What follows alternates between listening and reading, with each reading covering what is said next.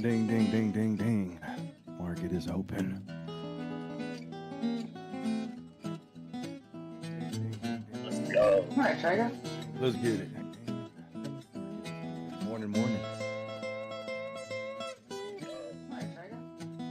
See if the market stays up or if B's prediction when he said that every time we pump into market open that we crash.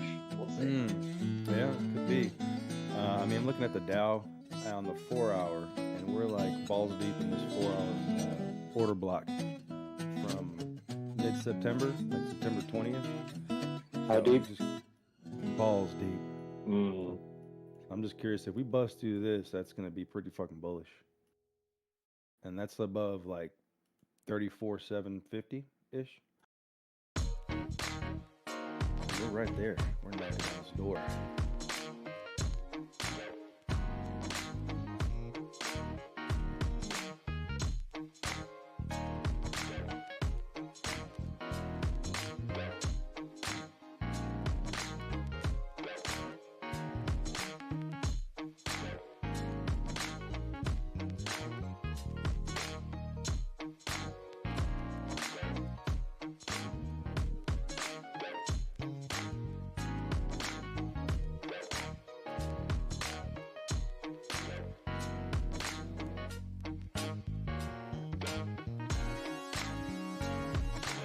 KG, you think we pump today and then dump on Thursday?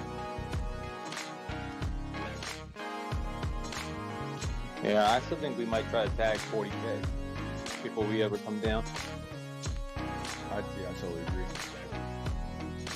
I gotta pull that move that XRP pulled on us yesterday, where 73.36 was the high, and then the fucking news came out, cleared out anybody who was shorting right there. Same with Bitcoin. If anybody's shorting that, with the stop loss of 38,500, I would expect the price to pull well into 39K to clear out those stops. Yeah. Before you have making that real move down. Yeah, it was way too easy to short this whole move. So to me, I think that it's not over on the upside. Luke, you here? Yeah. Yes, sir. Dude, that gap up on the SPY, bro. I know, man.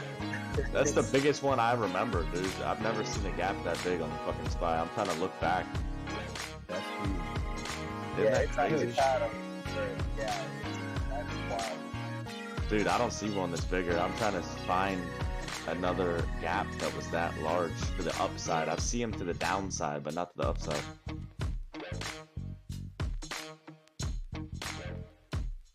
Maybe November last year. I see one right here. Are you looking at like the daily or? Yeah, the daily, November 9th last year. Wow, the same week last year, you had a gap up that size as well. So I guess it just depends on when we close today, because then that gap could shrink for sure. Yeah, yep.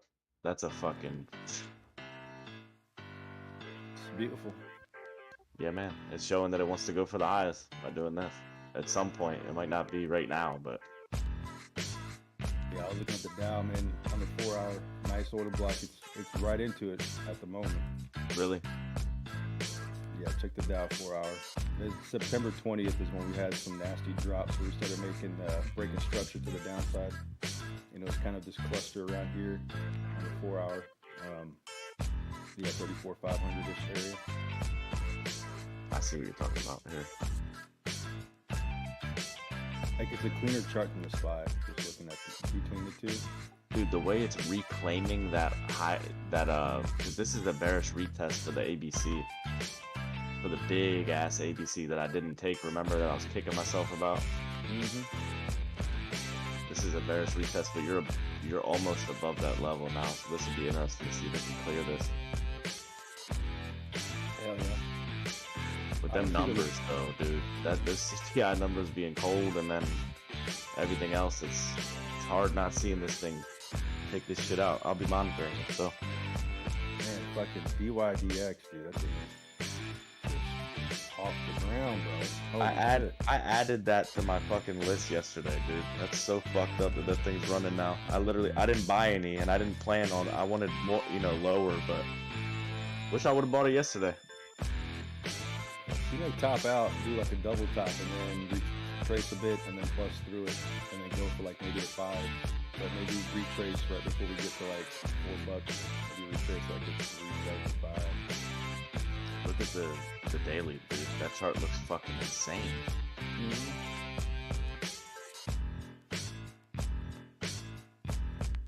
Solana and AVAX back to doing nutty shit.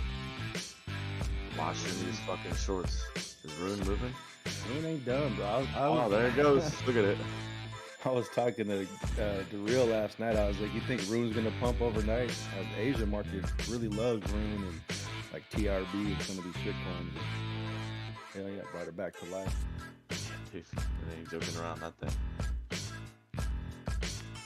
Yeah, it did like a descending, broadening wedge on the 4-hour Rune. It looks like it's breaking out of that. It's pretty good looking formation there. Yeah. I was in it like 490, but I got stopped out when we had that nasty dip last night. Yesterday evening. What?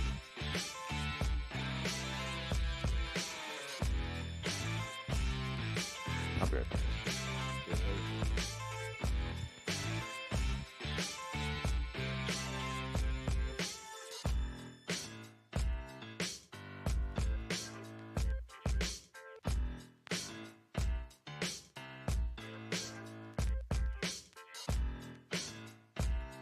Yeah, I want to get an Ethereum Classic, but it's just not there yet, man. Take a look at old ETC, one of my arch nemesis. Took Yeah. like $1,500 from me one time. Damn. Yeah, I hate the project. I mean, I'm not a fan of it, but the chart just looks primed. Still making higher lows too. You know, it kind of faked everybody out with that move down. If it is going to reverse here. I don't know. Okay. I feel like all these alts are doing the same thing, just having a nice pullback and letting us know whether or not they're going to continue.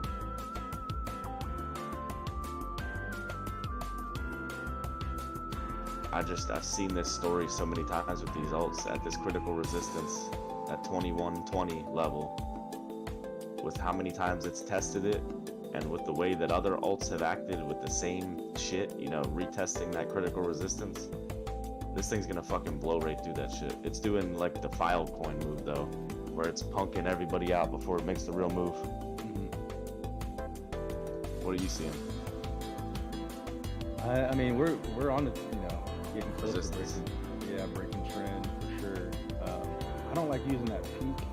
I mean, that peak up at like 180 is so deceiving because that was just like ultimate fucking climax there. So I'll use like a different peak, like the 87, like 90 area, just to try to find an area to start getting like that first trend. And I mean, we're on it right now, dude. I see what you're saying. Yeah, that like super crazy whip. Yeah, that's just too, to me, it's, I don't know, man, it's just tough for me to use that as the beginning of the trend when it's like ultimate FOMO, you know, just pushing the price up beyond, you know, our comprehension. So, yeah, like the 90, I'll take like the 90 for like the first part of this trend. So it seemed like it respected that and dropped, and then you kind of get a better trend using that 90. We're like on it right now. Yeah, you know what I like to do? I know you see me do this too, is I'll just take the point where the most bodies and wicks touched. Like, it's that simple for me. I don't give a shit about the outlier wicks like you're saying, because they will mislead the fuck out of you. I'll take the and wicks touch for me. And for me, you're still at a point of rejection here. For this. You get above 20, like 22, 23, and that's could be game time for sure. Yeah, I agree. That's exactly what I see. Okay, hell yeah. I'd love to fucking be in that, because this thing, people get all gay about this thing because they think it's Ethereum, but it ain't. You know, like they think it's like Ethereum Junior. I think it's gonna run as hard as Ethereum. Not, but you can get a little pump to 70, a little pump to 60. I've done it before. Yeah. Oh yeah. A few times. I mean, it's still proof of work too, so a lot of people are clinging on to that. But I mean, I don't know. It doesn't really do a lot for me. Maybe for mining, I don't know. I don't know about mining that much. That thing was on that that 7-year trend though, just like ETH, if you look at it on log. Oh really? Oh yeah. Yeah, I should have noticed that, man. I don't know why. It's probably because I don't really respect the project like I do Ethereum. Obviously, I don't think the market does either. But yeah, it bounced right on the 7-year trend, just like ETH. I don't think that's coincidental. I don't know. Yeah. Definitely a potential for hell of a bounce. And it's behind ETH a bit too. It looks different than ETH.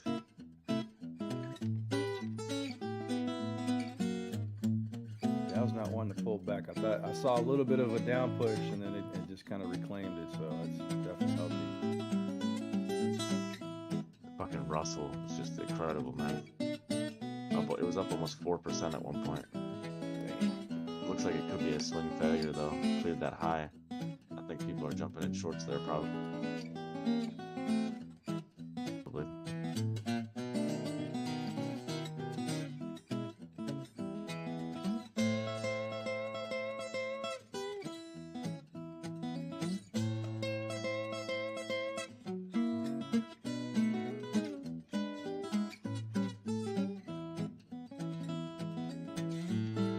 Man, that excellent chart is crazy on the 15-minute.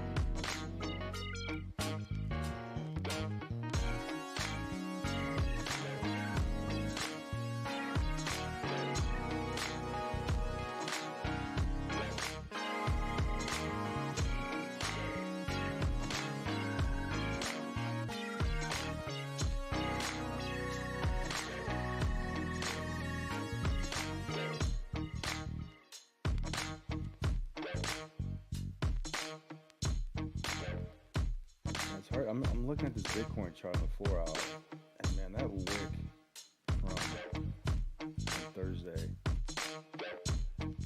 such a nasty one. It happened so quickly that it's like it went and got an order block down at 35,300. That order block was the order block that pushed price up to break structure above 36K. So to me, it's like we don't really need to come down to like the 35, below 35 to retest this area. That wick already did it. Could just continue sideways, bro. Mm-hmm. There has to be some real demand coming. I mean, those CPI numbers should have. I don't know. We'll see. It's still early in the day, and it's only Tuesday, so. Gold is moving up though, which is weird.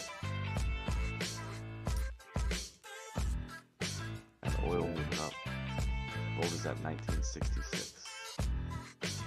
It broke 2,000 briefly, didn't it? Mm-hmm. I think so. Man, Euro USD is no. on fire right now. Yeah, we were just talking about that yesterday. Me and somebody in here. I was like, Euro should get a nice jump. Oh, look at the 4 hour. Look at the dollar. The dollar just died, bro. It cleared 105. It's now 104. Oh. Yeah, that's a dirty move. It'll probably retrace half of that up.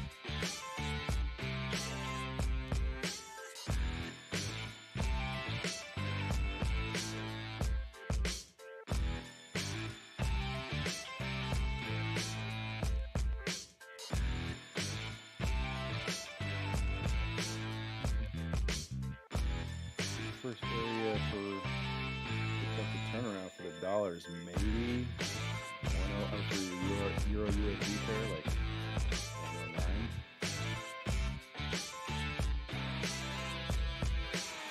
Nice DPR up there on the 4 hour.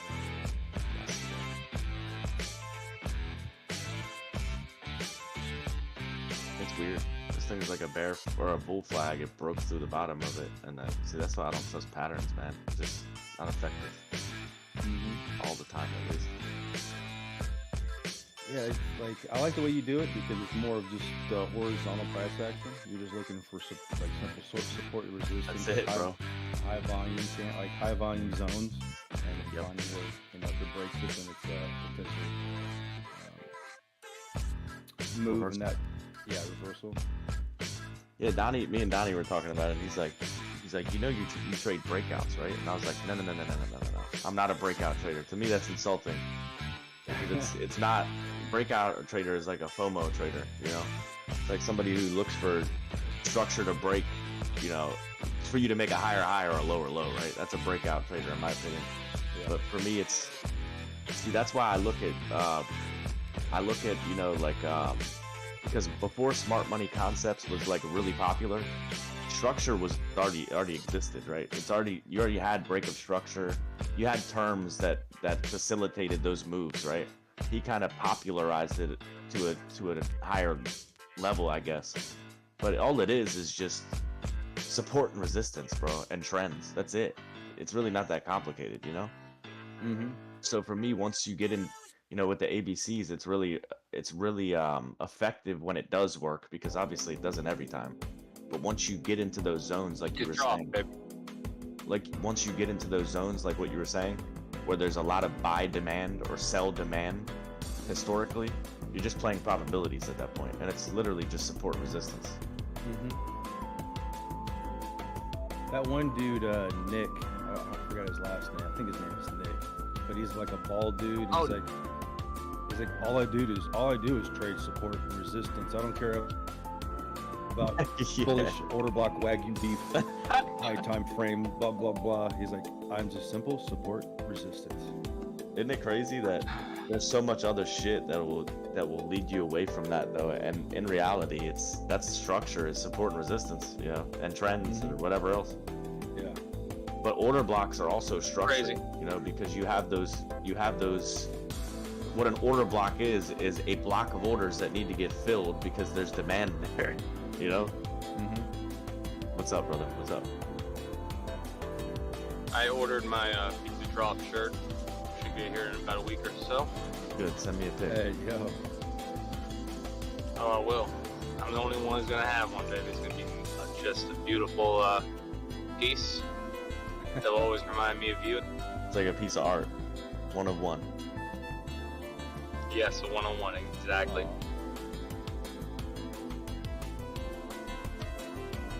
And then we gotta get the old Lord. Oh Lord! You gotta get that one. We're gonna start a whole merch rollout here soon. We should. B should have started a merch line. I don't know why he didn't. There's plenty of one or two word phrases that we. Yeah, You know, tell me what you want and I'll make it.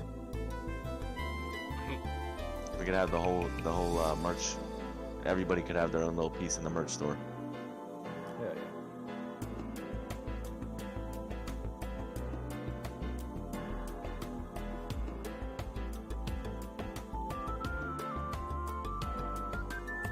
Oh, I'm gonna bust out a lemon water shirt. That's gonna be the one. That's funny. Lemon water.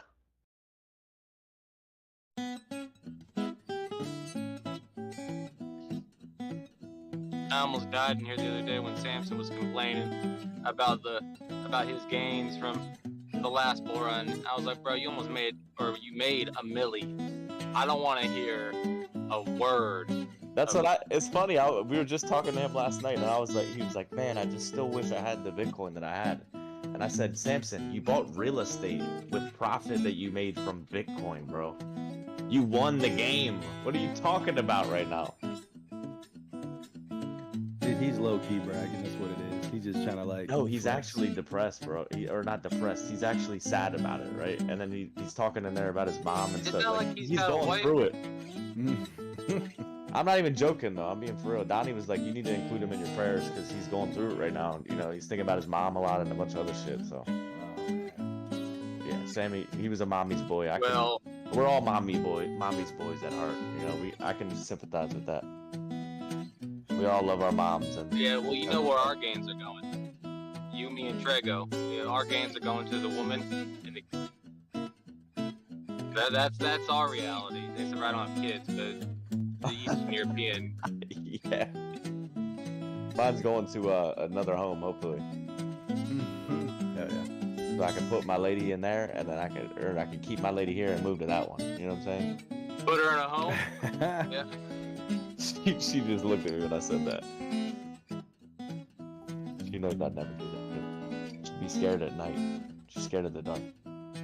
Well, right now, my girl's got her eye on a new Mazda SUV, but she says if I make good gains, she wants the Porsche. And I was like, okay. Damn. Yeah. She wants you to live like Mamba FX. You seen that dude on YouTube flexing? Who? Oh no. The guy Mamba, who goes in and just. his name's Mamba FX. He's always like talking about like the latest Rolls Royce or Lamborghini he just purchased. He got like this hot ass wife and some kids. There's a mansion. He's always like zoom. He's like take a look at this and like fuck. He fucking puts his phone up to the screen. He's like, look at that, 1.2 milli right there on the trade. Damn. His I don't mind flexing. Let people. His son is like 4 years old. He's like, I got my 4-year-old trade. He made $48,000 today. What did you do? Like, motherfucker. He's hilarious, dude. Yeah, my 4-year-old's a better trader than you, bitch. Stop using your indicator. That's gonna be me. I can't wait. Even if you trade with half a milli, once you get to that milli range, like even if you're trading with half a million at 5x or something on Bitcoin, you're easily making 20K on a nice normal moves. I mean, it's just like small move. Or losing. Right, or losing. Yeah, you gotta win. It's kind of like on 5x. It's kind of like on 5x. You gotta really be to. Man, is that Okay, it wasn't me. I thought it was me at first. KG, you just entered the fucking time portal or something with your mic, bro. It's not like you just turned into an alien. You're talking to a fan and shit. Disconnect and reconnect because your shit is bugging out. That bitch sound like Stranger Things, man. Like that's what all I could think of was like the sounds that creepy thing made in Stranger Things. Yes. Yeah. Whenever I put my phone into the car, you know, the AirPlay or whatever, the Apple CarPlay, it isn't too nice. But yeah, I mean, you could easily get out of the trade. I mean, if you're not comfortable. I mean, Bitcoin moving that bad. I mean, unless you get really, if you're not, I mean, you gotta know what you're doing already if you're playing with that kind of money, typically. I mean, unless you're an idiot. But if any of us are trading with 500K on Bitcoin, like, we should be making decent change all the time, without a doubt. Without a doubt. On 5x, it's like you. If I had that much though, I wouldn't even be. If I had, let's say I had $1 million in my trading account, I would not be entering positions with probably anything close to that. It'd probably be maybe like $20,000 positions. Morning, everybody. Oh, here he comes. You start talking about You see big Ford? money. Here comes Clive. You see Mr. Bond. Ford up 5.09%. Let's go, Clive.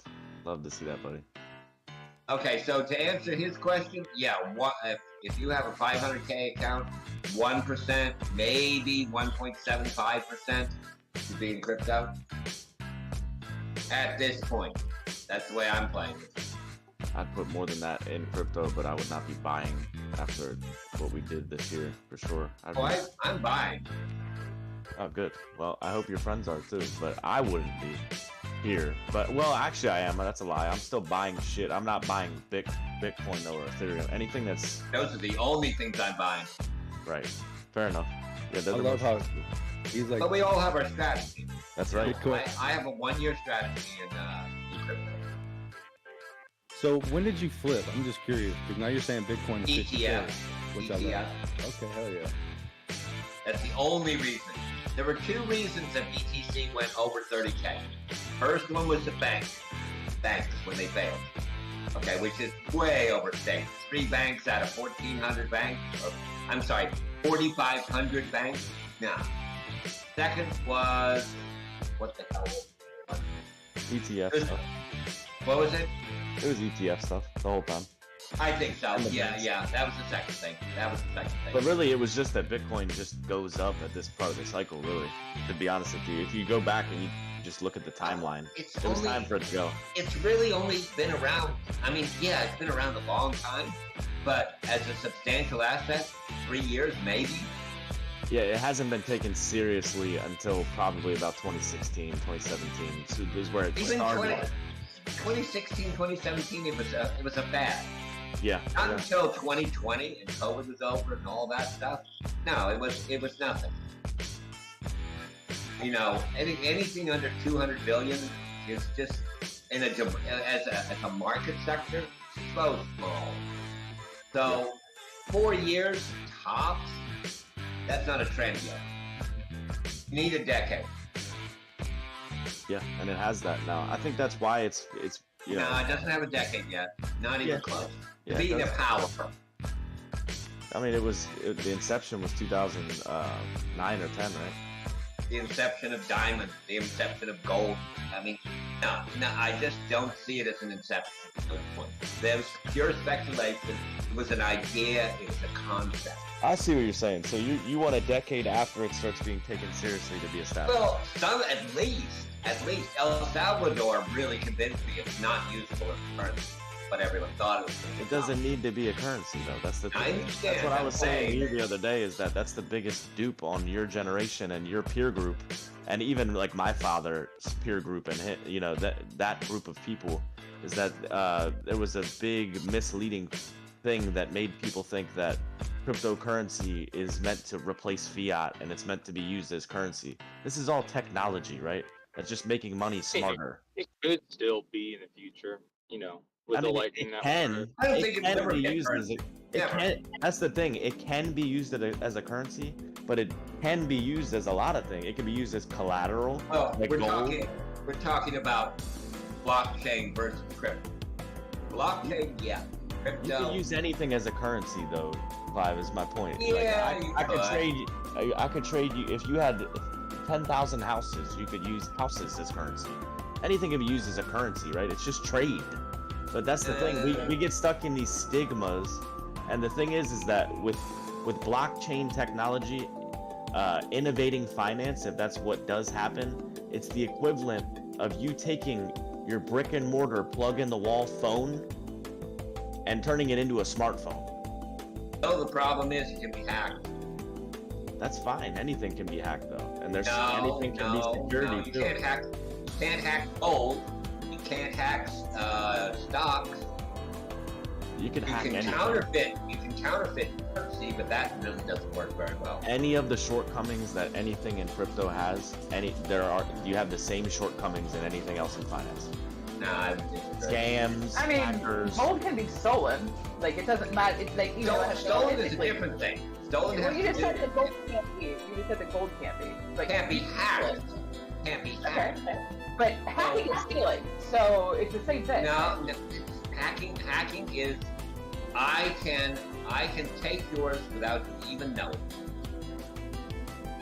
Yep. And people who store their gold in a bank can have it stolen without them even knowing it. Yeah, But but we bank can would be also argue it responsible could be then. traced a lot easier. It could be traced a lot easier. You saw Look at just the like Dow. that Binance, you know, that Yeah, Dow Binance. is- The issue, like gold that's sold in TLD is individually numbered bars behind major walls. That's incredible what the Russell and the Dow are doing right now. That's really good if this can continue. Yeah, I didn't want to get into debate on this. No, you're good. Anyway, so yeah, but blockchain as far as a record keeping and assets, patents, medical records, titles, real estate, etc. Yeah, that's the way to. The best part about it all is no matter what happens, right? Even if X, Y, or Z happens, we all get to participate and we all get to speculate on it, and we'll all see what ends up happening. Man, board is staying that. Yeah, it is. The whole legacy market is looking beautiful. Man, if Dow can clear, if Dow can clear like fucking 3,500 or 35,000, holy shit, man. Well, the other, I stated before, Biden didn't get very much credit in that there are more jobs under him than any other U.S. president before. And the American public doesn't recognize it. Well, the Isn't thing that is, kind of it's that's from kind of COVID, right? misleading? It's misleading though because there's more people on Earth. There's more people in the U.S. now. U.S. did not increase that many people in the last decade. How many immigrants did he just allow across the border too that just filled in a bunch of job positions? Facts. Yeah, but then also Facts, how bro. long died of COVID a couple years ago? Exactly. That's the The biggest. U.S. population has not grown that much. The COVID thing is Well- the biggest. The jobs are going to spike because the employment was the highest. Unemployment was the highest it's ever been or close to it during COVID. So that spike back up, is going to be naturally huge because it's going to return to the average. And they've been fudged as well. We all know that. They've all been redacted and changed after the fact they come out. Yeah, exactly. Yep, I agree. The U.S. Victorious. population hasn't increased as much as you're saying, Clive, because It's of not. maybe It's not by millions and millions. Because these diseases What's that they the US keep making. population now? 150 million? My numbers are just guessing right now.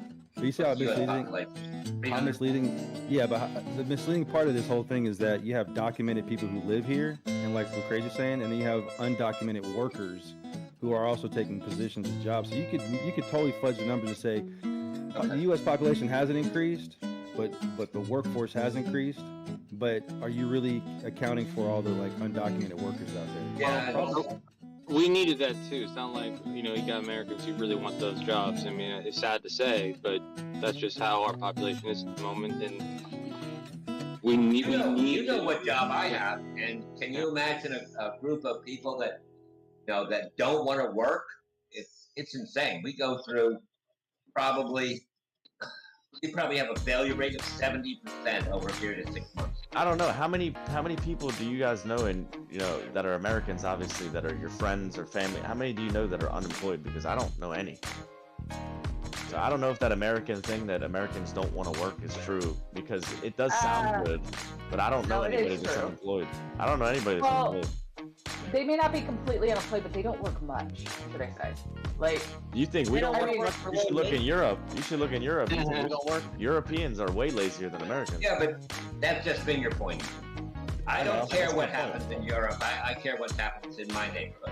I don't think Americans are lazy. I think Americans know. They're not Americans are spoiled. You could say we're spoiled. I don't think we're lazy. I would agree with that. I think we demand too much. Yeah, we have it the good, difference man. over in Europe, though, is that like most people over there actually aren't allowed to work more Yeah, than that. France. Like France they're you not can't work allowed to 30 work hours. more than a 40-hour job because their jobs won't allow them to. You can't Yeah. have multiple jobs over there. They won't allow you to have multiple jobs. Yeah, They, France. they think that you have to only work 40 hours because you have to have enough time for yourself, which is understandable. but that's just not how it is over here. Over here, you work as fucking much as you want. It's the best country in the world because you don't need to do anything, right? You can have your own business, you can be an entrepreneur. There's so many avenues, right? There's so much more opportunity here. I think that's why we get mislabeled as lazy, because people in other countries are jealous. They want to be here because they know that we have the world at our disposal. You know? Let's make pizza great again. Let's go. Yeah, but even out of your friends that work, okay? Like, how many of your friends call out frequently? You know, compared to people who are immigrants that work here that don't ever call out because they want to work. You know, like people who don't take vacations because they want to work. As where Americans do in general actually work less. Not that we're, I mean, some people are lazy. Some people are just flat out lazy. My ex-husband works 12 hours a week and complains that he works too much. You know, so, you know, I mean, there are lazy people, but that doesn't have to be with Americans. It's just people lazy. Yeah, I mean, I know some hard-working fucking American people, man. Like, people that just bust their ass, like, you know, more than they need to, just to do well, right? So, I don't know. Maybe it's just, it depends on who you're around. I think it's stupid to work really hard for low wage. I agree with that too. Vacation in a decade. I haven't taken a vacation in 8 years. I'm ready, though. I'll tell you that much. But I agree. I mean, I think it's stupid working. Ever since the pandemic, I've made more money for less work than I ever have in my entire life. The people I know are very financially successful, and we don't work very hard, and we're all really happy. But I guess I'm lucky. See, no, that's the thing. You know what's great? That's a great point, because the people who work the least are the wealthy people. You know, the people that are poor are the ones that work the most. So in reality, and they're stupid. They're willing to work for low wages. It's their own. Yeah, I mean, if you can't, you know, they're choosing. Work smarter, not harder is a great statement. I agree with that. Absolutely.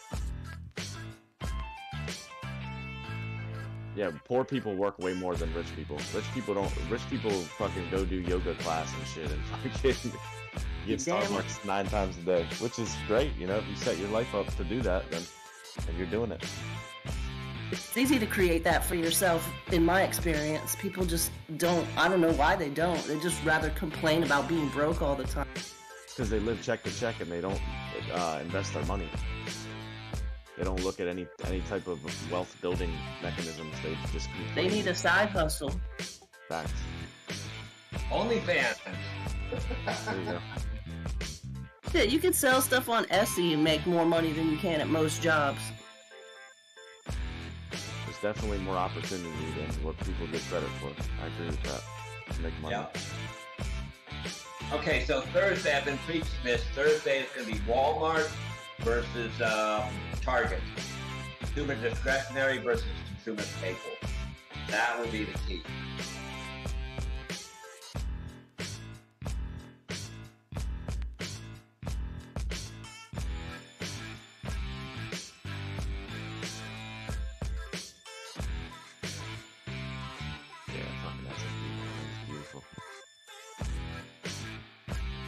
Breaking 1040. Damn. S&P. I got in at 9. Russell's back up to 4% up on the day. That was fucking good. And the Nasdaq is right behind, and it's gonna watch the Nasdaq be ahead by the end of the day. Riot has been falling a lot. The miners are getting fucked, man. The Bitcoin miners, they're getting really destroyed lately. I don't understand what's going on. Bitcoin has been going up, and the Maras and the riots and all that, they're lagging. So I think that they'll have their spike eventually, if we continue to go up. So I had a put as a hedge. I told you the other day when I took it out. This move today, they send that put to basically 0. So. Send it to fucking 0. They send my put to 0, which is fine by me because I'm still, I'm just a hedge, and it's still, hopeful for it to go up. Let's go. Yep, you wanted it to go up, but you hedged just to see. You're smart because you're leveraged long. You're positioned for the move up, but any move down, you're hedging to add to your position to move up, just like me. Yeah. And it's because it's in an uptrend, not a downtrend. Sure. How it's done, brother. Love to see it. You're an inspiration. Oh. Hey, we need that. Let's go. You're an inspiration Yeah. too. Everybody gets that sweet quote. Let's go.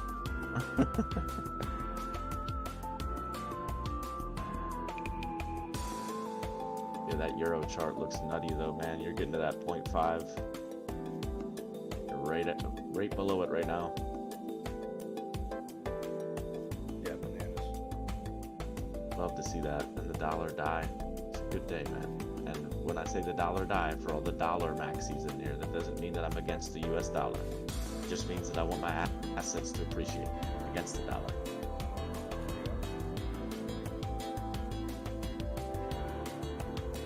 Yeah, it's a dollar maxi. Yeah, the US dollar 5 was in here. The US dollar's gonna die.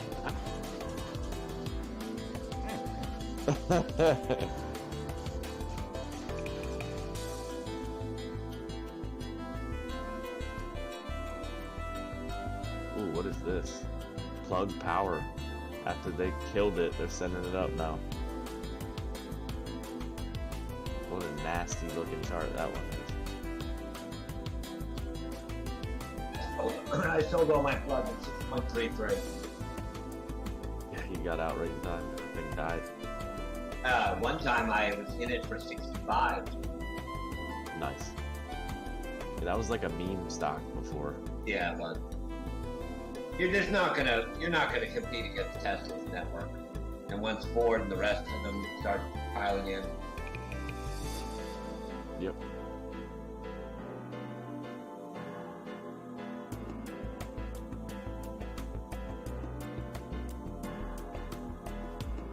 okay, well I made my money for the day. That's not bad. I'm done. Hey, cut class. Good job.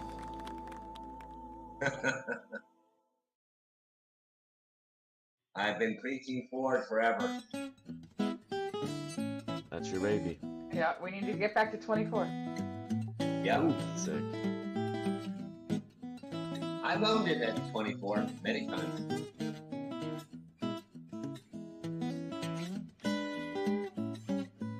I'm not like way underwater. I think my average on Ford is somewhere around 13. So It's not I'm bad. fine. I'm fine. Like You'll I'm be there within planning a on year and a buying and half. holding anyways. It doesn't really matter. It just sits there. I don't plan on selling it anytime soon. It's got So- it's got a decent dividend, 4.33%. Exactly. Yep. In my checks of 280K every quarter.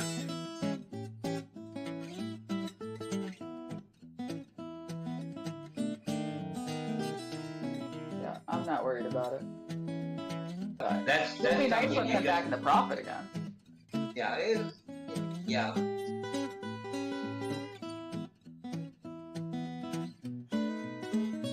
But I don't care. I mean, I bought more when we were down at 9. I'll continue to buy more while we're down here. I don't give a fuck.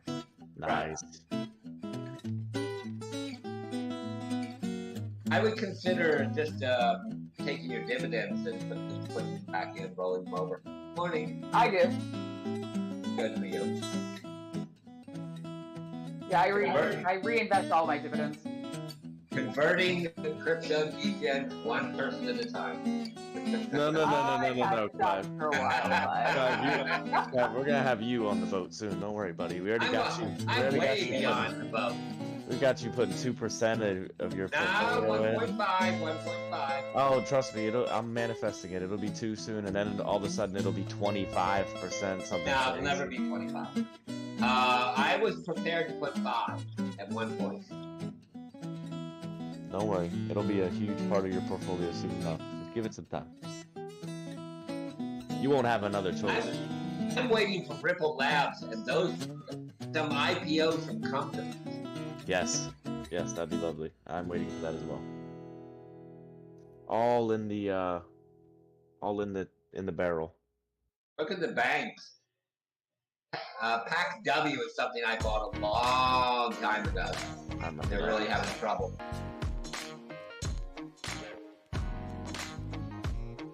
Up today, 8.3%.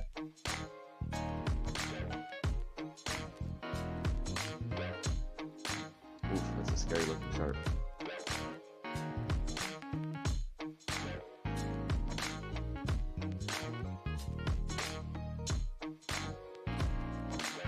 Russell. Wow. Fireworks on the Russell.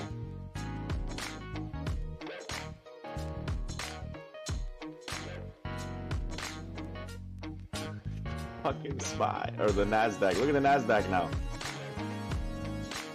Wow. Look at that. What did I say 5 minutes ago? The NASDAQ would catch up by the end of the day. Now it's up 2%. My goodness. You're about to take out highs on the NASDAQ. You're only, what, 150 points away from taking out 52-week highs? Really? Holy shit, dude. I'm not even gonna look at my P&L on that. I'm just gonna keep it a secret, or keep it a surprise, you know, a little, whenever I look at it later.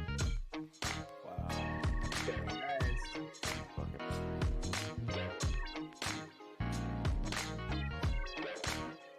Just 3 weeks of up only. That's a fucking bull flag, bro. I mean, what else is that?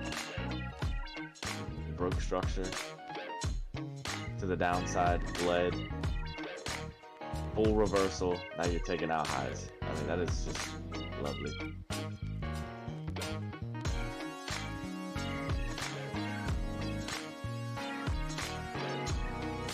But we got to get back to 380 on the spot.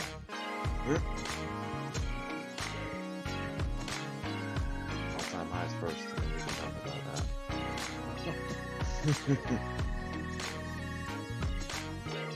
I mean, look how close it is now, dude. Look at the Dow, like you're saying. The Dow is really looking good, man. I mean, that thing, it looks like the recession. If you look at the Dow and you knew nothing about the world, you'd say, oh, the recession, there was a recession and now the recession's over.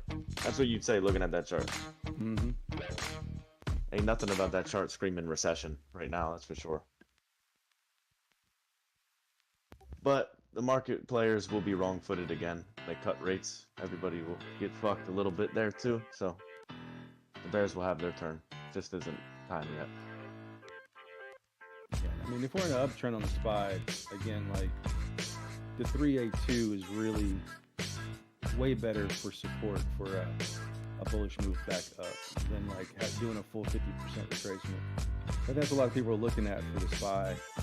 Just on the macro, I think what's the 50 at? 50 is at 400. I mean, we got close to it. The 382 is at 414, and kind of just slightly dipped our toes below it. Yep. So if that's where we're reversing at, then I would do like a fib extension, kind of what like Jules does, and he's doing his Elliott wave. So what is they? 1618. Yeah, what is that?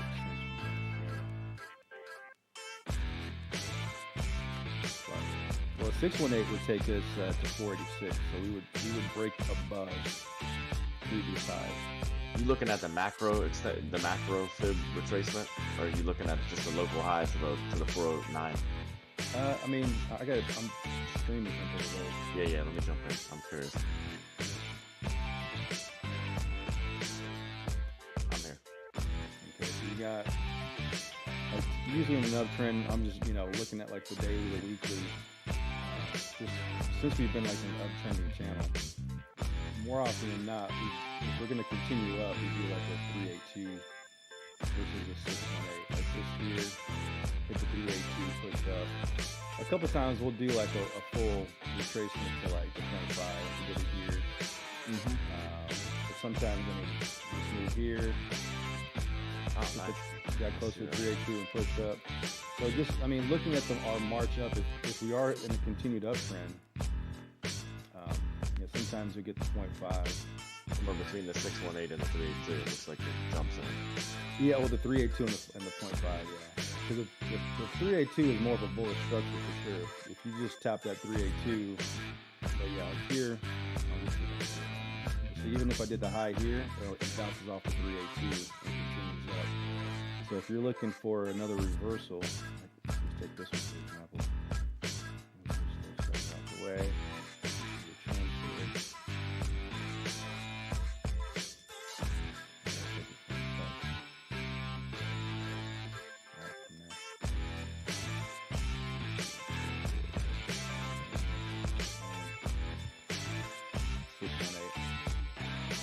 Taps it here. I guess if you almost fucking touch out on the money. So if we do the same kind of outlook like that up here. And we came and we tapped. We tapped the 382. Nice.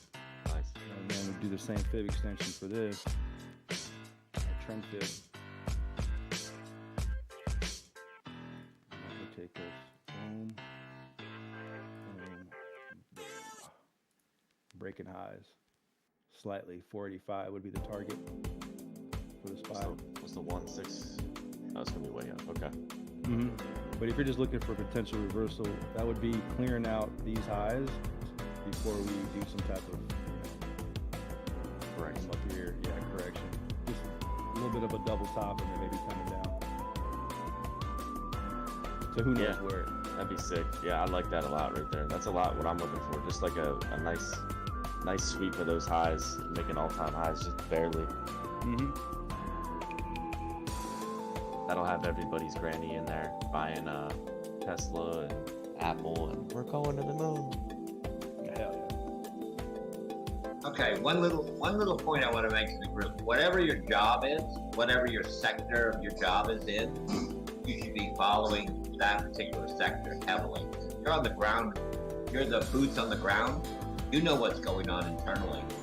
So watch your competition, watch your the movers and shakers in your business. Let's say like Turbo, Home Depot should be something we watch very heavily. Yeah, I agree. I love Home Depot. Nice dividend. Take that sector and short it or go long on it. No, that's the reason I actually shorted Domino's. It fell 8%. Watch Subway. They just sold the third biggest deal ever in food. USDT dominance getting back above 640 again. Don't love that. Got a nice little drop there. Macy's was another one that with Walmart and Target reporting up 7% today.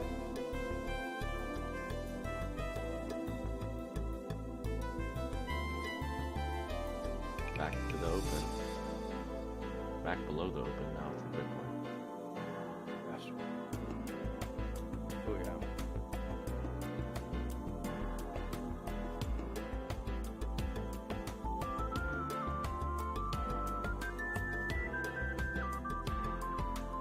Anyways, I'm getting away from the computer for the day. Y'all be easy. All right, brother. Have a good one. You too.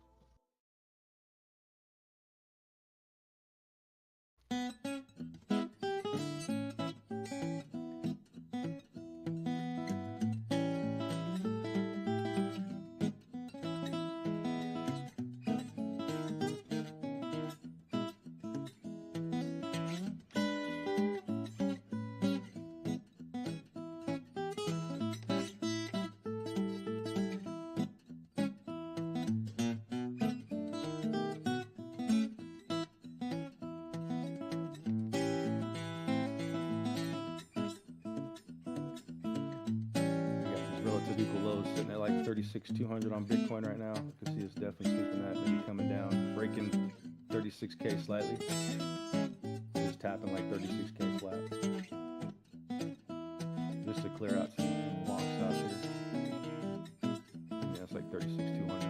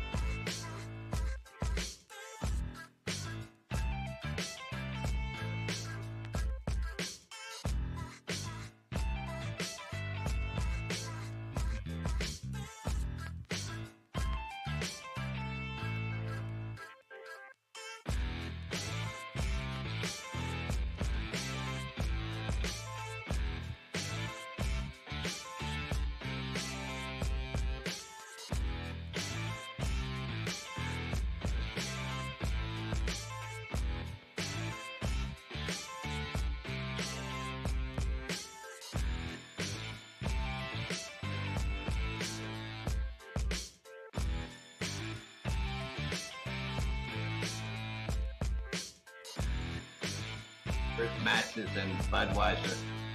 They just broke 61. Went from 53 to 60. It's dead. It's gonna go to 0 because of training.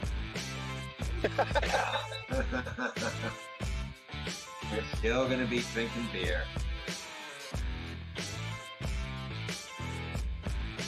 People never forget.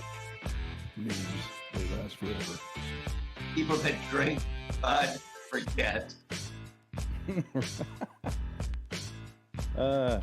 It's always like a 2-year cycle with these things. So, you know, maybe one more summer jokes, but I think it's kind of getting stale as far as the jokes go. Yeah. Look at Intel. Same. And I quote,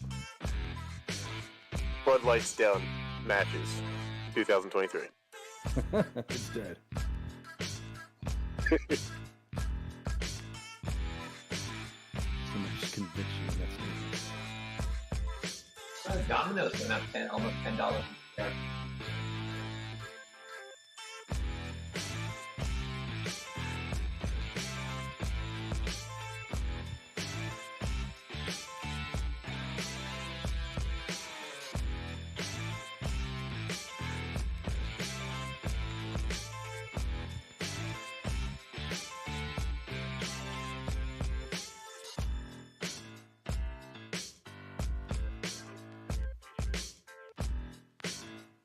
Almost up 300% on my Microsoft 3814.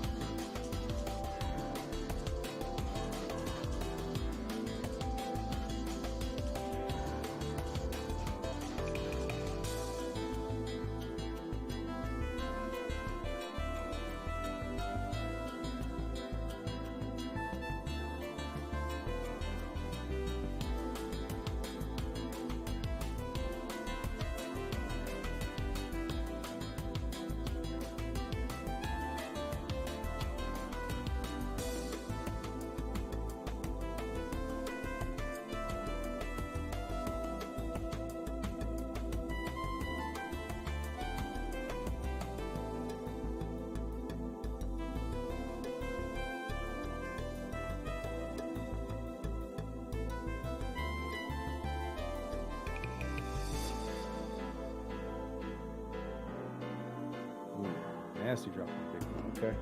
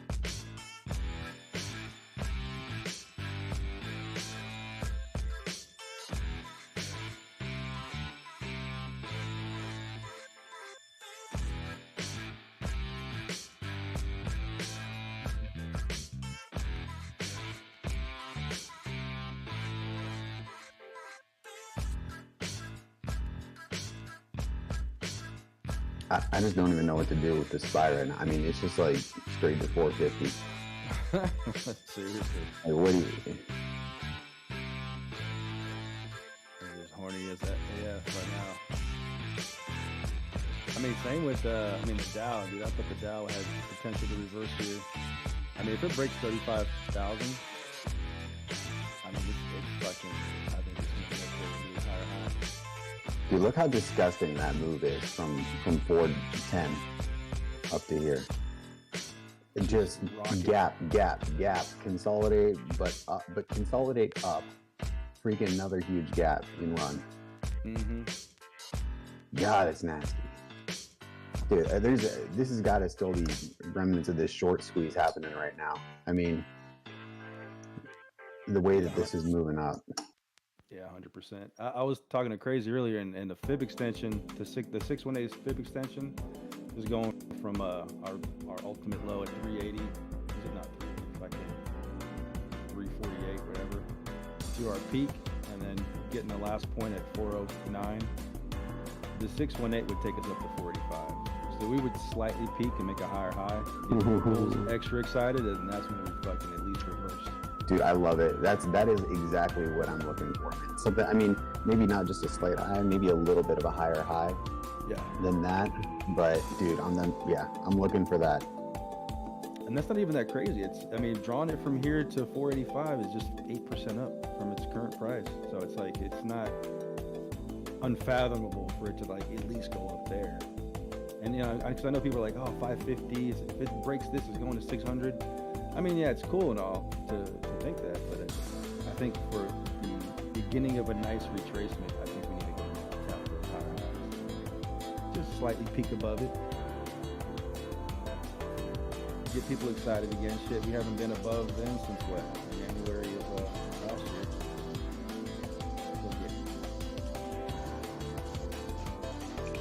Yeah, that move on Bitcoin looks like a little liquidity grab there too. But it looks like it's flowing into these alts, right? I mean, flowing straight into alts. Yeah. Alts are looking strong. Yeah, for sure. Yeah, I mean, I got Bitcoin chart on the 1 hour. It looks like it was just sweeping those equal lows. We'll see. I mean, if it goes back and breaks above 36,700. Yeah, this kind of look where you have that spike high and then this curling, like, excuse me, pardon me, eating. This kind of curling over double bottom look usually will send you up to retest the high. Mm-hmm. Like you saw it over, well, I mean, here you saw the same damn thing. Just right before this, the level down before we ran up. So like, boom. It's, I mean, really, it's Jay's cat ears, right? I guess it's the scalp and then go retest the high kind of thing. If you double bottom there,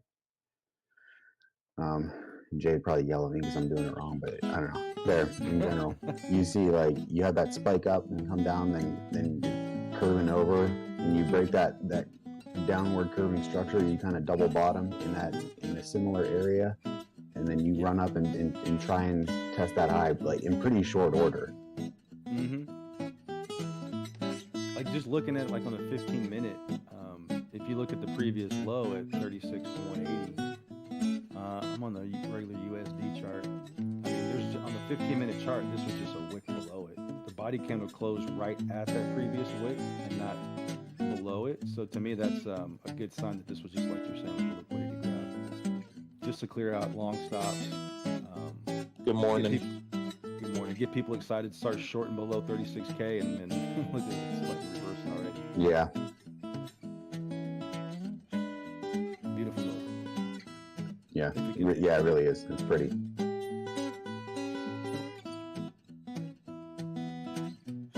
Hey, Crispy, it's my mic better now. Oh yes, sir. Let's go.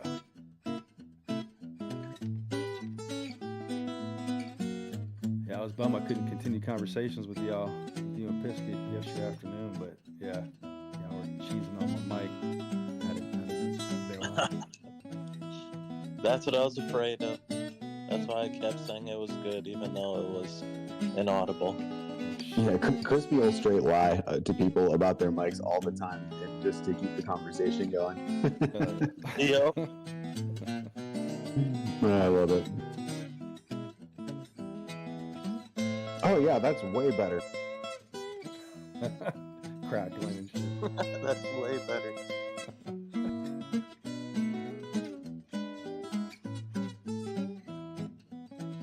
Yeah, man, this fucking spy, amazing run for sure. One of the best runs I've seen. Yeah, man, and just the no retrace. You know, Congratulations, Luke. Thank you, Crispy. I couldn't be happier for you. Hell yeah. Yeah, thanks, man. It's been an exciting move for sure. I mean, but yeah, Trago, like to see no retrace on it, like you look at other bottom areas and you see after it runs up, you come back down, right? And test it, maybe not retest the bottom, but at least pull, you know, like when it went up to 338 to 340, you would see it come back down to like 325 or something like that. You know, just to pull that, make sure you check. Okay, we're just checking, just making sure we're in an uptrend. No, Yeah. this thing's said, fuck that. We're in an uptrend. We're gonna rip. We're going. Yeah, that's great.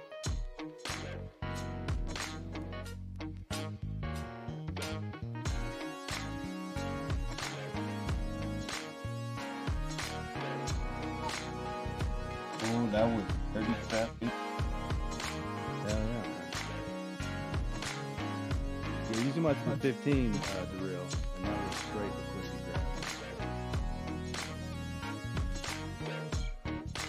grab. If we close below 36.50 on a 15-minute candle, then I would say, okay, maybe the trend isn't going down. But at the moment, this is all just to scare bulls out. To get bears more, start going short here. And that was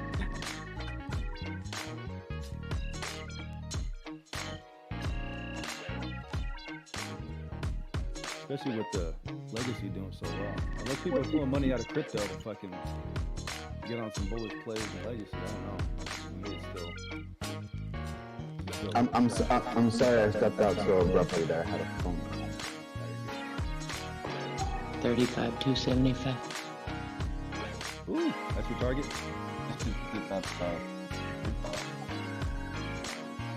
That's just the last target on that rule I've been sitting in for a couple of days. Yeah, you don't want to see fucking hourly candle close and 4-hour candle close with below 36K. I wouldn't like to see that, because then this could potentially just be, this push up above 36K could just all be manipulation. At the moment, it still looks good. This is just to clear out some long stops.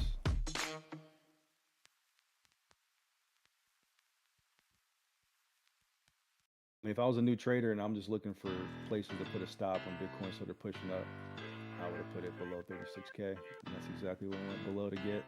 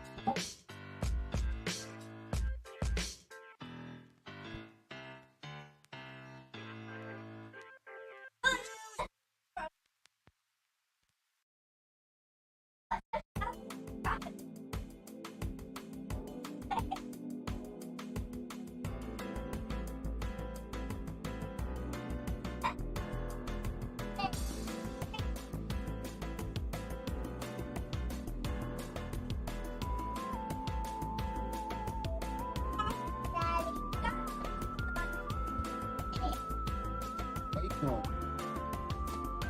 Don't nasty. Put it, baby. Don't put no boogers on nobody. You hear me? Go wash your hands. Don't put no boogers on nobody. Come here. Put it here for you. Go wash your hands. Right now. I can get the belt. I can get the belt. I can get the belt. Yeah, that's what I thought. You know that one, right?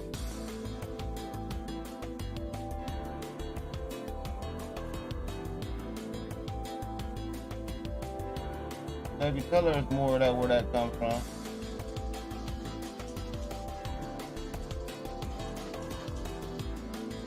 Anybody else need some of that? Who said no?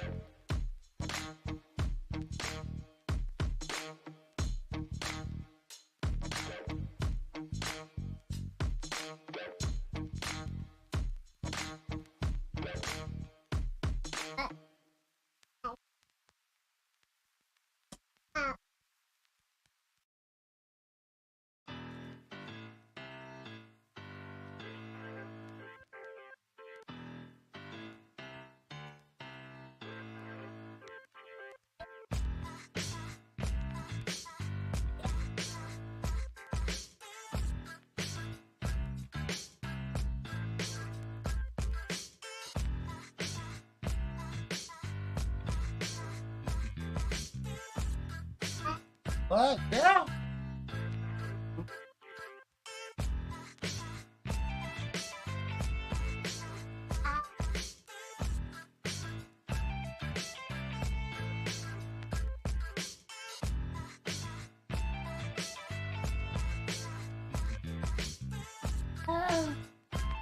Don't be doing all that like you so just tired of stuff. You just so tired of stuff. Why you so tired of stuff? Pick your head up.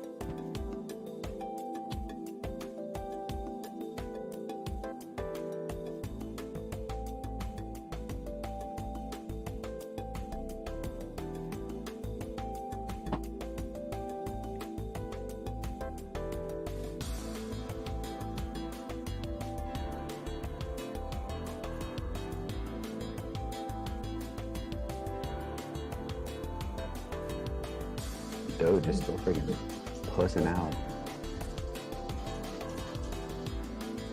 Yeah. Supposed to do something, wasn't it? Mm-hmm.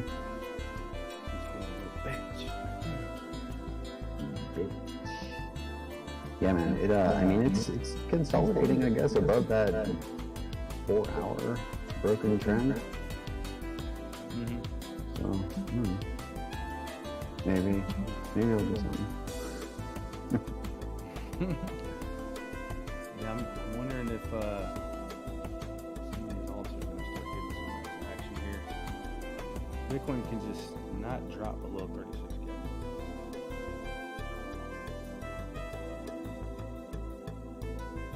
Yeah. Yeah, if it can keep that that wick intact on the 15 there, then that is definitely ideal. I mean, it's definitely look at the trend line on the 15-minute is ridiculous on the bottom. There, it came up a little bit short this time, but it's definitely doing like a falling, broadening wedge type of look there.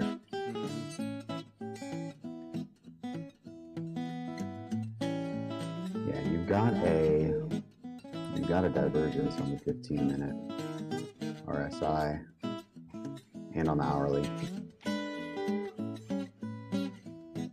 The hourly one is actually prettier.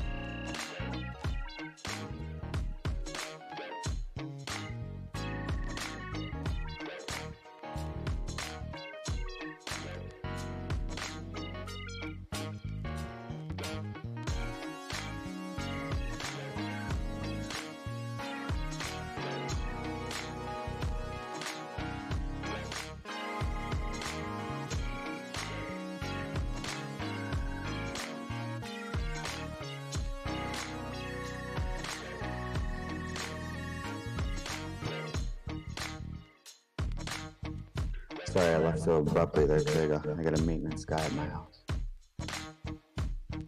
You're good, boss. Trying to get my wife some fucking Alanis Morissette tickets. No way. Yeah, she loves Dude, Alanis Morissette, let's go. I surprised her for her birthday probably like 10 years ago. Fiona Apple was playing at Windstar in Oklahoma. And so I got her tickets for her birthday. And 3 days before she was supposed to perform, she gets busted in Texas with weed and gets thrown in jail. And I'm thinking, fuck, she's not going to be able to perform. Like, she's probably going to have to like go to court, and she's not going to do this and that. So I'm like, fuck, I just got these tickets. Like, she loves Fiona Apple and Alanis Morissette. Like, those are the two girls to listen to. Did they let her out so she could perform? Yeah, she got out like, within 6 hours. She was released. She paid bail. She had to come back later to, pay a, fine or whatever. But yeah, she got to see them, and she was like fucking shocked that I got her those tickets, because I'm more like hip hop and that side of stuff. And I mean, these girls got some good '90s vibe music for sure. Oh yeah, man, that's quintessential '90s girl band. Like, yeah, definitely. Hell yeah. So she was excited. So now she saw Alanis Morissette on tour, and she's coming to Dallas in next June. So yeah, I'm gonna get her some fucking tickets. Dude, she's got to be like, what? Is she like 60 years old now or something? How old is she? She's up there. She's 48. 48? That's it? Yeah, 48 was way older than that. Yeah, I thought so. Dang, she was young, huh? When she was 15. Wow. Between them two, I think I like Fiona Apple more. She's got more kind of like left field fucking music, where it's Alanis Morissette, she can get a little more for sure. But respect her. I mean, she's a legend. Yeah.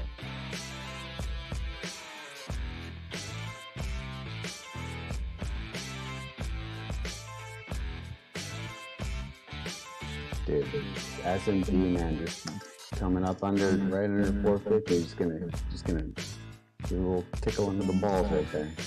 I mean, we have the Dow almost getting to 35,000. That's insane. Again, if that thing breaks it, I guess we're gonna lose before this move is over. See an all-time high. It's Tesla down. 234, not bad. It ripped right through that 220, gapped above the 225 resistance. Ooh, it's got a lot of open air above it too, huh? Up to 250, easy, right? I mean, really, if it's going up to test its trend line there again, that would be up at 260-ish.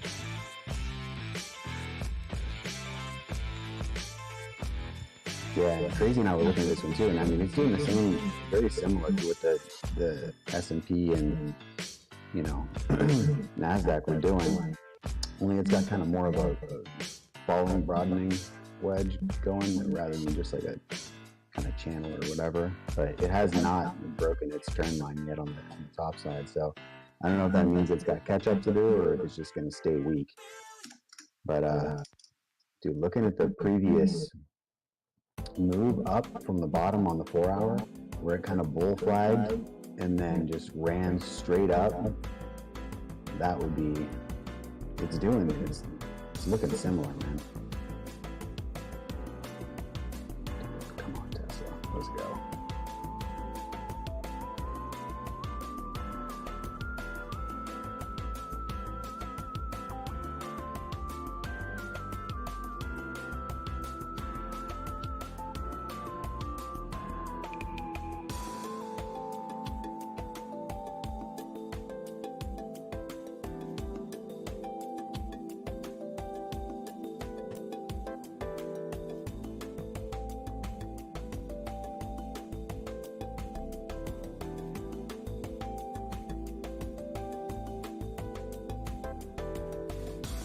I wonder when meme stocks are going to run on this move.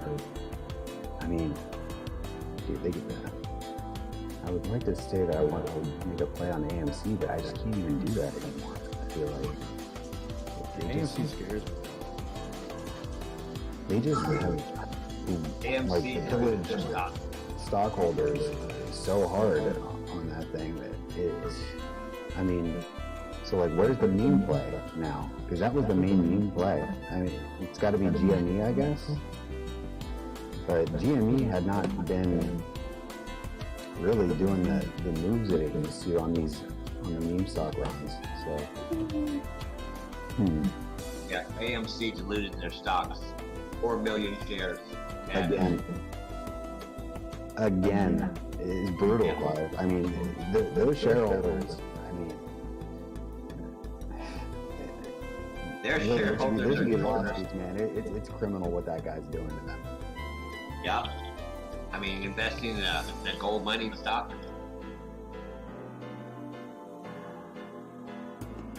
Era of movies. The era of going to movies.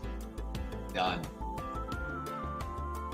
Yeah, I mean, I think there's always going to be a contingent, you know, for certain movies in particular, you know, that call for going to the theater, that call for that big screen movie experience, you know, big action movies, things like that. I think that there will always be a little, you know, some type of desire to go to a theater for that type of thing. But I mean, I agree. Overall, I agree. That'll be replaced by the hologram. Yeah, I guess a VR headset's even better, huh? Yeah, you're immersed in the character. You become a character.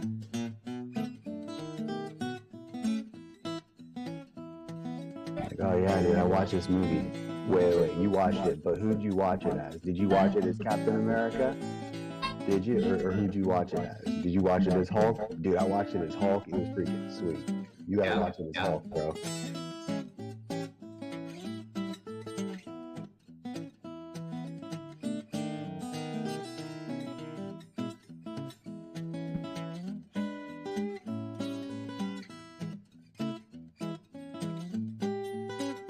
Now, I would say the meme stock thing, he ran those lemmings off the cliff. I mean, he was a stock trader. Roaring kidding. I suspect I don't think from the that beginning. I think that he was, I mean, not nearly as bad as this what the CEO has done. I mean, that CEO, that Adam Aaron is, I don't know, the Roaring Kitty guy. I really, he was a certified, you know, broker or whatever, not broker, but financial advisor. But he didn't.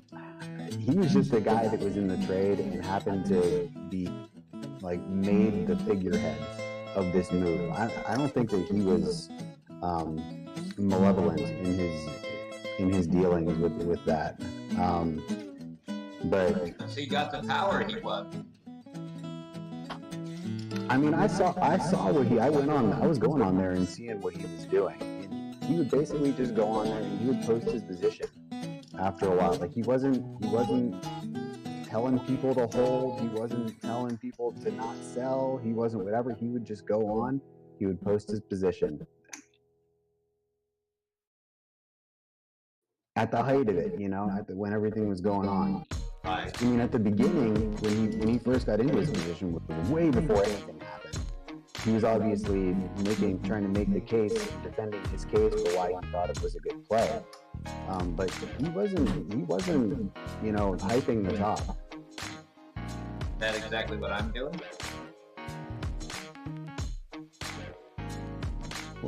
So what? Isn't that exactly my position as well? I don't know. What do you mean? I'm gonna hype the top, get people to follow, and then dump. Oh no, but he wasn't doing that, is what I'm saying. So that's why I'm saying I don't think that he was malevolent in his dealings with that. He wasn't out there, you know. He wasn't the one screaming from the rooftops, you know, diamond hands and all that. He was. Yeah, I'll give you that. Yeah.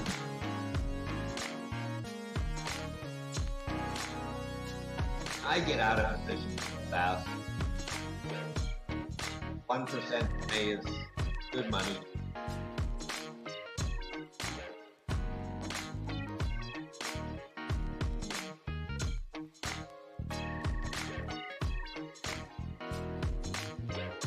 thing to watch is going to be within the next 2 years, airlines, hotels, and cruise lines. People will start converting back to that because they have more discretionary money.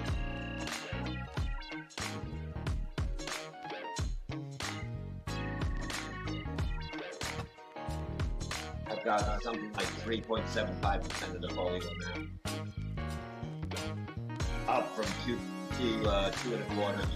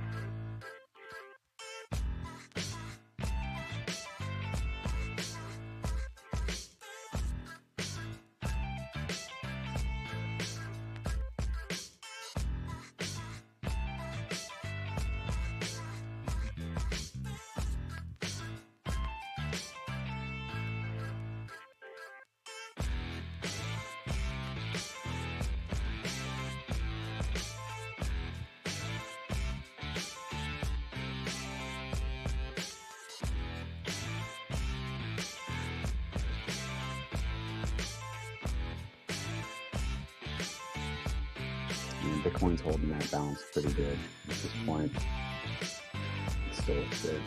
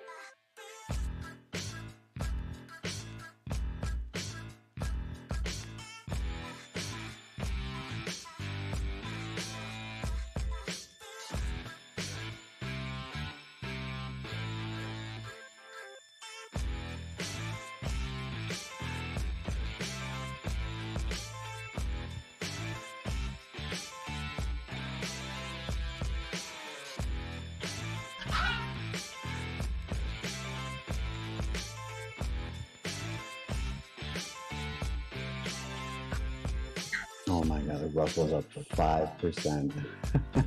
Bam. Let's go, man. It's funny, as soon as you said, oh my god, I'm looking at perpetual tickers on Binance, and the one with the highest volume is OMG. Like as soon as I fucking clicked volume 24-hour change percent, OMG popped up at the top. How much is that thing up? The volume is up 550%. Oh, the volume. Last 20, yeah. I'm gonna find like, yeah, what's the big movers and shakers? Oh, yeah, that thing.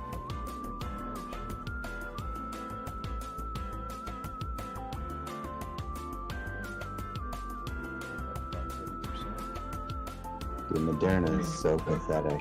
I love it. I mean, it's up 5% on the day, but looking at the chart, still like on the daily, I think it's garbage.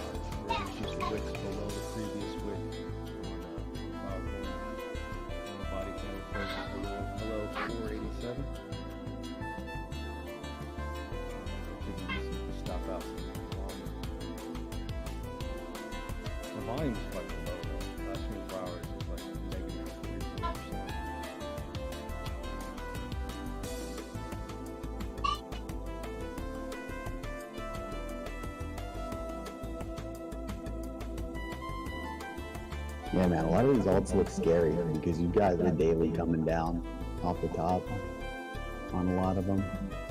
Oh, and yeah, it's got that parabolic curve too, while on the hourly.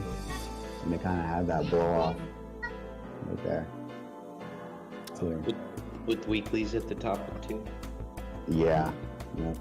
I'm back at 80% cash. Yeah, that's probably smart. It's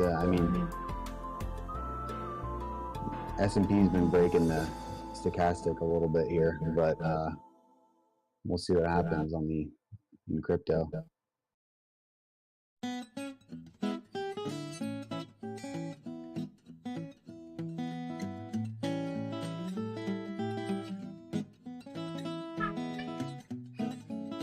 So you're waiting for like a pretty deep retracement then before you get back in?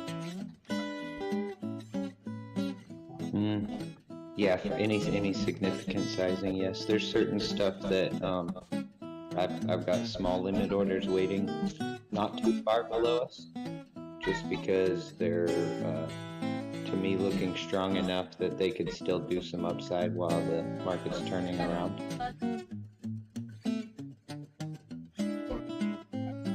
But yeah, to go heavy on anything and wait a little while.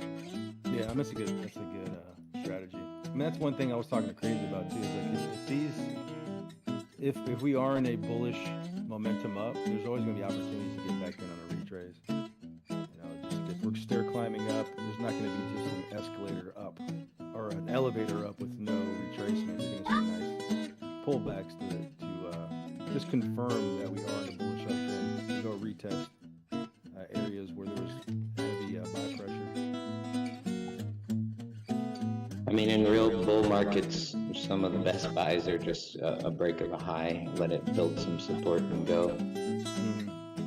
And yeah, we're into so many of these major resistances at the moment. Like if we get over them and just chill for a minute, I'm totally down to go back in.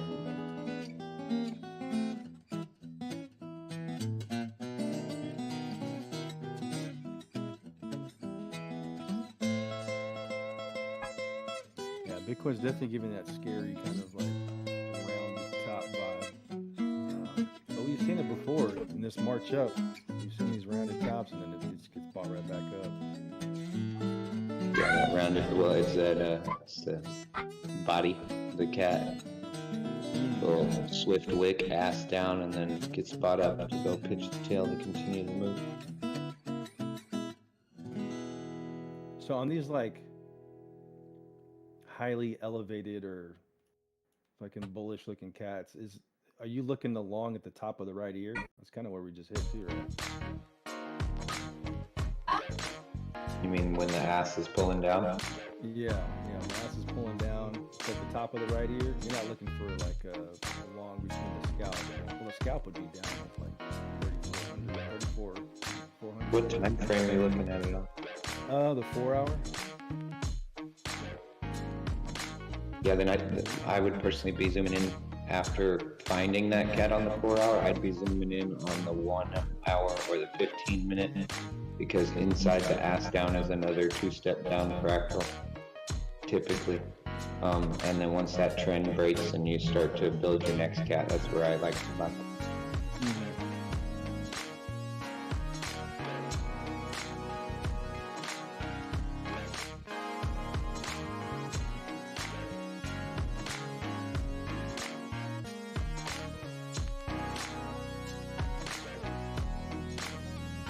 Because then that gives you an invalidation on the shorter time frame for your entry. Yeah. If it falls below the scalp. Scalp for this one. I mean, if I'm looking at it correctly, it would be mid-34K range. But if it's like a pitched cat like this one, it could be. Or like how we see some of these bullish structure cats that just really take off and it's more parabolic than anything, then I can retouch the top of that right here. I mean, we did it with I ain't getting that with I ain't getting that with no maple syrup in it. Trying to roll up there. But did we do? Yeah.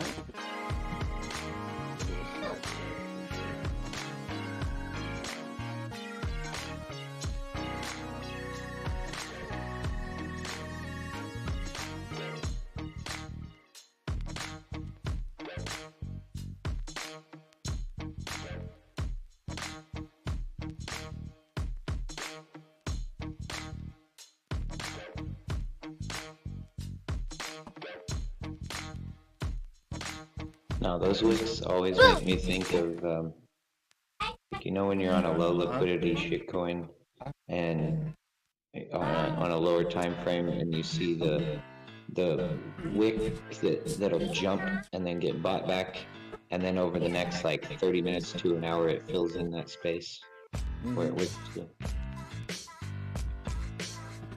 I have a hard time not picturing that just on a higher time frame.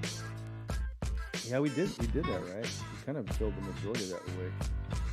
At least 50% of it. On the shorter time frame. Yeah.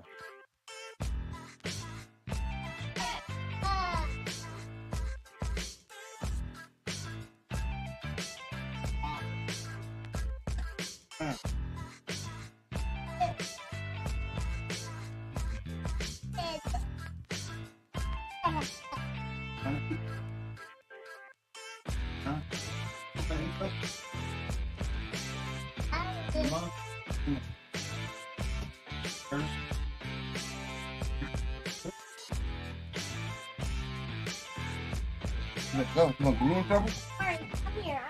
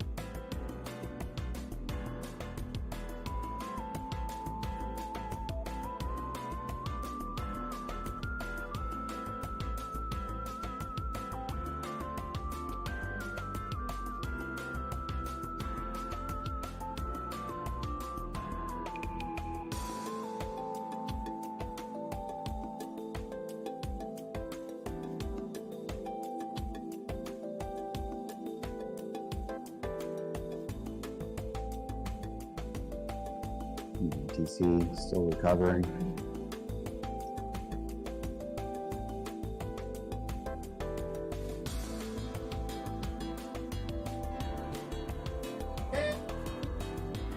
You can push here actually.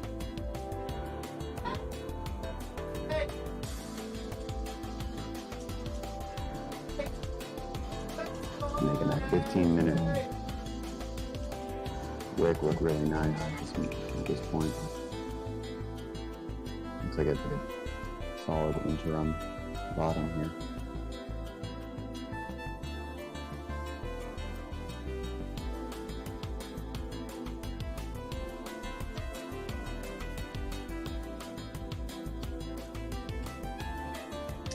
Four hours on the way up now. That daily coming down. So many of these indicators are freaking jacked right now because of this craziness.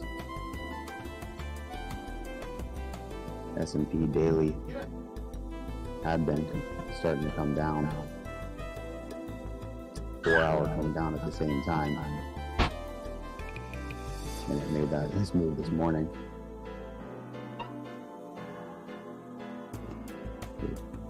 Get wrecked.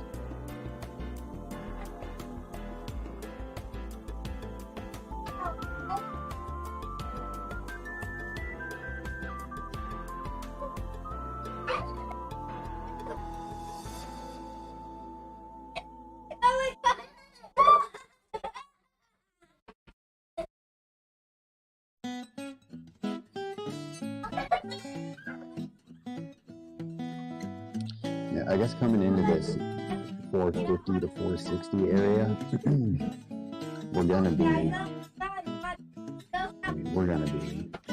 running really hot. We're gonna be double topping on the daily.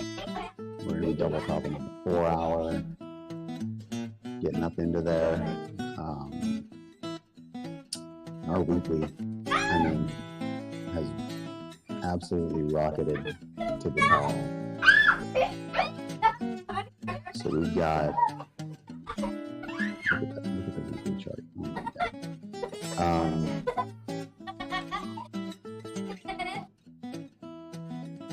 God. That weekly can be up there for so long. I don't know. We might just be, hanging out for a minute up in that area, that 450 to 460 area. But you see what happens on the S&P when you look at the weekly when it tops out. Usually, by the time it's to the top, it's got a week or two of momentum left in it. So it does start petering out usually, though. It'll start going sideways, start to chop a little bit, but it's still usually got that higher move left in it. So we'll see.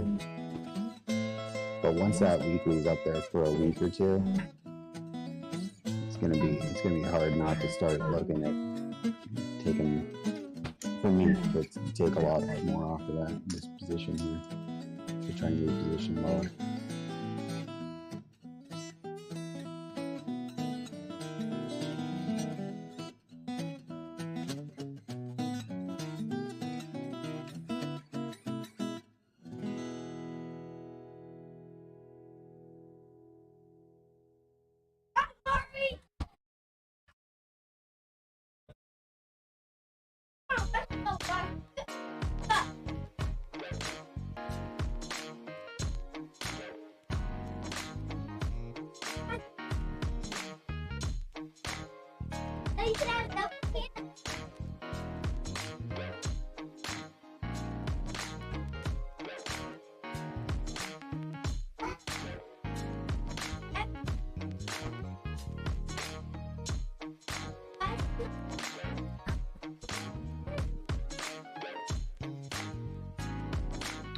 Some people curling over here on the 5 minute, 15 minute.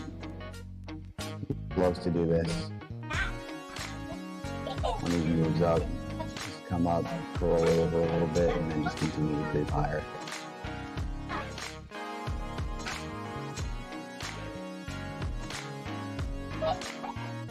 So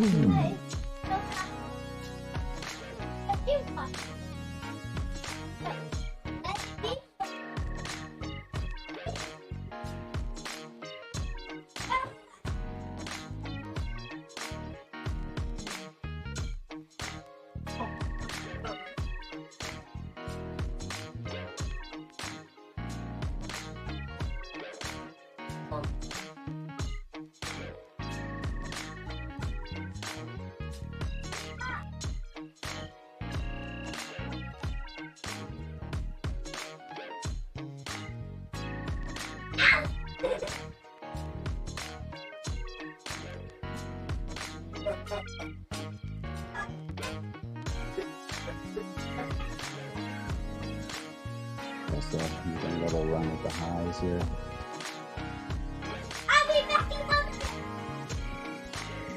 Let's go to Tesla. Do something stupid.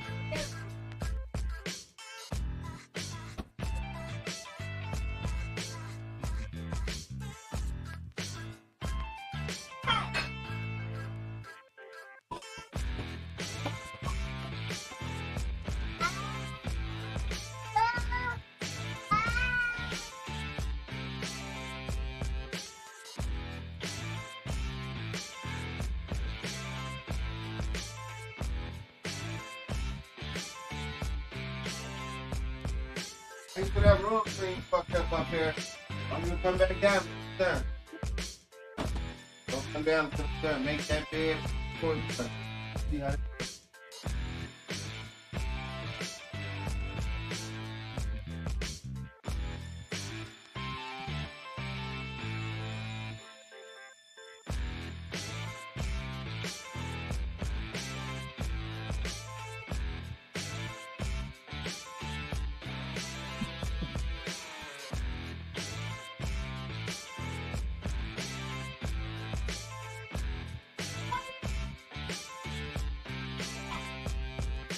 oh my God.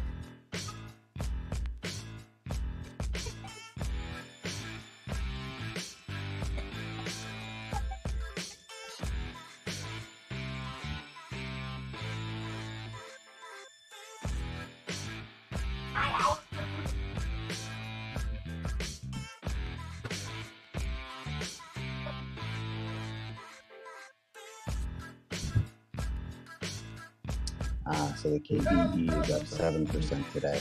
That's the regional banking sector. So that explains why the Russell is crushing right now.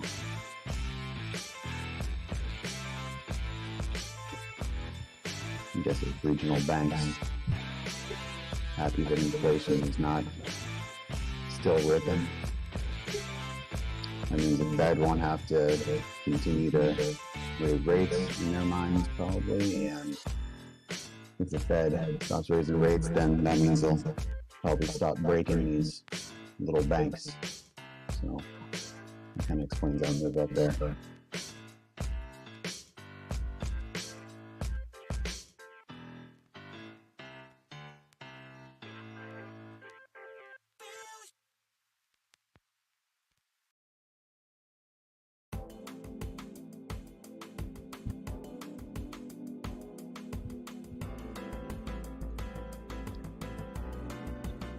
regionally, and you know how many times we've gone to the ATM and they're just like, yeah, we don't do that right now.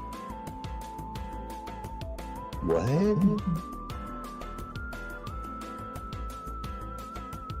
Like they won't give you cash out of the ATM?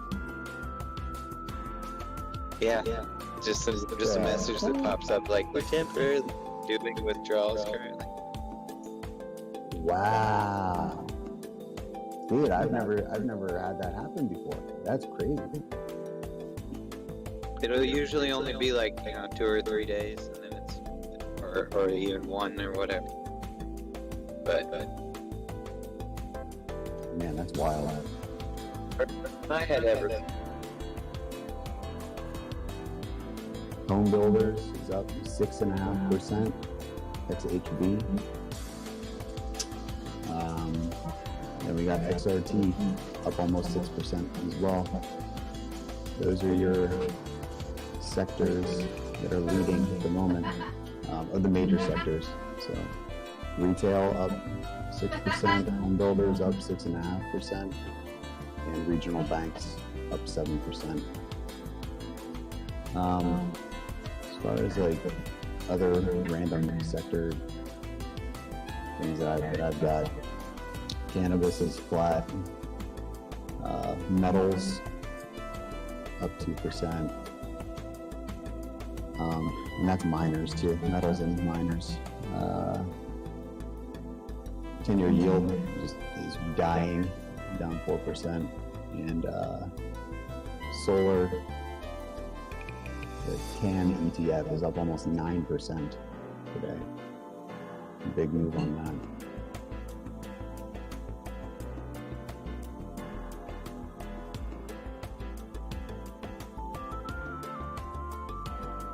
That's an interesting chart.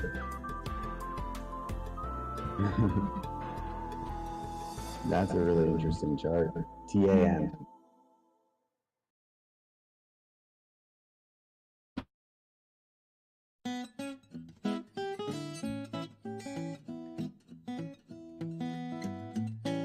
That actually looks really nice.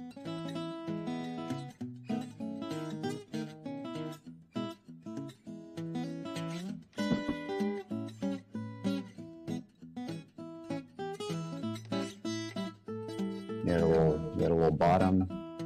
You broke out above this level in July of 2020. That was like COVID, right? But it's now coming back. It's right on retesting that breakout level down here, consolidating at the moment on the weekly. Just absolute chop past 3 weeks, but it's a big level here for it. Wouldn't be surprised to see it get some support here. It's dangerous, man. All the solar stuff, everything, it got so overbought and so stupid during COVID that you never know.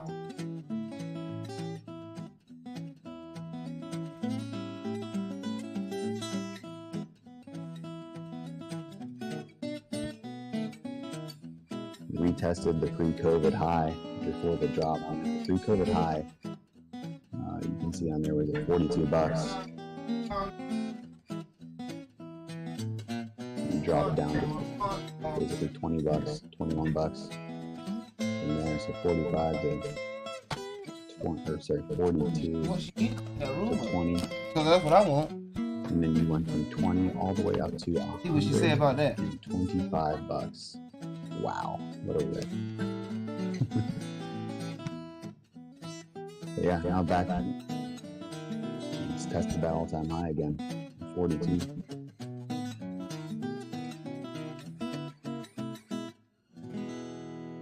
Oh man, Peter Previous Pan. all-time high, I should say. No, I ain't coming here. Go clean that room up there. No, dude. No.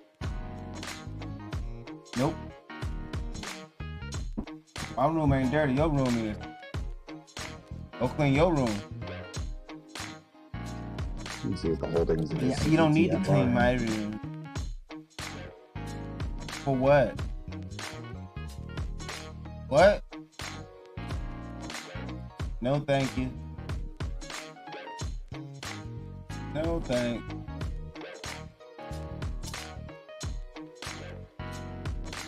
I don't want to in my room.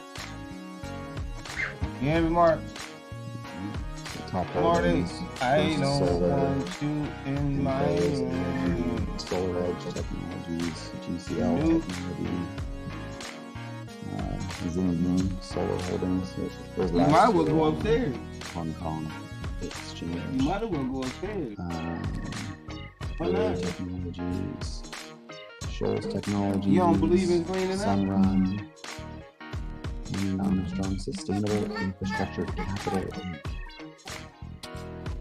NK You don't think you supposed to clean up? Yeah, you know where your mommy at.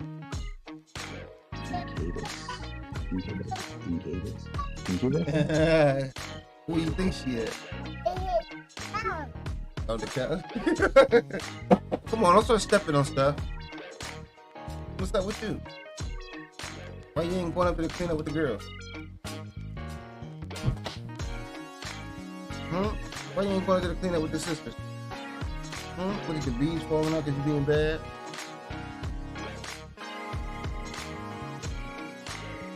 Look.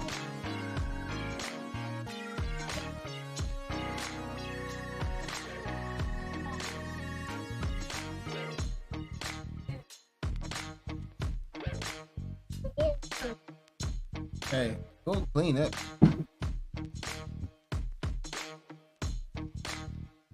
Excuse me. Excuse me. What'd you just say? Give me my face. What?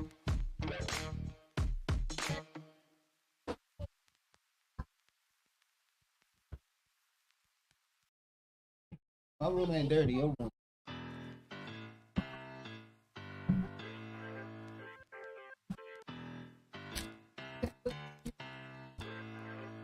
Yeah, so throughout this move up, that solar has not really moved.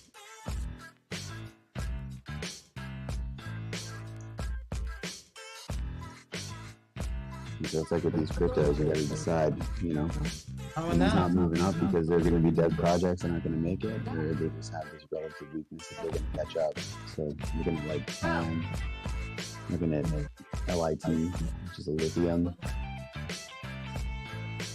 That one hasn't really followed the S&P out.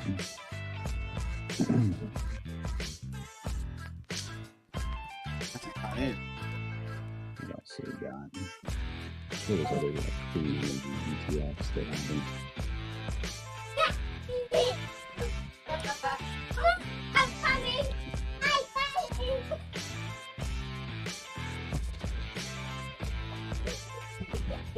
Yeah, same look. CLN retesting the all-time high before the COVID drop. It's hot. Yeah, clean energy stuff might be a little bit interesting going forward here. I'm gonna keep an eye on it.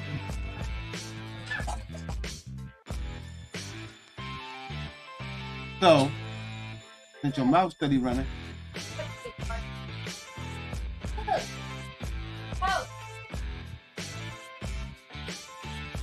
where is it at?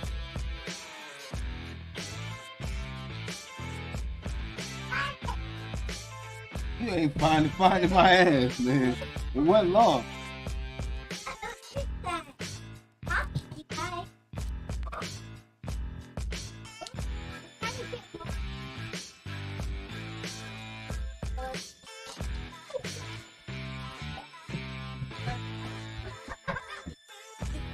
Y'all need to go get that.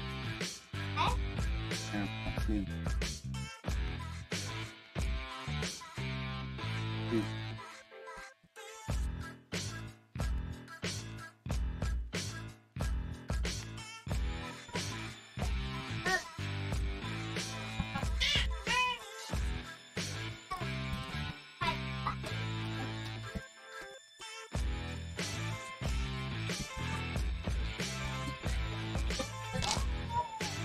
told you to open it.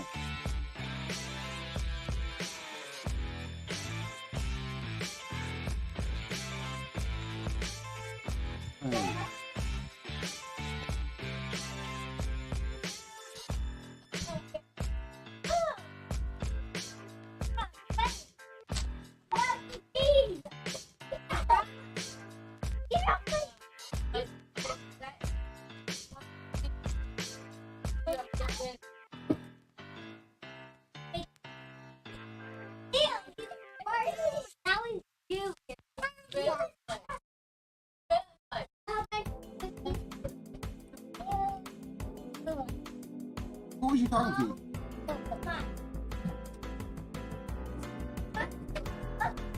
What? Flat out what?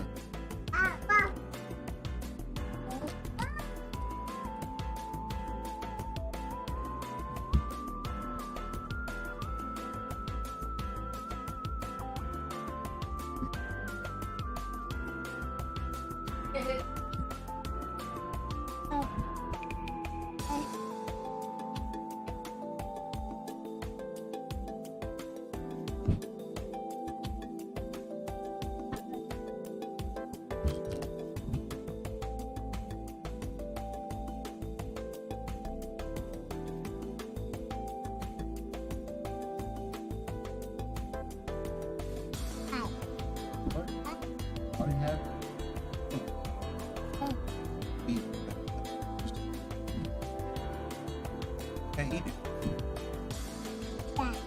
You gonna eat it or not?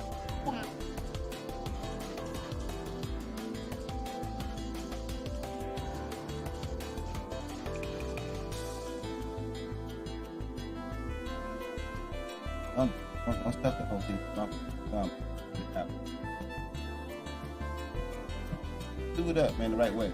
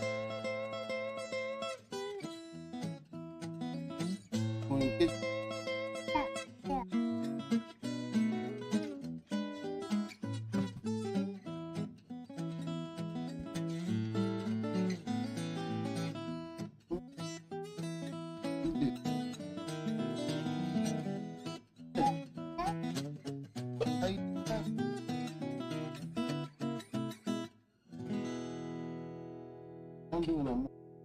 Hear me? Let's do that. Who did that? What? What you doing?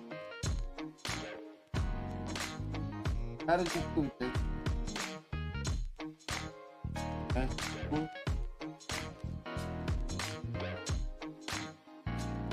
Back. Back.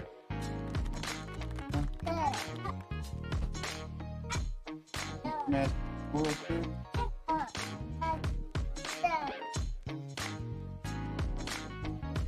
You always try to tell something. Do you even know how to tell it right? Huh?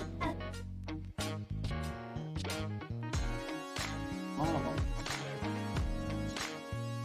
Yo, what? Whoa. Is that supposed to be a nice video photo right now? It's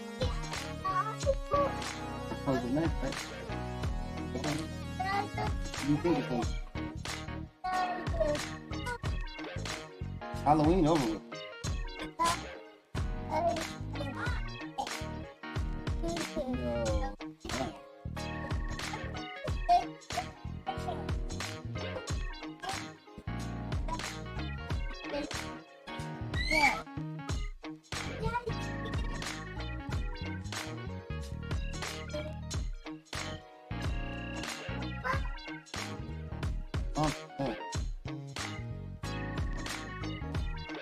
No. What is wrong with you, man? What's wrong with you, little girl?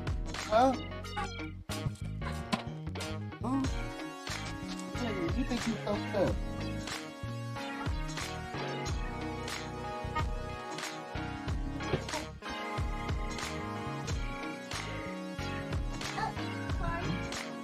What do you want?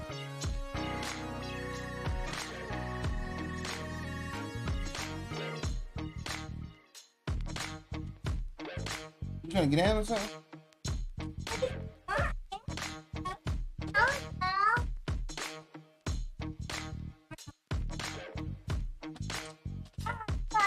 Ask your mom that.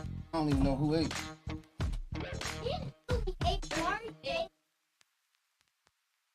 Yeah, so y'all ain't eat your second, go eat that.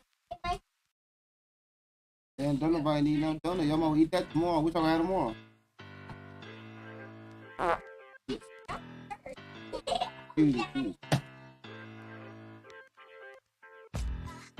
No, what time am I for it? Excuse me.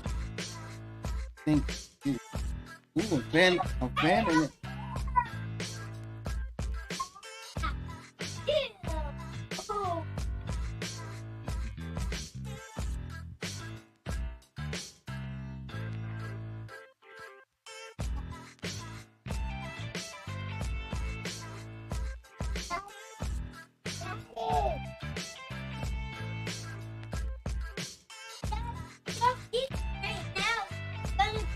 I bought coffee.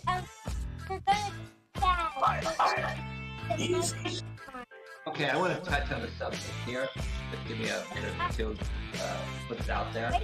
Now that SDF is over, basically, it still has a little more to go, but basically a lot of companies went bankrupt due to this. Customers lost about $7 billion, etc. A lot of companies went, BlockFi went bankrupt, Genesis was affected, etc. The majority of the money lost by big institutions, various lending programs, etc. Now that that's over, I don't think there's another big one on the horizon that Tether possibly would be a disruption. But the confidence is coming back to the institutions to put money into. Over. Don't put them back.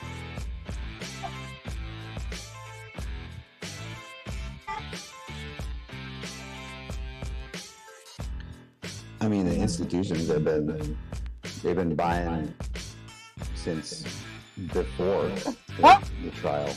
I mean, look at Solana. Look at the trend on that. That was the big, one that was being battled, crypto involved with FTX. Look at that chart. It's been ripping. Yeah. All since before, all throughout, and Well, now after the trial. Solana was one of Sammy's coins that he destroyed. No. He's not dead yet. No, but it killed him for a while. Yeah. There were many Sam coins, FTT, etc. Now those that have worth will come back to life.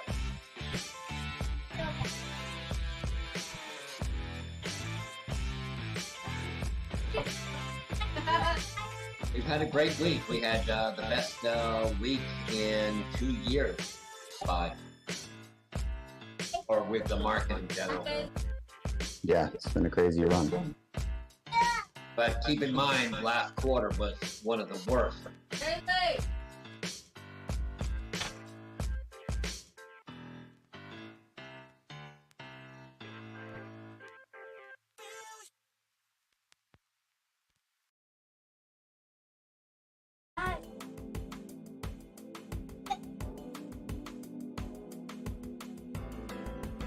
Yeah, banking sectors look very good. Yeah. Yeah, the regionals definitely loved it. That inflation came out low.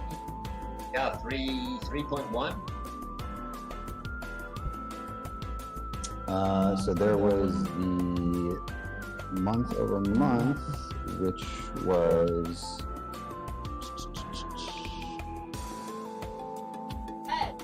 flat. But the year over year is 3.2, which is 1.1% less than expected. Yeah, so I don't think that there'll be a rate hike on the horizon for probably another 2 quarters. The question is when the cut starts, maybe around second quarter of next year. We'll see. I mean, like Powell says, we're on a very thin line between repeating it and going right back. One thing that's not put into it is food costs and energy. Gasoline has obviously been going down. As I said, Biden is going to try to keep prices low. As any up-and-coming running president, they're going to try to keep gas low, artificial low, oil, etc. So once the election happens, 3 to 6 months later, I expect it to be Nasty. It's nasty. You warm it up?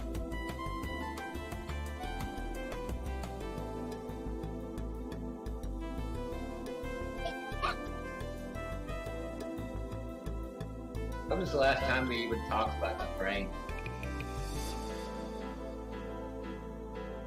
Yeah, it just goes to show how much the media controls the conversation. Yeah. Or Hawaii, yeah, that was a big one. The same thing that happened with PG&E in California with all the fires.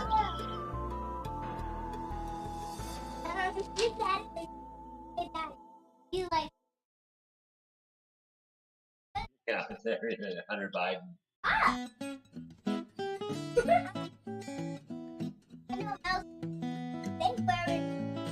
I mean, their job, the media's job is to get advertisers. And advertisers, news gets the advertising, and then they're to get their point.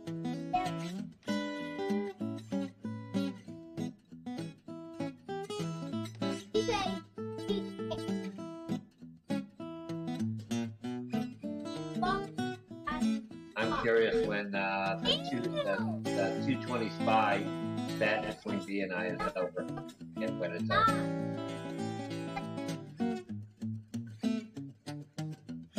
You guys say by the end of the year or something? It was pinned, right? I don't even remember.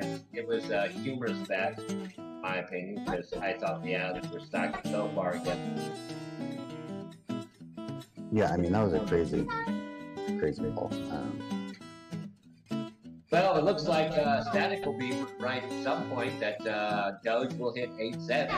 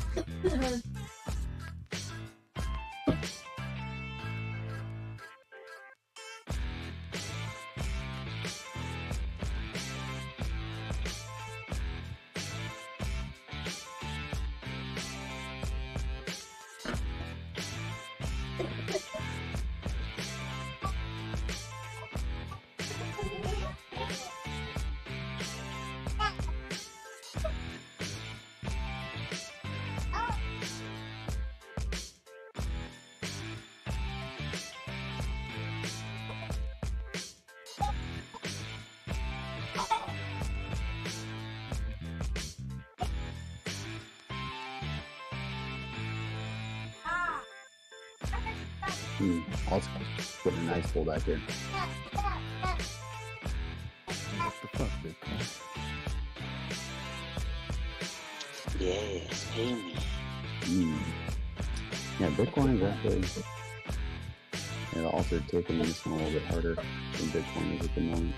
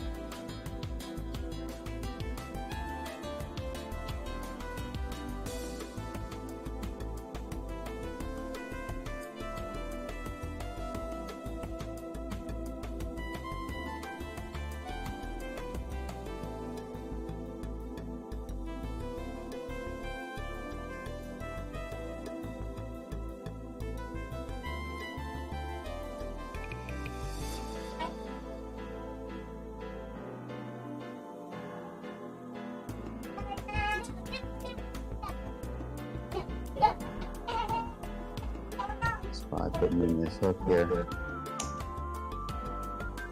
Look for a little quick to move down and then catch support.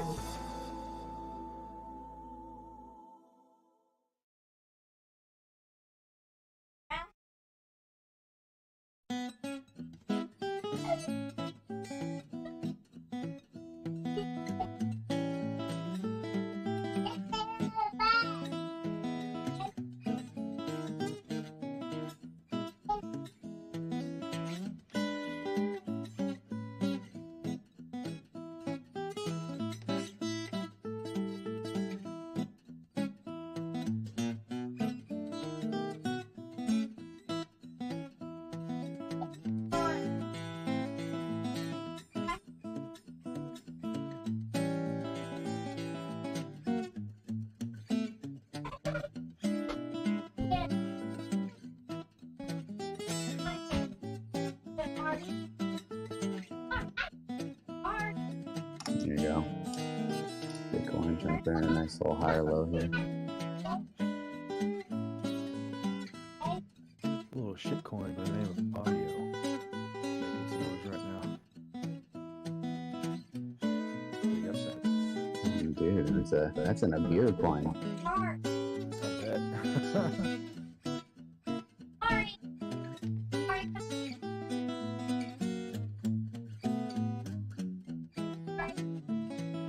Yeah, I remember he was talking about audio way back in the day. It had a nice little 5%, 5-minute candle about 30 minutes ago. Mm-hmm. Yeah, I see that. Yeah, that one is still on the floor too. Goodness.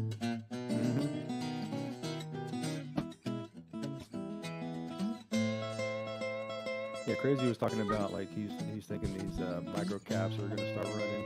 And this is one of them. It's under 250 million. Total market cap is like 240 something. Mm-hmm.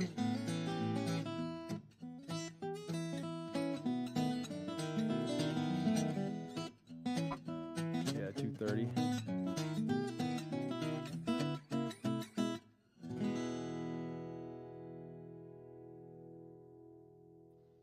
Hello. Anybody up? Yeah, we're in here talking. Where you at?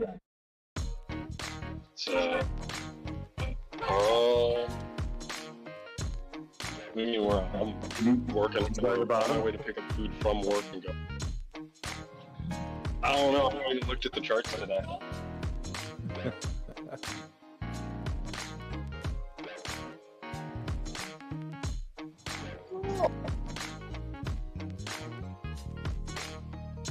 Well, you missed the bottom, actually.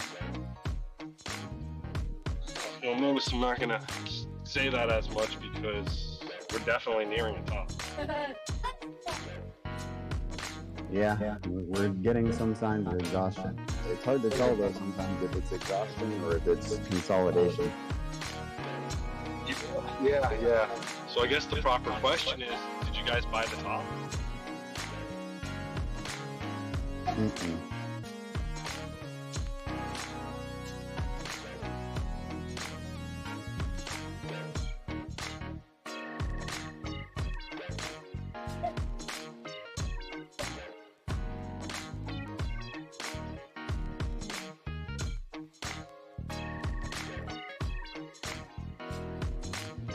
I mean, if it drops down to 35.3 and I catch that, I might chew a little bit and buy.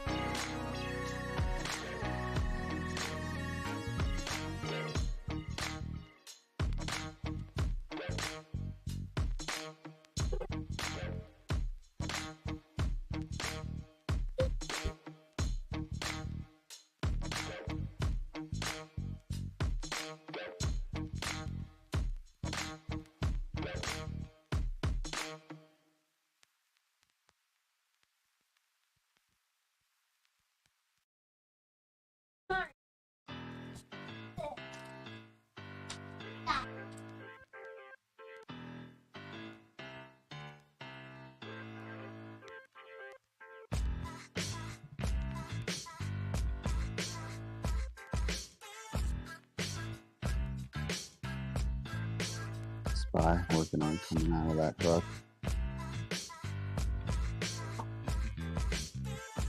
Try and be on 5 minutes.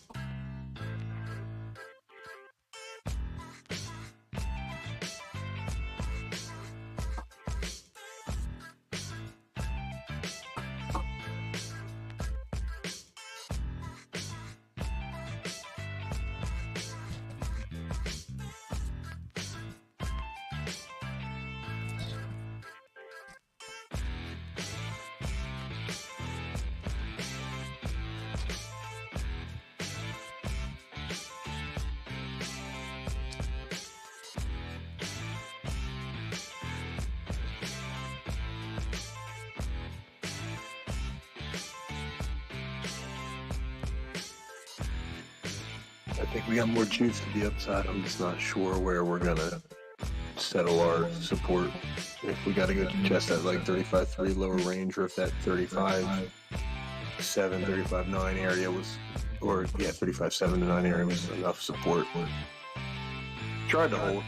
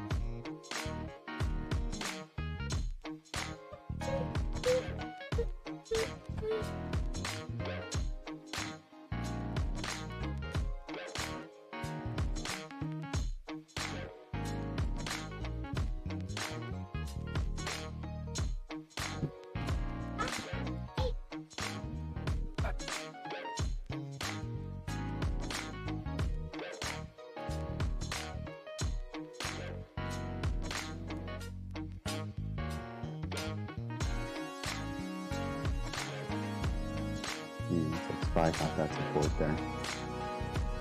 So we're either gonna hang out here or go higher.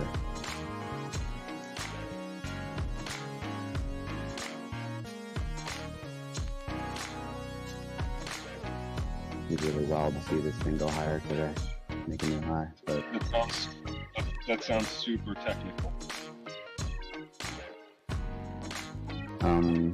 Yep. Bottom is in on the 5 minute. This won't change or it will, is what you're saying. What? That's what you said. He said, I'm saying we're not going lower. Well, you said it was going to hang around here or change. No, I said it's gonna hang out here or go higher. Oh, even more specific. Okay. Holy crap! The king of this is either gonna go up or down. You're telling me that I can't say that the bottom is in, and then it's gonna go higher. I just point stuff out. I didn't say any of the stuff you're trying to say I said. So we're just dealing with what was said now. You've said that countless times. Okay, let's search into the past. Let's reach down there to justify what we're doing today. Reach down. This is crazy. Are you having a bad day, buddy? No, It's gonna I'm be okay. I would hug you if you were here. I would give you a hug.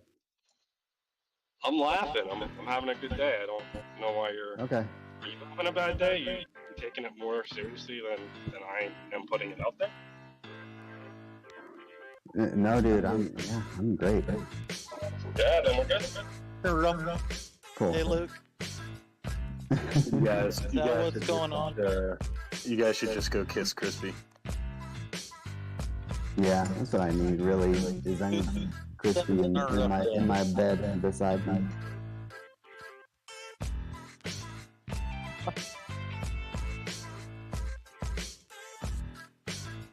Have to buy you supper first. No, that's alright. I don't need supper. Just have a little, get a little snack together, have a glass of wine. Yep. Light a candle,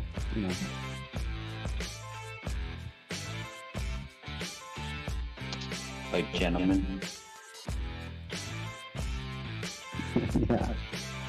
Crispy, what's it like being so attractive and successful that you don't even have to spend money on dates anymore? Some Luther Vandross. It's pretty good, I won't lie. Let's go.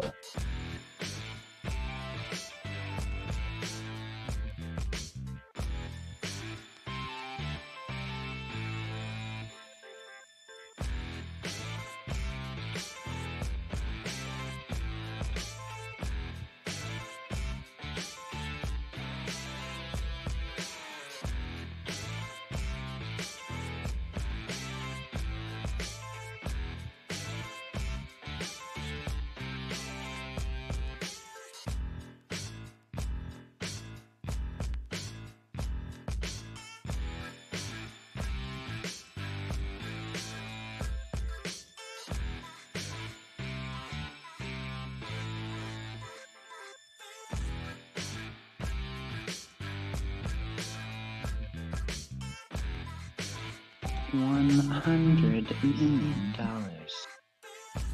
Just moved from a tether wallet to a Kraken. What? Nuh-uh. 100 million? Who the heck?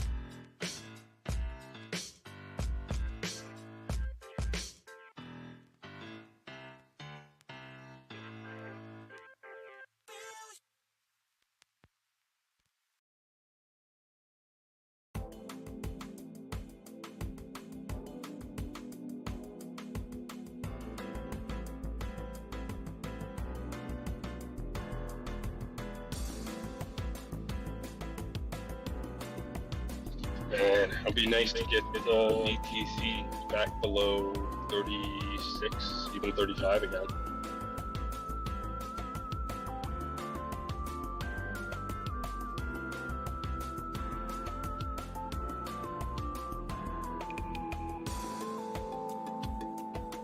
I think 35.3. I think that's going to be the key bottom.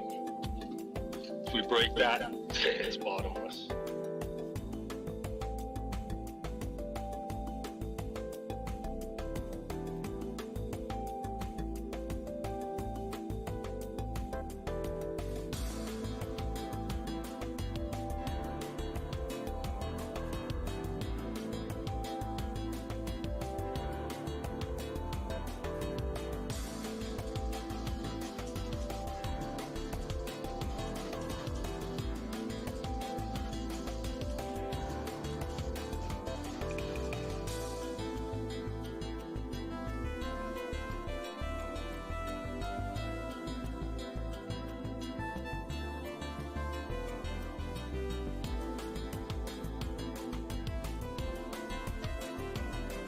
Come on, BTC, give me 300% down,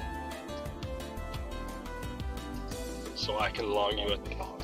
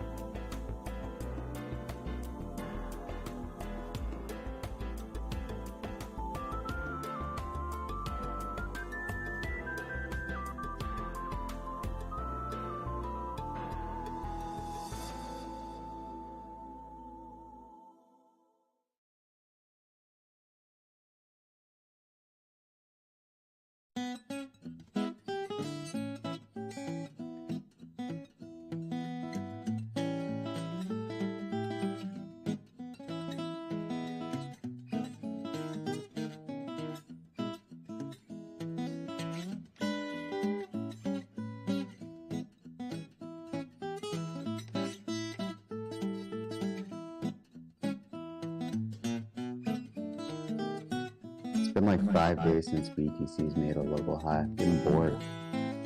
Jeez.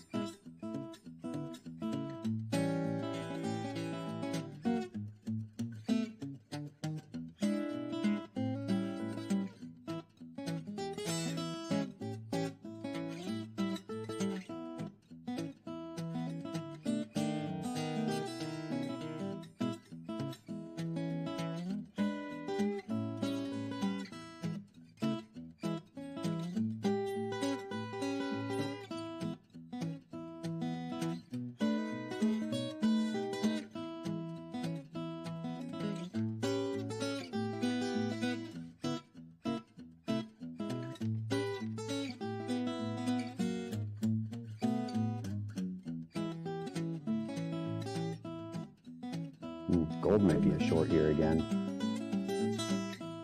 Wish I had seen this earlier. What's it at? 1962 and 80 cents. Yeah.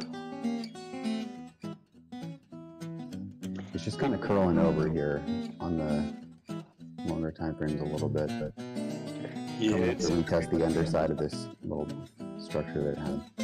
Yeah, it's just staying in those high ranges.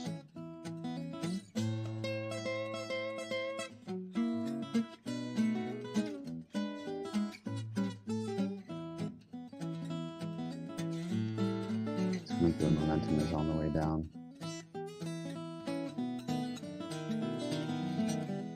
I would actually like to see a nice retrace on gold because it's one of the few things that I'm just feel like a good retrace on it, you should buy it no matter what. Or it's one of the things that I'm comfortable throwing at money if it was to make a major retrace and leaving it there indefinitely.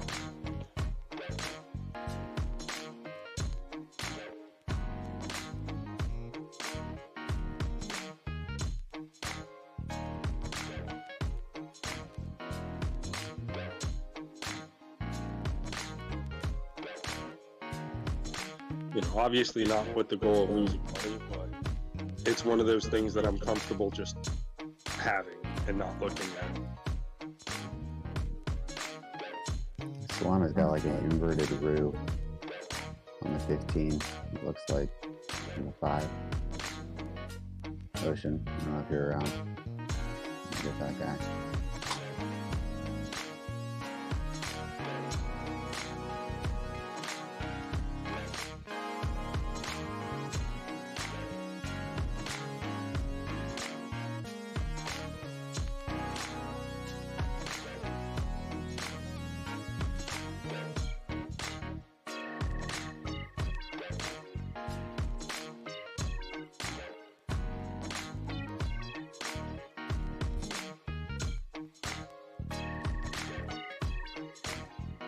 Yeah, I mean, the only thing that's got me thinking about gold is a DXY. I mean, DXY continues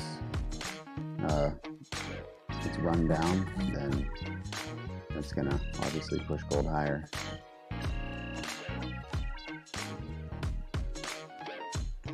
Great, I just got a similar tea here on YouTube. Just saw somebody saying, it's either going to correct or it's going to moon. Yeah, those are the options. Yeah, I mean, it obviously doesn't follow the DXY one for one, but it tends to, I mean, it's hard for it to drop if the DXY is also dropping. But, I mean, my bet is it is going lower. Right now, I feel like it might, but I don't know, man. Things are fucking choppy. Every time I start to get comfortable, that's when it starts chopping up again.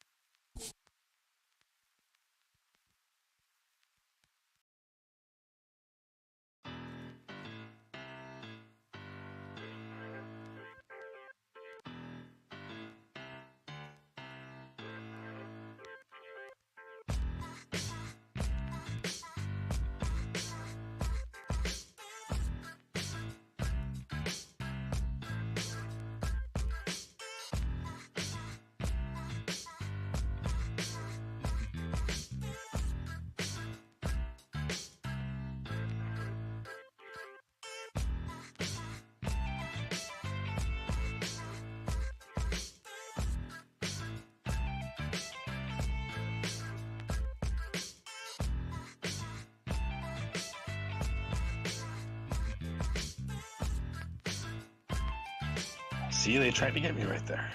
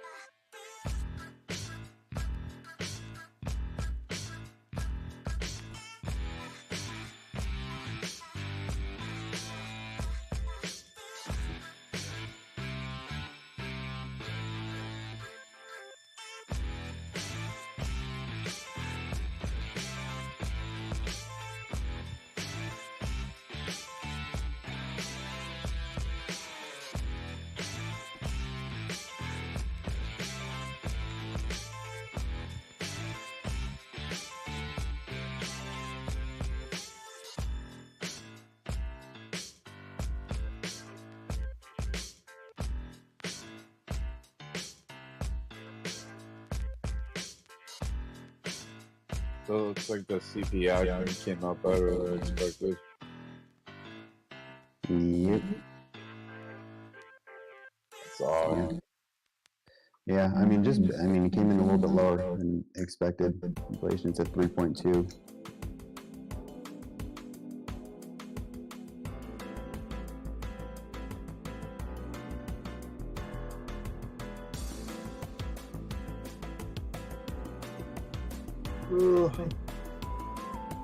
I don't know. I was looking at the true inflation chart yesterday. It looked like inflation's getting worse again.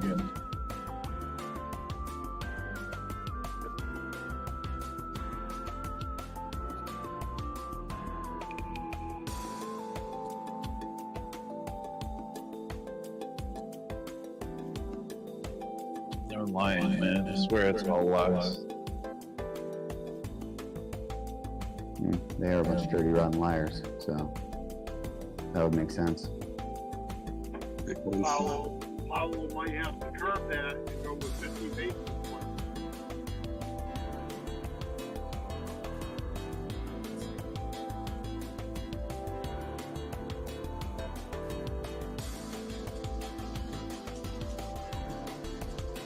I want to piss off the Powell.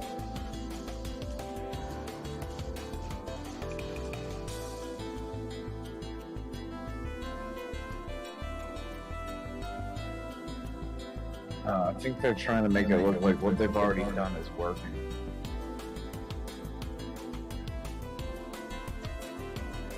What do you mean? The interest rate hikes. Like, they want everyone to think, oh, yeah, what we did. They're trying to justify it? Yeah, what we did is already sufficient. And it's gonna be data dependent. It's like, dude, you assholes are forgetting that before you raised rates, you fucking increased the money supply to 40%. They're trying to act like they fixed the problem that they created, when they really didn't. It's starting to come to a head though. If you look at repos and voluntary repos and backseat cars, they're really going up there. And next would be the housing market. Next will be people short selling, foreclosing, all that bullshit.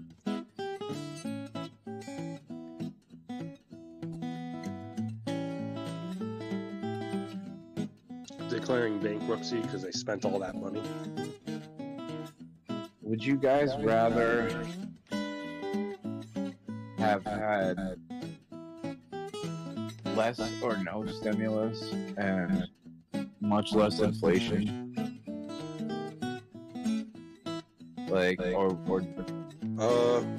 Wouldn't matter because Dogecoin still would have rocketed to 20-30 cents anyways. You know what I'm saying? I might not have made it up to $175,000. No, like the market might have not broken 100, but wouldn't have been a bad experience. You know what I'm saying? I wouldn't know any better. No, but like the market aside, like would you have rather had less or no stimulus, knowing that your dollar's still like, because it's like you get the stimulus, but it's like each dollar is gonna go. Honestly, I wish there was a lot less because after 6 months I went back and got a job and they extended it almost another year. That I could have been home not working.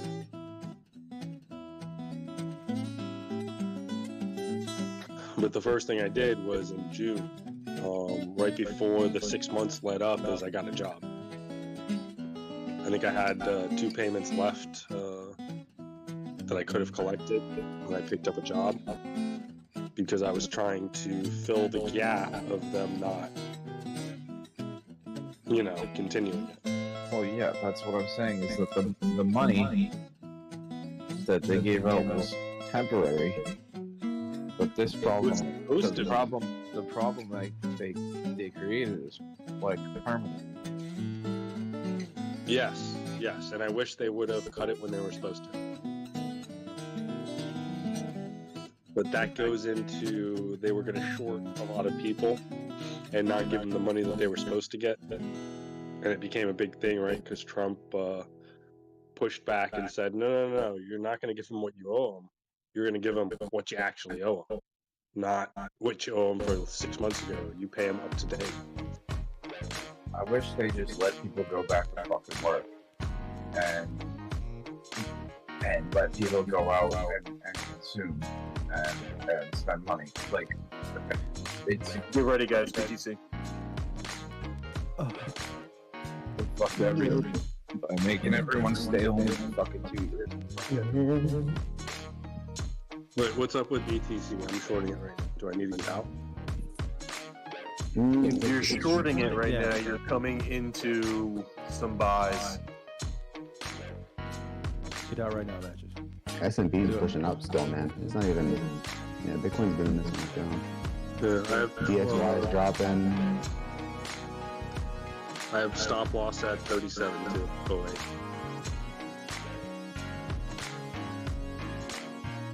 You must be fucking with low leverage. Where's your entry at? It's 150x. Hold on, I'll post it.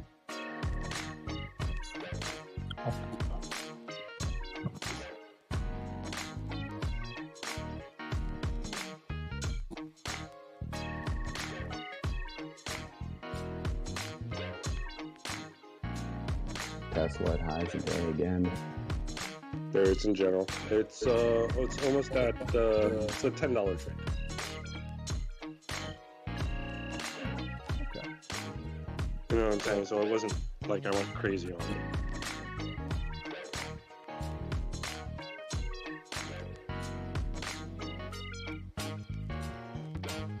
So I snuck in 36 to 72. Wait, what was it? Where is it from? 36 208, and my entry is 36 272. Oh, okay, so you're in profit already. Yeah, I'm in a short. But no, your stop's on profit. Right? You said stop was 36. Yeah, it's around 20 or 25%, I think. Yeah, nice.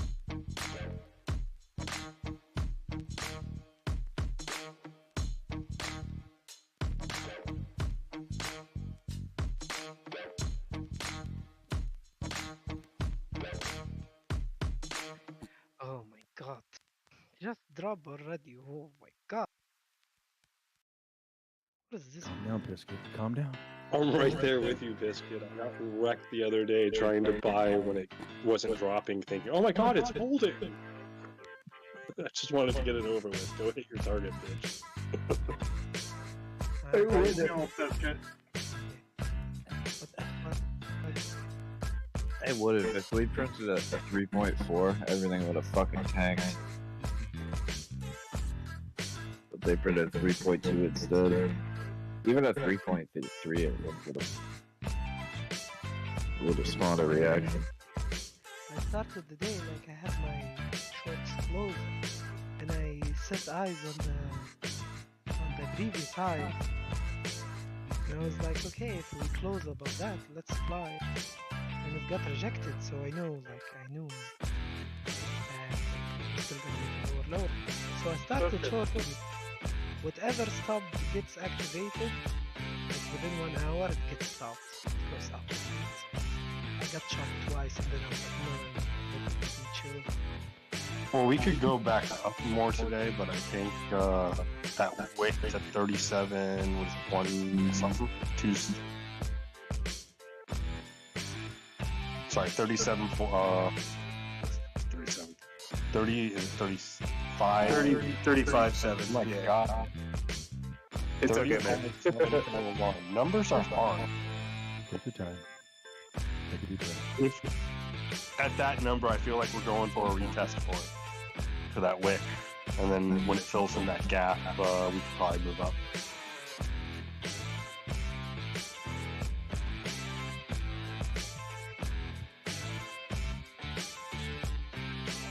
How you feeling, Biscuit? Any better? Yes, I'm definitely, compared to the last days, I'm definitely better. But I'm still aching from time to time. This flu is so weird. You be good 1 hour, and then within like 30 minutes, you're like in pain, and you don't know what the fuck is wrong. glad you're feeling better. That's good. Yeah, thank you.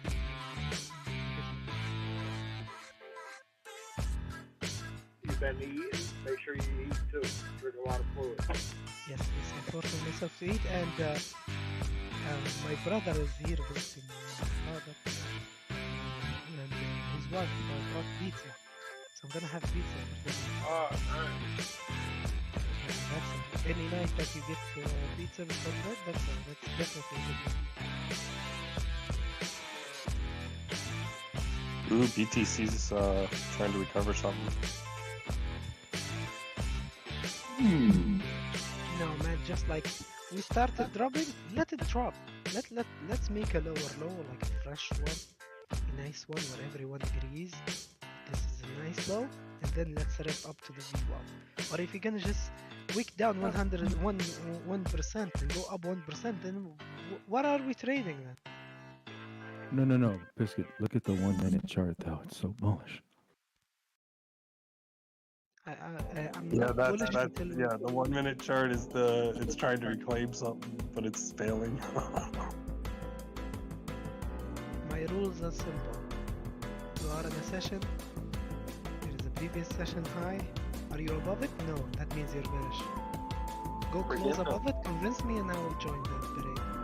Yeah, forget the 1 minute. Look at the 1 second chart. It's super bullish. I mean bearish. I mean bullish. I mean bearish. I mean.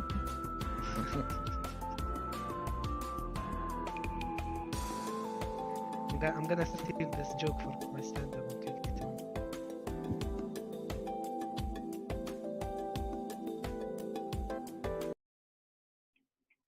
I mean, we're below the 200 on the 1 minute. We could totally bust above it now. I'll be watching the 30-minute chart. I can't stand the 5 and 1 minute charts. That shit fucking unbelievable. I get a headache. Biscuit, I think you should have matches write all your jokes, and there's a 50-50 chance they'll either laugh or throw tomatoes at you. I'll be in the bar with other comedians waiting for my turn, and then I will ask them like, "Did you backtest your joke? Are you sure they're funny?" Careful you don't get hit with a rotten tomato. What's the correlation? What's the correlation between the? Do you want to hear my latest news on the mic adventure? So it turns out I'm a complete idiot. After deep searching, first of all, the mic that I have, the Shure SM7, is a dynamic mic, not a condenser mic. Kinsky, you didn't pay anybody to tell you that, did you? Tell me what? This info? No, that you were an idiot. Oh. I mean, look, I spent 150 dinars on a device that I apparently don't need, that has no use. Oh, because it doesn't need the phantom power. So when I had the Scarlett Solo and I would click that phantom power, it will make the gain higher. So it does benefit. So I like what everyone is saying. If you have a dynamic mic, you don't need phantom power. But I came across someone who said the SMB is different. It built different, so it requires a lot of power. It consumes a lot of gain. That's what he was saying. So when he was talking about the mics, he said no need. But when he talked about the SM7, he said this one requires a lot of gain. So basically, what I needed was a preamp, not phantom power. And most preamps comes with phantom power.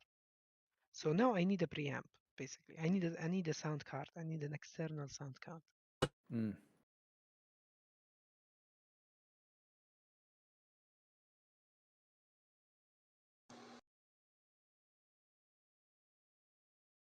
And I have the three. I have the three types. I have the good old classic dynamic mic that you see on a karaoke stage that requires nothing. You just plug it. It sounds good. I have a condenser, which is the Spark XL, that looks like a dildo, like not a dildo, a sex toy, if you guys remember. looks like a vibrator, to be exact. It's called the Wait. Spark XL. Look it up. What kind of mic is that? Shotgun mic, you said?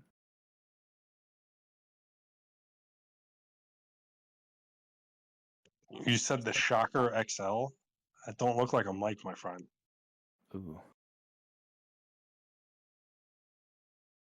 The Shocker. I talk out of a mic that definitely looks like a penis. Big old black penis too.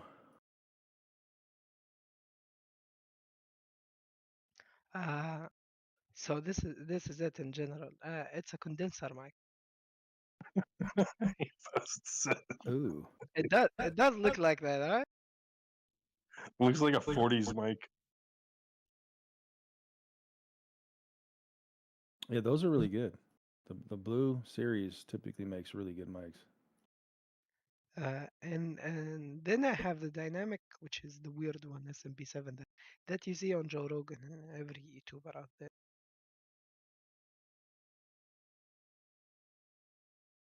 But the one I'm using now is I have a JBL wireless headset. Yeah, they have mic, and which I dislike. When I hear myself on the YouTube, it's annoying. I sound like an annoying gamer on Call of Duty lobby or something. No, your mom. Your mom.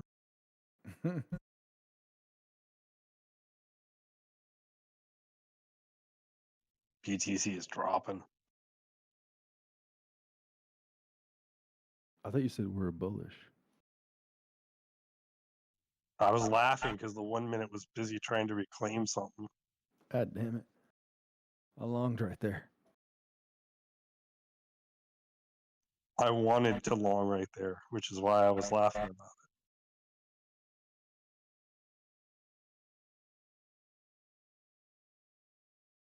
Just I'm up drop 8%. on it. Oh, down, please. Up 8% on my short. We lost 200 MA on the 1 hour for Bitcoin.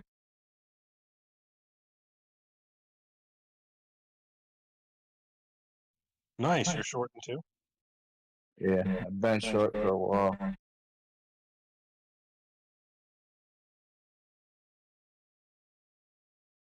Let's see, we're down about a what, 1.5% today on BTC?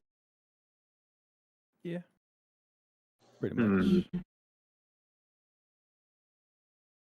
I'm gonna start longing at 35.7. That's what I was looking at too. That's the number I can't say. I'll say it. Say it proud.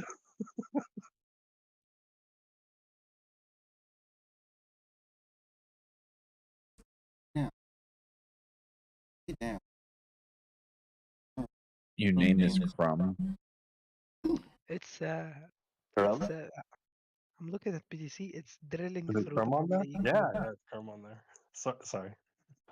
Oh, by the way, Crispy, that picture I sent you was anatomically correct.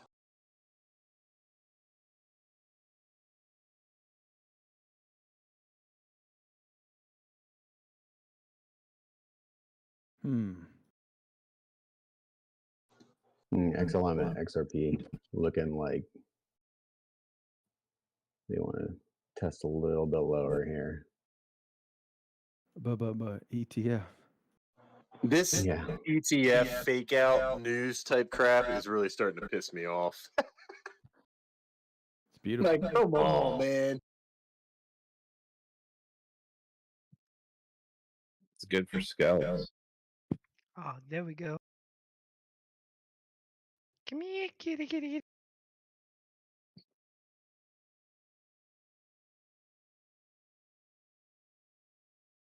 If this drop happened, Here he comes, homie. if this drop happened and I didn't have my short, I would be really pissed.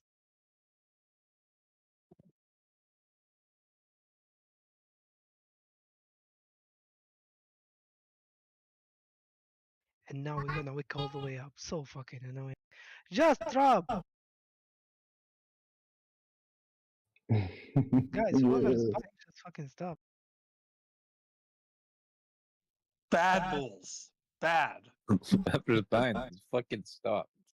I mean, how hard it is. We all buy at a decent support point and we ride the wave together. Why do you have to wake me out? Just I'm friendly. It's only $100.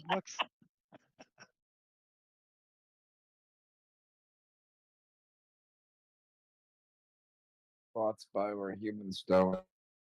Then you get everyone looking at Robinhood. It's like, oh, yeah, to buy this. Drop Oh, it. it's accelerated.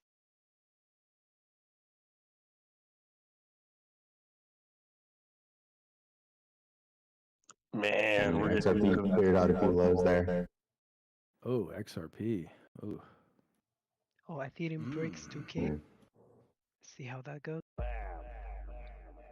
It's got a couple left in the consolidation here to the left that it could. I mean, like 62. I was talking that. I think that there was, who was it last night? I think it was Quiet. We were talking about 62 cents. I think. Yeah. I want to buy it at 52. You fuck. Greedy. You greedy fuck.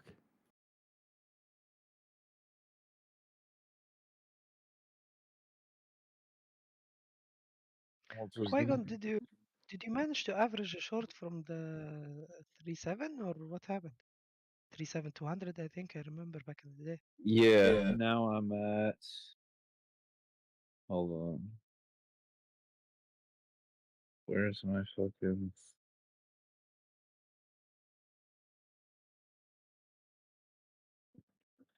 Now my short is at 36,571. Guess it's okay if it doesn't recover from 3.57. You'll be chilling. Yeah, I'm targeting at least this wick at 352. But I don't know. Hopefully I can hold it until 31K. I really need to get back to using this crypto screener. I feel like I've gotten away from it. It's so fucking valuable too. You ever use it, Pisket? Back in the day, yes, but I'm now like one coin guy, and it's been successful. My profit factor is way up there. Profit factor is, I think it's at 3 or 3.5, which is insane. So I'm not gonna change anything. I love it. Hell yeah. I always looked at people who only trade one coin, and I was like, oh, what are they? They're wasting time. There's a lot of opportunity. But now I get it because you get to know the movement. You feel the coin, you feel the chart. Mm-hmm. Nice trade, Anonymous. All right, so I'm thinking 35 to 35.3 will be the finish of the downward move.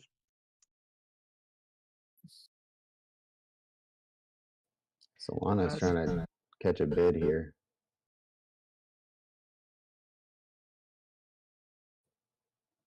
This Rue just might play out.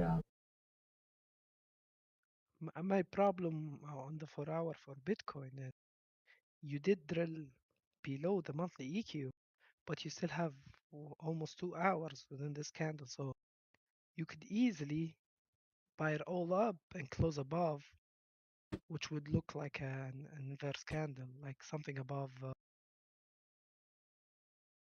basically 3.6 by the penny. But if it closes below, I'm not saying this isn't a support area, but it is a very weak one.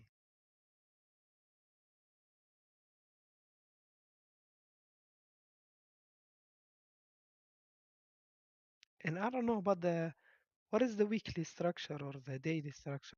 Did we break the trend line or is it still intact? On Bitcoin? So the trend line that I'm looking at on Bitcoin for a longer time frame, 35 to 35.3. I drew out two little lines off of some of those bottom wicks, but those would be the area that I think it's going to stop at. Otherwise, it would be a horizontal, which would be a little lower.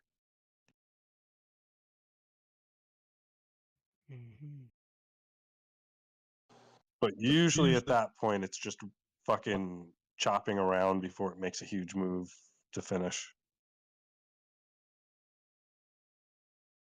Yeah, I mean, if this is a solid uptrend, it does love doing like where it bounced from a potential area, like we're at the monthly EQ basically. If it bounces and goes and make a higher high, which will be like what 38,500, and freak everyone out. But the VWAP at the 4 hour is at 369, which is will be a magnet for the next 2 days.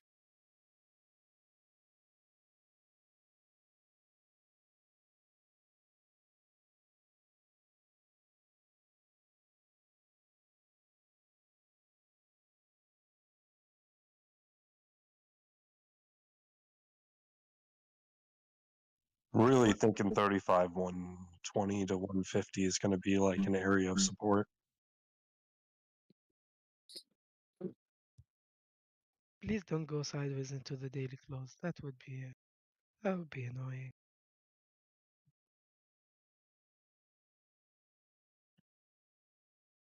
You said it out loud.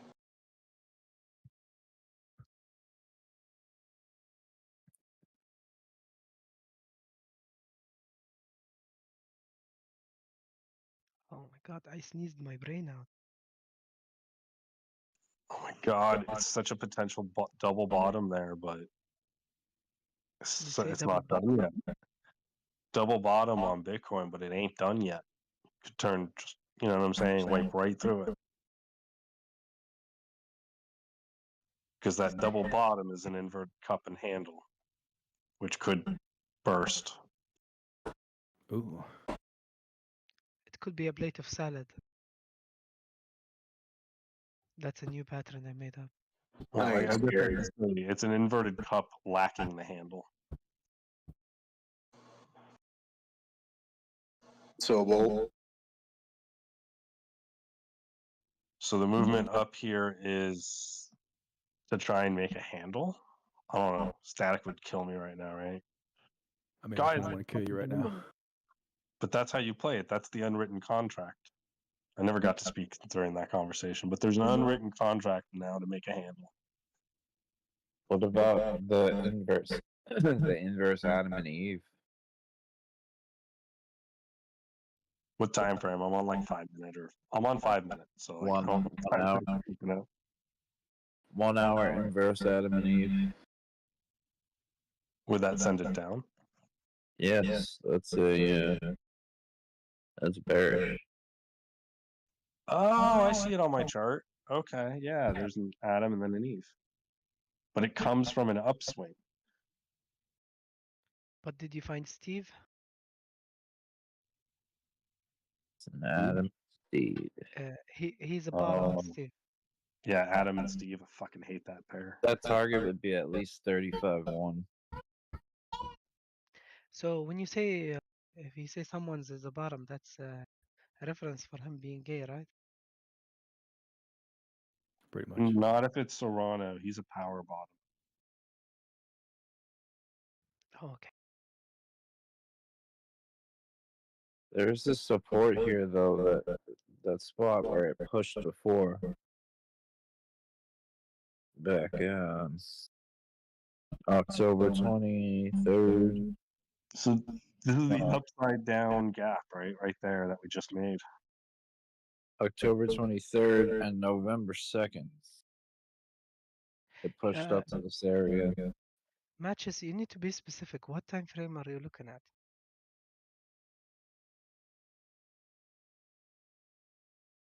And also November 7th. Are you looking for the time frame? It's up left. I just got whipped out of my short. I'm on a small time frame, but the larger time frame also says we're fucked. So I don't know when we're. Wait, you shorted the 3.6? No, I short. Yeah, I short here. Here, I'll put it up. He shorted a little bit higher, Biscuit. He had his stop and profit. Here, there's do you have the last price? And I've already exited. Lucky. The top was 110 or 115 for this trade, I think. Yeah, I think the short would have been good between 369 and 367. Those are the areas of shorting. Below that, you are you're pretty much playing with fire, because most likely your entry will get touched multiple times. I'm not saying it will make a higher high on your face, but it will keep going back to your entry. Unless you have a decent spot, like between 369 and 367. Anything below that is dangerous. I don't know. I already took. I took profit at $20 above where it's at. So yeah, it must have been 75% I took. No, that's the entry. What time frame are you looking at? 1 minute? Right now, 5 minutes. Looking at the 5.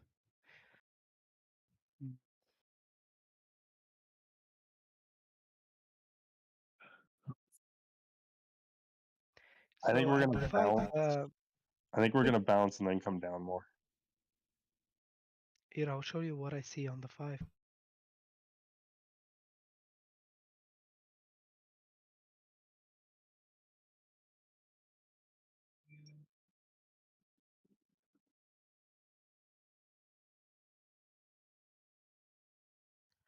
This is Bitcoin 5 minutes. Hold on. Do you see what the problem is? Below EQs, below VWAP, and now trying to reclaim the EQ, but like Hold on, which chart is yours? Usually that green rectangle, that green box, that's your support for the 5-minute time frame. Hold on, are you streaming? No, it's in general. Oh, okay. I see it. So that area marked in green is support. What if you want a bullish structure, you want it to be above that support and above that VWAP. VWAP is the yellow line. So the 5-minute VWAP for the is 362 or 363 3-ish. Usually it works as a magnet. So you can see that 3 hours ago it failed to stay above the VWAP, dropped, retested the VWAP, dropped again. Now it's drilling through support, which is bad. You don't want to see, you want to see it trade above support, not below support, because the same way that you would flip a resistance into a support, you could easily on the way down flip a support into a resistance. So the next candle, when it starts drills below the latest low that we just made, I'm talking very quick about the 5 minutes. So I'm talking about the next 30-minute price action. Once you try to drill and make a lower low, what's below? There is nothing. There is nothing to hold it. So it's gonna be a side to watch. So 2 options: either bounce above that VWAP and close above it, be serious about bouncing, or if you stay like this, extremely bearish.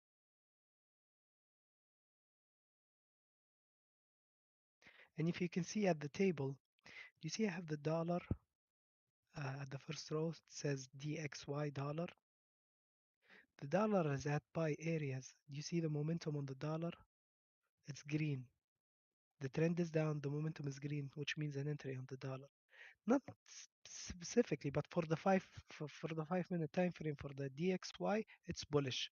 Bitcoin goes against it, so Bitcoin will either go sideways or down.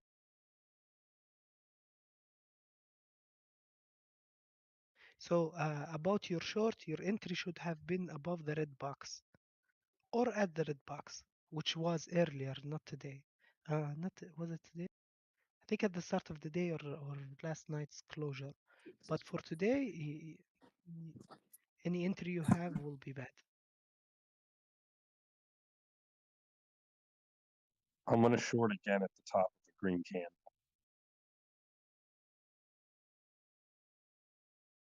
I don't know, buddy. Very good strategy. Short every green candle and long every red one. That will do it. Be careful, Matches. Be careful.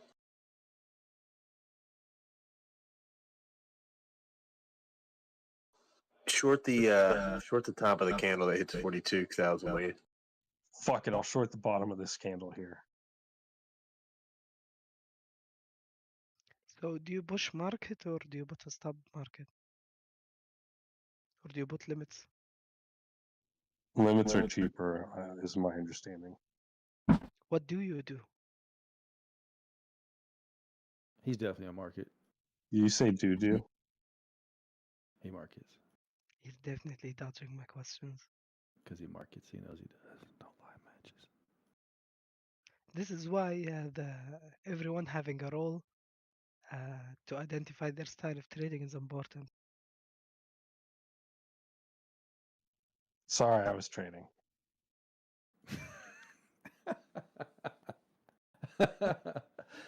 I need to see people with the gambler role, basically, so I don't discuss with them. What? What you're doing to me, according to me, on my humble I just apologized. you are currently gambling. You're not trading. Yes, all of this is gambling. It's how much risk you want to take. Your risk, I think, is above. It is. It matches my risk in life, but it's just the way things are. So I'm in the medical field, and I will treat people that most of my peers will not. Have you ever was out of funds completely to trade? Where like you do have money, but like the money is necessary for gas and food, and you don't have any dime in the exchange to trade. Oh yeah, that's when I started investing. I was like, the bank's not giving me money. I'm gonna just put my money into stocks, and I can sell them if I need it. And things went really well, and then I needed it. COVID sucked. That was a bitch. I spent like 30 grand of my Doge on the way down. That was a bitch. But yeah, because the value of that was decreasing as you spent. Yeah. I went through the same thing. Yeah, it was disgusting. Dude, I tried to buy a fucking new oven from Home Depot. That shit took 5 weeks of Samsung messaging me or calling me every other week to reschedule the delivery before I went over to Best Buy and had one delivered the next day. I made money on that too because they returned the money to Robinhood. And Doge had already dropped like from 40 cents to like 20 cents. And then I had a bunch of dry powder to play with.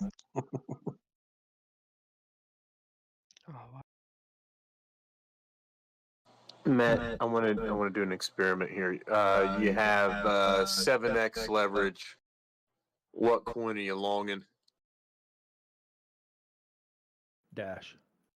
7x. Probably something like Doge, Shiba. He said one. Just one. Yeah, just one. If you had to pick one.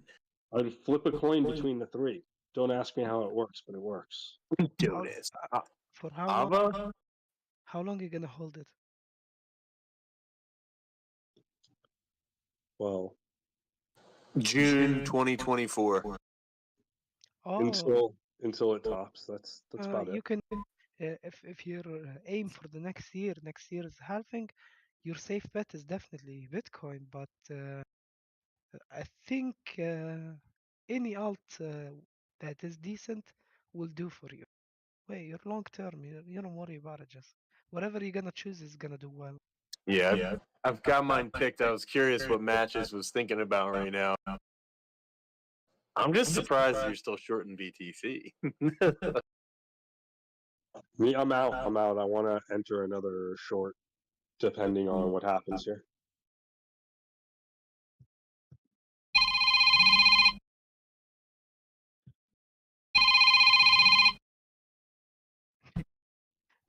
I think it's building up to push right through the number we were going to call at 37.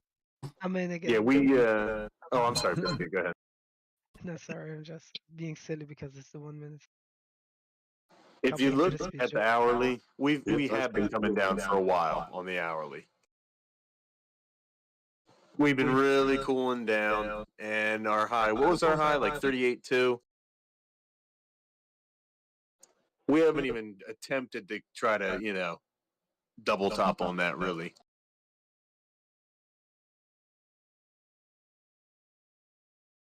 So here's the thing. I was playing that 3-2 shark pattern. I was hoping it would break up, and it almost did. It started to break up.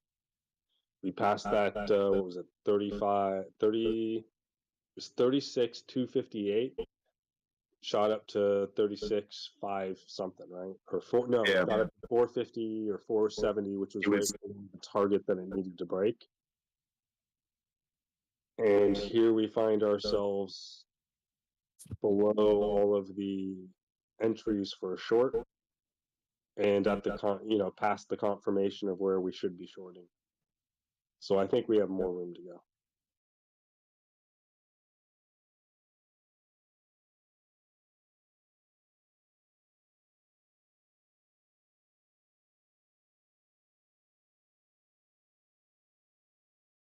Oh wow, the Egyptian pound got fucked. Oh wow, 50? What?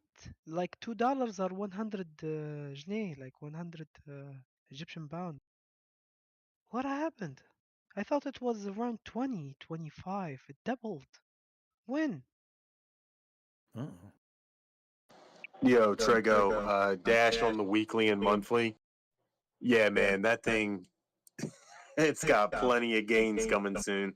Right? That's one that I don't think is going to go anywhere as far as seeing a really significant down push. I think it's found its bottom.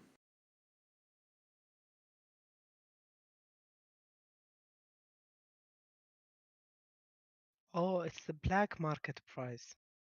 Look at this chart.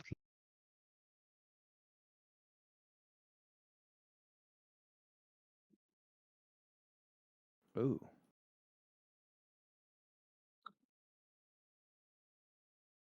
Seven of 15 confirmations confirmed. Dogecoin transaction en route.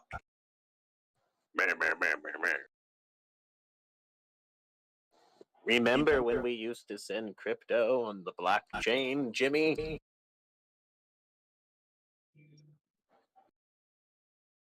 Now it's all automated behind my eyeballs.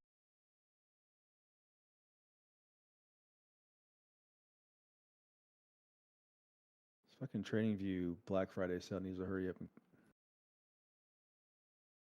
get here. Do you think Black Fridays accelerate selling on crypto because people want to buy shit with their profits? Ooh. That's racist. What are you looking to buy, Trago? Buy that fucking what is it? The basic version, the basic plan of TradingView, so I can get more custom alerts and customize this crypto screener. Because right now it only gives you the daily time interval or higher. Okay. You can't get the screener in the 1 minute. Probably like $10.99, $9.99 a month if you do like the month-to-month deal. It's probably cheaper than that if you do the yearly, but I'll probably just do the month-to-month. It's better to do the year because then the next time the sale comes around, you still have a couple months left and they roll over. And you get the deal then. And it rolls over again. Your mouth, relax. Ooh, Trego. Yeah, Dash looks like a. Oh my god! Come on, guys! It really does too. This thing hasn't really crashed hard lately. I mean, let's see what BTC. I'm gonna watch BTC in relation to Dash close here. BTC holds, starts to move back up. Dash might be a play. I mean, what I like about Dash is that back in May we wicked down to like 24, let's just say $25. And then in August we had that drop on BTC that dropped us even lower. So it dropped us about $3 lower than that previous low. And I'm pretty sure that was a move to induce people to sell. And then we push back up. So I like that as a potential bottoming pattern on Dash. Just looking at the weekly chart.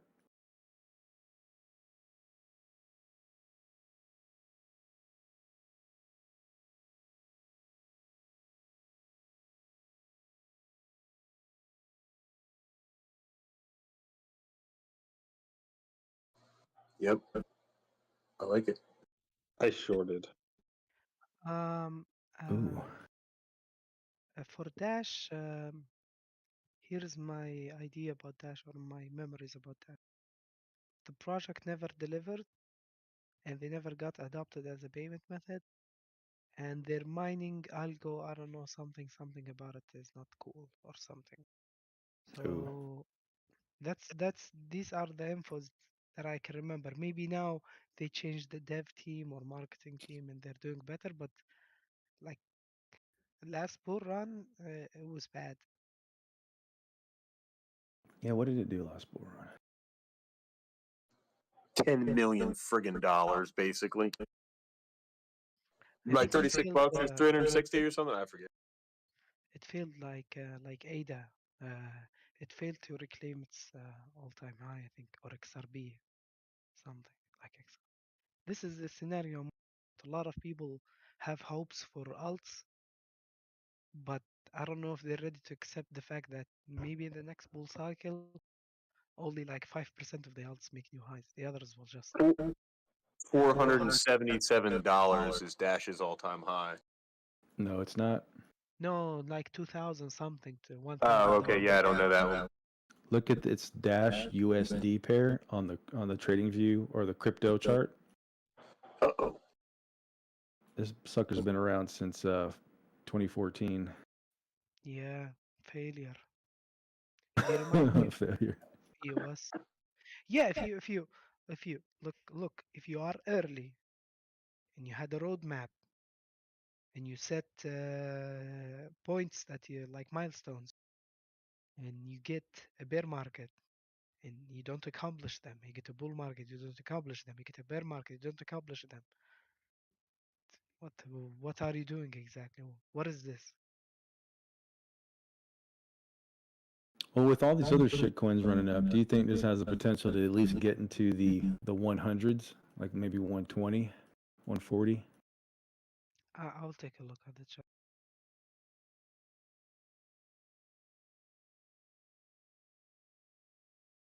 Yeah, I see like a nice Pull little order. it live and say we never get there so we can get there really quickly. Nice little bullish or bearish order block around 130, where we never really tested it. Yeah, I see what you mean, but you need a closer above like the 75 area on the daily. You need a candle closing above, then yes, you could hit 135. Mhm. But as long as you are below it, it's just sideways. Yeah. It's low. Its latest lower low looks at an angle where it screams like sideways. Yeah. BTC coming to touch the bottom of that wick from like 5 days ago. It's getting close. 57 or 50, 35, 700. It's got 100 to go.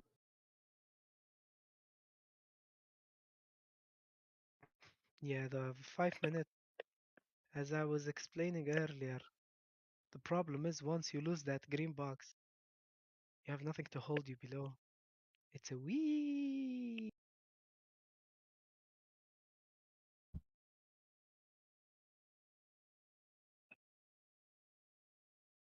This little piggy cried wee all the way home.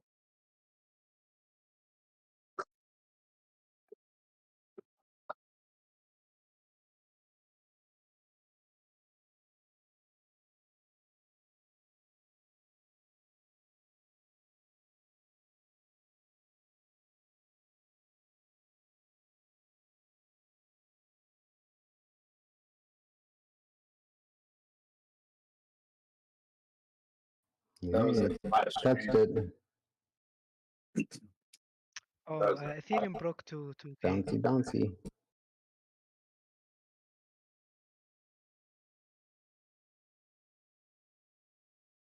No bounce, only drop. Ooh, he's giving it back. He's Bitcoin. He's dead, man. I short. I will look at previous lows before the weekend. Maybe there is something there.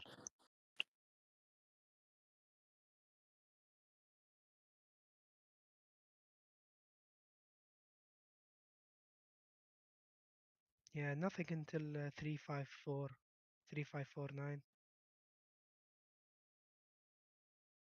Nothing significant. Maybe they're front running it now. Maybe they're running the 3. Yeah. It is a wick.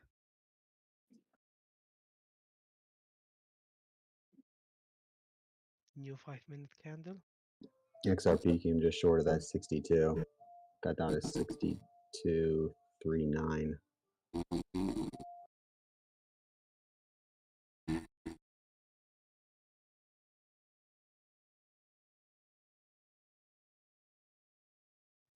BNB doesn't want to go down with the market.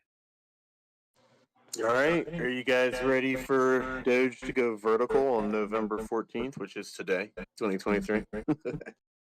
Uh-oh. Vertical to the downside. I should have said perpendicular. I'm really mad at Elon Musk and SpaceX for not clarifying the Doge 1 mission. They promised, they put the statement on the website, they tweeted about it, and then they didn't even say it was cancelled. Which is annoying, honestly. Like, how could you do that?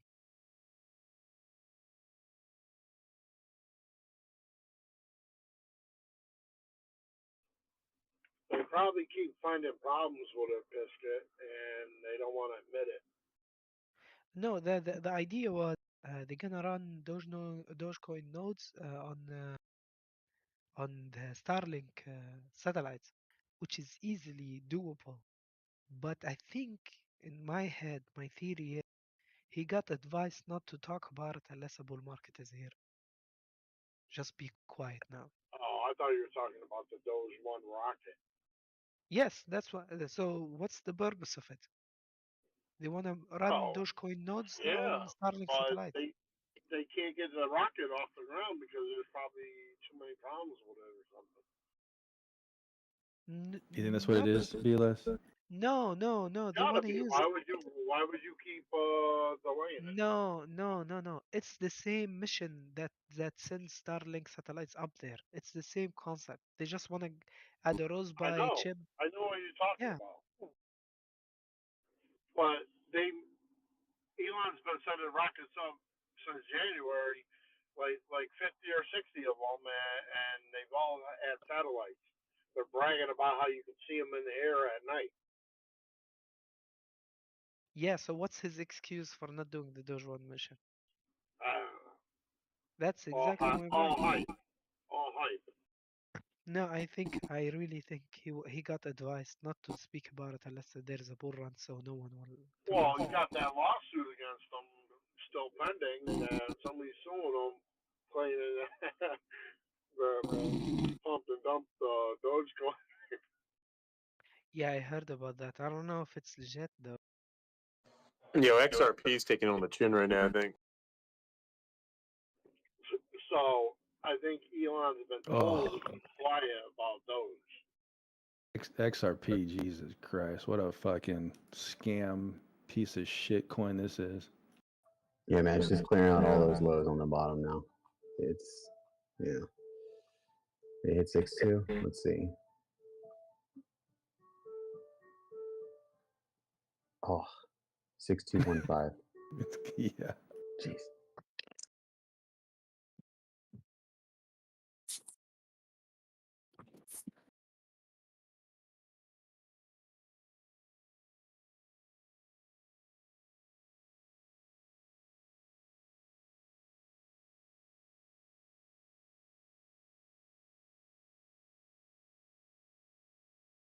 Come on, just go. Just do it. Just do it.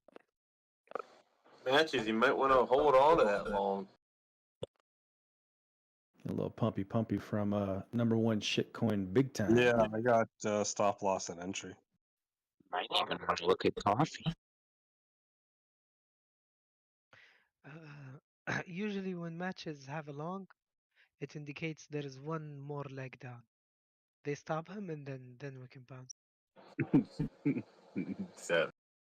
It's gonna take one for the team. It's true. It has to retest that bottom. Yep. So, your stop where exactly? I am stopped out, sir. Ah, lucky. All right, I'm gonna buy now. I'm kidding. I don't know. you know me. I'm in BNB, and BNB only moved 0.5%. I don't know what the fuck is going on. Is this it? That was it? $3 down? The fuck? Give me my money back. Come on. Hey, come on. I'm eyeing the Asia session low at 238. I want them to go test it there. Oh, okay. One. Where's the Asian session low for Bitcoin? Fucking back at 36,200. No, it's already below that. Like No. the Bitcoin problem is that this empty space that you have below the support. Oh, it's drilling now. Ooh. Yeah, it will 3548 maybe, and then the wick will start forming.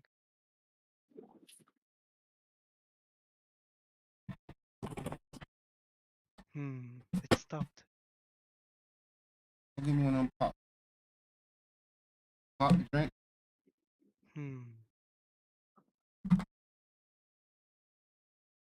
Please. Pop. 239 at BNB finally. All right, good.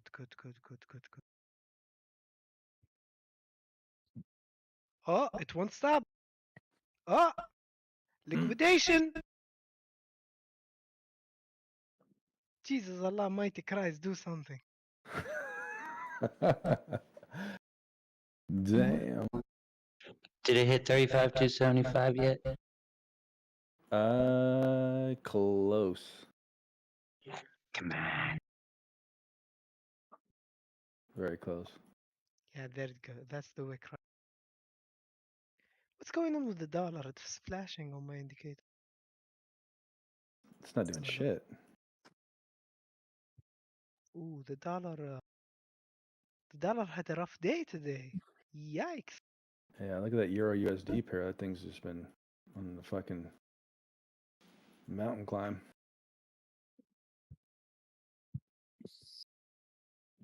Oh, isn't it cute? The dollar and crypto going down together. Oh. Aww.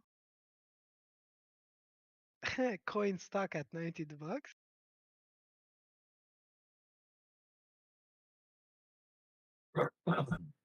Even MicroStrategy went down by 5% today. As when I woke up, I saw the notification. I was like, "Oh, Bitcoin's going down."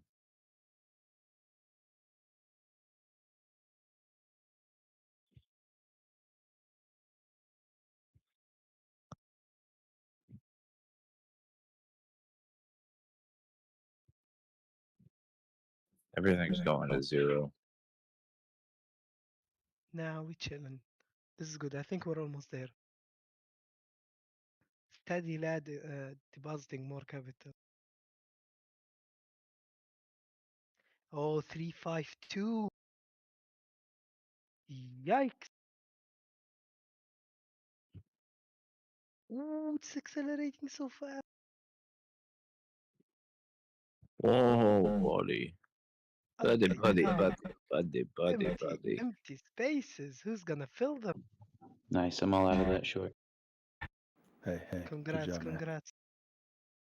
Yeah, I think I should unload some here. Me too.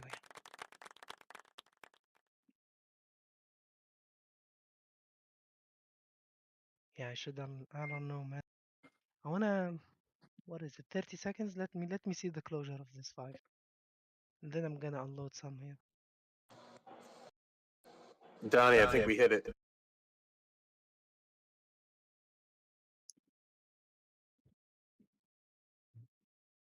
Donnie's not in here.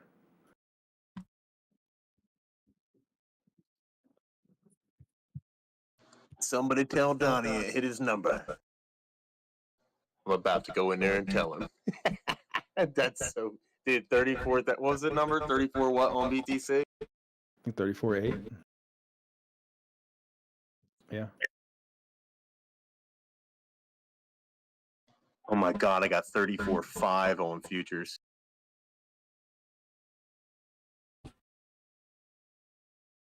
Oh, the battle for BTC is dead, man.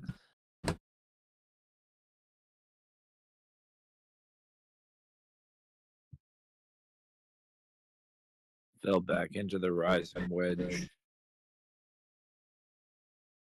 That's a wrap.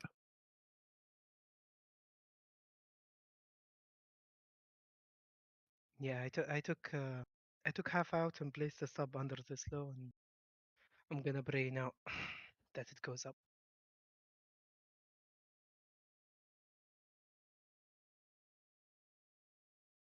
Man, I think it's flipping every support on the 5 minute to a resistance on every coin.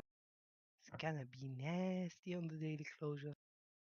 But for now, only up. I'm bullish, guys. Let's go up. Let's go. Oh, I should have added to my room short. Damn it. Matches, it's safe now to long. Oh, you're already in one? Just exited. How many gazillion dollars do you have in your wallet? Jesus, man.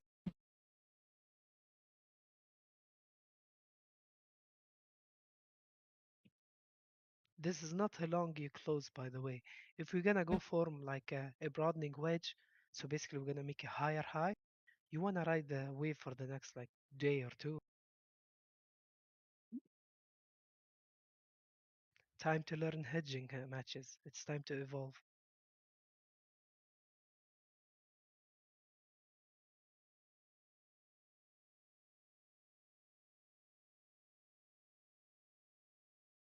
Yeah, I'm gonna hedge it with a short. Yeah, wait for it to. Let me check the 5 minute view up on Bitcoin. All right, now the VWAP is at 36 by the penny, $36,000 by the penny. So that's your magnet for the lower time frame. If we're gonna get bump here, we have to touch that or get close to it. We don't necessarily have. So 358 would be significant, right? Because you catch it something from the bottom.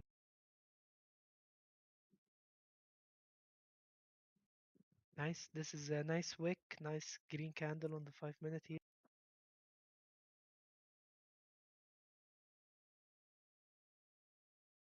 Time to create that FVG.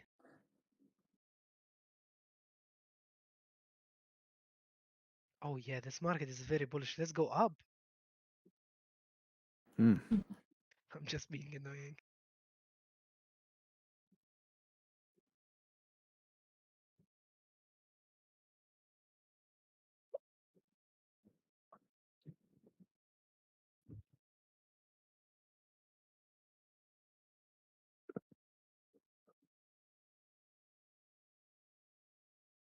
Don't you know, pump it up. You got to pump it up.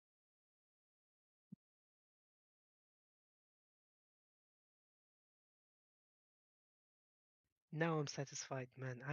Because the sideways annoyed the shit out of me. I don't care if it even trigger my stop now because it did the move.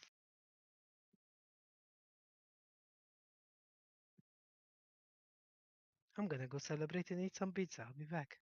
There we go. Hell yeah. Pizza. All right, who bought the bottom? I did. Just kidding. Oh, big Trego.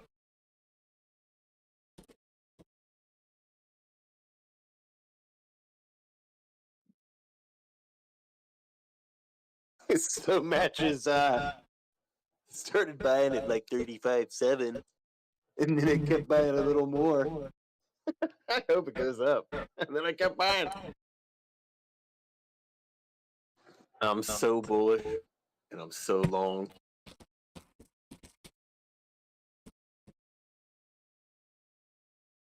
What's wrong with you guys? Not gonna lie though, that 34 level area, that was a little scary, but that's all right.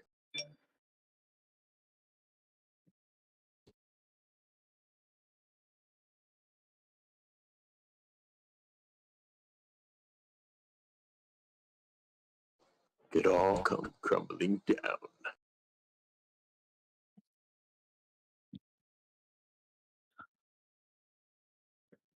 See, so we got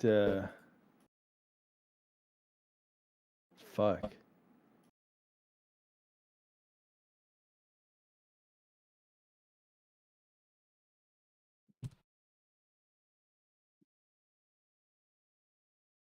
I mean, if we close a candle below 35,100, to me that's a nice confirmation of a break of structure to the downside. No, I'm just looking for shorts after that. How many longs got cleared out on that, Trego? Yeah, this how many longs he said got cleared out on that? Oh, a shit ton for sure. I mean, if we're looking at just the fixed range volume profile from where we dropped at, 37K was your point of control. And so we've dropped, since 37K, we've dropped 6% from that. So that cleared out anybody who was 20x long up there at 37K. Should anybody who was, 25 or 20% or 20x, I mean. They got cleared out with that candle.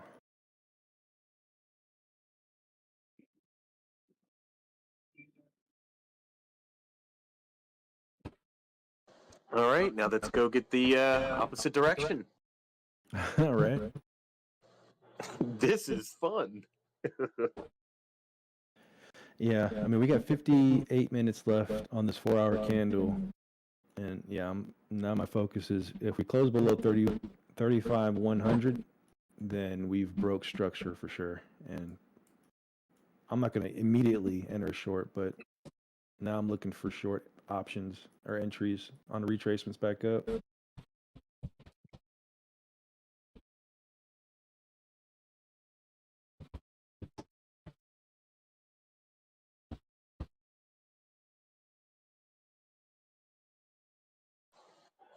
Well, Doge was below 7 cents, and my only regret is I couldn't buy more at the time. Take that, Bill Gates.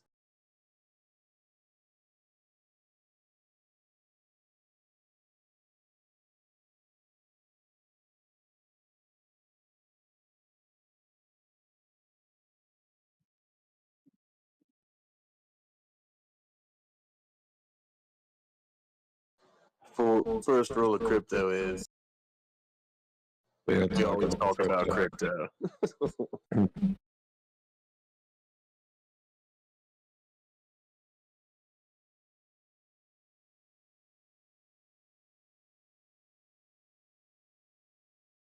Second rule of crypto is definitely don't talk about crypto. The spy is having a good day.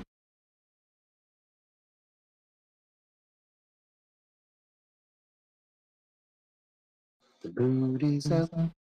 Maybe it's going to fill this gap up here at 457.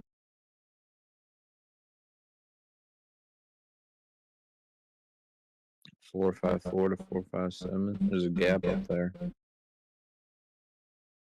But I don't know.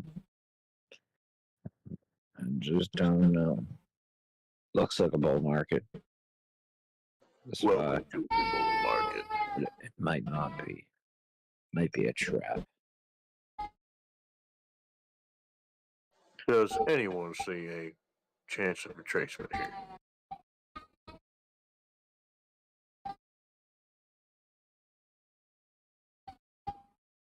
Yep.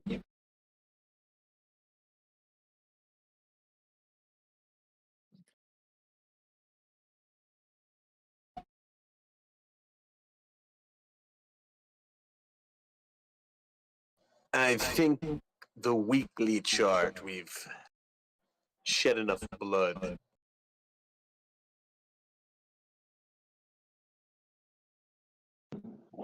No. I know. Come on, let's be hopeful. I think, Trego, you're right, man. We lose that level. I honestly think if we don't close above 35.7, we're in trouble. So, as far as moving farther down towards $32.5 thousand.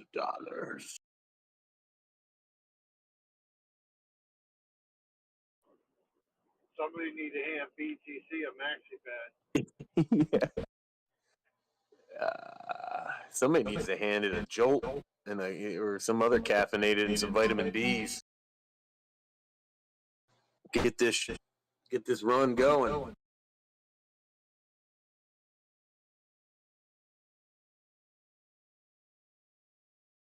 We're just consolidating and recharging here. Is that what the kids call it these days? Oh Lord, what happened to the market? Consolidation.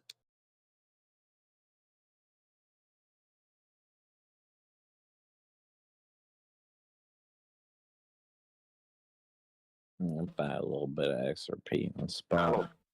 I don't care. Looks like a buying opportunity happened. Yeah. 7x was as high as I was willing to go. I'm just buying a little bit. I'm just gonna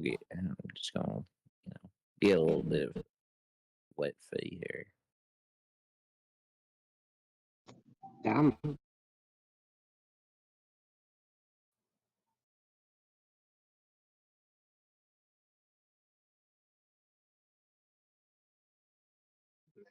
That daily. Oh boy. Yeah, the daily stochastic still hasn't made its way all the way to the bottom, so that's a little bit. I'm just looking for the first time this morning, so some fresh eyes on it. Me sooner than I expected.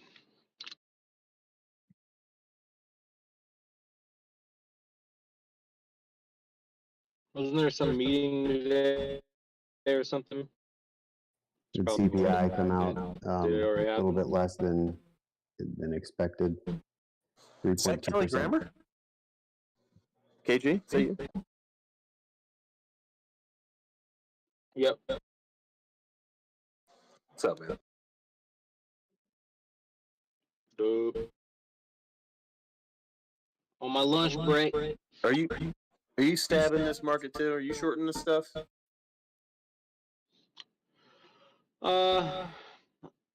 Not. I wanted to today, but I still feel like it's not gonna. I still think it's gonna linger on throughout the week. It's gonna chop around. Um, I wanted to get in like on Sunday night. Typically, we get that pullback, but I just got a feeling it's not quite over with. But that's just a feeling. I mean, I just don't like where it has been at in general, and I'm still wondering if this is a big move still in the sense of like, is this a huge swing point for Bitcoin, or is this all just, nonsense and it's still going to make its way back down to the 20s, I just haven't been comfortable in making like big trades, but, and I've been honestly just way too fucking busy. So I've been waiting to see if it gets settled down and was hoping to get into some trades by Thursday.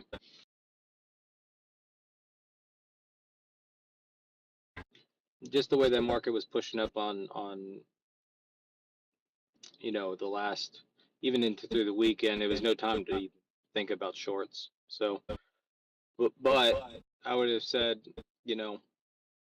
yesterday was when I was eyeing it, but I still think, well, I still thought at that point that 40K still might be a possibility, and still may be a possibility. But that daily makes me a little worried.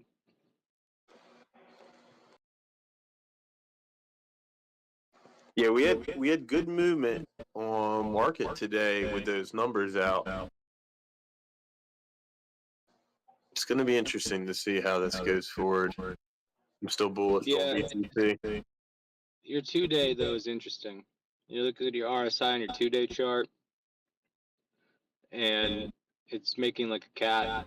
I could see us just chopping here for a day, getting that stochastic on the daily to swing back up, and pull it, up to 40. It just because it felt like this is all too easy of a short opportunity on Monday. It was, like I said, like, I mean, it looked so simple that I felt like, that's a red flag to me. I don't want to short it just yet.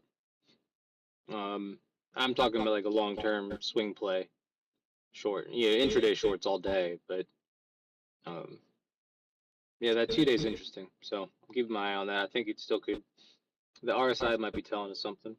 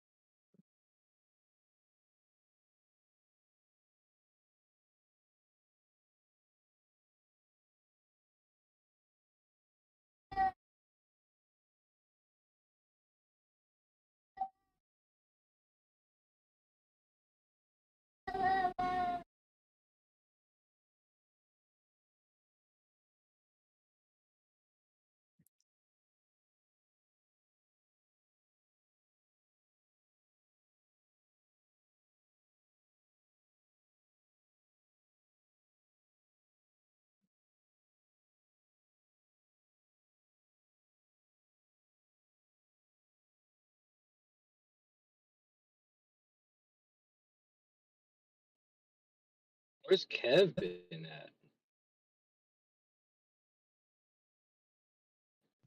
He's dead, man. I saw a Babe Ruth rookie card when it was going on sale. He's got lined up for that. Probably gonna sell for over $4 million.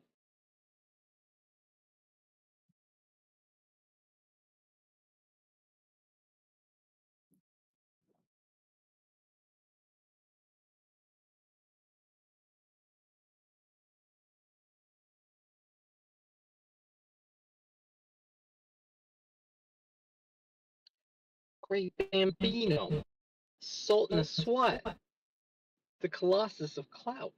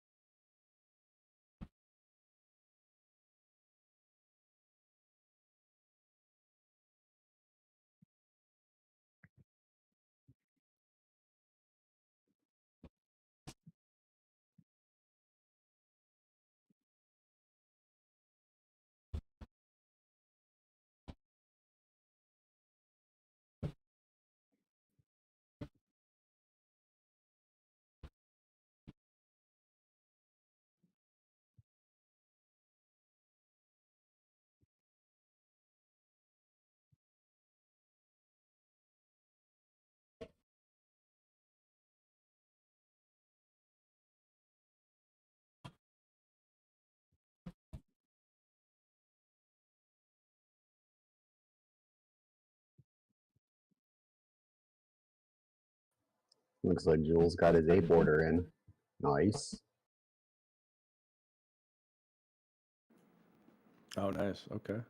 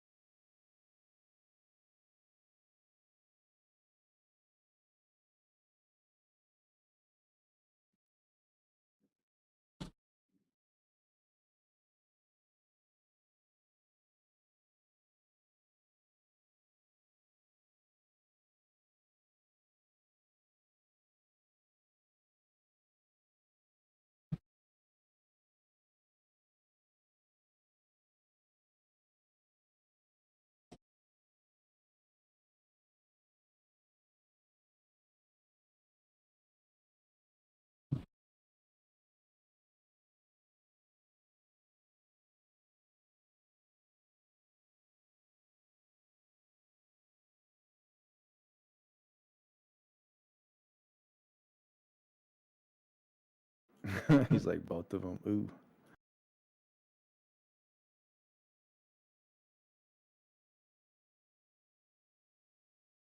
Remember Jules, if I can get on Turbo's nerve, and he was like, down, down, down. We are going down. After like Turbo spent the last 4 hours talking about a cattail forming. Just trolling him. Good times.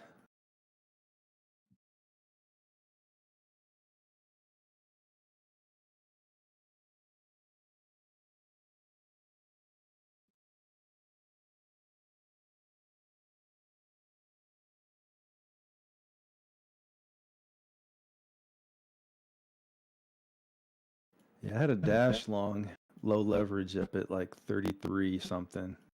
I pulled that one. I'm going to wait to see what we do here, but definitely ain't liking that Bitcoin's dropped so freaking low back into this consolidation zone below 36K.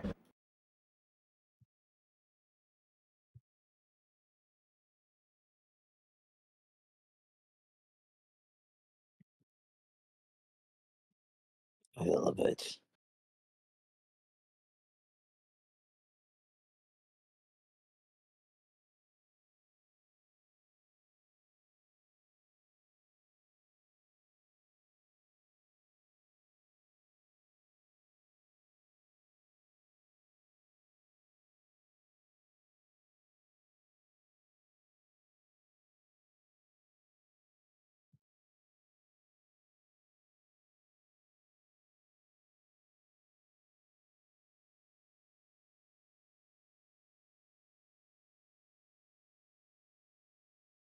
Yeah, we did the same kind of move back in March. We were consolidating between like 26.5 to 29K. And then we broke above it to hit 30K initially in April. And then stayed up there for a little while and then fell back into that consolidation zone below 29K and pretty much tested the bottom of that zone, which was back at like the mid 26k range before shooting back up, but then eventually just getting down to that 24.8. We made that first push up, so not really feeling this drop on Biddy. And that would take us into the low 33k area if we kind of respected that same kind of formula here.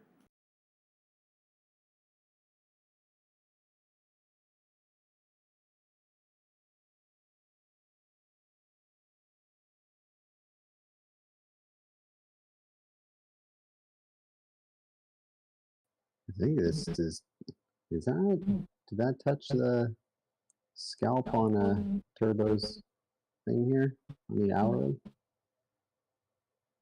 I would say that's it's a scalp Right? touch, right? Yeah. Damn, dude, did fucking get delisted? What did? Fuck it. Remember that coin? Yes, it did. Ah, fuck it. Well, what the fuck? Stole $20 from me. How could they do this? Got him. I'm so surprised. Said no one. You can't steal something that's freely given.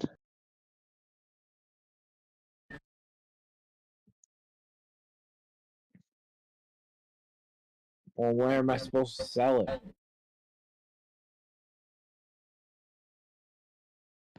Fuck it.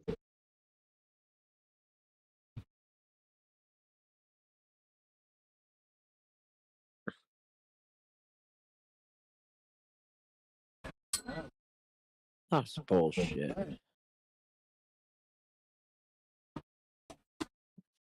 I had I wonder 7 million of them fucking things. I wonder where Jules' buy orders were at for Ape. Like at what, 140 and 130?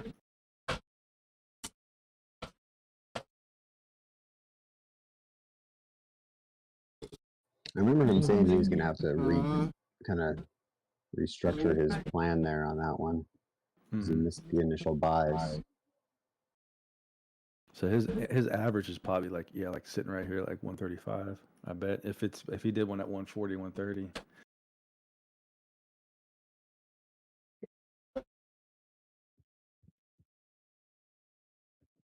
Good old Medici, having to fuck up the party for everybody.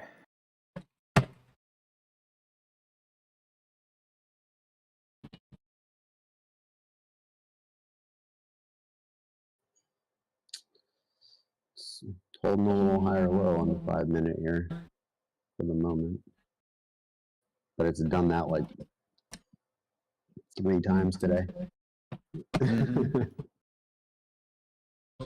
I mean, if this was the top for the SPY and the Dow temporarily, then maybe they're just front running the move back down in legacy or retrace at least.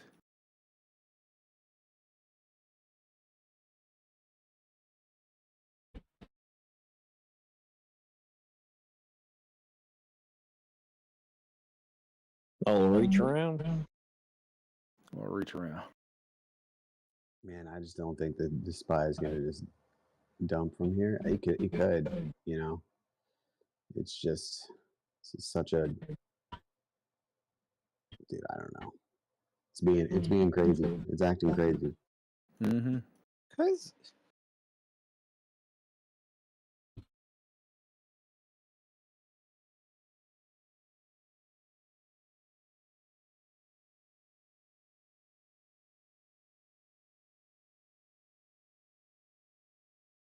And the DYDX, that thing is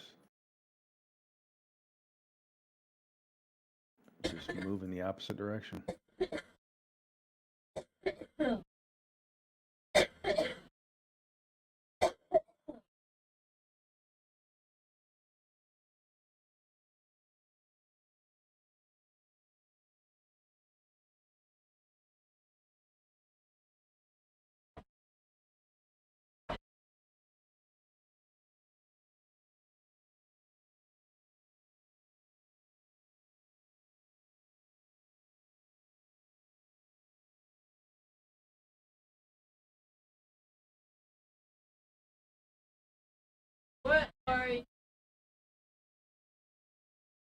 Sorry.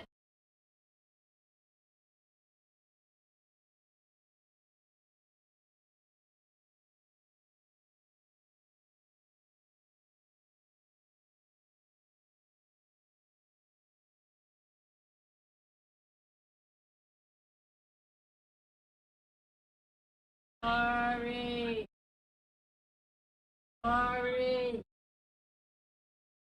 Sorry.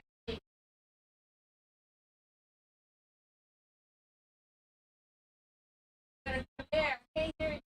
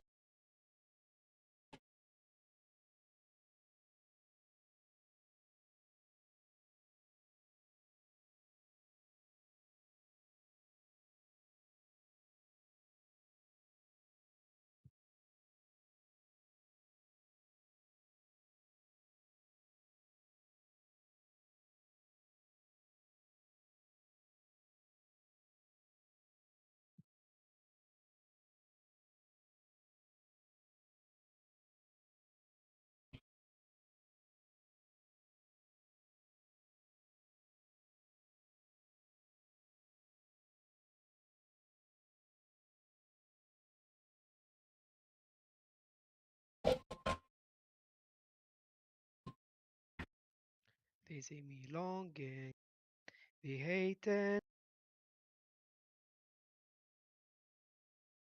The price always come to me. come to me.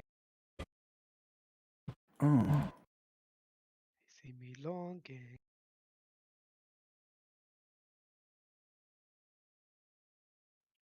We're at the 5-minute view up for the MB and now. What is the plan here? Is this it? That was the wick. Was this the wick? Well, I got my FVG on the 5 minutes. I'm chilling. Chilling like a villain. I mean, Bitcoin cleared that FVG on the 4 hour. That wick down.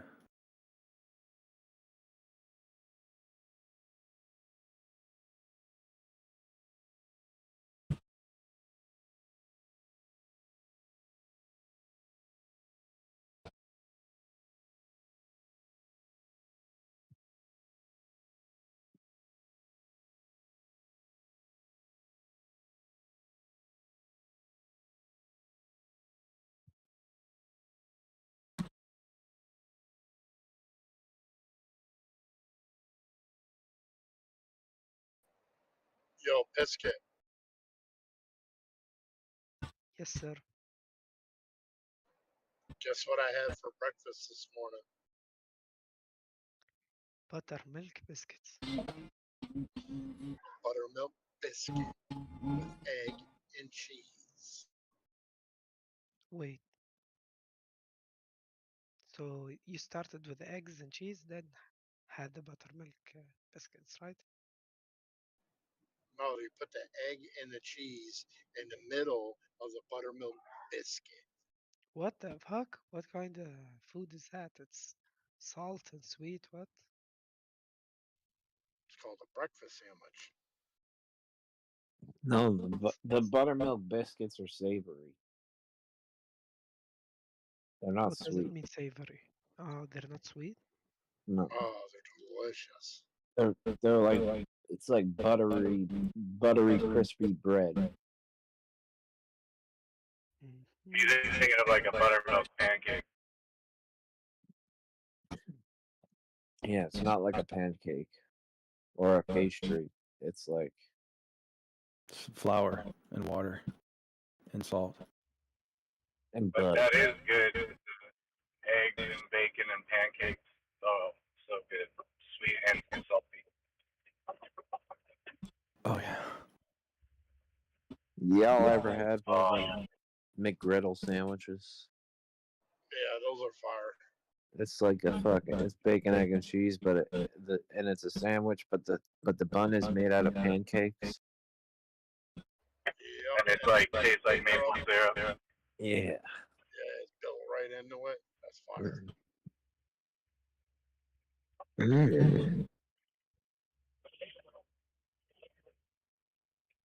Ooh, daddy, it's pumping.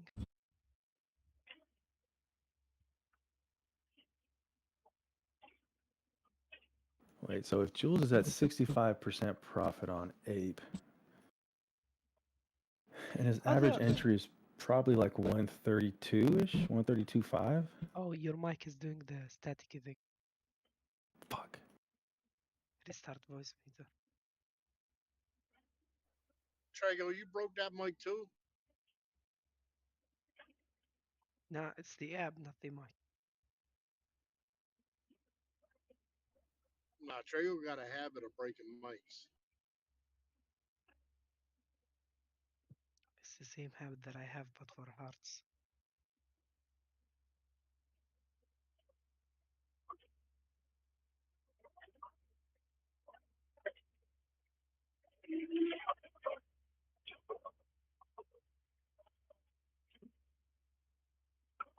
Ooh, daddy, don't reject.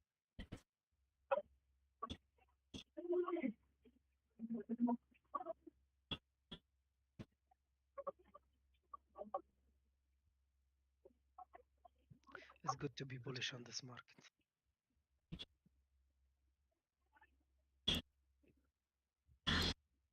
I think it's scary.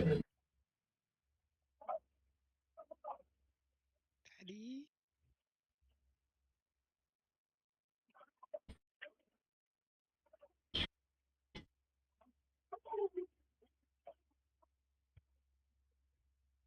Ain't that V-shape recovery? V-shape recovery.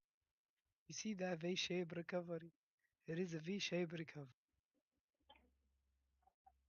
It is a V-shape recovery. If I've ever seen one, it is one. It is a What shape? vagina shape recovery.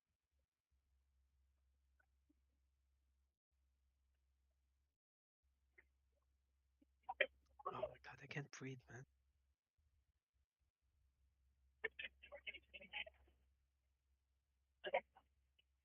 Okay, are we done? Short here? No?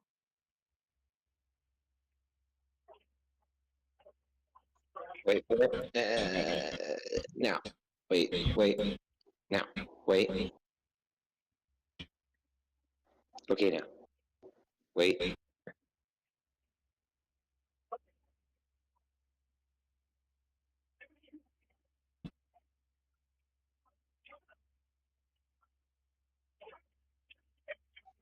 Never mind. It's all a scam. Just quit.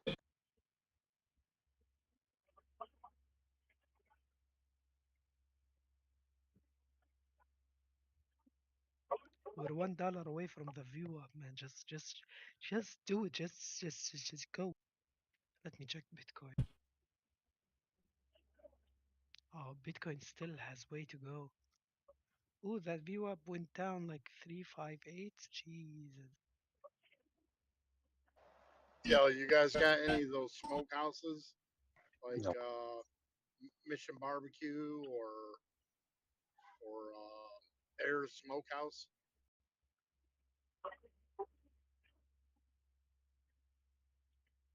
Are you asking me?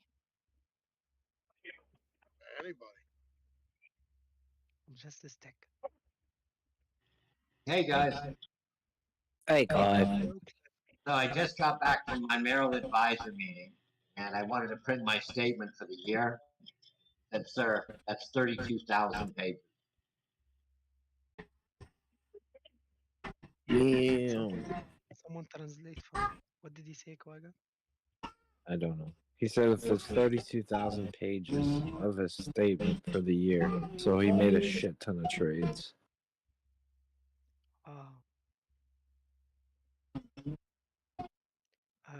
Do you have the calculation for your profit factor or success rate? For this year, I'm down about 11%. God damn them dogs. Yeah, sorry. They'll be running out soon. Hold on. They censored the numbers for him. Holy shit. Came back to fucking For the murdered year, I'm ears. down about. I'm down about 11% for the year. The dog's heart went 5. Yeah. There's something about 11. They hate that number.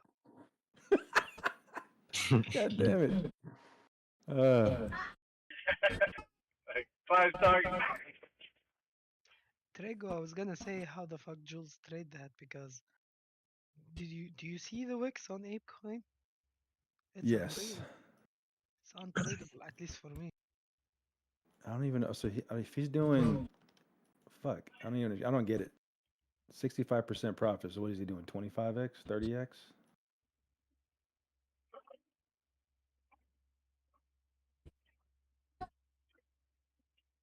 No way. What the fuck's he doing? Is his top his liquidation? So when he says 150 at risks, that's the margin for that position. Mm-hmm. So you need to time that by time it by 25, then divide it by the price of Ape, you get the quantity. Then add whatever jump we had on the 5-minute candle, and then you get the percentage. I got a headache from just saying that. God damn it. Oh, we're about to touch the view up. Come on, do it. Push, push, pushy, pushy, pushy, pushy. Pushy, pushy, pushy, pushy, pushy.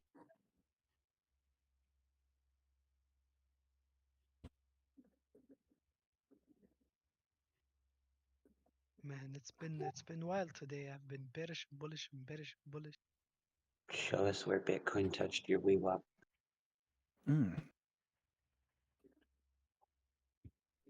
you up.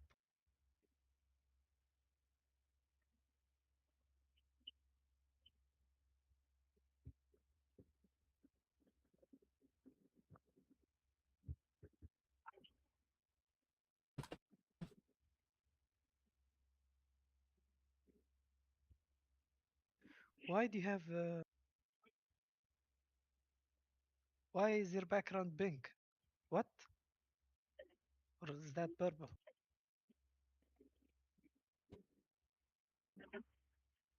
I thought Bitcoin is for men. He likes the pink. Two in the pink, one in You the know that stick. in North Africa, it's very common for a woman to have black vagina. I think it's something about the food. Like solid black. No, you don't. You don't get it. You don't get it. We North Africans are semi-white. We're very white. So yeah, it's yep, it's dark. It's like in the Indian pussy. Mm. Mm-mm. You know, the darker the better, right? That's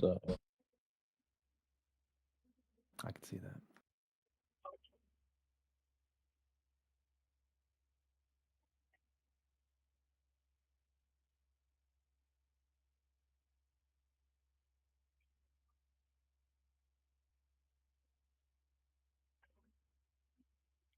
Damn, it rejected before touching the view up. How ironic. Just fucking go up, please. Okay, this doesn't look good. I don't like it. Yeah, she's not looking too good.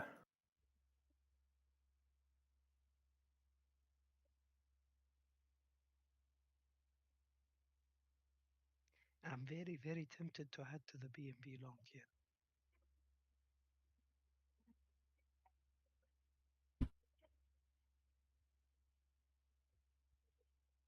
So Oh, then you should you be drop. shorting. I'm done shorting. I still have half of the position open as a short and a stop below the latest low, but No, but if you're tempted to add to your long, then you should short. Because you know it always does the opposite of what you want to do. I'm looking at higher time frames and I can see it either doing like a lower high or a higher high, which both will be beneficial if I add more.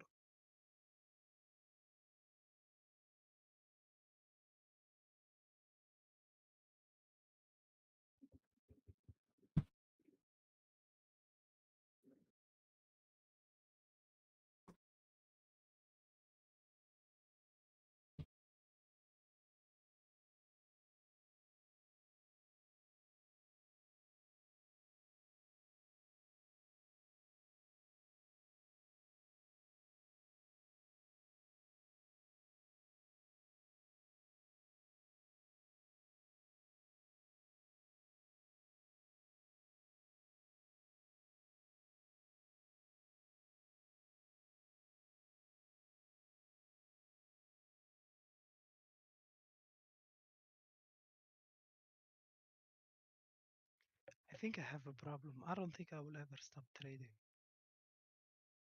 What? When is it enough? never. I would say one Lambo, but I don't think that's enough at all. Man, I had so much money back in the day and I didn't stop. I don't think gaining so much on your portfolio makes you stop.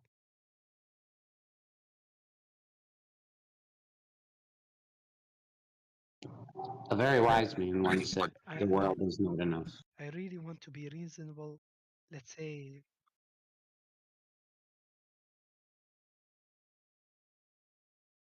hmm, I would like to be like let's assume theoretically that I made $100,000. I should just cash that out and stop trading. Period. just open a pizza bakery or something.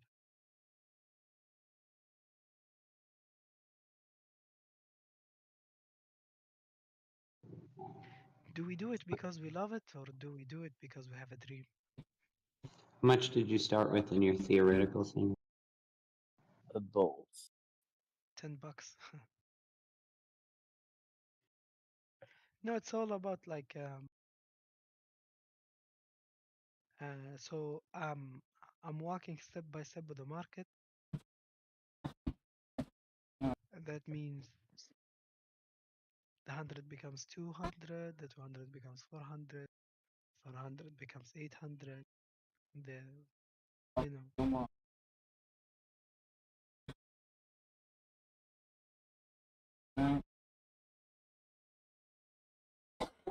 So you're trying to be up 100% every day. I'm trying to walk into the bull market with as much coin as possible. Yeah, me too.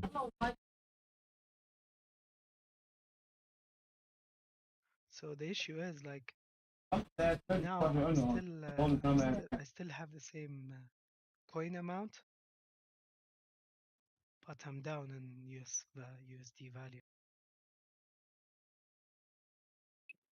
Well, but you wanted more coin, right? So you got it. Yeah, everything is going according to the plan, but greed is a motherfucker. You want to be up on both and never lose a trade. Well, that's where it takes patience. Might even want to look at coffee. One thing that most people that lose money in the market before they ever lose money, they lose patience.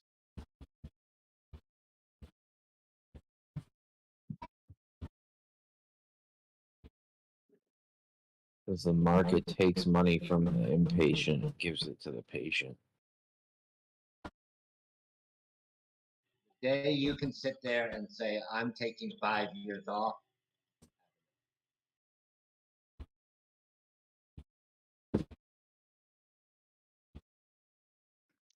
That's when you want. Did you do it before? I've taken up to 3 years off. How did you feel during those years? Did other things. I had more important things to do.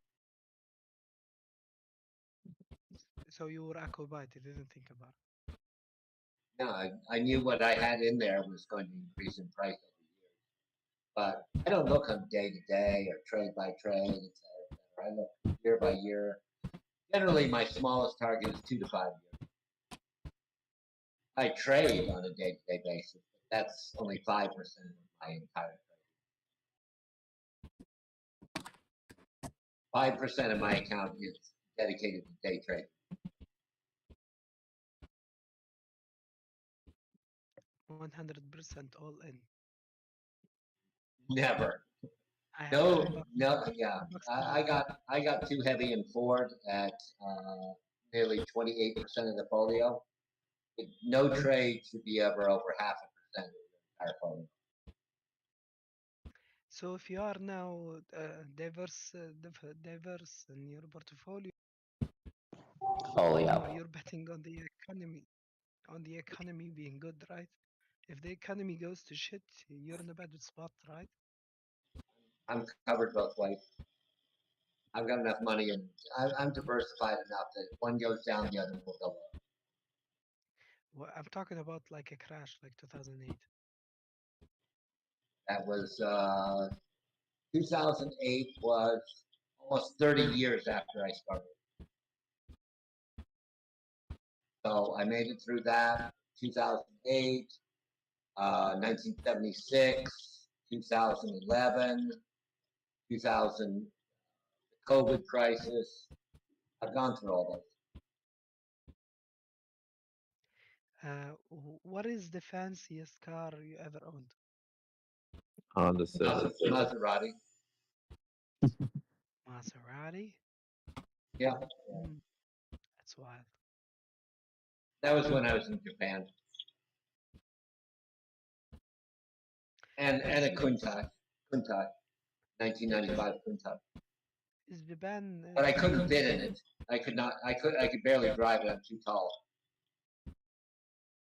Is Japan like what people say about it? And They're horrible cars. They're horrible. My father had a Gullwing Mercedes. I like that one, but again, it's too small. What about Japan itself?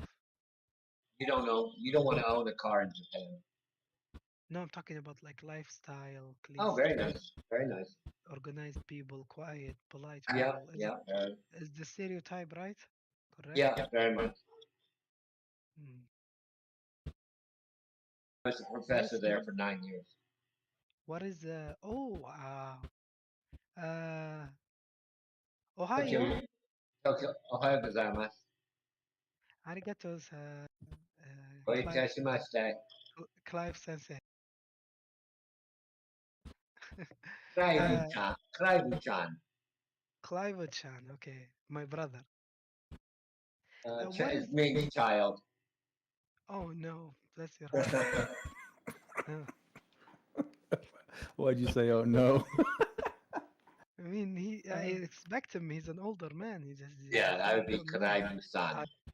If I don't want to offend. It's like I called him, "Hey kid, come over." You know, it's unpolite. But here's the question: what is the wildest thing you ate in Japan? Wildest thing? I'll have to remember her name. Woo! Hey, yo. Let's go, Clive. S&P's having a go at the highs of the day again here. Yeah. Okay, if you Google Bibelots in Japan, it's a discotheque. I was a partner in that. We had all the rock stars there. We paid, if you were American, we paid you $50 if you had blue eyes, and another $50 if you're over 6 foot for men. Just to come over and club? Yep. Clubbing? Because all the Japanese girls wanted to meet American men. Blue eyes, blonde hair, over 6 foot.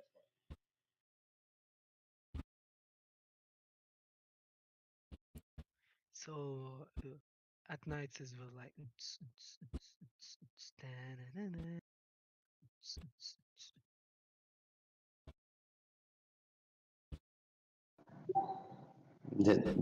Did they wear a lot of red in this club? Like maybe on stripes. I remember. This was in the 70s, though. Maybe like as a band around their forearm. No, we didn't have those type of people. We did have the Bosozoku in there. I used to ride with them.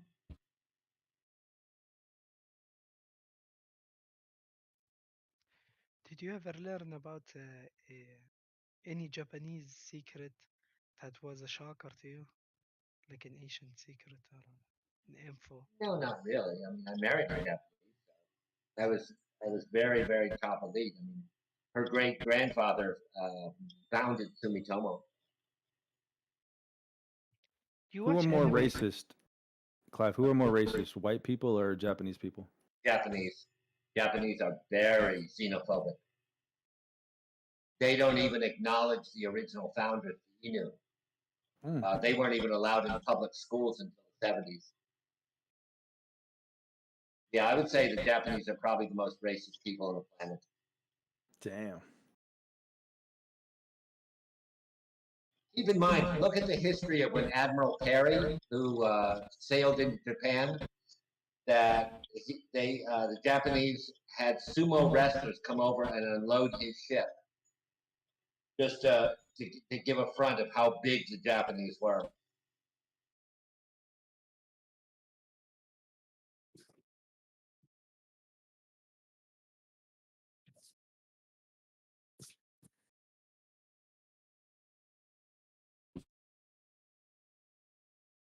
And keep in mind that on China's side of things, the person that killed the most people was Mao Zedong.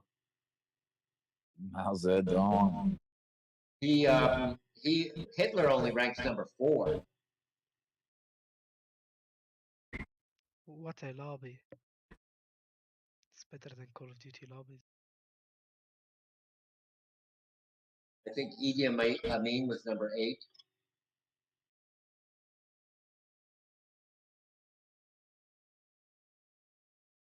Oh my god, we're closing under the monthly EQs. What's going on? Come on, Bush, don't fuck with us. It's going down. Yeah, I think this is, oh my god, this is bad. Let me check if Bitcoin is doing the same. It's dropping a little bit. We didn't close below 35,100, which I guess that's your last sign of potential still bullishness on this fucking thing.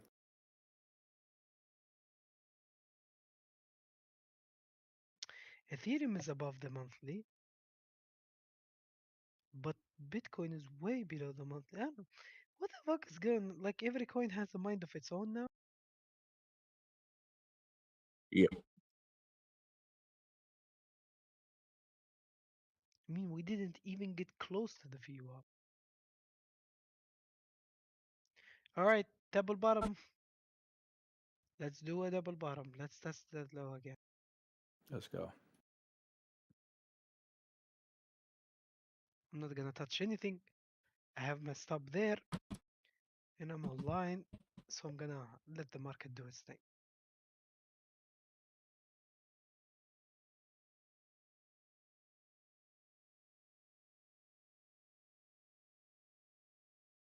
There's no support until 30K. But at least I'm talking like from here until the daily closure, you know?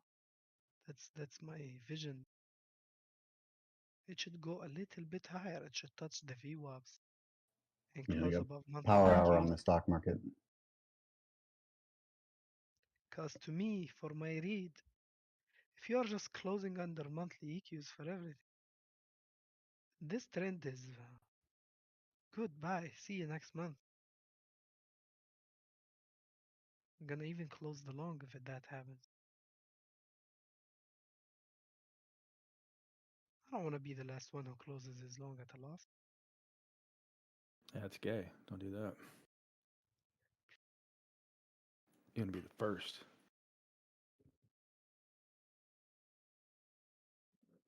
Do you know what else is gay?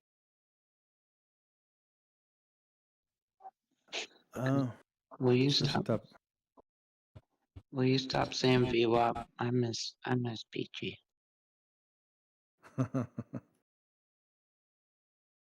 I couldn't find these nuts on this soundboard. Sorry.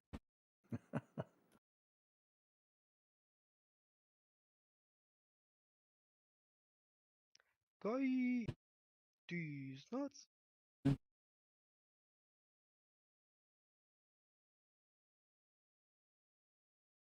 So, what nickname should I give to the viewer so I don't say it anymore? BLS. The yellow line. The BLS line. The BLS. No, he's gonna start answering me every time I say it. So He gets a hard on every time you say his name. yeah, we're just gonna call it the yellow line, guys.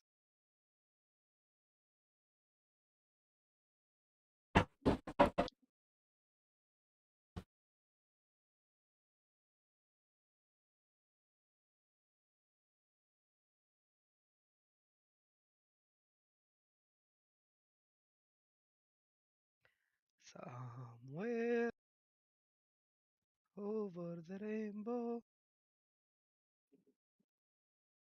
I saw Clive driving in his Maserati, trying to catch Pikachu. Oh, in Japan.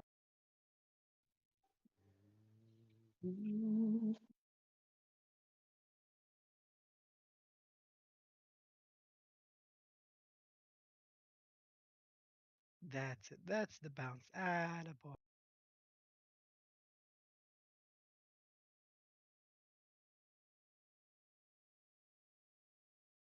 There you go. More, more, more. It's fun. Wick more. Yes, yes, yes. Oh, daddy, please. No,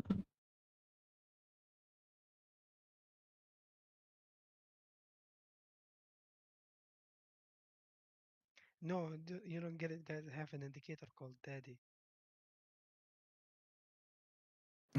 Sure.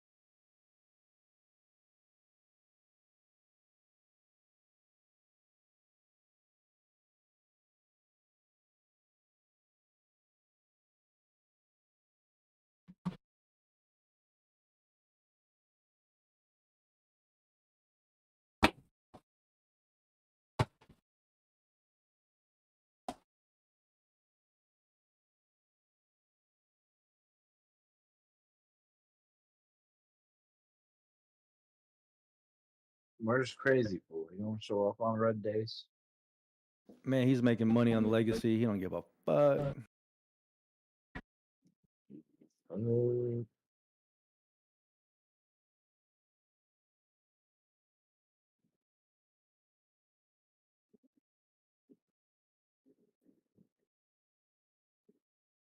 gonna have to go get some food and coffee.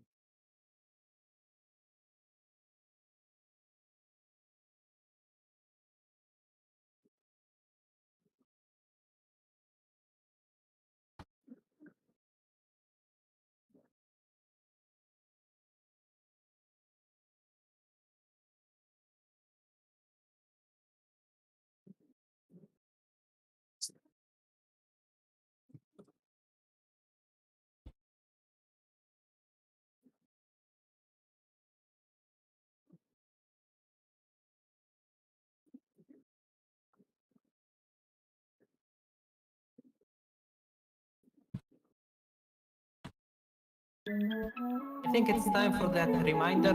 We are not financial advisors. Trading is dangerous. Don't buy the top of the green. Have a stop loss. Trade at your own risk. Trade at your own risk. Trade at your own risk.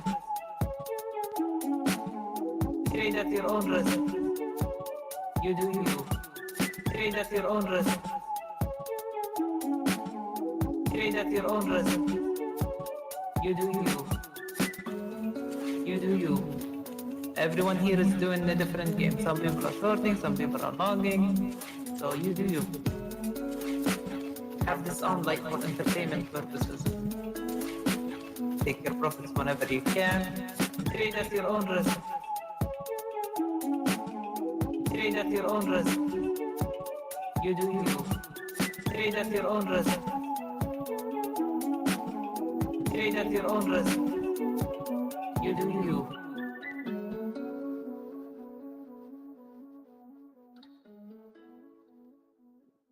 Some gold fire right there. What a banger.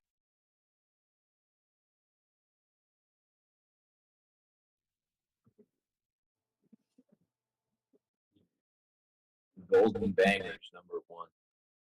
Or golden bangers. New high on the day, S&P. Let's go.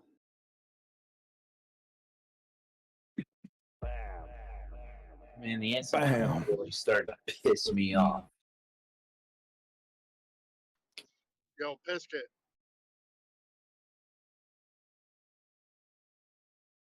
That's not a sound bite. Yes, sir. I want to know when you're going on tour.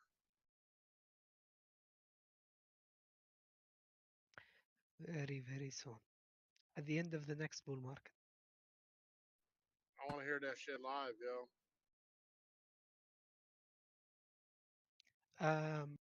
I'm definitely, as soon as I get the mic on, I'm definitely producing a song or two about crypto. Let's go. You Or already even got just one funny, on the funny charts. things. You already got a chart topper. He's got two. got the So just trade the market.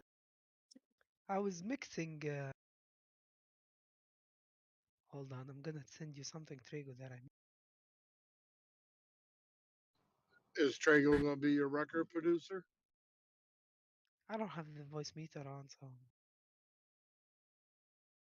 yeah, I would definitely do a collab with Trigo. Oh my god, that would be amazing. Let's go. They call him Dr. Treg. And that's your pet name for me. No, it's like Dr. Dre. Get it? Oh, Dr. Trey.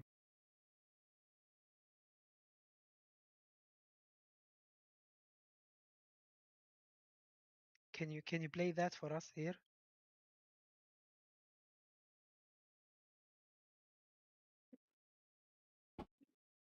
Oh yeah. So here we go.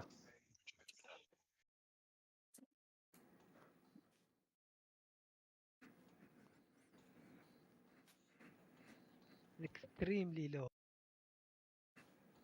We can't hear it. Yeah, We can't hear it. I can't hear shit, man. Oh, it's not working. Fuck. What the fuck? We were jamming. Oh, Yeah. I know why. I was jamming. Yeah. I know why. Here we go.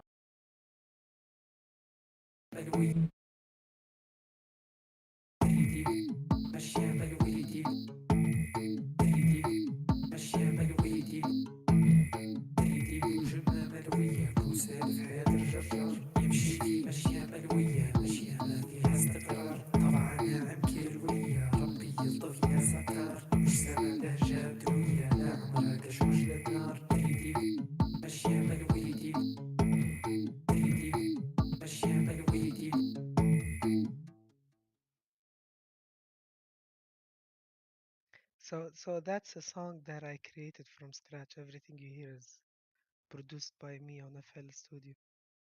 Hell yeah. FL. Yeah, I spent some time trying to figure out everything, and I think I'm starting to get out of the unlistenable level. And that was good. Yeah, the whistle is we have a traditional music like festival where they clap and stuff, and sometimes they bring a whistle. So the whistle is for that because the lyrics are from its local like tribe sayings. "Tridibu Mashiyamaluya," and like it's not even Arabic. I mean it is Arabic, but it's tribal language. Mm-hmm. So I was trying to Yes. mimic their music basically, but give it like a modern take where you have actually drums and snares and Hell yeah.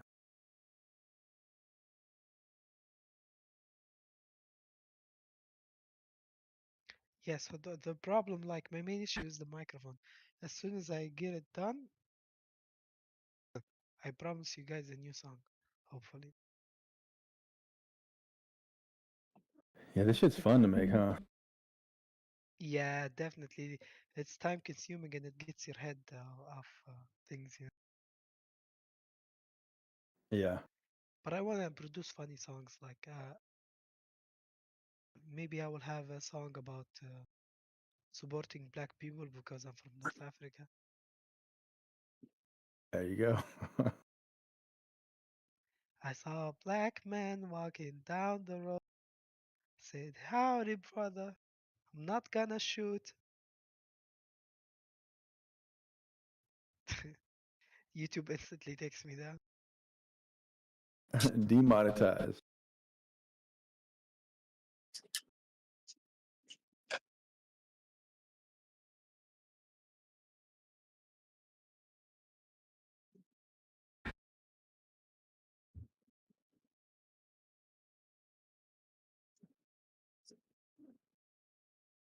Qui-Gon's mic is like a haunted house.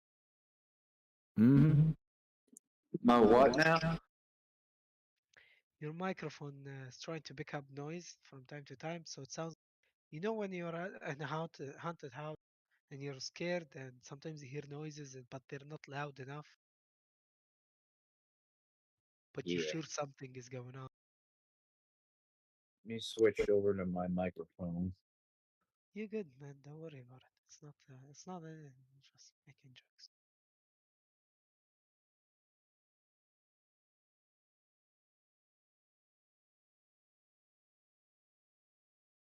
My iPad microphone is like way too sensitive.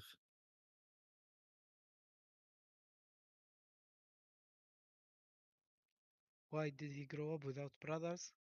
Yeah. He's an only child. Do you guys believe that if you grow up with only women in the house, you become soft? I mean, I think you have definitely more feminine qualities if you're just hanging around women most of your life. Like, look at Tupac. He was mostly hanging around women, mostly around his mother, and he had like when you saw him off camera, or not off camera, but candid, he definitely had like the mannerisms, the way he like talked with his wrists and his hand motions and everything. And yeah, you as a child is like you're like a pizza dough. Whoever around you, whatever environment, uh, gives the final shape of you. Mm-hmm. And it's very hard to change. Like whatever you learn on your first 20 years, that's it. Oh, not 20 actually. First 8 maybe, 10, 12. I mean, some babies show personality at 3, right? Yeah, I saw someone. I think Jordan Peterson said like your the first 4 years of a child is the most important because that development there will pretty much be the roadmap for the rest of their life as far as how they function as a person in society, how they're accepted by other groups and individuals. Is like, can they be? Can they? I don't know. It was. I forgot how he worded it, but it made sense to me. It's like that age between like 1 to 4, definitely really important. Make sure a kid has their confidence and they aren't overly shy.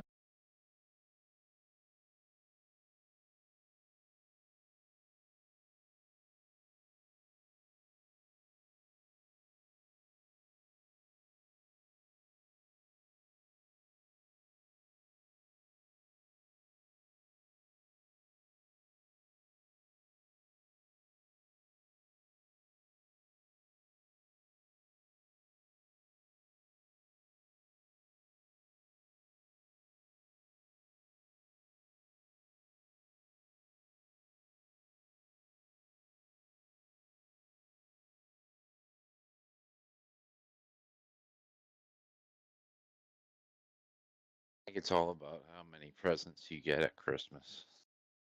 I never got one. Damn. Explains a lot. Yep. If I only had a machine gun. I know, right? If I only got a machine gun when I was 4, dude, my life would be so much different now.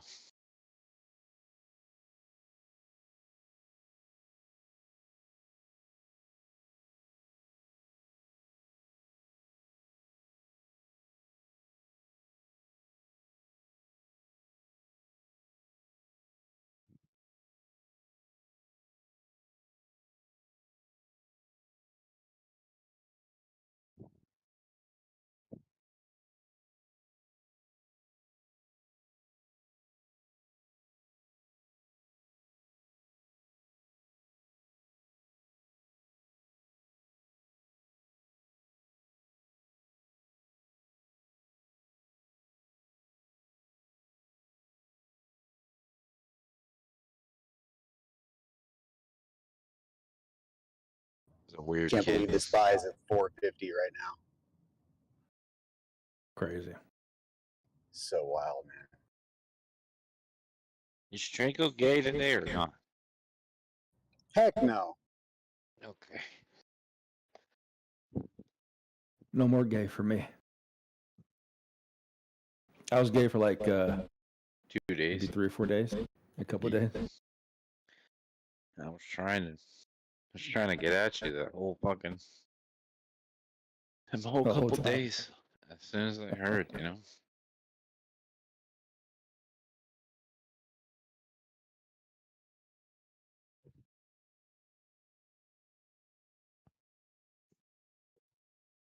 Another one that got away.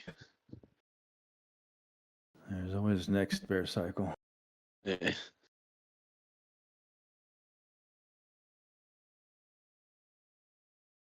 The one that got away. Oh, oh, oh, oh. Hmm.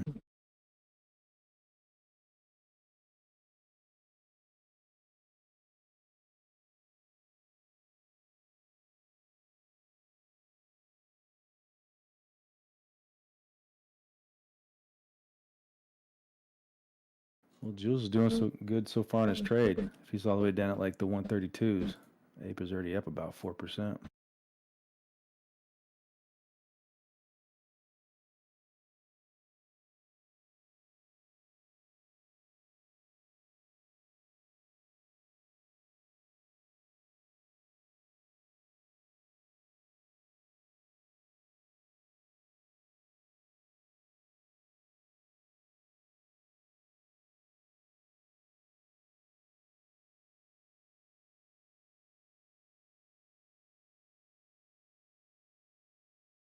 If it can blast through 150, yeah, it might have a decent run, but it broke the trend line. It's trading below it. This is all just like some form of retest, and they're hanging to the line and they don't want to let go of Mm-hmm. the line, but they will eventually do to fill that wick.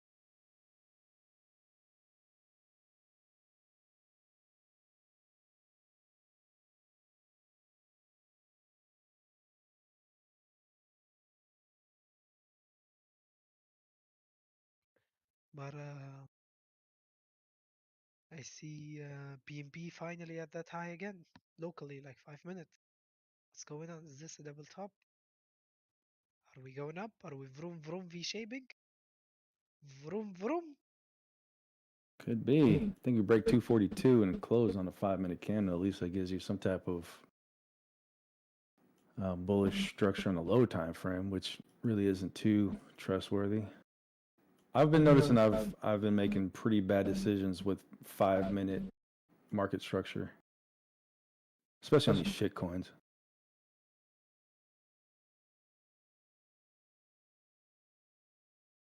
You need to understand the whole rolling VWAP game.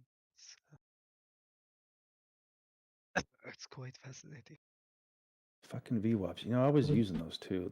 Do you use the anchored ones? Are you saying a rolling VWAP? Rolling VWAP from TradingView. It's for free.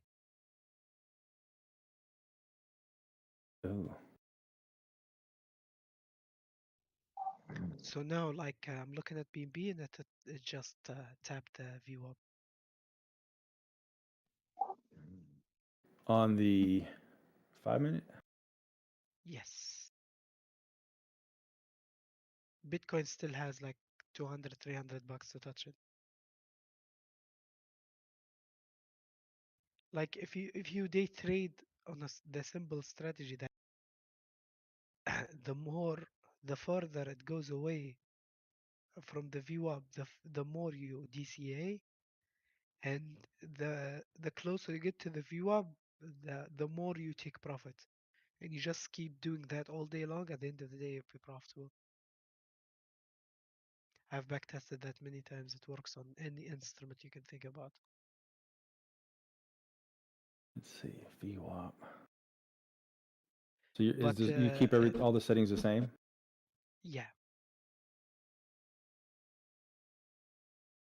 So on BNB USDT, your VWAP should be at 241.2.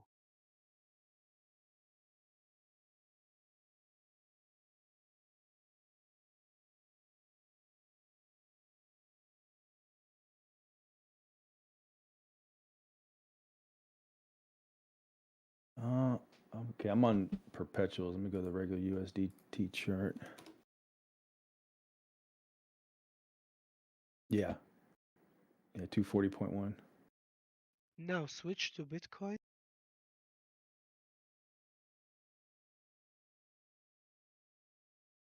So And Bitcoin, USDT, what do you have it at? like 35,550. No, it's 357 here. Binance 5 minutes? On the USDT chart. Yes. What? Oh, I've set it to highs. Yeah, I've customized it to set to. When you go to the options, you can set it to highs, but it depends on your trading. It's up to you. Yeah, I mean, when I use the anchored VWAP, I'll draw 3 of them. Well, I'm sorry, 2 of them. I'll do like a low, and then I'll have the source as the low, and then the high, the source for the high of that move, wherever the 2 pivots are. I haven't used them in a minute though.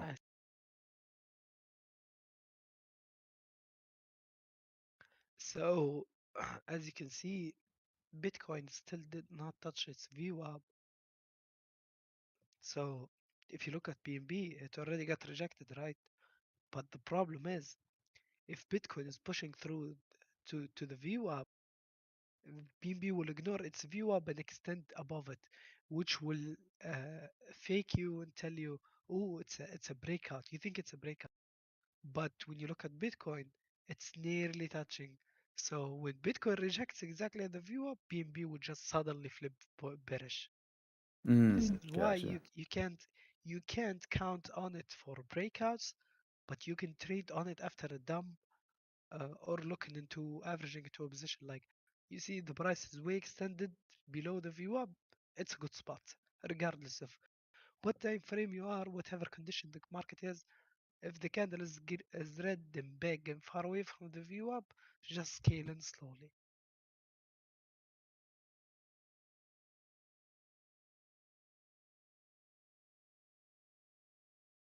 Okay, so I see 3 bands multiplier 000. So if I multiply it, is it okay? Puts extra bands out. Gotcha. I don't use them. Mm-hmm.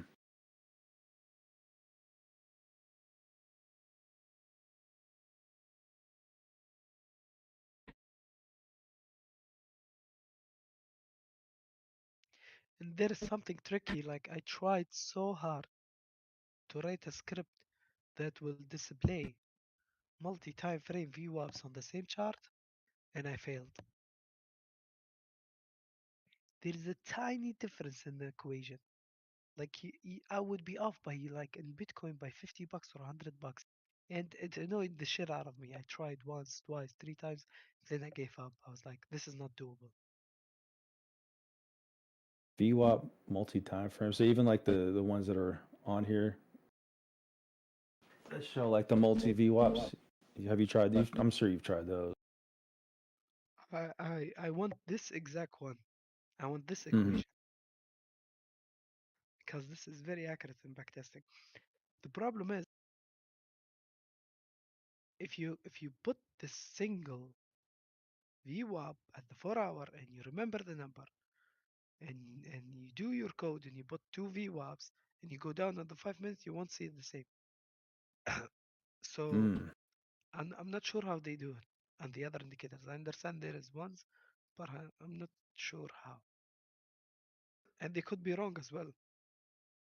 They could be Yeah. very wrong because it has time factor into it. I think that's my issue.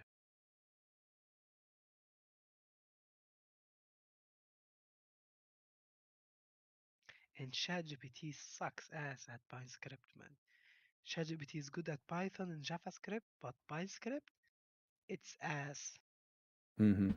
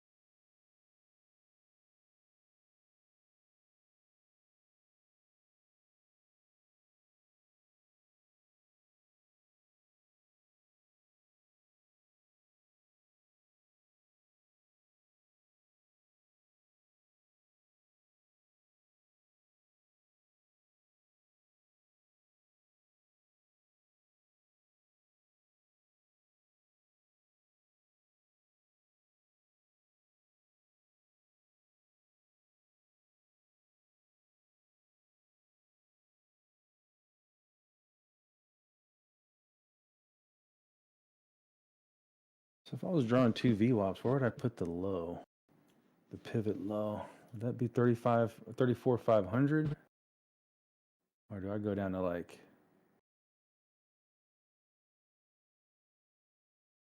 Fuck, where would you put this thing? What are you trying to do? Like just looking at the anchored VWAP. Ah, they either put it on events or specific time closure or sufficient or abnormal volume activity. Either of those will work. Even news, by the way.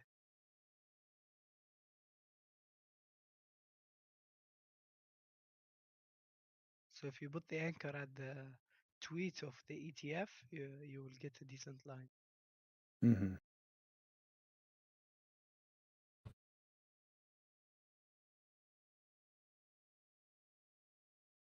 Here's the 4-hour chart.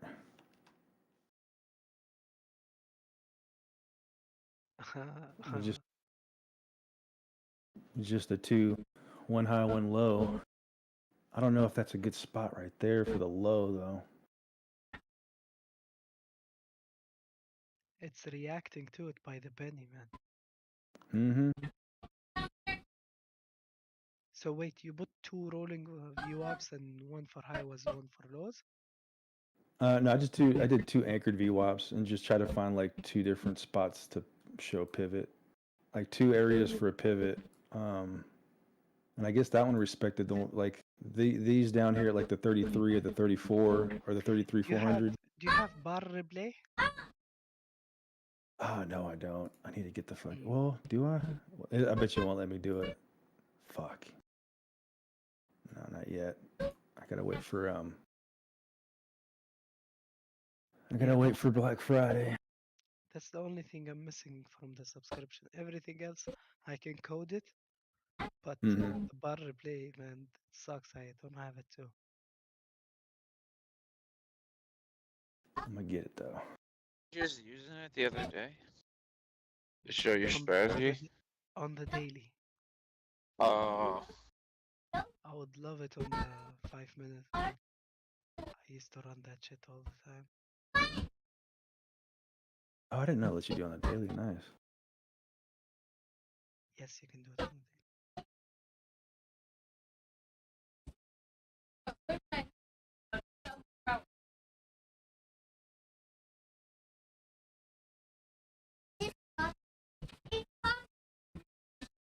How come no one ever cracked the desktop version? I mean, it's cloud-based. Never mind. Stupid question.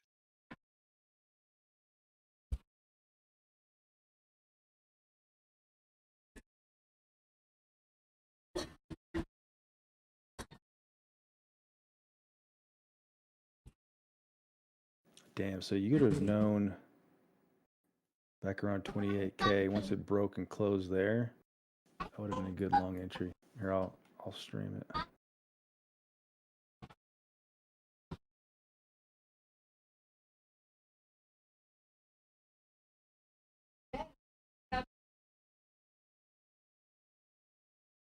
Oh wow. Ascending triangle, but a very twisted one.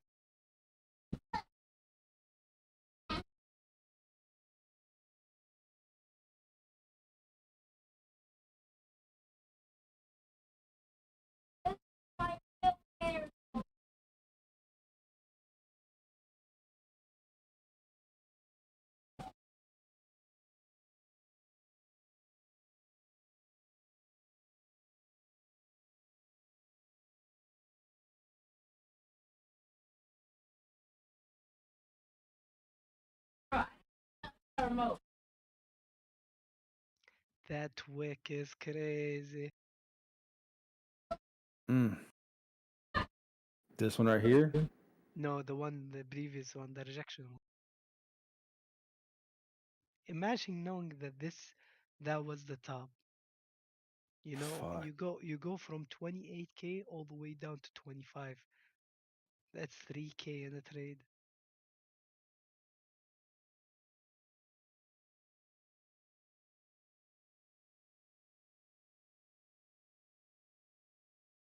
How, on what did you base the highs and the lows?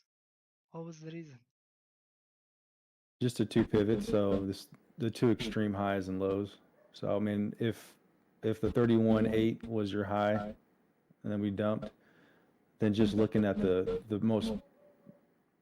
previous low, like 'cause I think this one got no, it didn't get lower, and this is on USD. Let me look at the perpetuals chart, because perpetuals got lower than the 24.8 here. Okay, If I did that same, here. Let's play a game. You're on the daily. Wait.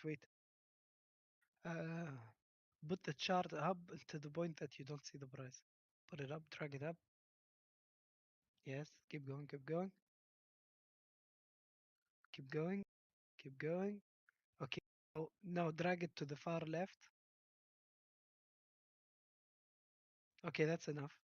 Put the replay without seeing the price. Don't look at the price. Okay, put the replay, like start the replay here. All right, now you can see the price. Look at the price, and you have your VWAPs. How would you trade it? Show me. You have the okay, option, so by the way, to buy and sell. Yeah, I can't. How do I get out of this? Don't close it. Oh, so it'll just let me buy and sell this shit? Yeah, So I just hit exactly. buy and it'll Yeah. Yeah. Yeah. Oh. Okay, you got your VWAP. You are at this moment right now. Please ignore what you know about the price direction. But let's pretend you don't know. How would you use your VWAPs? Go ahead, trade. Sure. Let's see. So we take this one as your low. And we're kind of already getting price action under it, which I don't like.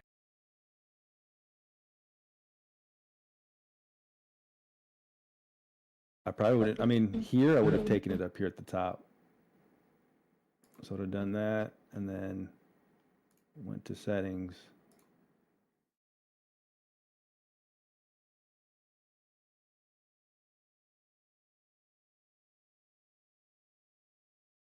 Now long probably down here near this area. Let's see.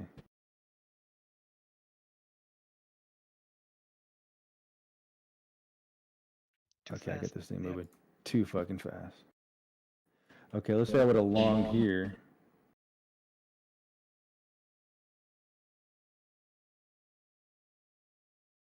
Longed once we broke back above and closed. So let's say I would have longed here and then just put my stop loss at the previous low and then take profit once it crosses above this VWAP.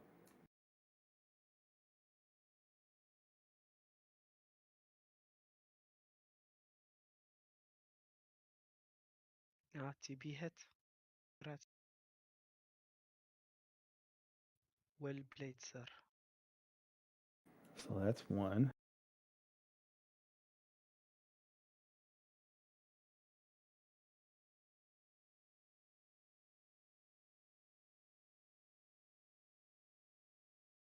So once this one closed below it, let's see how that. I think I would have gotten fucked. Cause I believe this is where it shoots up to 25K. Please ignore what you know about the future. Mm-hmm. We can pick a random instrument and do the same, by the way. Which one of you assholes sold? Pisket did. My Sold all his goodness. BNB. Y'all ain't tell me the market was gonna fucking reverse to the downside. What the fuck? What the hell, It's man? okay, we're bullish now. Enjoy the ride. What the fuck, man? Was it you? Yeah, we had to short to get more coins. Damn it, man. What the fuck is wrong with you? Oh, you didn't take profits. You didn't secure some Game of those. over. My whole account's liquidated, bro.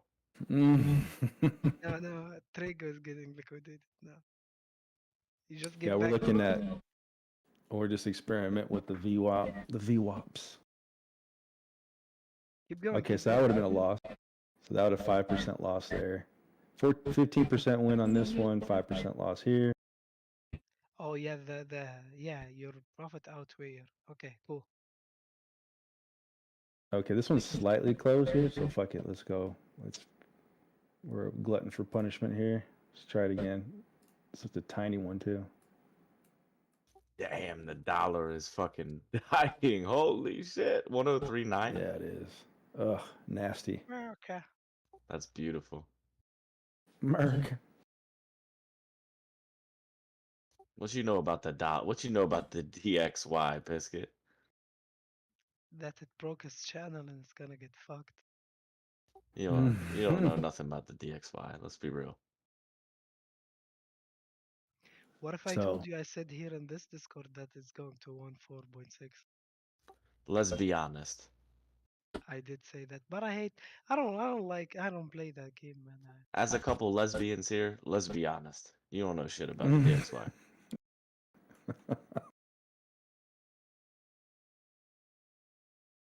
Did you get wicked again? I got wicked again. Ah. Right in the ass. So 5% loss here, why are you being 6.5% loss. so toxic crazy? I'm fucking toxic, bro. It comes with a good dick, you know? It's hanging in. And My God, you are in the future, roboting. when this message reaches you, you are cutting up. If this message ever reach you, you are cutting up. Yeah, you're super robo right now. Price went down. Damn, bro. Get out of the cave.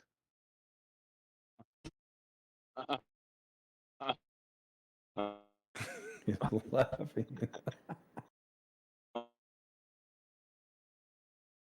Dude, the 2 days later, bam. The Russell is up 5.5%, bro. Holy shit. Let's go. That is nutty. Did you get in that? Are you in that? Mm-hmm. Oh, that makes me even happier. Let's fucking go. I have a suggestion, Trego. Mm-hmm. If you're getting wick too much, maybe your anchor point is not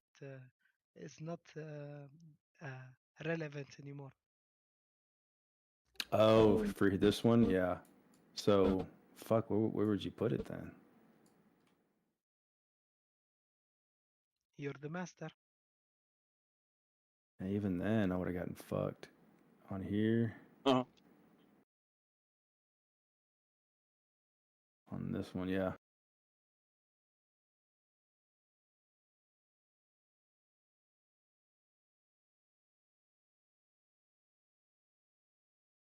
Yeah, that one's even worse.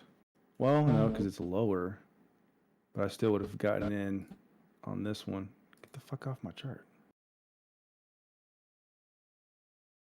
Get off my lawn. I'll shoot you with my shotgun. God damn it. America. Fucking A-Rap, boy. Well, so you got 15% win, 5% losses is count at 5%, 6.5%, so 11.5% versus 15%. Then you had a nice 11% win here. All right. So the reason they made you do this because when you put a layout and you already know everything, and you can easily identify highs and lows. When you look by eyes, you say perfect long here, short here. If I've done this, I would have won. But when you put it to the test, like your life in the life market, and things are changing, prices are adjusting, events are happening, news are happening, and you're longing and shorting, it becomes difficult. You get easily wicked out. So this is why you backtest all the time. Move the top wick. Move the top anchor view up to the top wick at 25. Cinnamon roll? Where's that?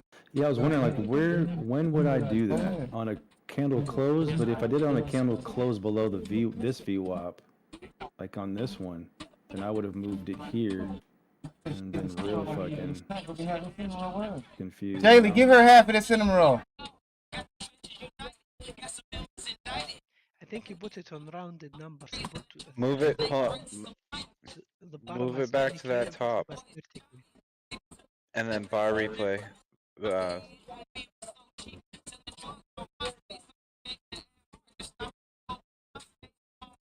Again, I did the high. That's the setting for this one.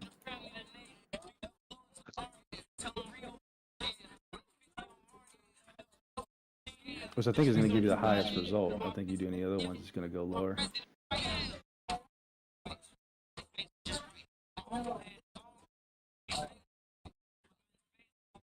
The CFX shit looks crazy still, man. They got you again. That thing's gonna fly. CFX coin? Yeah, look how they're chopping everybody right at that critical level, 16.6. That's how you know they're about to send that bitch to the moon. I'm not in it, but I'm just looking around here.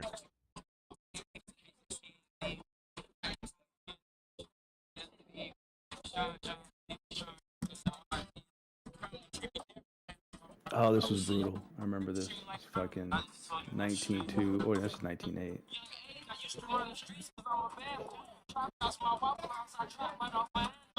Damn, so 34.7 was the low. That's what my stop is now. I had a buy order at 35.2 in case we whip down there. Looks like we got well below that. I don't like this trade here. This is fucking way under. Very first one from the top, though. Like, if you shorted there, that lower high from 30K, dude, you would have made out like a bandit. What's the... From here? Yeah. Like, it hit the VWAP and then closed below it with both candles. He picked a certain point where he's blind. He doesn't know what's going on. Yeah, like we stopped like right around here, and so Piskett's the class session here was okay. So using the anchored VWAP, where would you put your high and your low, the two VWAPs, and then how would you trade that? So I was just thinking, okay, so breaks back into the VWAP, set a long position. Your stop is below the previous pivot right before you broke into it, and so you have one winning trade here, so 1, 2 losing. Here's, okay, so you've kind of broke even as far as your trades go here. Definitely a losing trade here. This has to be a winning trade, but the risk is fucking stupid. 14% risk for 8% reward. Ew. Yeah. Where'd they do that at? Fucking Bitcoin when it was being scammy down in the low 20s. I'm sure you won this trade, right? Oh, don't do it. Add more to the margin fast. Oh, look. That's nasty. Game over for that trade. Yeah, this is one of the things I'm excited for, getting the paid version of Trading Views, doing the bar replay. I can't wait, dude. I need it. Mm-hmm. I feel like I'm gonna puss out on it though. As soon as the sale's there, I'm gonna be like, I don't really need it. Nah, you better get that shit. Trego, do you wanna try? Do it and never look back. Yeah, With my indicator? Sure. Here, I will give you access. Hold on. Hell yeah, let's go.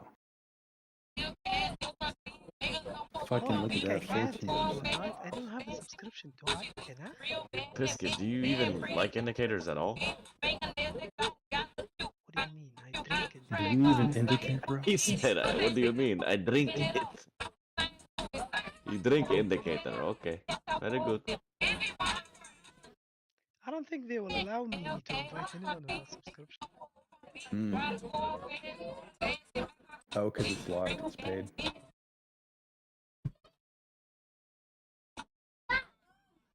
No, it's called it's not called paid. It's called private. Okay. I mean, at this point, these two fucking pivots are just trash. Just copy the whole script and send it in a message. Oh yeah, we'll send it to him. Definitely my life work is.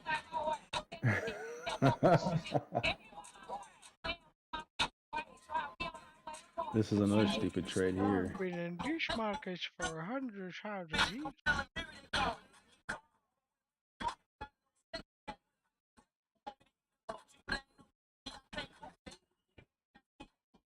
I still have your old indicator. The Gucci Fibonacci. The Gucci Fibonacci indicator. Yeah.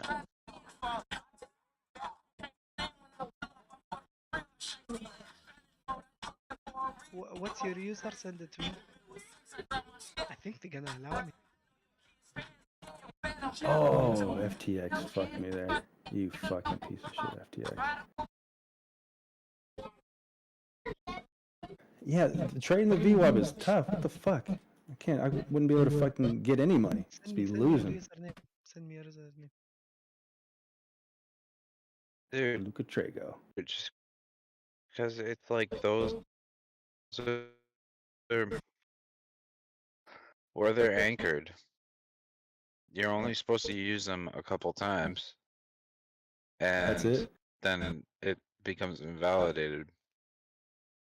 Like if you make a lower low, you have to re-anchor it, and if it makes a higher high, you have to re-anchor it. But see, it didn't make a high here. Yeah, you would have to move your other one though. Right in the middle of the chart, you would have had to move it over to the right. Well, not yet. When FTX crashed. Oh no, that's a wick there. Never mind. Yeah, you're right. Ooh, yeah. Look Yeah, at so this. then move the Winning, losing, losing, winning, losing, losing, losing. Yeah, I bet you the Bollinger Bands would crush this. This here? This area, yeah. Let's try it. move your low anchored VWAP and then see how it does.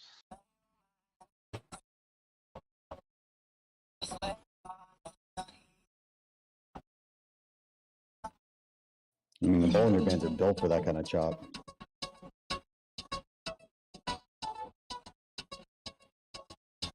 Oh, let's do it here. This is where Turbo got wrecked. You should pick. All right, so put an anchored VWAP at the very top, and I bet you it'll hit that high that it's at now. I bet you it'll hit it dead on. It's not optimal since you know the price action. You need to pick a coin that you're not familiar with. Never mind then. I mean, if we're just trading this, I don't even know, you know. No, you have a sense of direction. Yeah, that's not really. You need to go blind. Yeah, you pick an unknown coin, then you go down and scroll to the left, and then start. Go with rune. No, not like that. Rune? With rune, but don't look. You're looking. No, what are you doing? Okay, how Go fucking Apex. gallows. Go Apex. Gal. Okay. Oh, now you got it. You got the hang of it. Stop looking at the date too, by the way. I'm not looking at anything.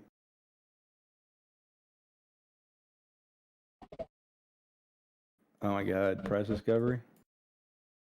I'm fucking long in this. What's in price discovery? Nothing. We're just doing some little exercising as Bitcoin's going sideways. These nuts.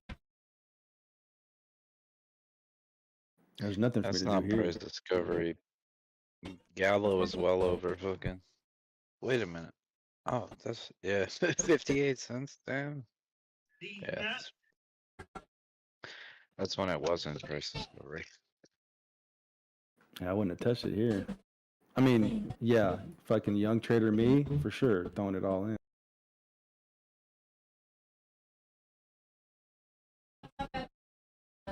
Getting wrecked up here too.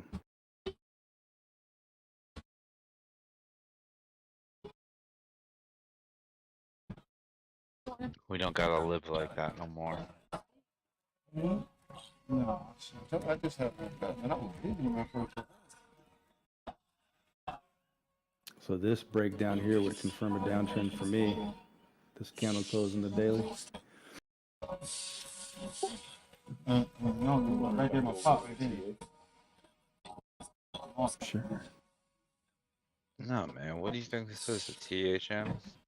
I just get return the channel. Do what? Bring him the hammer. Oh, I got no hammers. They clapped my wings. I'm about to share my chart in a second. Yeah. I have a hammer, and if your wave count is wrong, I'll bring that hammer down. Fuck yeah, I don't know how to trade VWAP. I would totally get wrecked. I would totally get wrecked. BTC gave you a PTSD. You're fucked. You have I'm no fucked. confidence because you got wicked too many times. I would have longed on this candle here. I mean, I don't know, maybe. I would have gotten wicked out there. Have confidence, man. Bitcoin was a scam. Don't worry about it. Other coins work.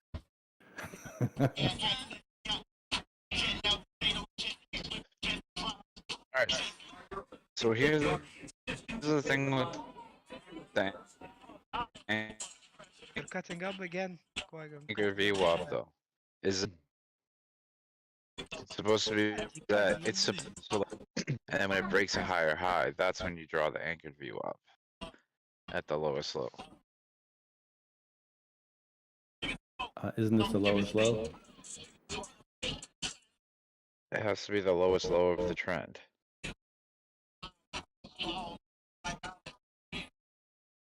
I mean, this fucking thing here. When does the trend start? Here?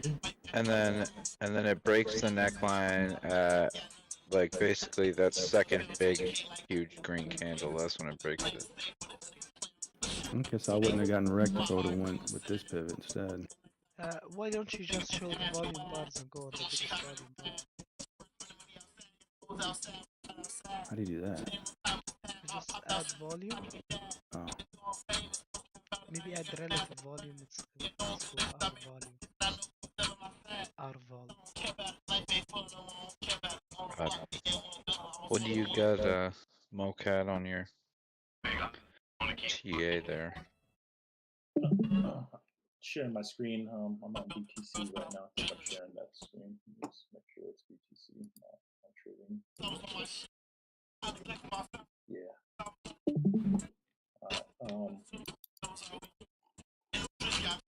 So I'm gonna do like a macro TA. Do this kind of same fib that I've gone over a lot. The fib from our last bull run from December 2018 to our 69K top. Kind of came up to that. I'm not even gonna go over it anyway. I'll probably go over it later. We came up a little past that 0.5 Fibonacci level of our macro bull run.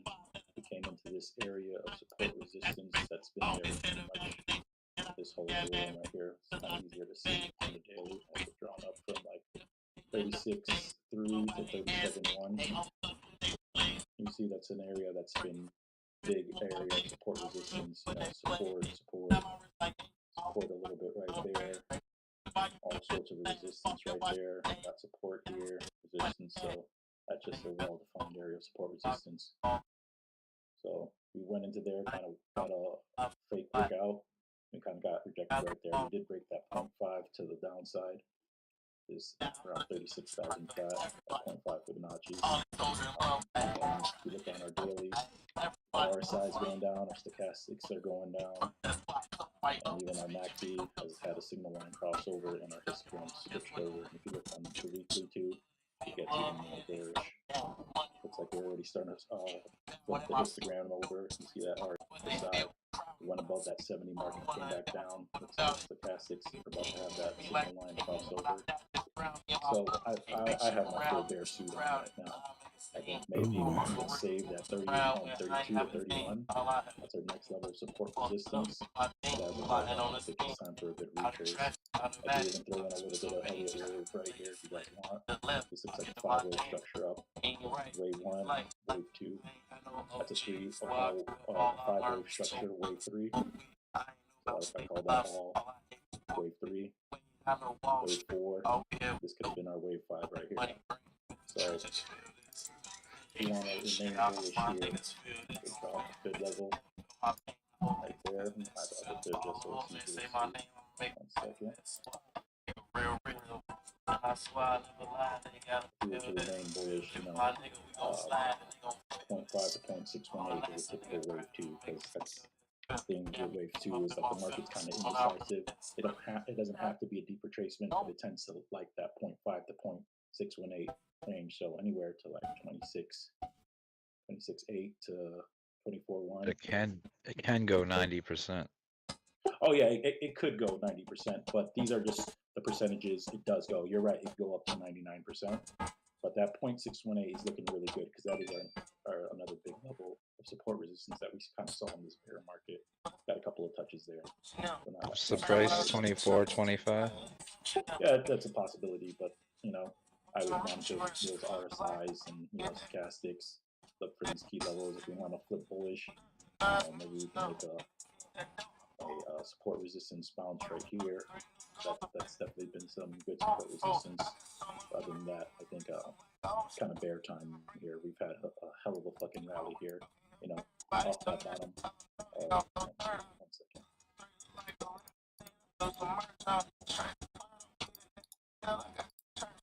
So have you seen on our macro thing, we did a 0.786 retracement overall with this beautiful ABC retracement. Wave 1, wave 2, wave 3, wave 4, wave 5. And this looks like an ABC retracement right down to the 0.786. Had a little touches on it, went a little bit above, and then we did a nice 0.5 move up. You know, it took a little while. That's a beautiful move up, you know, considering that that's a wave 1. You know, to go from the 0.786 to the 0.5. It's pretty nice, you know, but you know, not all good things can keep going forever. You know, it might be time for a little retracement, which would make sense because we've just been making a nice 5-wave pattern up. It's kind of retracement time, kind of at that euphoria stage. So yeah, that's what I'm seeing. Overall, up only. Unless somehow we can, you know, all ties are off. Somehow we can break over this 0.5 at 36,000 level. It might be nice to see a little retouch to that. Did get a little wick rejection here. Maybe we can go back up here, touch that, and then get dumped back down. But I mean, overall, I think that's a pretty bearish ending.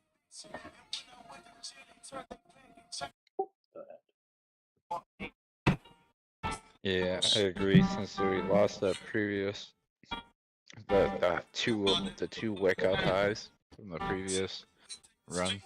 Yeah, Like, and this and like I know I went over this really quick, but this area of support resistance is huge. You know, that has been respected every time, basically. You know, we've always got some kind of delay or some kind of reaction off of it. So maybe our like for people who are super bullish, maybe we can do what we did in our past bull run on wave 4 where we went below it, found you know, support here and then rocketed through. But I think if we're gonna look at this objectively and like as chartists as we are, we know that this was a huge move up. A retracement would be healthy, you know. There ain't nothing wrong with it retracing, grabbing some seams to make that big wave 3 up.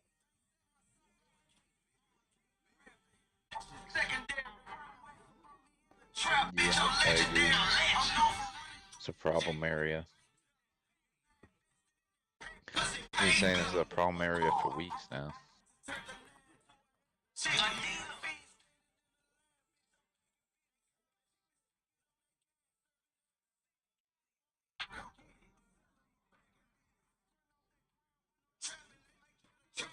I think to notice, like, you know, SPY has been taken off. Maybe a lot of might be time for some of that crypto money to flow into legacy. Yeah. The old billionaire switcheroo. Some good profits here, you know, from the bottom.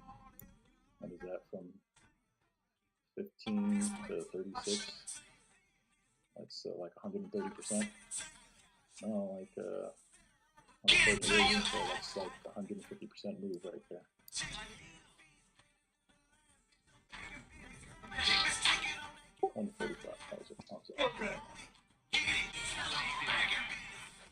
That's quite a good move.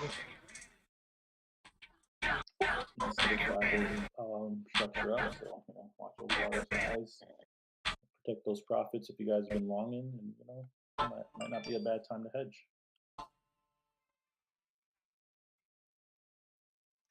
I'm bullish at the moment.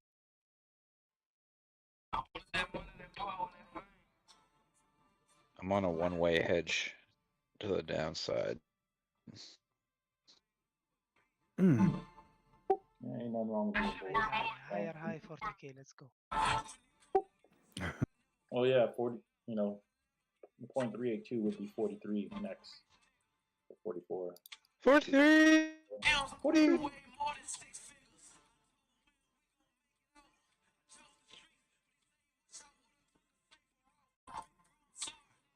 Even on this wave 5, like counting waves. When Clive types in all caps, you know how excited it is. I do that a lot too, just because like I have my cap lock as my speak to talk. I should really change that. But oh fuck.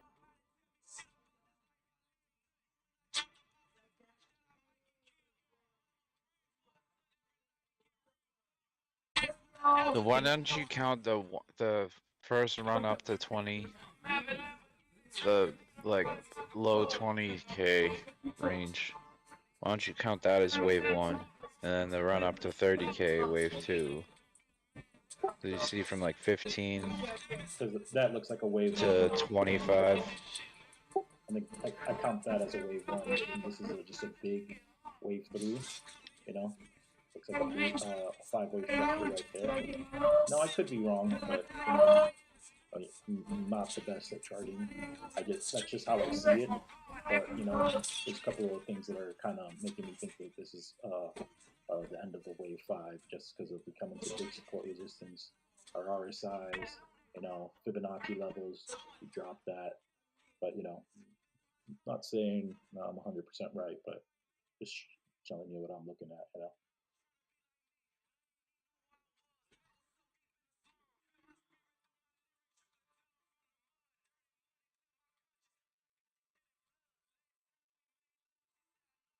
Yeah, that support resistance just looks like a really close to resistance, and you know, that'd be pretty fucking ridiculous if it broke this, or at least didn't like retest it a little bit, you know, like get knocked down. Like I said, in the super bullish scenarios, where it can come back like down to here, you know, meet this with top / support resistance area like we did here, and maybe try to punch through it again. But I don't know. That's 0.5 fib, you know, up to the 0.5.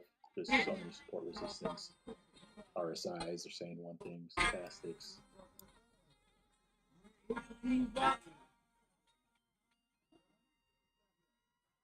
Could reaccumulate. We could go into a reaccumulation zone. Like between 30 and 35. Could happen, yeah, for sure. Especially if we get some Or more, we could more BlackRock ETF news or anything like that. You know, it's, you know, news still moves the charts at the end of the day. But I'm just talking on a pure like charting view.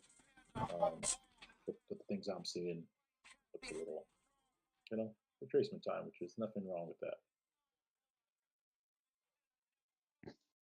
Yeah, my other idea is that we do have a big correction before the halving. That ends either just before or just after.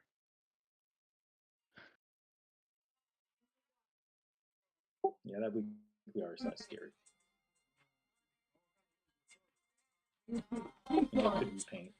It's very possible in crypto, obviously, but you know, it's like a good deck setting. Yeah, it's one heck of a red weekly candle we're working on there. Well, we definitely had bigger red candles during this whole phase up, you know.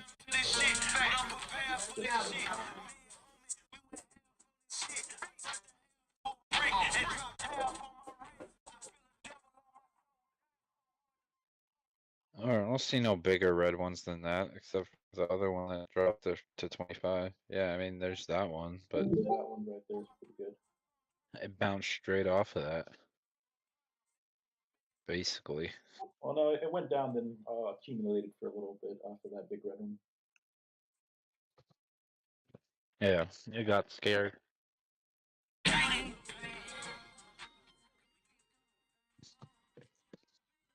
Got a little shaky for a minute, but then rose.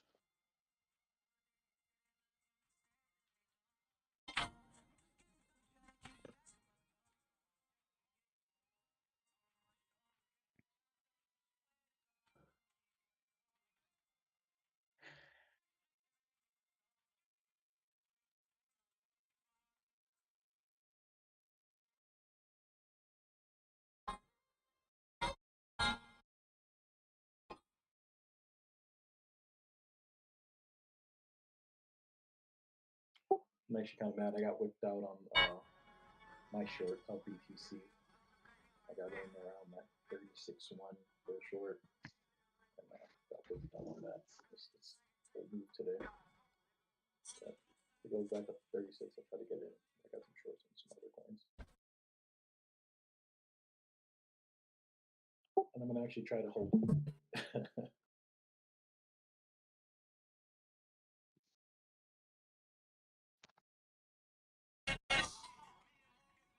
Hold it, baby, hold it.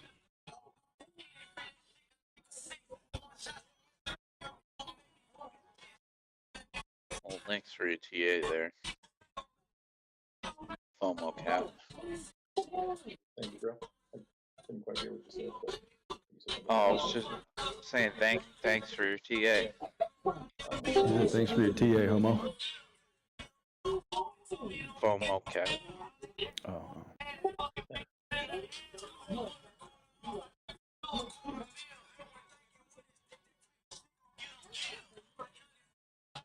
Let's go up. Let's go. How's your strategy back testing going there? I mean, I was looking at a fucking anchored VWAP. I mean, I haven't traded that strategy in a minute or just looked at it. I definitely suck at it. Just a few times I've tried to test it. But looking at like imbalances and fair value gaps, to me, it's a little bit easier to trade those. Well, how about from the very lower low? Did that other wick, the lowest low of the cycle, did that big wick bounce off of it? What that big wick do? The lowest low of the cycle, so 15.5. Yeah. Yeah, see how it bounced right there? That's a good trade. No, because Oh, yeah. no, but you wouldn't like when you go back in time, you wouldn't have the line there. Why not? Because because you're looking at historic data that already happened. okay, but look, see, this is what I'm saying. So you drop you put it at the lowest low of the trend after, but We only already after confirmed that's not optimal. That's what he did. yeah, but it has to break the neckline first. It has to break the previous high and then come back and retest the VWAP. Why don't you play on behalf of Trigo? So look, watch when hold on, take the anchor VWAP away for right now, but remember that spot that you put it. And now wait for it. Now put a line at the top of that. Yeah, right there. The 25K. No. Put a line there, right? So now we have the lowest low of the trend, but we don't know that yet. So wait and play it out. Wait for it to break that line.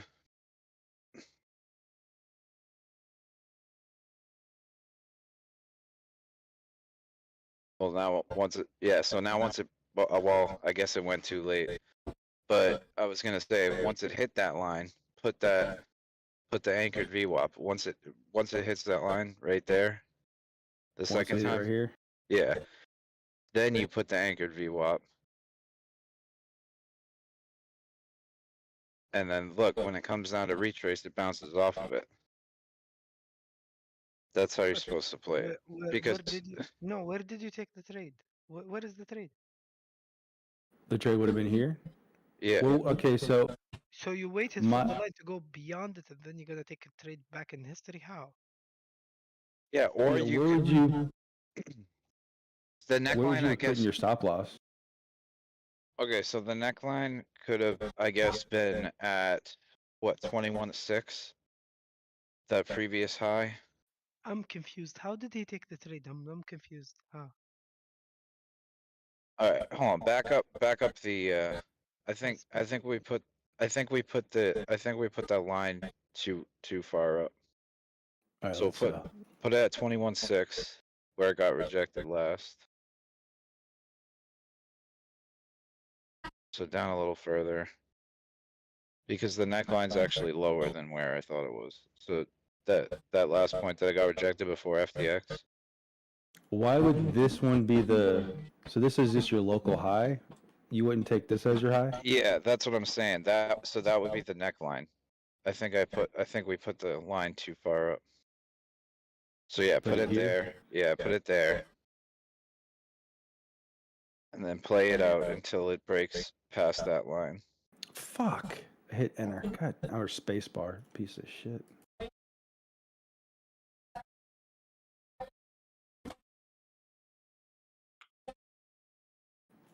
So as of right now, we have no anchored VWAP, but we have a neckline. So play it out until it hits that, until it breaks that neckline. Should be coming up pretty soon. So right there, it broke the neckline.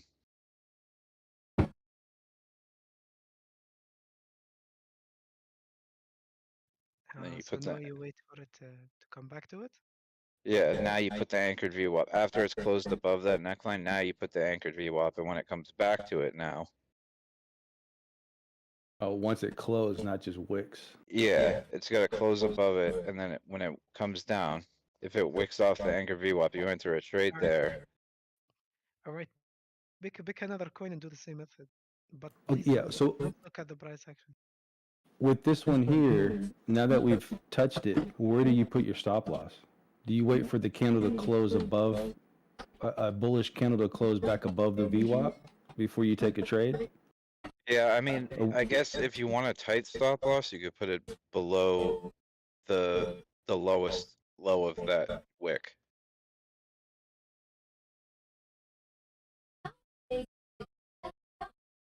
And then where would your take profit be?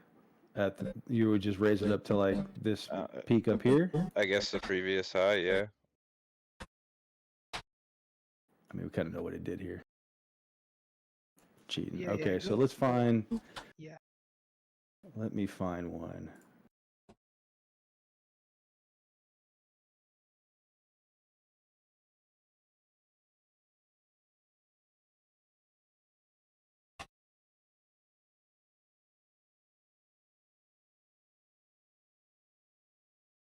But it has to break the previous high first before you draw the VWAP, the anchored VWAP from the lowest low of the trend. So it has to break the previous local high. Okay, so we got new price action. You just came into this coin in November of 2021. And now we're looking for an entry. Yeah, but that's in an uptrend already. But you're saying that you can't trade this one? Well, with the anchored VWAP on that Keep high of a playing- time keep frame. playing- Keep playing the chart for him until he sees a trade. Okay, so where would you confirm that the top is? Not you wouldn't concern like maybe when it breaks this? Well, that's not the This here? lowest low. So you'd have to back up a little more. He's allowed Like to look left as back much as he wants. back to where it was in a downtrend.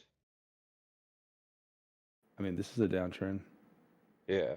So basically back there, back it up to like right there. And put what, the top here? No, put the top at like 7.4.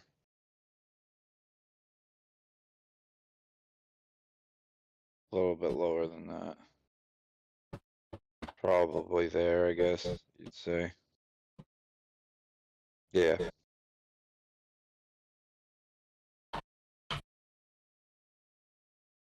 Okay. Though I guess the way I would look at it, I can see what you're looking at here. If you're looking at market structure and you're saying this high created this low, which is the lowest low on this particular portion of the chart. The previous local high before the lowest low of the trend.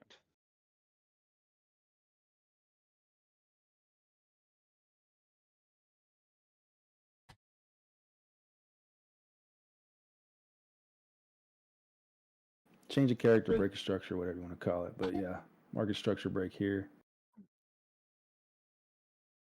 And then see now that it's printed above that, you would then put the anchor VWAP at the lowest low.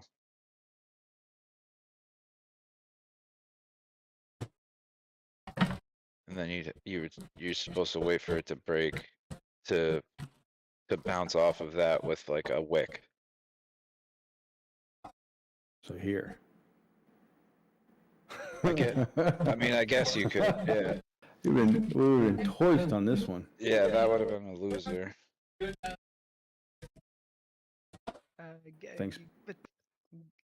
Give it another shot. Like keep going forward. Yeah. Press We got play. we got fucked on this one because this is the December 4th wick that just cleared out a lot of people on everything. Billy, I really appreciate it. You found something different. One. Two.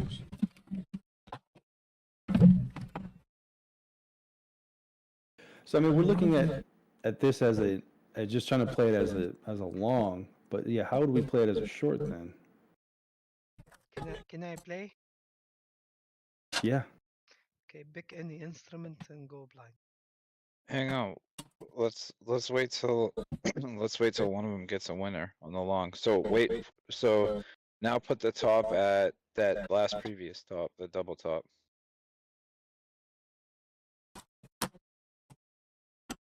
Yeah, like right about there. Put the VWAP or just put a line? No, just put a line. Does this thing ever go back up there?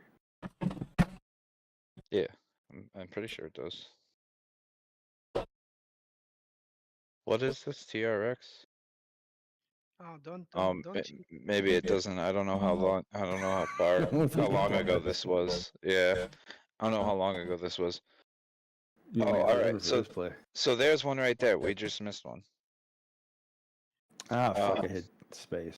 That lowest or the highest or the lowest high before the lowest low. You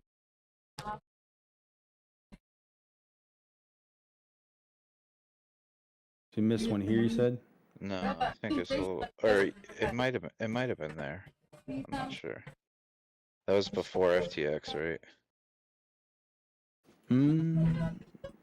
Yes. Yeah, so put a anchored VWAP at the bottom of the lowest low for FTX. I just want to see if it bounces off.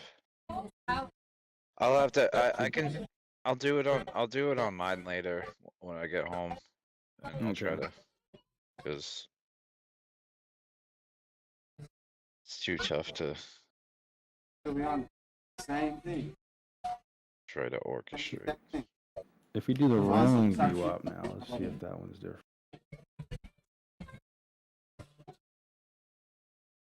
Now, Pisket, how would you play this shit? So let's pick something different. The problem is we don't have bar replay on lower time frames on the daily. I don't think it's that easy, but I can try. I can attempt. Can I add another indicator? Yeah. Put the TMO with it. TMO. TTM squeeze. The one below. With TTM squeeze, yeah. Alright, pick me a coin and a blind spot.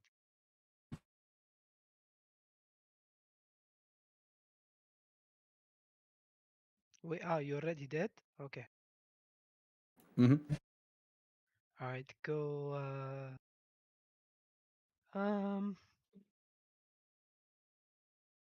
go and Are we putting? I'm gonna wait. Okay, it's already green, right? Yeah, you can. I rather have it on highs than HL SL3. All right. So, all right. This kind of like I want to go to the next day while knowing the previous day was green. Oh, here. No. You're good. You already started, right? All right. Go one day further. No. There's. Fuck. How do you rewind it? It's okay. I'll do another trade. Keep going. Let's do the one day. Here we go. No. I've already seen it now. I can't delete it from my mind. Okay, so that was the one I fucked up on. Let's see.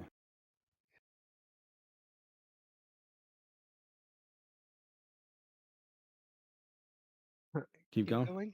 Yeah, keep going. Keep going. Go, go, go, go, go. Hold on here, here. Here I would take a sneaky trade, yes. For a long?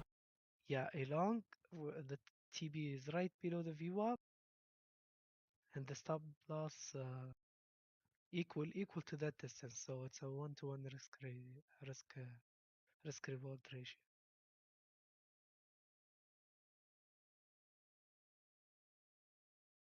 And sometimes I would close the trade before it hits the target, just so you know. Why the fuck does that thing go all the way there? You just click on it and minimize it, and you can adjust the default settings. So That's measure the percentage for the TB.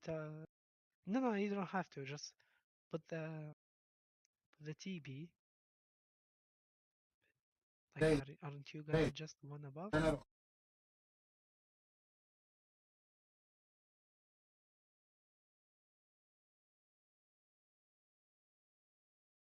Yeah. So a little bit. That's what, like 10 below.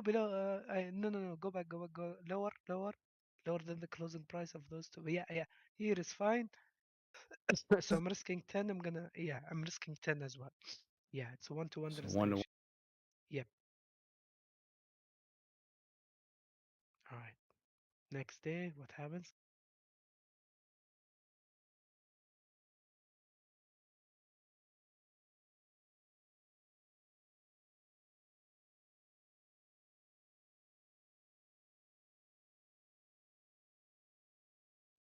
All right. Bam. 10% in 3 days. So what made you get in here? It was the TMO breakout. It broke above. It was attracted. I can see it getting attracted to the VWAP, but because the previous bump was significant, a lot of profit was taken. But as soon as it hit the support again, the TMO flipped green again, which means this is an area of interest, and we are at lows, and money is coming in. So money would probably target VWAP, but my problem is they tend to take profits way before it. So the closure for those big candles are significant because on a higher time frame, they would play like a candle is inside another candle, so they would target the high or the closure. So me as a small fish, I want to target right before they do. So I go safe. Yeah. Let's go take. Maybe we can take another one. Let's look at what happened.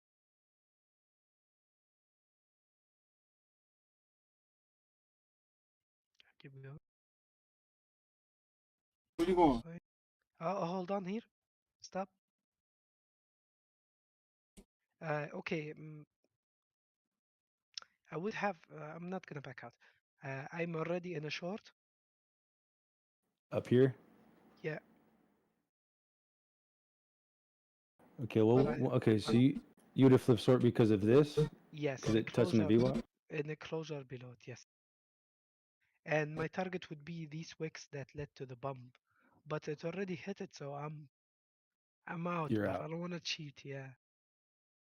Right, just getting your mindset, yeah, because we were going, it was taking a little bit Yeah. faster. Okay, I don't know why this thing does this shit.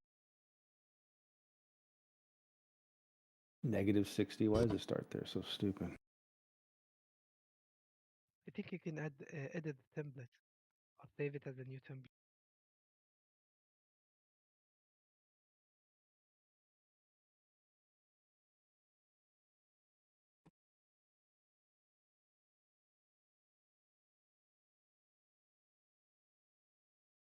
You're saying you still would have been out even if you targeted this? I'm targeting the high before the bump, the latest high before the bump. Like like that red candle on the left. To the left. There is no. There is a candle, a doji candle, squeezed before the bump. Before we bumped. No, didn't we bump? Up here? We touched the VWAP, right? Mm-hmm. the bump that led to the touch. Do you see those highs? Those yeah, that's a resistance support flip on lower time frame. I would touch that area. And you would put your stop loss. Equal to my the 1-to-1 risk reward ratio. Oh, okay. So you're first putting your target, and then you put your. Okay, so your target would be the high, this doji here. Yes. Ah, okay. So then your risk would be 1 to 1. So. Okay. Yeah, I'm out.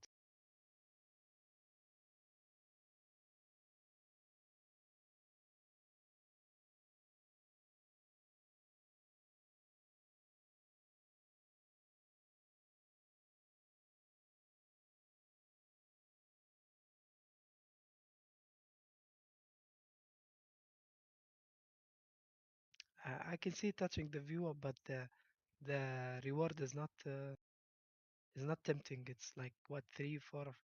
It's not worth it. So just keep going.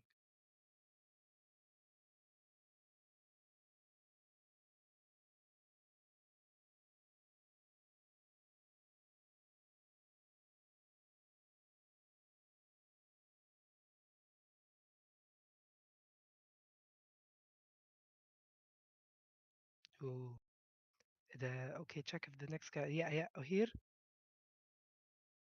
I would go for a Fibonacci extension target. So I would take Fibonacci like low, high, low before the bump. Yeah, that triangle. Yeah, you're right at that. Something from here. Yeah, but it's no. You put it at the high, at the nearest high, the second candle. No. Back. First of all, you have to flip it. I think your levels are. Oh, is it reverse? Yeah. Was this your pivot one here? Yes. And then Yep. this one here? Yep. No, but flip your Fibo somehow, so it becomes extended. Do minus at the level. Do minus 50. Do you see minus 0.5? Yeah, do 0.5. Yeah, minus. Yep. Wait, did it show up or no? Right up here. No. So okay, go for 1, -1.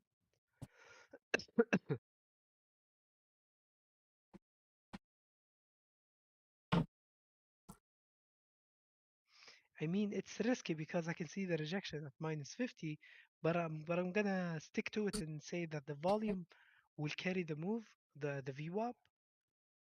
So I won't be let down. So okay, take whatever percentage is up there, and take along basically. It's very risky though. Right below it, yeah. What is the percentage? 9%. So 9. You got the hang of it.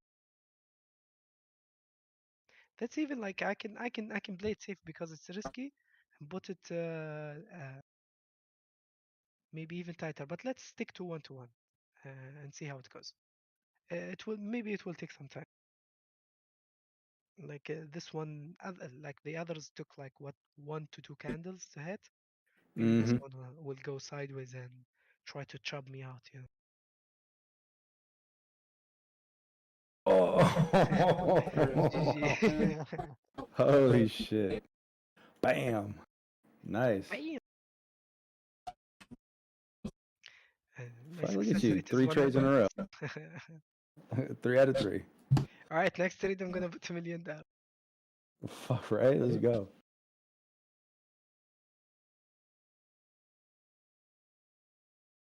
Damn. Yeah, so that cleared that imbalance up there. So now you're just waiting for another entry.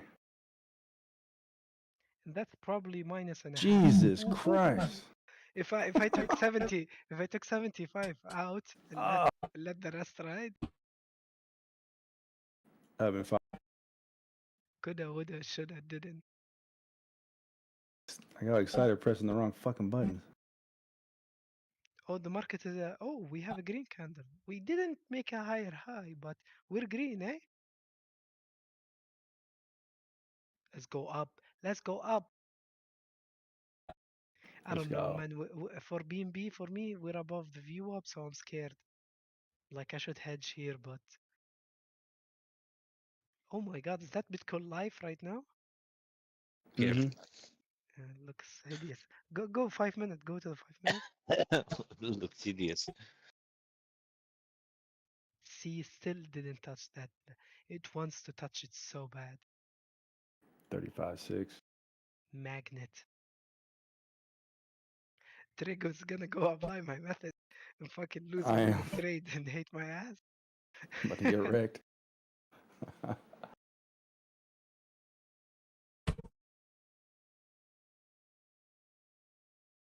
Ooh, Doge.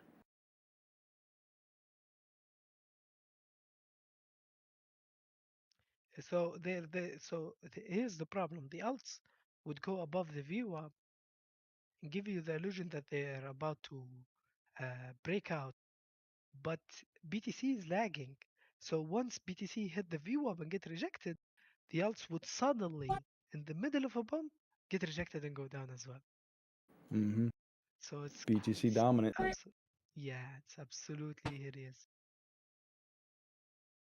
What's ETH looking like? Same shit.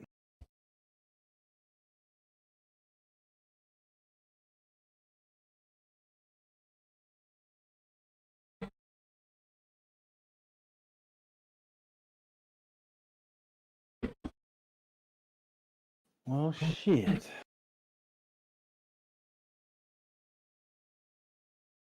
Ah, shit. Here we go again. Here we go again.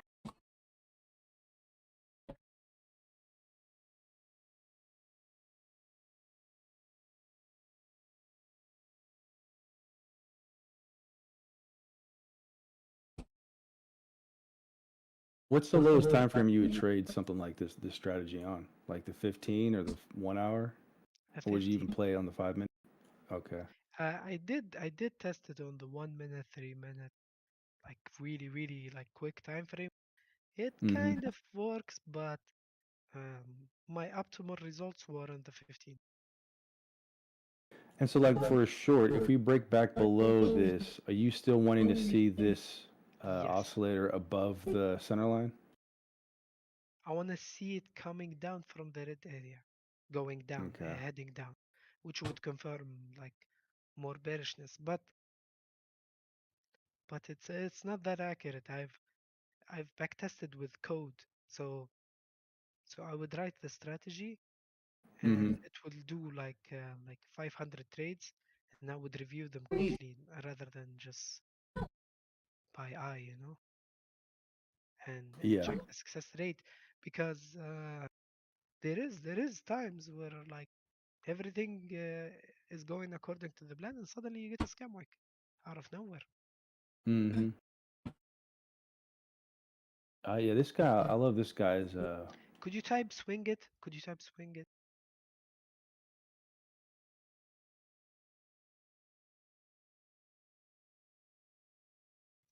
Swing space it. Nothing? Interesting. Okay, go back to that guy. You were showing me a coder. Did anybody add to their shorts? Mm-mm.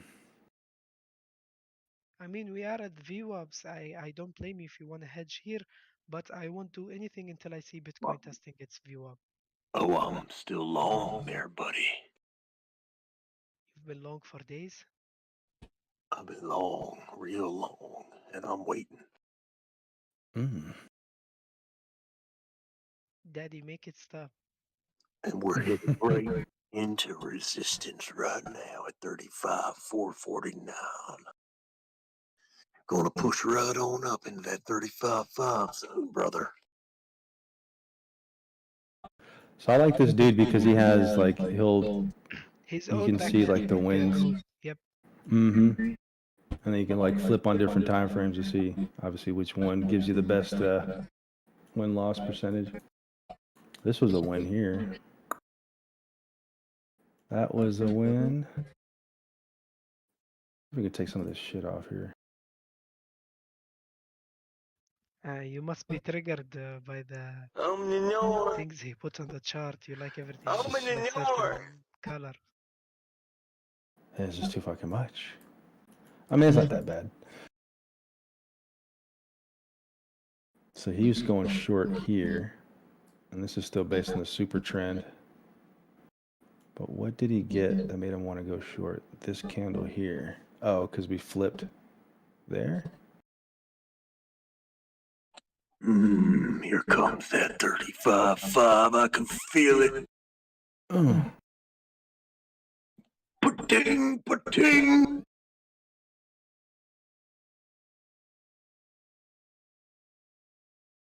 Oh.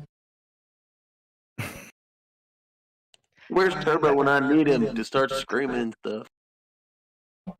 I would scream, but I got used to it. Like Here's resistance.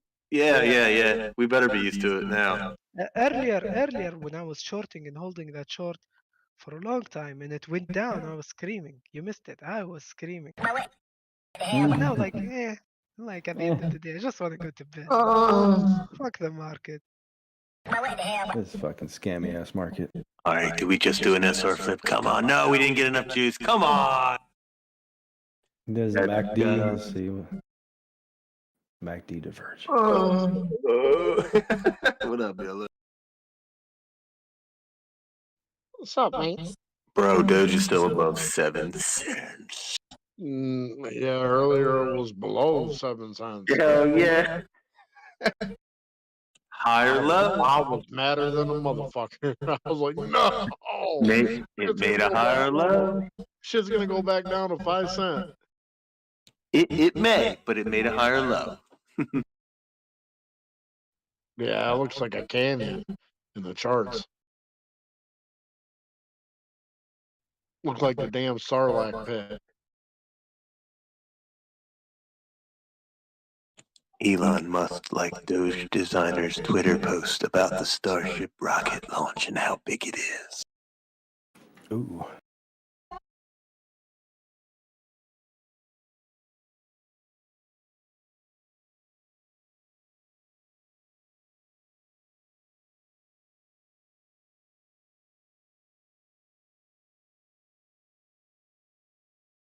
It must hit before you get ready.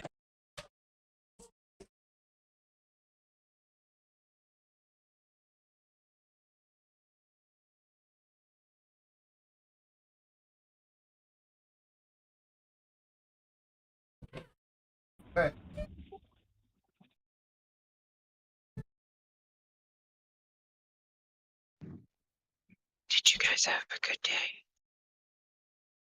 Yes. Not really. I'm not up today.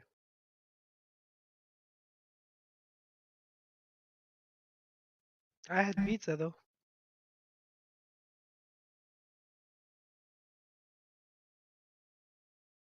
And how does that make you feel? Ooh, daddy.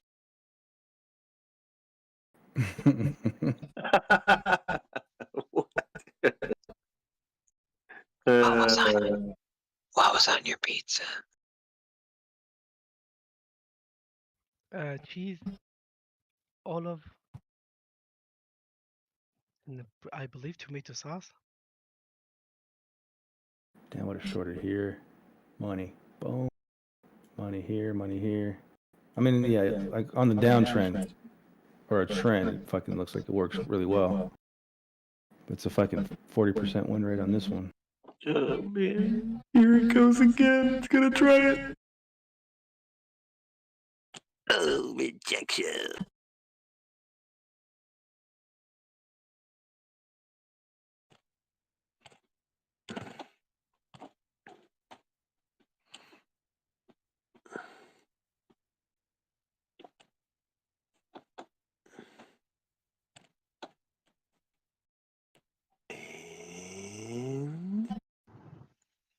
What's BTC up to? Ooh. 35, 480. Come on, baby, break that logo high. Let's go. Total collapse is imminent. No, actually, I think we're going to.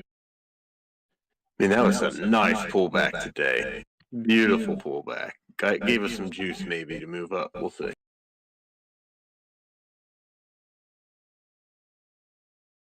If we're continuing lower, I'd expect another harsh rejection up above 35.7, and then I don't know, maybe a continuation down to the 33.9 to 32.5. I don't know how long this wants to go on for. Oh, brother, this guy stinks! Were you here earlier when it was dropping?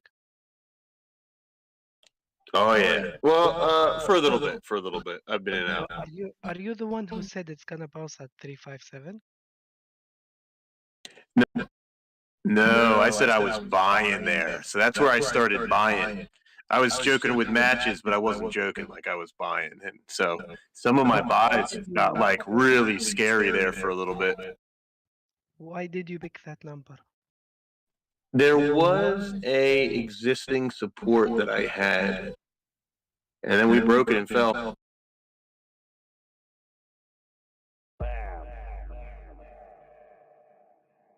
Now we're coming back up towards it, and this time it's going to be a resistance.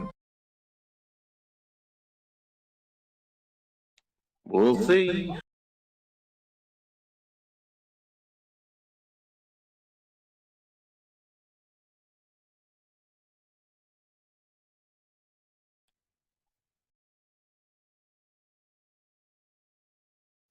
Nice. I got my BNB above VWAP, above monthly EQ, above support on the lower time frame. I just want Bitcoin to allow it to do something, but I don't know, man. Ethereum under 2K is not too good. No, we're seeing some sell pressure here on BTC. It's Ethereum. Ethereum is down like 4%, while Bitcoin is down 2.7. BNB only down 0.12.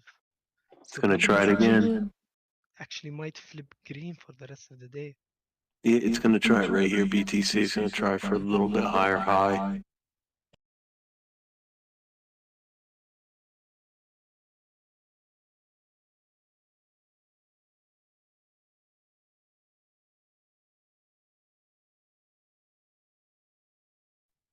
Yeah, we're playing with powerful levels here. Oh boy.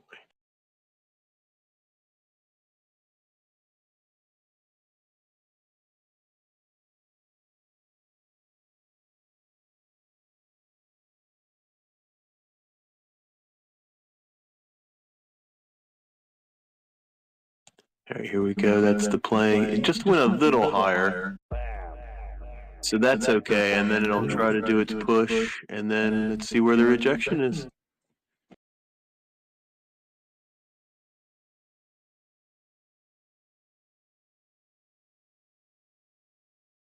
Now there's nothing all the way up to 35, like, 6, 35, 650. We need this to play out for the hook. Yeah.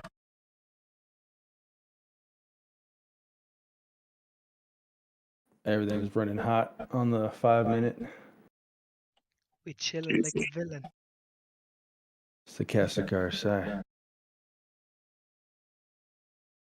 Yeah, BT showing strength right up into this resistance here. This is going to be fun then. You wanted to say it? Go ahead, say it. BT shit.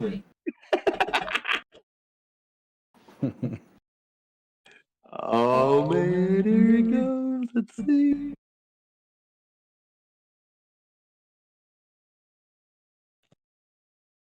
It's teasing.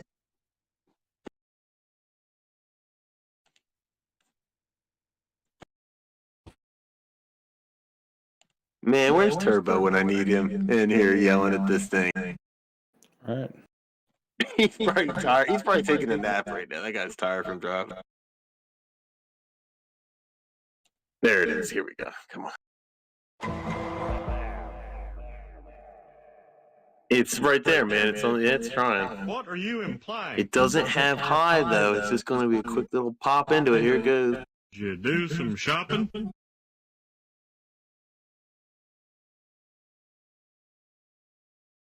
Concentration.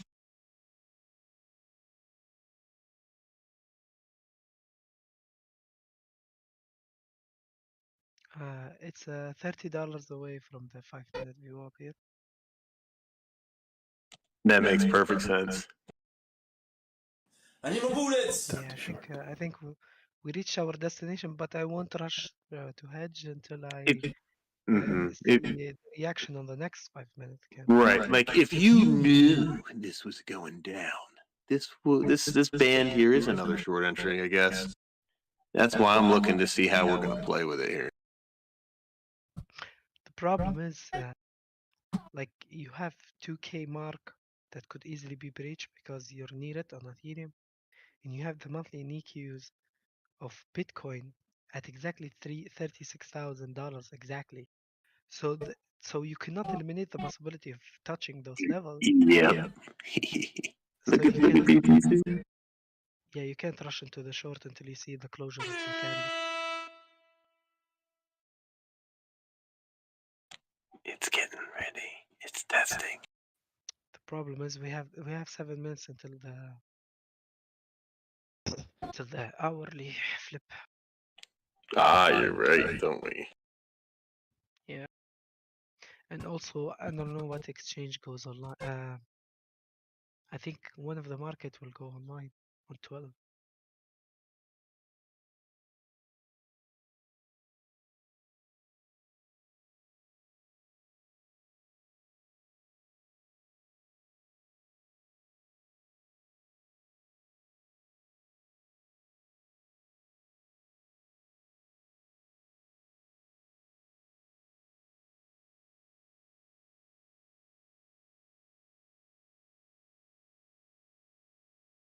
Here I am. This is me. There is no place in the world I'd rather be. We just touched the view up, and it's Time to shaking. go down. The candle is freaking me.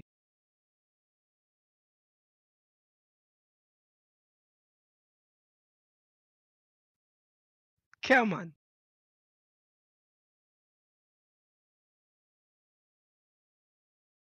Let's go, Bitcoin. Go, baby. USDT dripping too.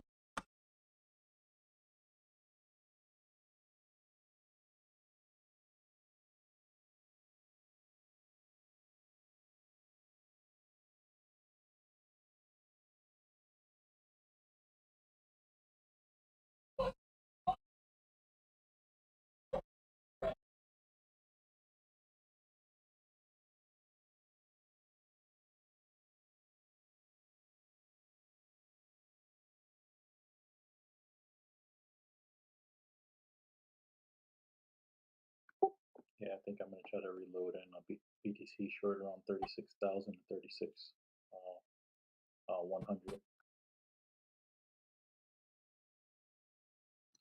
That'd be a 0.5 retracement of this downturn we made from 37.5 to 34.7.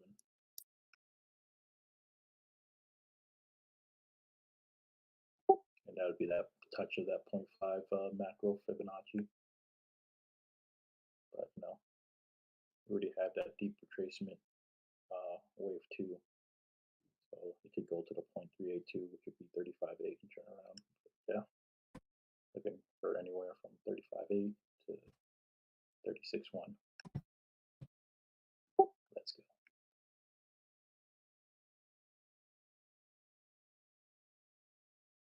Yes.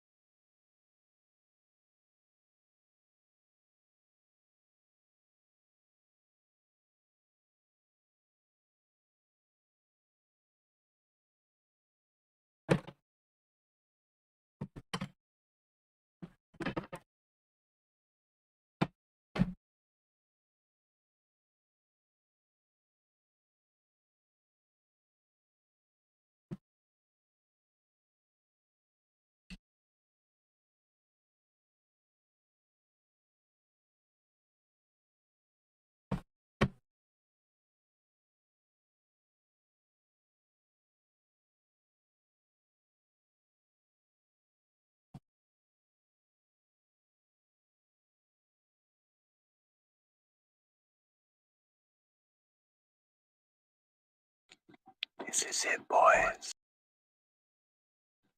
This is the night you've been waiting for. 28K, Dad? I mean, honestly, I'll go down to like 32.5 with you, but that's the other end of the spectrum, yes. 50-50, you know.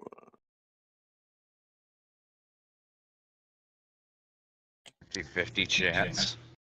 You know, even 50-50. We're showing good buys here, actually, still around this level, but Oh, we're saying just- goodbye. Saying goodbye to this level. All right, I got you.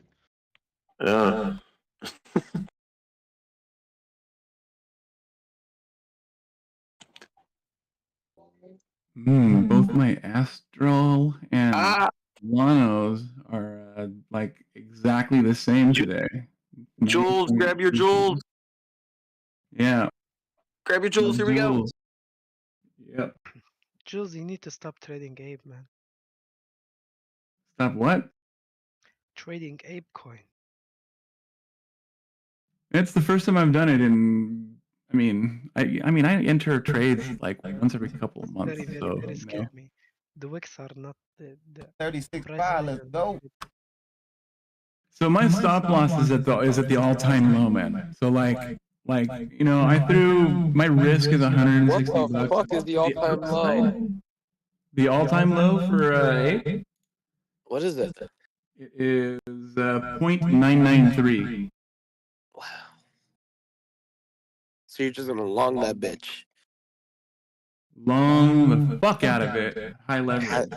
How is it high leverage if your stop loss is at the bottom of the lowest price it's ever been?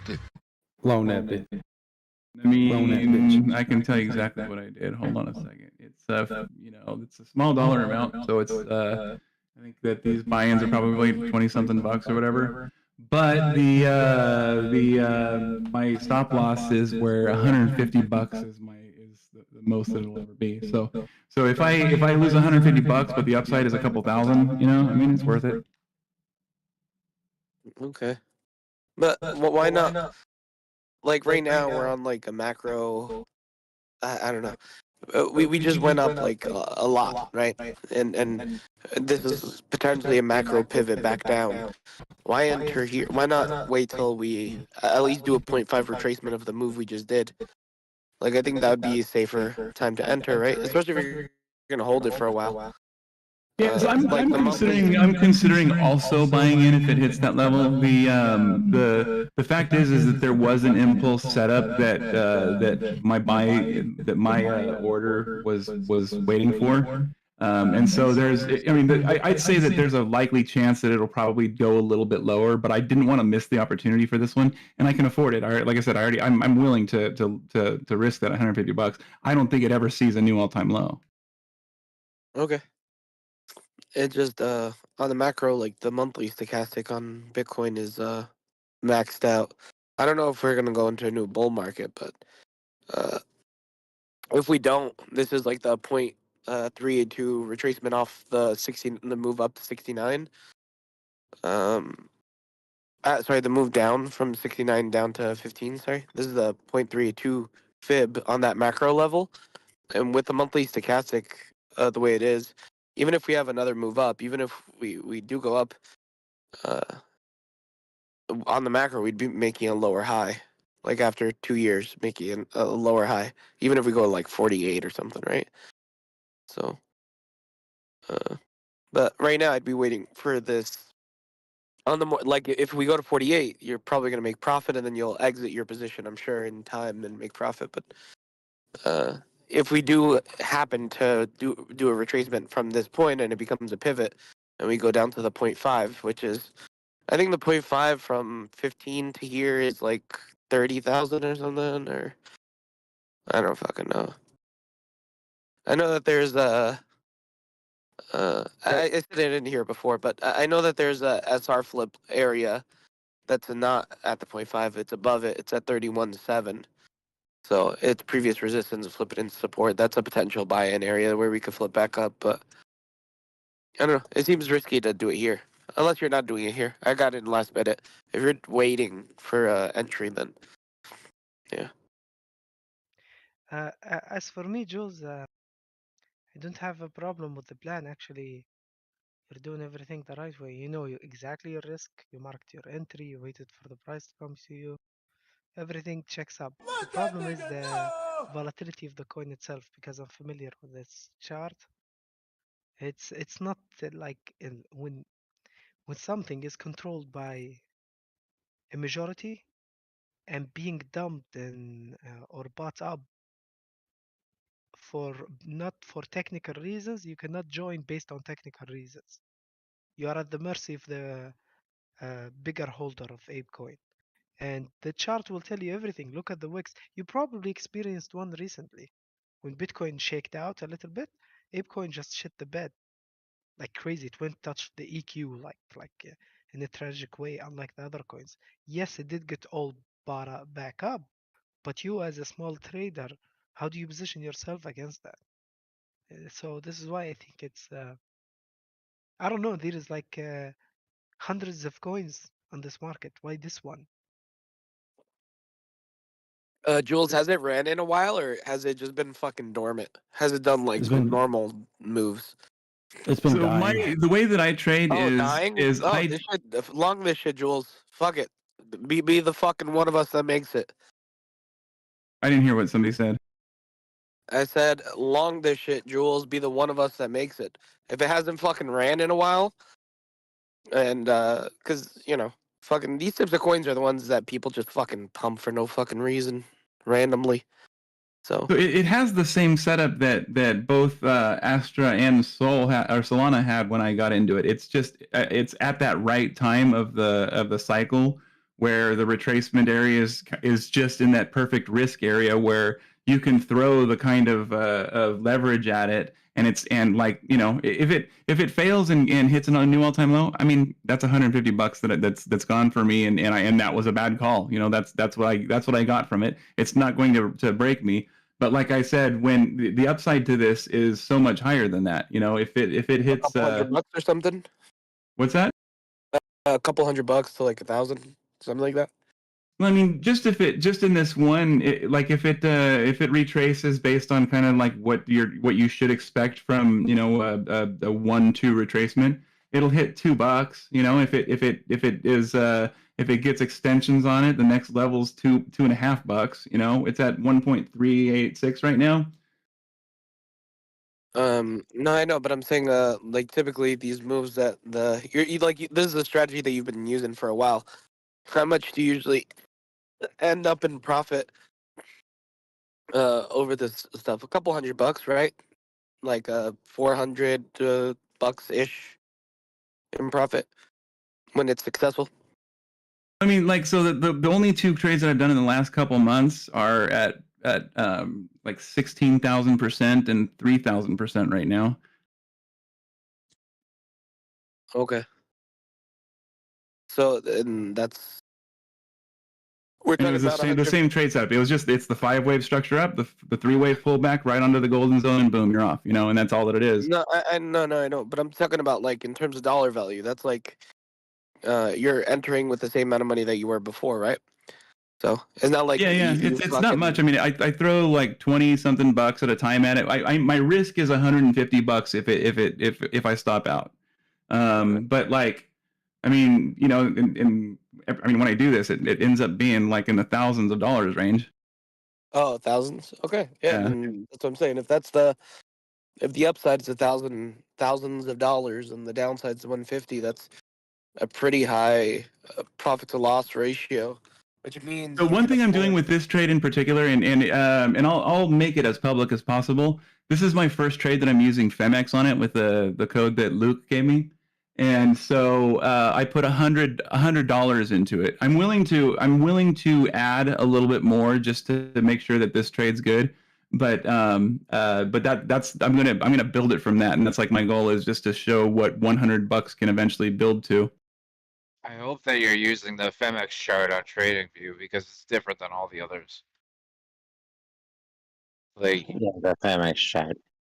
Like I'll you take a look. can't I didn't know use. that. I will take a look. My entries have been based on the Femex chart within the Femex system. All But I right. do my TA on TradingView. Is that It still Jules? checks out. Yeah, Hey, TradingView. Jules. Put it into TradingView, and you'll see that like you can't do it like versus Tether on Binance. Like if you're using the TradingView chart, you can't chart it with like Tether Binance. You got to use like Tether Femex like on perpetuals because the prices will all be different. So like your entries could have fucked up if you put it at a certain price that you see on another chart. You want to try to replicate that on the Femex USDT perpetuals chart for Femex on TradingView. Try to replicate that same setup, but the price will be slightly different. So, speaking of that same thing, Coinbase futures for anyone else that got on it, I've been on it, but like it? there's been no one. The UI is fucking ugly as it's so ugly, and you don't know where anything is, and you have to like click on a bunch of things just to see your position. It's not like your positions like when you go on, they go into like a hidden folder, and you have to go find them. You know. Mm. And then when you're on them, you can't interact with them on that page, right? Interact with them. Like if you want to add more to your position, leave area and then fucking buy it there. If you want to add a stop loss, you can't be looking at your position and add a stop loss. You have to go onto a different page that's not even in the same like object tree as that. You know what I mean? Like you clear positions. Well, you got to back out of everything and then go in the opposite direction to get to the stop loss. And yeah, it's just fucking. It's horrible. Also, there is a huge. When we were dumping, the fucking Coinbase starts pumping, and I'm like, what the fuck? I'm in a short. What the shit? So, like, there was a difference of like $800 in terms of price and on Coinbase and price and fucking real chart. This is nuts. Yeah. But right now, it's like after we hit that like second dump, it like corrected itself, but I don't know what the fuck that was. Oh, and it's fucking laggy as shit. Like you'll be looking at your position and yesterday instead of what it is today. So, yeah. Just no bueno. Uh.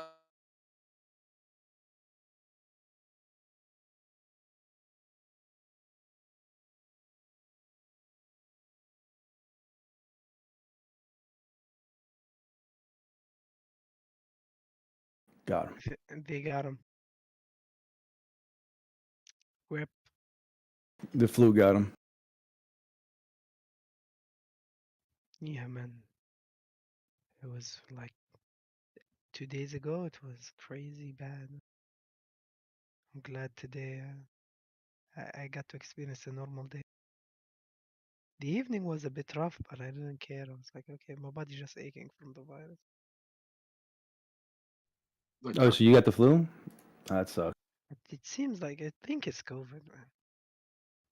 I know when Oof. when I have the symptoms and my heart rate is Yo, the cock got him. yeah, my heart rate is the teller of COVID.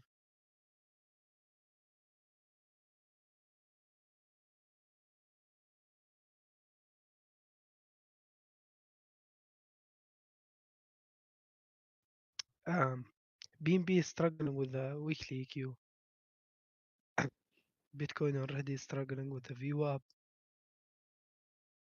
It is above it. It is green on 5 minute, but how come we're not flashing through it? So we either like bump into the resistance in one big ass candle, or we get rejected right here and I should hedge and go to bed. Come on. Come on, you can do it. It's very deceiving. Yeah, 36K was our ceiling. You broke through it. And I'm guessing 35K was our pivot, and we haven't closed the candle below it. Not on the 30-minute, maybe the 15. Nope, not on the 15-minute, not on the 1 hour. You would think, yeah, we'd have another move back up.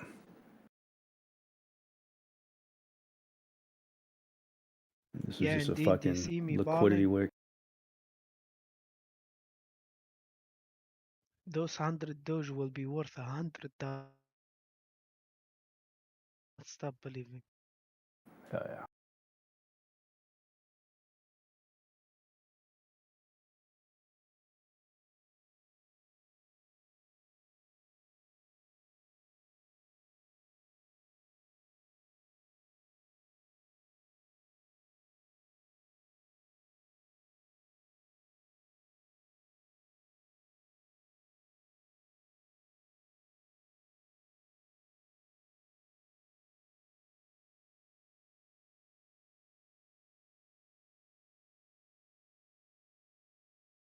Bear market over? No, it's just Is Jules still here? I'm joking, bro. I'm gonna be toxic as usual. Secondly, I'm gonna be overly exaggerant over everything, anything and everything. Is it's okay. exaggerant a word? Is that a word? Am I saying I that was correct? gonna say, yeah, you're starting by fucking up the vocabulary. If that was your plan. Exaggerative. Exaggerative. Thank you. Is Jules still here by chance? Exaggerant Oh, sounds sorry, good. I just now got back. I had to Yeah, take a how phone was call. my presentation received by your audience? Oh, I think very well. I think everybody was very much appreciative of your input. Yeah, it was a great interview. Thank you. I had to miss drop off, and even though the conversation was directed at me because I was asking questions. I got a call from my son's school. I guess someone had logged into his Instagram account and was like Fuck your trying to son. sell like some some big quantity of meth or something like that. So they searched him and it was like, and he's like, no, it's not me. But I was like, yeah, I was just talking to the principal, like, oh man, they know it wasn't him. They're sure it wasn't him. Do you know it wasn't him? Good. So they're still under the illusion. But yeah, he got away with it. They fell for it. All right, cool. Yeah, no meth. I would be very shocked if what they were saying was true. That would not that would not be my son. Is he a teenager? How old is Yeah, he's 15 years old. You never he? know. At Yeah, that age, I used to watch cartoons naked. So anything's possible. Gotta be careful. Oh, B, did you know that Clive watches anime? No, he doesn't. He's a poser. I used to watch cartoons naked. I still do, No. but I used to too. I'm No, pretty I sure like. he talked anime to me earlier. My Little Pony. He's a brony. He called me Oni-chan. Oni-chan. Oni-chan. Yeah, I don't know. Fuck. I'm so tired. I'm tired and I'm sick, Pisket. What do I do? Just Yo, wait it out. Like B, I think we're going to 12K now, dude. I think we're going 100K. Bro, we just rejected today. I mean, look, bro, we're $3,000 down from where we were. That's nothing. Bear market, dude. Dude. Just enter a fucking long. This thing never stops going up. Dude. Did you at least buy the top this time? There's fucking 4 rules, dude. Always up. Anyone Never else down. remember the rules? I mean, dude, we've been in a downtrend since January. We're going to fucking 0. We're going to 100K, dude. By the end of the week. Up only 21 million ever. Oh yeah, there you go. Fucking, these are Bitcoin rules. Dude, do you see that daily candle, B? Let me see. Too big to fail. Nice. Too big to fail. Too big to fail. Damn, you guys really remember this shit. God damn. I already forgot. I was struggling to remember. I don't think you understand, B, how big this is. I mean, this Inside is the witch. This is fucking monumental. You can't downplay it this time, bro. We are going to 0. I'm not. I would never downplay it. I'll never stop being a bull, but I only tell the truth. I win 100K. You don't sound like you're healthy enough to make it to 100K if that were to happen, to be honest with you. My heart might just give out. I would just think, why didn't I buy more? Who bent you over in the porta potty and made you get?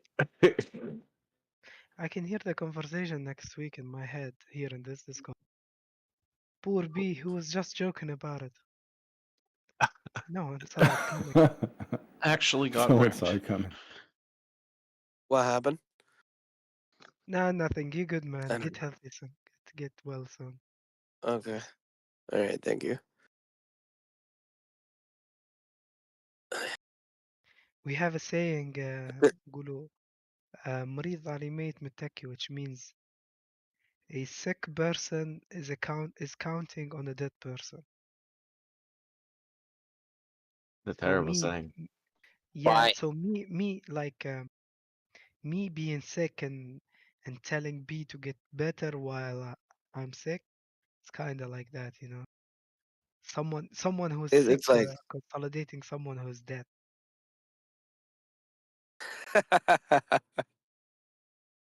yeah, fuck. Was that a fake laugh? No, sweet release, please. Is it just No, cringe? It's just a cringy laugh. Okay, I get it. yeah, just cringe. I didn't know what the You're so fuck else to funny, do. B. No, it's just you said something that I wasn't sure how you wanted people to react to it, so I just was like, "Fuck, this guy's out to dry. No one's saying anything. Let me fucking throw something out there." Yeah, you guys better react because I do it for the adrenaline rush. B, am I toxic? That doesn't mean what, yo. Am I I don't toxic? give a I don't give a fuck. But goddamn, do I have to fucking be lying to say no? Yeah, I've been called toxic by some of your fucking group members now. Yeah, fucking own it, dude. What the fuck's the problem with it? No, I don't mind. I'm highly upset, to be honest with you. I don't understand what I did to deserve this. They're your group members too, buddy. Yeah. No, I don't take any fucking responsibility for y'all hooligans. Get the fuck out of here. They're Now our is group crazy Britney Spears 2004 toxic or Britney Spears Dancing with Knives toxic? Dang. Which one is he? Big difference. Although I say a little bit of both. A little bit of both. Whatever the worst one is. Is she wearing diapers? I don't know, crazy dude. Just fucking own it. Whatever it is, just fucking own it. Just There's be an fucking airdrop in you. general. Thanks, T Black. Just be yourself. Ain't nobody gonna fucking change because of a Discord group. So just be your fucking self. And if people don't like it, people don't like it. That's it. What do you want me to say? Want me to say fucking their group therapy session, fucking 5:20 Eastern Standard Time right now. Let's go. Let's say He's offended. He's offended though. Let's say somebody in here was racist, though, right? Are you still gonna say be yourself?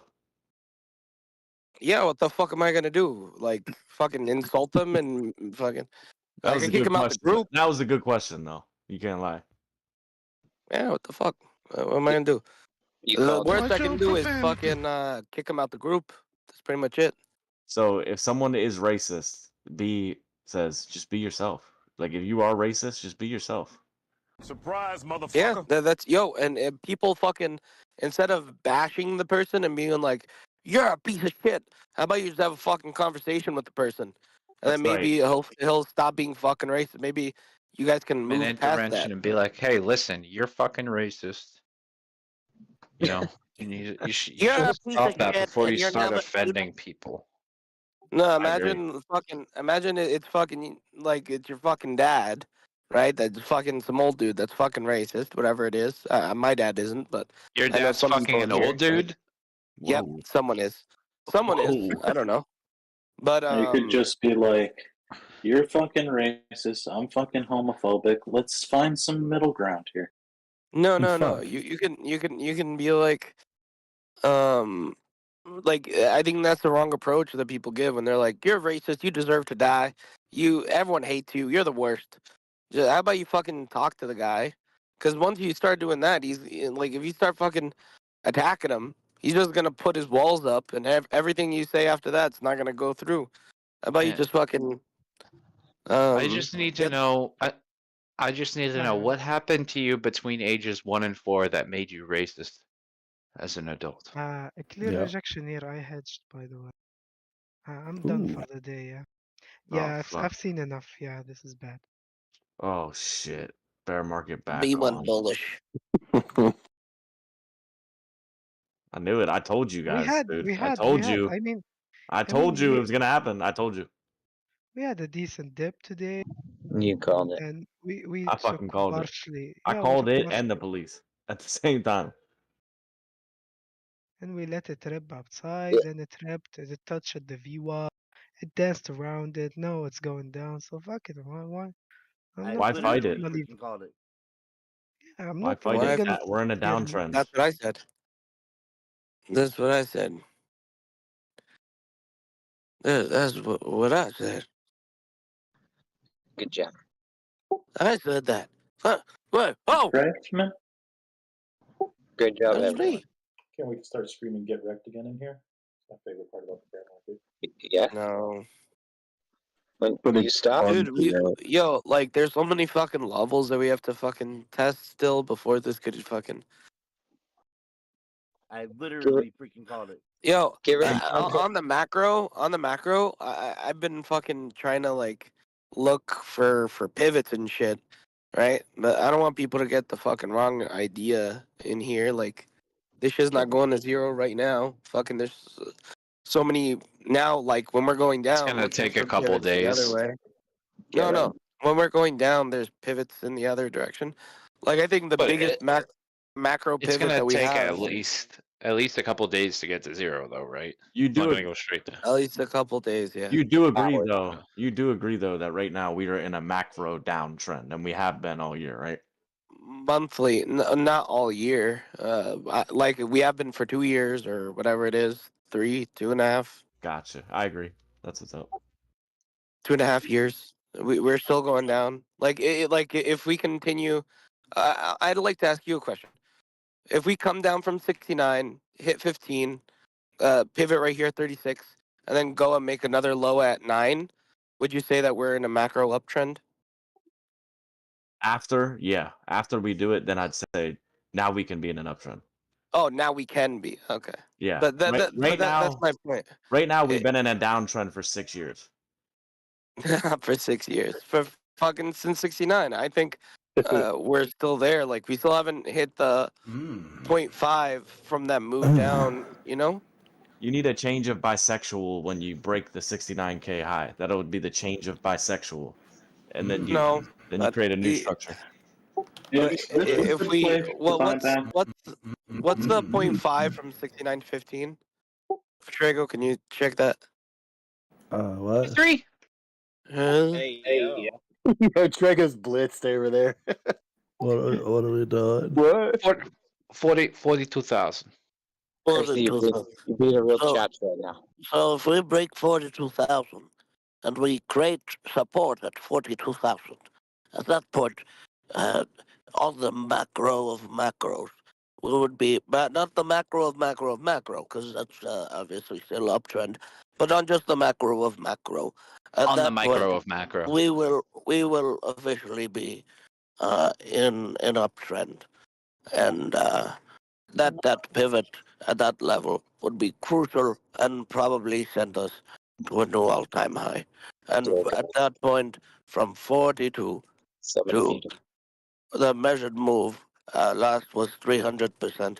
This measured move would bring us from our point to $3 million for one Bitcoin. Dude, drink some fucking water. Damn, what do you got? A dick in your throat? Yeah, right. Hey, Jules, you still in here?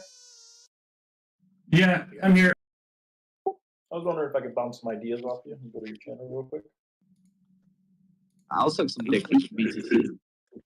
I was testing out a new old man voice. Was that one okay, or It was was that actually one pretty horrible? good. Was it? It was, borderline cringe, which is perfect. It made me feel like we were still in a bear market, so it was good enough for me. But yeah, I'm here, brother. Yeah, I just gave some TA earlier. I want to bounce it off you, but I don't want to give the same TA in here again. I want to go lower level or want to go to your channel and some Elliott Wave stuff. I'll check out your chart real quick. Let me get my earbuds because your volume's a little lower than the rest. So stand by 1 second. Okay. Yeah, I'll just switch over your channel because I don't want to give the same TA again in here. And let me put my headphones on too, just so it sounds better. I just wanna buy a Lambo. I just wanna buy a Lambo. Oh, snap. Honestly. I'm drawing. That's like adorable. I'm about to switch over to your channel now, Jules. You about to Yeah, transition? my Bluetooth isn't connecting. Wait. Engaging transformation. That's my line. Mocha, you said you're about to transition real quick? Transitioning? Oh, did he say he was going over to mine? I'll check over there. Gender is fluid. And that's ma'am to you.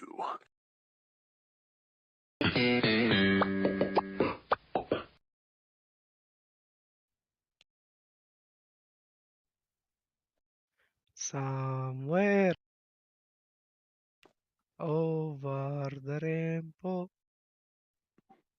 Camels fly.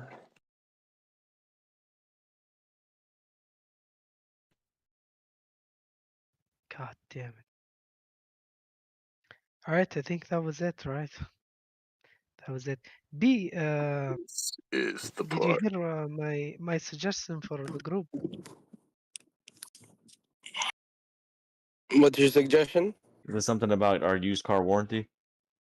We're gonna need you to make specific roles for everyone. Those who gamble, a role of gambler, and those who trade, a role of trader. So when I have a discussion with someone, I can click on their name real quick before asking questions. I like that. Just Gambler, gambler, trader, and investor. Stop loss and shit. I would ask them, "Are you gambling?" They would say, "Yeah, pretty much I'm gambling this market." So it's not like there's something that they are ashamed of, but it would save me the time and headache of, and it boggles my mind. Why would someone put Being toxic $100 when it's without uncalled stop for. loss? Yeah, maybe I will get the role and gamble too. Being bullish in a downtrend too you should get a different label too. Like it should just say idiot. Yeah, you're all savage. You should get the idiot badge. Like bullish The in a problem, downtrend, idiot. the problem is on No, what time that frame. badge can be called contrarian. Okay? How about I contrarian? will tell you. Let's go. I like it. Part of the problem on the arguments is not understanding the time scope. Someone would tell you I'm bullish, and then you would like, what do you mean? It's better. And then he says like I'm trading on the weekly. Of course you're fucking bullish. But I'm talking on the daily. Like, what do you see? You'll be like, yeah, maybe a healthy pullback. Fuck you, then it's bearish for now. So the time scope does matter. Yeah, What idiot. time frame are you looking at? And yeah, idiot. It's bearish. That's like the same thing that was happening with me. I was looking for an entry on this pivot here for a short, and people that bought in at fucking 37 were bought into long were like, "What the hell? Why are you shorting here, dude?" So, Yeah, we saw it. Oh yeah, that was like 2 days or 3 days ago. Everyone was like, yeah, I was here. I was here You, for you that discussion. you still shorted it though, right? Yep. Just check. You called it.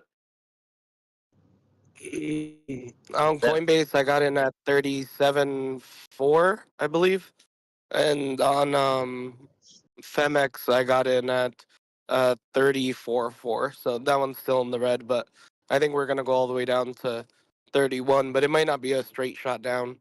We could honestly still get a leg up to try to test 40 and then get rejected, or 42.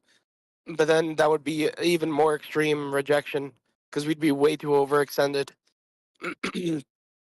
So it's either we go to 31 or lower now, or we do it sometime later and it'll be a more extreme drop. Dude, you sound like you're getting bent over right now. What is going on with you?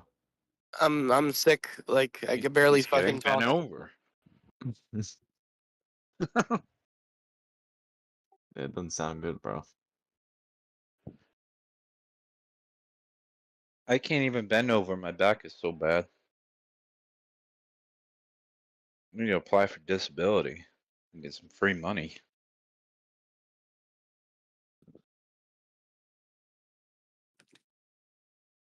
I feel like what B's old man voice. That's how my back feels right now. Must have slept wrong. I'll never be able to do that old man voice again. It's a time exclusive, only for when I'm sick. And by never again, I mean fucking 3 times a month. 3 out of the 4 weeks a month, I'll be able to do that voice. Because I'm way sick.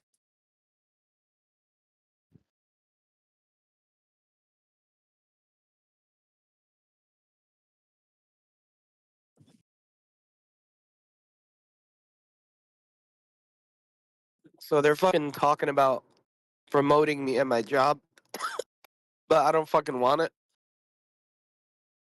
Talking about, oh, next year we might need a guy to be a fucking foreman and take over a crew. I was like, oh fuck, I don't want that shit. B, I you want need to do that. I want to show up, fucking get my paycheck and go home. I don't want to fucking worry about anything. No, B, you need to do that. Dude, if I'm if I'm running a crew, let's say, and I get fucking distracted, right? And I tell the machine to fucking backfill while a guy's inside the fucking hole and he fucking dies, I go to jail. Like, That's okay. Just don't do that. yeah, well, fucking, you never know. shit fucking happens. Shit fucking happens. Like, this father and son, right? They worked on a crew together, and he accidentally fucking dropped a bunch of dirt. Oh no, you know what it was? He not dropped dirt. The trench that the son was in collapsed, right? So the father starts fucking digging him out. And this is a trigger warning for anyone that's squeamish in here. Yeah, 5, 4, 3, 2, 1. Cover your ears. So he's pulling the rubble off his son, and he just fucking comes up with the son's head. You know, because he's using the fucking backhoe, using the Holy machine. shit, that's fucked up. He's fucking trying to save his son, but he pulls the kid's head off. Oh damn! He tried to unbury his kid with a backhoe. Yeah, because he was fucking too much rubble to get out with a shovel. That's brutal. Ouch. You know, I think it's like a 3 by 3 by 3 of dirt. Just that little amount of dirt, 3 feet by 3 feet by 3 feet. I think they say it's like 1,000 pounds. So then answer me this, B. In that scenario, who would you rather be, the father or the son? neither. The Holy Bride. Then just quit. Because, dude, for years I was fucking hoping and praying to become a foreman someday, just because of how much they get paid. They tell everyone else what to do. They don't actually have to work themselves. They just have to show up, tell everyone what to do, and then they get paid way more than everyone else. Dude, for years before I was even your age, I was like praying to become a foreman someday. You should take that job. He was in a 3 foot by 3 foot trench. No, I literally just said 3 by 3 by 3 is 1,000 pounds. So if I don't know the depth of that he was in, but it had to have been greater than, I think it's like 5 feet that when cave-ins happen, 5 feet or lower. That's when you have to fucking put sheeting.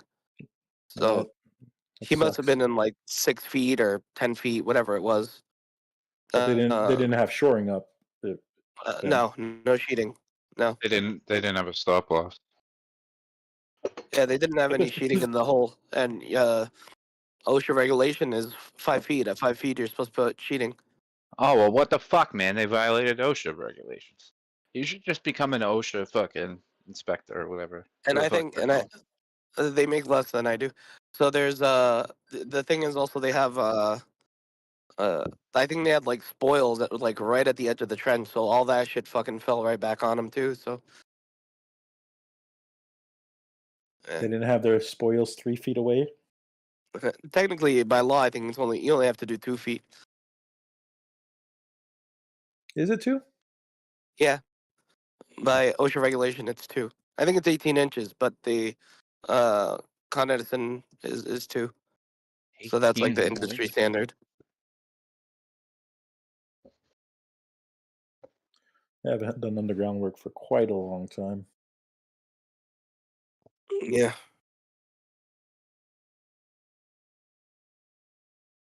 Well, you can either take that job, or I can laugh at you when you don't take the job. Either one. Like, you know how many times I've looked away from somebody, and then I fucking look back and I see them working under the plate, like the machine's just holding up a fucking plate with a plate chain, and they're working under it. It's like, what the fuck, dude? And you can be the one to say, "Hey, get the fuck out of there! Don't be doing that shit." Yeah, You yeah, moron. I Get your brother's keeper. dude, I do that now. I could do that now. The only difference is that if something fucking happens when I'm not looking now, I'm not fucking responsible. If I'm the foreman, the fucking cops are questioning me the whole time, right? It's my responsibility.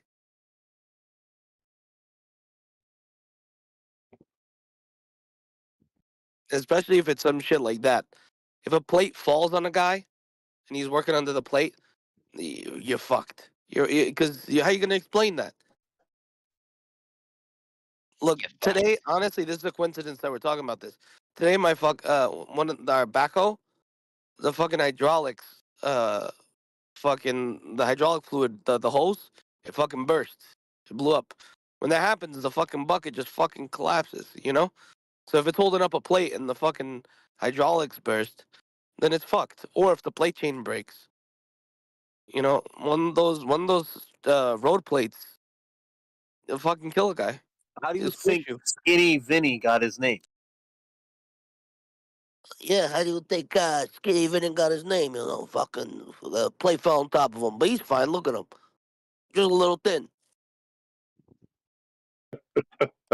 He's a little thin when he turns on his side, you know. Here, that's dangerous stuff, man.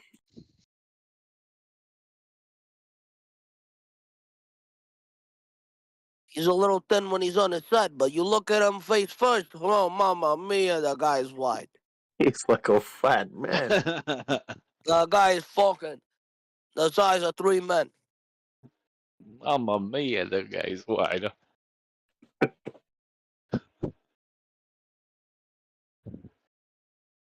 Yeah. Right. Right.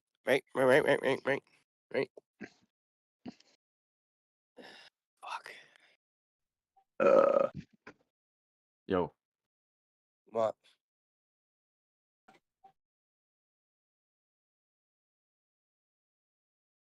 Yo, a downtrend? what?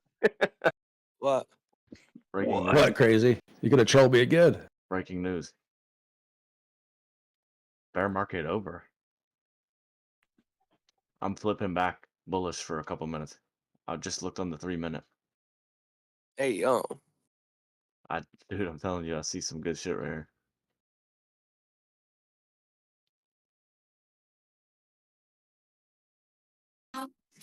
We don't talk about you. The 3-minute. Aren't you bored? I'm ready to go to the 3-second if you keep it up. Where's that 15-second chart, baby? What? Don't tempt me. I'm telling you, I'll go there and I'll do some horrible things.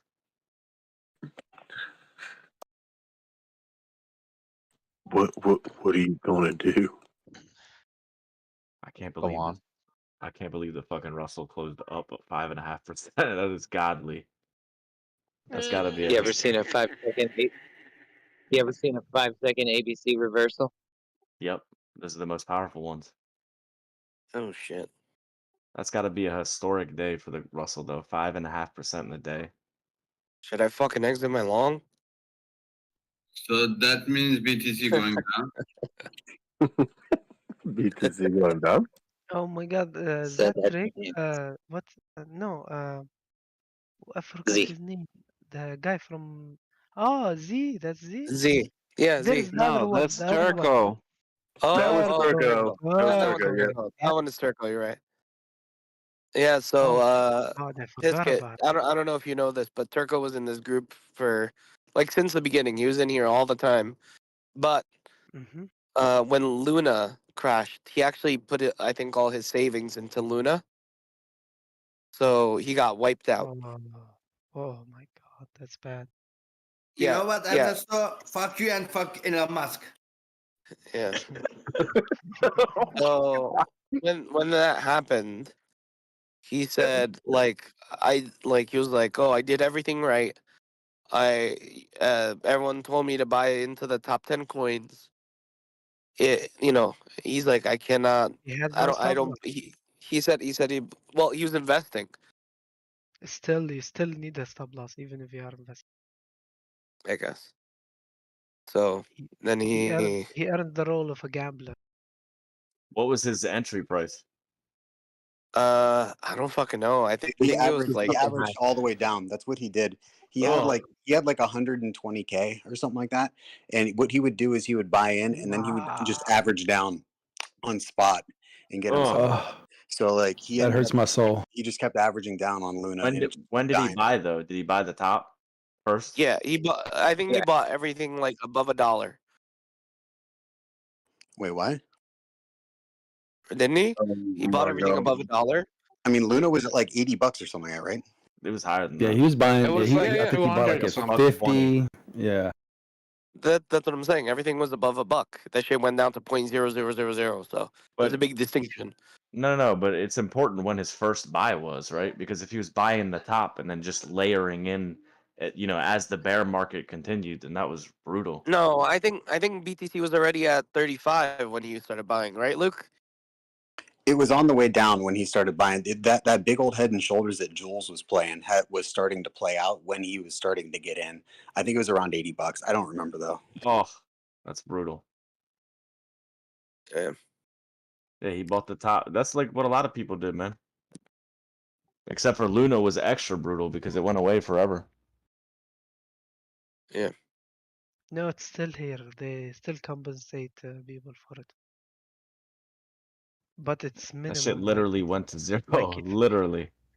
Yeah, but still, if you hold on, if you had Luna on spot on Binance and you didn't sell, they have They a give you specific free date Luna. where they are keep giving disturbing Luna. Yeah, but every if now he put 120K into it and his first buy was at $120 or $80, It's then his basically 120K went to nothing. It's basically liquidation on spot.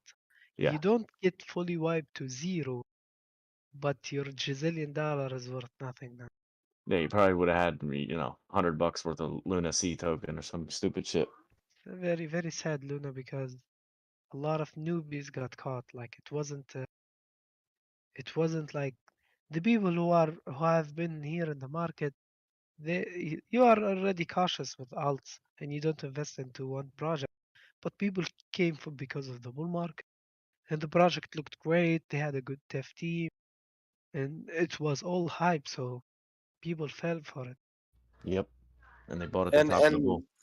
that's like the shit that like I remember getting into arguments like even in here and more in Thames, but in here sometimes like where I was telling people like your majority of your portfolio should be in fucking Bitcoin and Ethereum. Like if that's like if you're only investing crypto and you refuse to do anything else, then you should at least put the majority into Bitcoin and Ethereum, right? Like I think I said, that's crypto asset. There's a crypto asset. It's called Bitcoin. yeah, no, I was like 65% into Bitcoin, 30% into Ethereum, and then everything else spread it out amongst the alts. And people are like, "Why am I going to buy Bitcoin or Ethereum if they already made their move?" You know, like I'd rather buy all these other alts that are going to make crazy percentages. It's like, I guess you could do that, but goddamn, is that risky? They don't need all your Yeah. fucking money like that. They don't That's why understand I the always caution. concept of dominance. That's how Yeah, the I people that caution made for it off buying of the alts. Bitcoin and Ethereum did it by Yeah, taking well, a huge risk. yeah, but how many other fucking projects are there that didn't make it? And like people, I hate when people do that. They fucking like, oh, but look at this. Look at the people that went all in with their whole life savings in Apple, and now it's like, yeah, but look, that's not a responsible thing to fucking do. You could gamble and get fucking lucky, but goddamn. There's a good saying, and it's if you think investing is risky, wait till you see the bill for not investing. That's so like you need to invest fucking wisely. Don't fucking FOMO into investing. But You have what to be is educated. wisely? You don't just gamble. You need to be educated in what you're doing. You know, you don't be a noob and just throw the shit at the wall, right? Don't be ignorant. Be calculated. Don't be Yeah, ignorant. Be that's why ignorant. you be ignorant. No, that's like the whole thing. I don't want people. I want fucking people to educate themselves. I don't want people to fucking FOMO and get fucking wrecked. Like it's not like as easy of a no-brainer as a lot of people make it out to seem. You know. Yeah, I would advise that you educate yourself on as much as possible before putting any money Financial into this advice. market. Just educate yourself as high as you possibly can before you put one red penny into this market. That would be my advice And to for the anybody. and for those of I you have that zero are hope. gonna disregard that advice, Well, I'll then give a they'll learn. secondary advice. They'll learn the hard way. I'll I give you have a zero secondary red advice. pennies. If you're gonna fucking buy crypto, any of it, right? Any of this crypto, no matter what the fucking price is, oh, it's 90% down. I'll fucking put in my life savings. No matter what price it is, buy in with fucking a small percentage of your fucking paycheck every week or every 2 weeks or every month. And Don't expect that fucking money buy to go to and have the expectation that you're gonna lose expectation that that it could money. go to zero. Yep, exactly. Yeah. Don't fucking go grab your savings and throw it into this shit because it's gonna make you rich. Right? That's the one advice. If you're not gonna listen to anything else, listen to that. Buy in little at a time. Trust me, you're gonna I fucking. agree with that. If this shit's gonna go to $1 million, if Shiba's gonna go to fucking $6 next year, you'll still make money. Don't worry about it. Just buy it a little at a time. Yeah, that's good advice. If you're going to, same with stocks too, right? I mean, somebody was bringing it up the other day. Was it Luke? Yeah, I think it was Luke. He said that there's a specific part of his trading view that he structured for high moving tech. I think he said it was. Luke, if you're here, you could clarify if I'm saying anything incorrect. But he went back and he looked at that sector that he had compartmentalized in his list, and he said all that shit went to fucking zero. It was all like fucking killed. So I mean, this is just normal in any market. For you know, there are really risky plays, and then there are things that are a lot safer. But there is no safety in investing at all. The word safe does not exist. There's no safety in not investing either. Right. Like I said, that's a good saying. You know, if you think investing is risky, wait till you get the bill for not investing. Everything is risky, man. Everything in life is risky. Having children is risky. Getting into a relationship with a lady is risky. You know, jumping in your car in the morning is Especially risky. nowadays. Yeah, you ain't lying, bro. I agree wholeheartedly with that. I'm not even trolling. If we're gonna talk some real shit, I won't troll. If we're gonna talk some real shit, I'll No, be for real. that's why sometimes I fucking butt heads with you when you're like going off about fucking Trannies. fucking it's a no brainer to fucking trannies.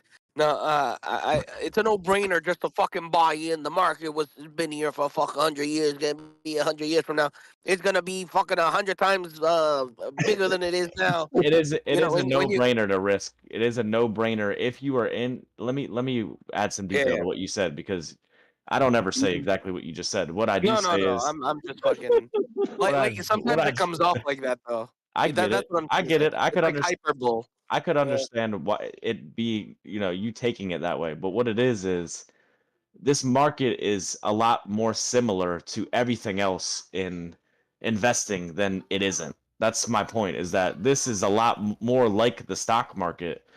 But if you take away the stigmas and all the opinions, just the data itself, this market is very similar to anything in penny stocks or tech or anything like that. So for me, it doesn't seem like a crazy risk like it's made out to be by Fox News and all these fucking boomer ass news sources, right? But it is very risky, and everything is risky. Like I said, I will not deny that it's very risky. You could lose all your money. You have to know that, right? And you can't be playing with, you can't be investing with money that you can't afford to lose. That's why when I'm not overly bearish. It's just that when the bullishness in here is up to a fucking 12, like I have to try to fucking give some fucking balance, right? And I'm not saying fucking this shit. You can't make money on the way up, right? Because I said you can fucking buy. I don't know where the fuck it's going, but I kept on the macro looking for pivots, right, to keep people like a little bit level-headed. Like this thing isn't gonna go to a fucking 100,000 today. Well, What's with all the maybe I'm fuckings? wrong. Sorry, I just came It's back been from work. like I'm still crossing New York. That's why. Um, no. Yeah, that's So why I troll, bro, because I feel like it should be a lesson, some of the shit that I'm saying, because it may not be the way that somebody feels in here, but you have to understand that there are people that are thinking that, right? Like they get caught in these wicked um impulsive decision making loops where they overreact at everything that happens in the market, right? Whether it's a 5 minute candle or one daily candle or what, there is a group of people that do that. And it's scary, bro. That's fucking scary being there because everybody's there at one point. When you're first starting out, in trading or investing or whatever you do, it's like a whipsaw. You get it's like a roller coaster. But the lesson in all of it is that just slow down. It's think bigger picture, because that's what I try to do. Yeah. yeah. Yeah, I think it's very effective. Like it's better for your mental health too. Like if you think bigger picture, and you can still think bigger picture and scalp. It doesn't mean that you have to adjust your trading. I'm not saying that. I'm just saying for anybody new to this market or anybody that doesn't feel seasoned enough or doesn't feel comfortable yet or whatever, it's normal and just slow down. Because if you don't slow down, uh, you're gonna be whipped around. It's gonna rip you around, man. There's a saying that I once heard. It get there fast. I don't know if anyone's ever heard that, but Say it yeah, again. it's You're fucking breaking true, up. yo. Go slow to get there fast. Because you try to fucking get there fast, you're gonna take forever to fucking get there. Trust me, Or you're gonna fucking So crash and you're never gonna make it. yeah, you're never gonna make it. So go slow to get there fast. That's what they say. So same thing with fucking Slow crypto. is smooth, and smooth is fast. Mm. That's what snipers say. Damn, did I miss the investing debate? Sammy was talking about it the other night over in Donnie's. It was just me, him, and Donnie, and he was like, "Man, this choppiness is really fucking me up." And he's like, "I need some words of advice, like from you guys, if you could. Like, it's really fucking me up." Like, he's like, I don't know if I'm not gonna share any more. It wasn't anything extremely bad, but I don't want to speak for him. But I just said the same shit. I was like, Sammy, just turn the leverage down, and it'll solve everything. I promise you. And that's not for everybody, right? A lot of people can maneuver that way. But I knew that he was going through it, and no, but for real, he seemed like he was really frustrated. So I was like, bro, just turn the fucking leverage down and it'll all become easier. I promise you. He's like, But you're right. 87 is my lucky number. Chill. But sometimes it doesn't work. And then the leverage is like a heroin. The way I compared it to him, I was like, it's like a fucking needle full of dope, and it's hard for you to fucking retract that needle. And I said maybe this is better, a bottle of pills or something, right? If you take one pill, if you go from taking 5 pills a day and you switch to 1 pill, then it's gonna be like, what the fuck? This ain't even doing nothing. You know what I'm saying? But do you see like the cycle that we get in general? So I've been posting my trades less and less in general because it becomes one of those things like when you're posting like your 7x and you've made 140%, and all of a sudden like we see, not all of a sudden, but it's like now we got people who are going 100x and making 50% of that and then posting that, but when it's only like they made like 56 cents or something. Because it's like the allure of just winning that percentage on a trade, and not necessarily, the P&L. Nobody gives a fuck about it anymore. Now it's just, can I get 500% on this trade and make $6 to like show off that percent? To show everybody. Dude, Yeah, no, but we want it's like what Static said the other day. Everybody wants validation. It's a human trait, right? I think that's normal. But you know what's crazy if you think about it? Look at the way that these exchanges engineered this shit. It's genius, bro. The way that they the share button. Yeah, dude, it's fucking genius. Are you kidding me? It's the biggest trap in the world. They hide your PNL too. They turned this just shit show you- they turned this shit into Instagram. It's literally Instagram. You could just show your best moments, you know? Mm-hmm. Yeah, and that's like the big thing that I keep telling people. It doesn't matter about fucking one trade. It just matters about consistency. And you were talking about the pill thing, but I think that's a shitty analogy. No offense. I think maybe a better one is like fucking weight loss, right? You fucking try to lose fucking 6 pounds a week, right? That shit's unsustainable. Oh, right? that's It's good too. I like that. That's good. right? But when you switch to fucking losing 1 pound a week, that shit just comes off. That right? is better Before you analogy. know it, everything is fucking off. Yeah, So that's true. it's same thing with leverage, dude. You're working on hard mode. I gotta go 100x every trade, or else I'm not maximizing my profits. Yeah. You're fucking getting wrecked. What do you mean maximize your profits? The reason why How about you fucking lower it to fucking spot and start making some money there? The right? reason why And then build drugs your are profit. the reason why drugs are a good comparison, though, in my opinion, is that it's an addiction, right? Nobody ever gets addicted to losing weight, very rarely. But I do agree with you. But the reason why drugs is a good comparison is because you build a addiction to a certain level, right? And you're like 40x or 90x or whatever it ends up being. And when you switch down to like 7x, you're like, this shit sucks, bro. I ain't never gonna get anywhere like this. No. That analogy is bad. Mine's better. I like I yours want to better, know, though. Fair enough. why I can't do. you drink alcohol and do gummies, but you can smoke and drink alcohol, and it's a different concentration. You can drink alcohol and then do cocaine to sober up. Then after you smoke some weed to fucking take off the high from the cocaine. You gotta calm down. Chill. And then you're a little bit too calm, so you have to microdose some meth so that you can stabilize, and then you're pretty much back at normal, like you didn't do anything. Motherfucker just said microdose, man. First of all, Sammy, you got to lower your leverage That's and a then stop serious- doing the gummies. Yeah, that's a serious. Well, it wasn't gummies; it was a couple pieces of chocolate. Dude, that's just killing me. I had 2 fucking beers, and I bit into two like Hershey chunks. You know, like how they Two divide Hershey it, squirts? and it fucking it fucking thought put for me sure that- to the moon.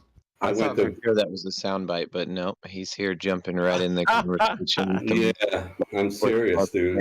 Me, or, All the years Sammy. that I smoked and drank never affected me like that, because this shit lasted the next day till like 3 o'clock in the afternoon. Fuck that. Sammy, I love how you are just so talented at just stepping in the room like we're already doing this shit, and then everybody else just jumps right on board. No, I'm sorry.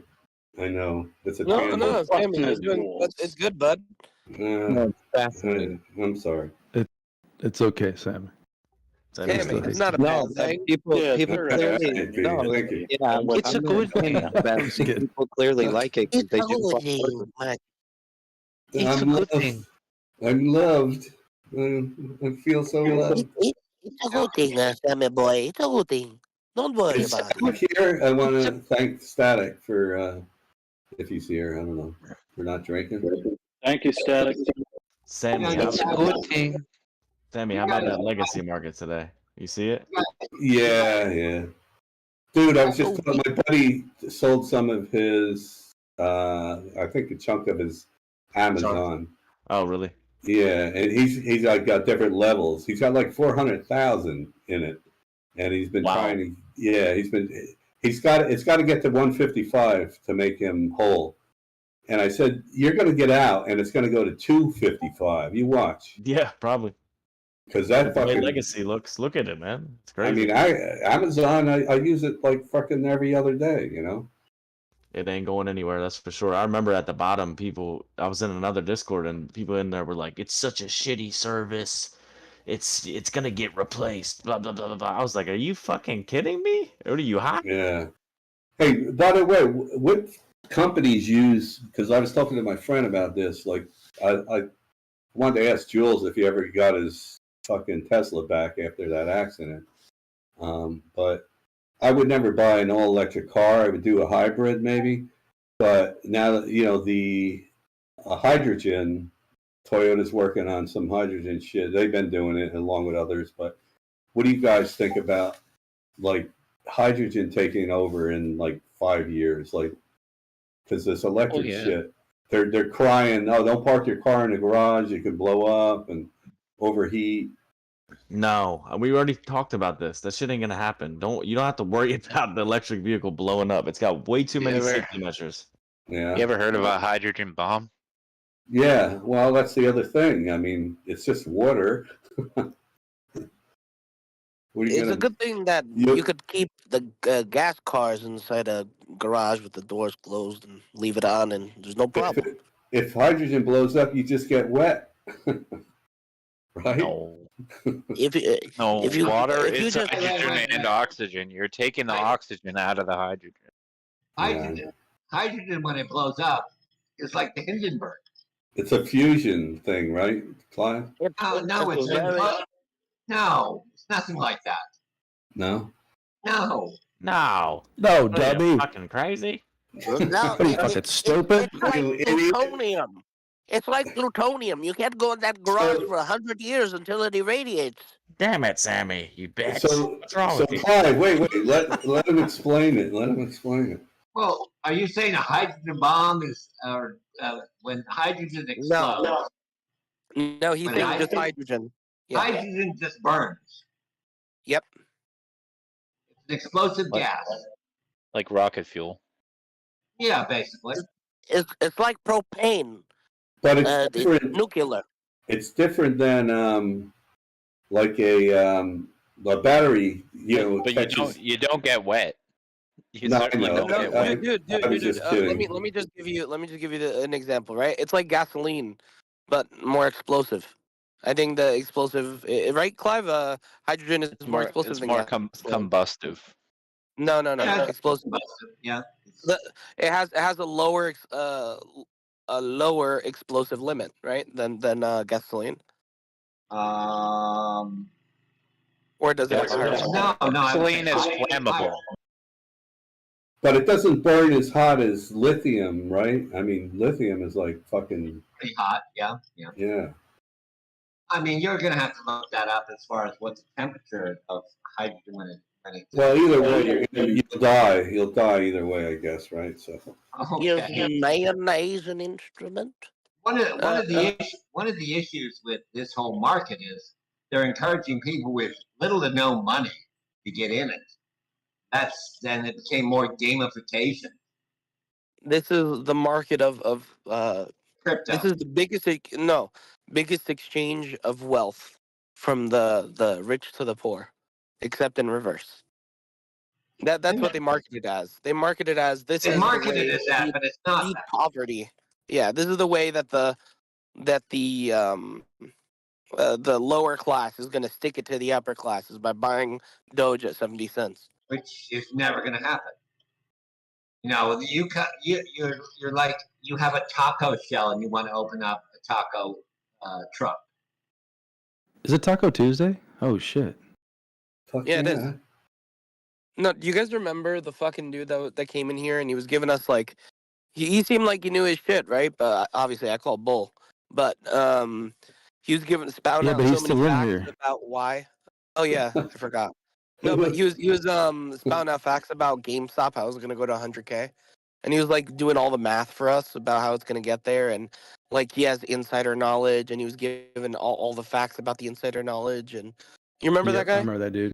Yeah. He was talking about another stock too, like Workhorse or some shit was gonna fucking go to like 500% up or some shit and never did. It already did it, maybe, right? After the Yeah, fact. or Clove or one of those fucking ones. Yeah.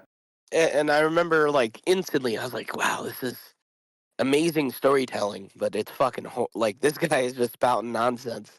Like, but people were eating it up. I remember, like, I was being very critical of the guy, and people got upset with me. They were like, "No, I want to hear what he has to say. This is fucking important shit." You know? What was that guy's name? Yeah, I remember him. Hey, did Turbo leave? Trying to Is Turbo on his way to Florida? Florida? Do you remember he was like, you remember he was in Thames, and he was like talking about how he was like one of the founding members in Thames or something. Do you remember that? Mm-hmm. Yeah. Yeah, he said I think it was he actually Clove, and knew it was Thames. like Clover Health Investments. It was sitting like around $3. He's like, this thing's gonna go to like $20 or some shit, and it just continued to make lower lows. He had some decent pushes up on its way down, but it never did what he was talking about. He was so convinced that was gonna happen too. I remember cloves. We used to smoke them. Mm-hmm. Really bad for your lungs. Is there anything you haven't smoked? You. Sausage. Oh. But Sammy's willing to give it a chance as long as that sausage is wearing a wig. As long as you're fresh, Clyde. Clive's so tall, you don't even have to get on your knees, Sammy. You just stand up and he'll just insert it in there. No, I'd have to get on a chair. He's like 6'7" or some shit. Yeah. Fuck yeah. Oh, his wife might be listening. She's ex-wife. She might be into it. Who knows? Clive, Clive and I Sammy. don't think you've ever been a part of any religious discussions in here. I'm curious now, randomly. Are you a religious man, Clive? Not at all. Not at all? Oh, okay. Not at all. Most physicists, and especially as astrophysicists, we have a 7% rate of theism in our field.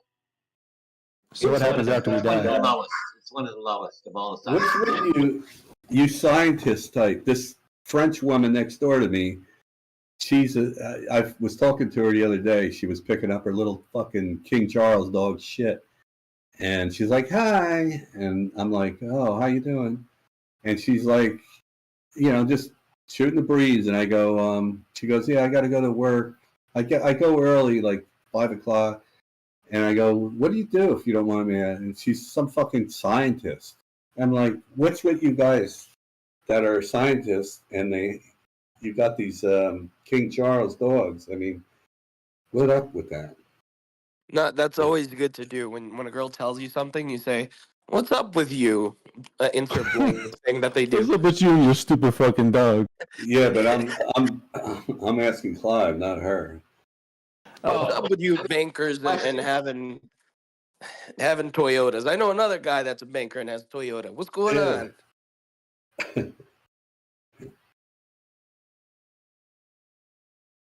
Yeah. Well, Clive, what's up with your dogs? Oh, Yeah, what the people fuck? were going out. My kids are going out. But they're expensive, right? I mean, you sell them fuckers for like. Oh yeah, they can be. Yeah. The issue is once you saturated your own home market, it's very difficult to sell. My former wife, that was the problem, is that most of the sales, once you analyzed it, were all out of state. Yeah, and the one got away again. It's a little digger, and he's trying to dig right as I'm talking to her, trying to come over to see me. Whoa, geez, what was he? goodness sake, Samson. A digger. No. Wow. It's a Hold on, dig- my wife's home. That was Okay. racist. Ladies and gentlemen, Was it? got him. Was that Luke? Got him. You son of a bitch. Watch him come in. No, it wasn't me. Got him! So what? His wife comes home. It's time to make the sandwich. Yeah, Time for a nap. he had to make sure that he was standing up tall and with his hands by his side and ready for commands. So what did Legacy end up? Crazy. This morning it was pumping. I didn't check it out. Freaking later. ripped, baby. We Yeah, freaking ripped. It went nuts, dude. Nice. Yeah. Well, they got to work on this government shutdown, and this new guy is supposedly on it, but see what happens before they go on holiday, right? They told everybody we were going to World War III, and then the stock market went on a legend, and everybody fell for it. Everybody and their grandmother, specifically their grandmother, and they all fell for it, and all got fucked again, following the herd. The sheep. Right as I and Luke, the brave, noble warriors, stepped to the fucking battlefield. You guys get the contrarian badge. Hey, it takes a real man to make a man decision. You understand? Oh, I wouldn't know. Y'all got me fired up tonight.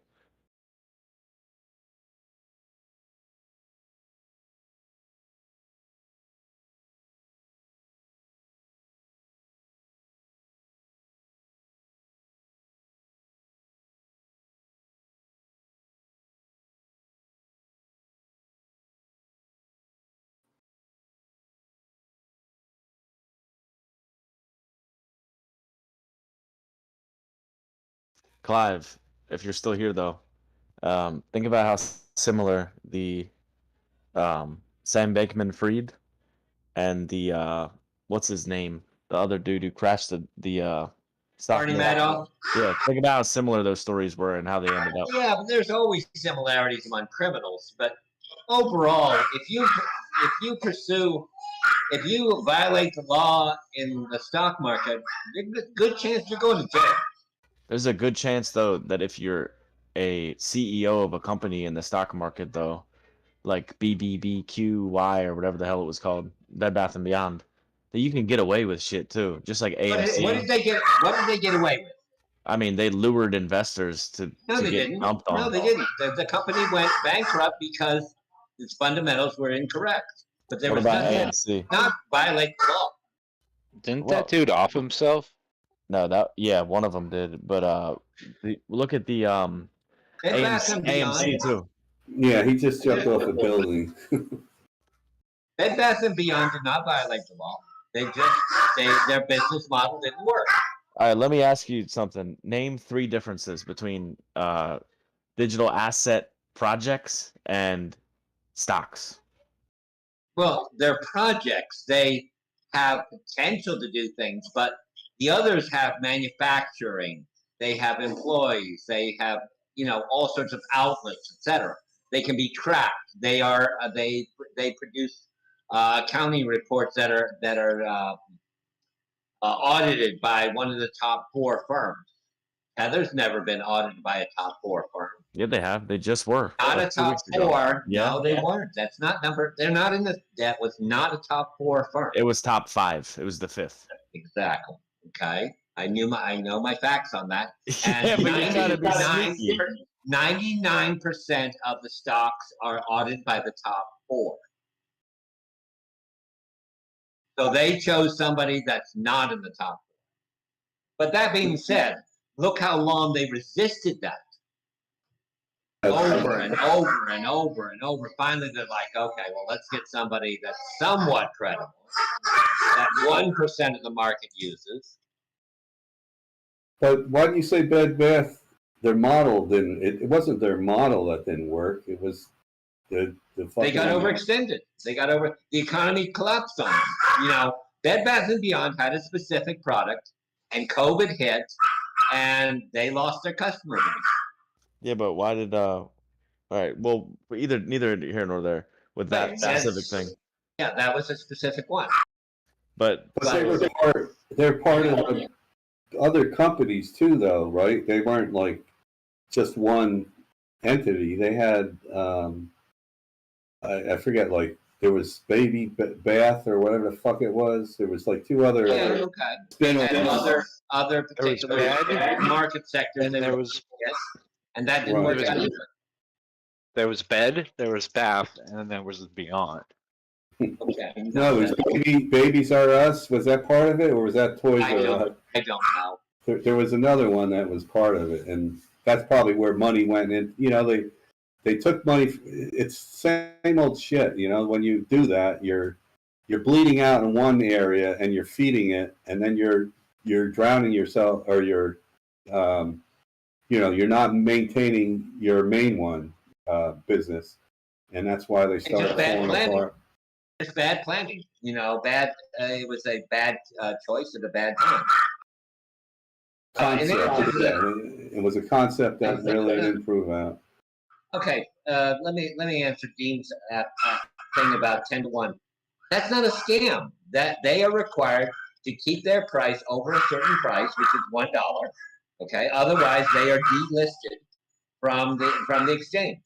So what they do is say, okay, to be compliant, our stock is only really worth 10 cents, so we're going to have to make it 10-to-1 to continue to be traded on the legacy market.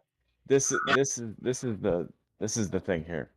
So you are blessed enough to be the age that you are, right, and to have seen a lot of things and to be familiar with many things that you have become comfortable with and that you understand, right? So anything that falls under the umbrella of legacy, you are going to automatically relate to and defend. No. And you're going to resist. No, well, this is something that you've done, though. You're going to resist change. You're going to resist new things, and you're going to resist disruption. All right. It's normal. Give me a case in point where I resist technology or new things, etc. Well, you do it with crypto for sure, but it's not just you. Don't feel like you're being singled out. It's your entire peer group and your entire generation. I disagree with that. Totally disagree with that. You prove to me that you have a particular product or service that is viable and is backed and has potential to move upward. Sure, I'm gonna buy it. Have you seen the videos back in the 90s of the people who were participating and alive and adults in the time where debit cards and credit cards came in and they were told, that they should use them for payments, and how much backfire they got? First of all, that started in the 50s, not the 90s. Whenever it did, 80s or 90s is the video that I'm talking about. Well, there's a big difference. People make these statements like, remember back in the 90s? Well, that was 40 years before that. That was 4 decades before that. Happened after World War II. So you're saying that people were using credit and debit cards in the 50s? Yeah, the Diners Club. I'm talking about when the World War normal person was, when the regular person was. You use these statements like normal people. You have to quantify that. But was it available? Let's just do a Google search. When did Diners Club, one of the first to operate it, start? Just Google that for me. The first U.S. debit card may have hit the market as early as 1966. Okay, that's pretty close to that. And also, I'm off by 20 years, but I'm certainly not off by 30 years. Yeah, you did what B did there, and you kind of took what I was saying and just turned it into something else. But you get what I was saying. Okay, I don't think that I am against technology or against new ideas. New ideas happen all the time. It's normal. My entire field of expertise is discovering things all the time. it's normal, Clive, to not. My point being is that throughout history, change in tech and especially in things that are used on a day-to-day basis is very disruptive, especially to the adult. And the older you are, the more disruptive it is because it's like, oh, I have to learn this new technology. Fuck these cell Do you phones. have any idea of how many new concepts I've had to learn in my field? Oh, I believe it, and that's probably why it's exhausting. Yeah, I mean, the basic structure of the atom, the basic concept of what the universe looks like. I mean, it's far beyond Bed Bath & Beyond. Crypto is nothing compared to astrophysics or quantum mechanics. Well, there seems to be a very large group of those people that are in those fields, you know, these high IQ individuals in crypto. Isn't that wild? Wait a minute. Let's look at the CEOs and founders of most of these crypto companies. I would bet it's a disproportional amount came from MIT. Yeah. Michael Saylor came from MIT. Well, maybe not MIT, but they came from highly educated backgrounds. We can just put it like that. Stanford. Okay. Yeah. A ton of them came from Stanford. They're not a ton dumb of them group. came They're not from a stupid group of people. JP Morgan. I mean, some of the highest that I would say this field is filled with genius. With high IQ people. Yeah. I agree. That's what attracted me to it initially. I was like, whoa, all these people are smarter than me in this. You know, not the ones that are building it, not the people that. The issue I have is, okay, we sit here with anywhere from $1 to millions, okay, and we think we're smarter than Sam Bankman-Fried, who had $8 billion of customer funds, and he still couldn't keep it balanced. Street smart? Hell yeah, I'm way smarter than him. Street smart, book smart, probably not even close. I'm saying he had connections with. I mean, one of the biggest group that he duped were high IQ people and influencers.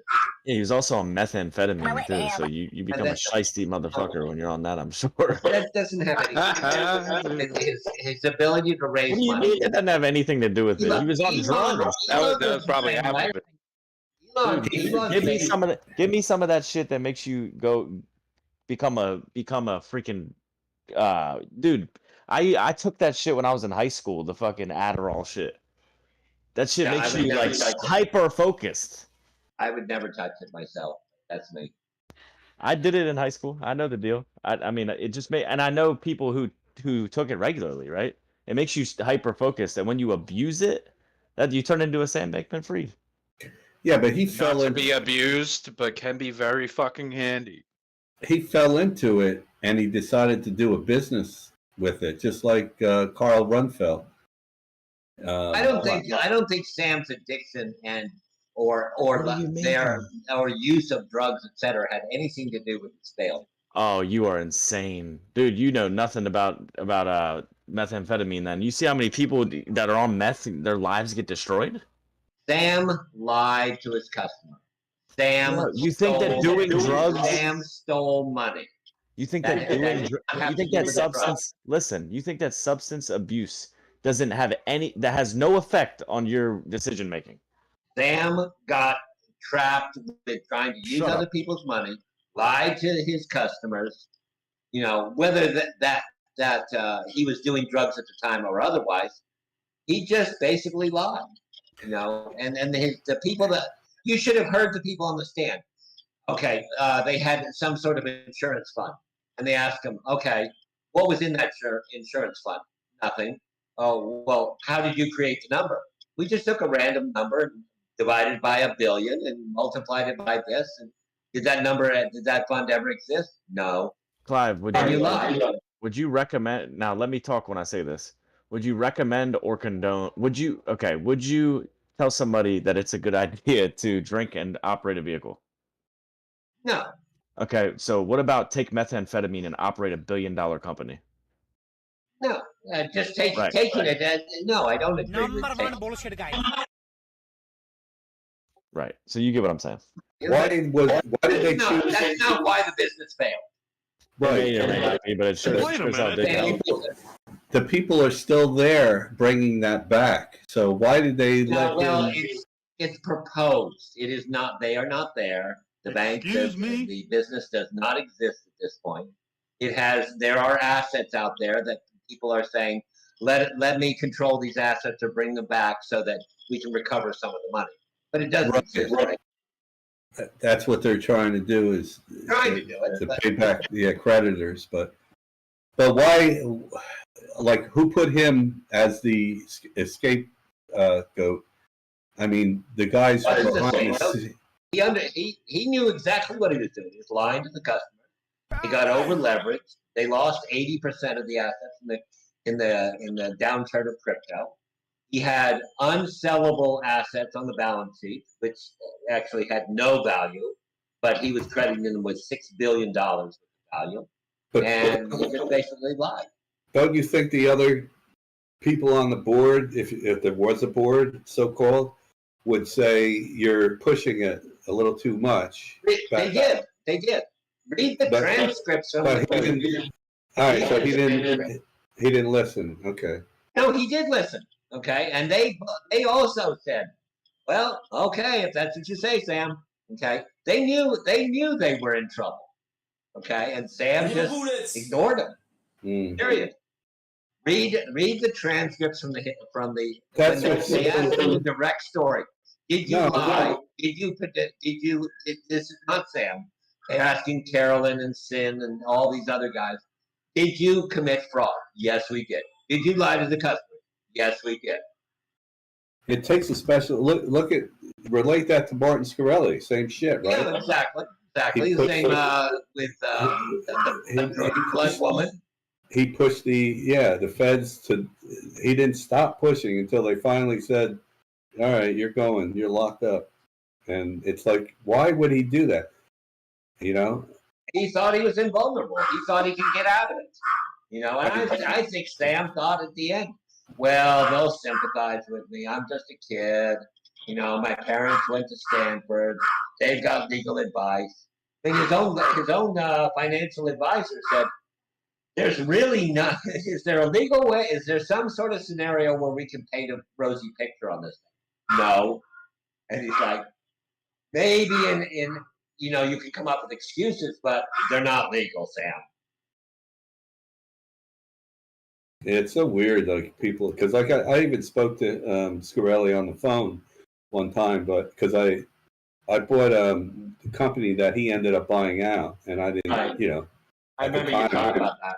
Yeah, and it just fucking blew up, and that's why I wanted to see what the hell was going on. Okay, and then go ahead. Finish. I was just gonna say he was hanging out in New York at the local bar, inviting people over there. I never went over, but I did talk to him on the phone. He had some girl with him, and I was, you know, heard her say a few words. But I'm like, so what's going on with the company? He goes, oh, well, it's growing, and that was. Yeah, that was gonna say that. Yeah, I mean, who's going to give you? I want to borrow $10 million from the Shark Tank guy. Okay? Mr. Wonderful. Are you going to tell him, well, how's business? Oh, it's horrible. We're going bankrupt. No, you're not going to say that. Okay, I'll give you a perfect example. Mark Cuban. Okay, Mark Cuban, everyone loves Mark Cuban. But how many businesses have failed under him? And he was a big influencer on crypto, etc. Well, I don't know if everybody loves Mark Cuban. I mean, I hear he's an asshole, but I'm sure. But a lot of people are assholes that make money. well, they're business. Yeah, they're all business. They don't give a shit about shit, you know. When a customer my general manager at Domino's, real nice guy. I mean, wonderful, hard worker, et cetera, et cetera. But if you come to the counter to order pizza and you say, how much is that pizza? He is going to tell you full retail. Oh, aren't there any coupons? Oh, yeah, there are coupons, but you got to ask for them. If you're too stupid to not know what the specials are, he's not going to offer them to you. If you're smart enough, and you say, oh, well, do you have what specials do you have? He'll quote you the special. Or if you say, is the $10.99 still in effect? Yes, it is, ma'am. Mm-hmm. Why are you quoting me $23? Because you didn't ask for the special. You need to ask.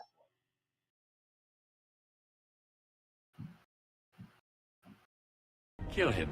If a woman, let's say a prostitute, to say, well, how much for a blowjob? $200. Okay, yeah, that's fine. Or you say, will you give me a blowjob for $40? Okay. It's my birthday. Yeah, exactly. It's my birthday. By the way, how did that happen? I knew that example would resonate. How did that hack turn out, Clive? On They shut it down the same day. Oh yeah. They should have seen customers come in. And I'll tell you what, the Vietnamese, this is going to sound racist, and it is. The Vietnamese were the worst on it. Then the Chinese. It was almost 90% Asian. Come on, So you that can being racist said, when you know it, people clap were your coming hands. in that had ordered What the 10 fuck, bro? pizzas from 10 different people, et cetera, and we said, we canceled the order. And they're like, why? Well, because it was a scam. That was not the offering. People were taking advantage of a code they weren't allowed to do. Oh, well, do I get my pizza? No. Why not? It was a scam. You're trying to get something for free. I don't blame you for trying, but no, we're not giving you the pizza.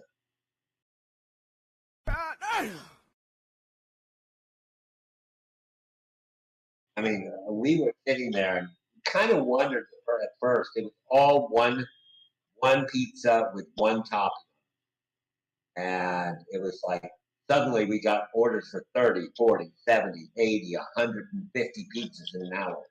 That's never happened. But wait, you said Chinese and who? It was mostly Vietnamese.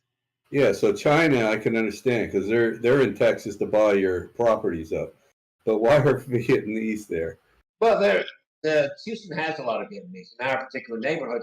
Our neighborhood is very small. You know, it's a 10-minute radius for our delivery area.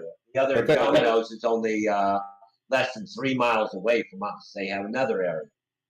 And so, but our particular area has a lot of Vietnamese.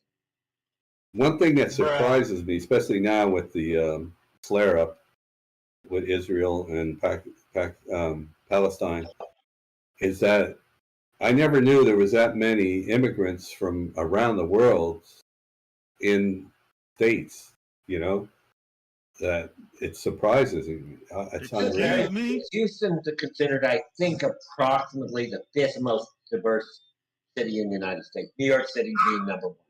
Yeah, look at New York. I mean, it's packed with like, I guess they came over with visas and or what do you call it? You know, they came over with grants. Yeah, we keep talking about people coming over the border. They're not coming over the border. They're coming through the airports. But when you do well in school and they give you money or whatever to come to America or whatever, is there their visa, doesn't it run out or? They're either sponsored by a company or they're students.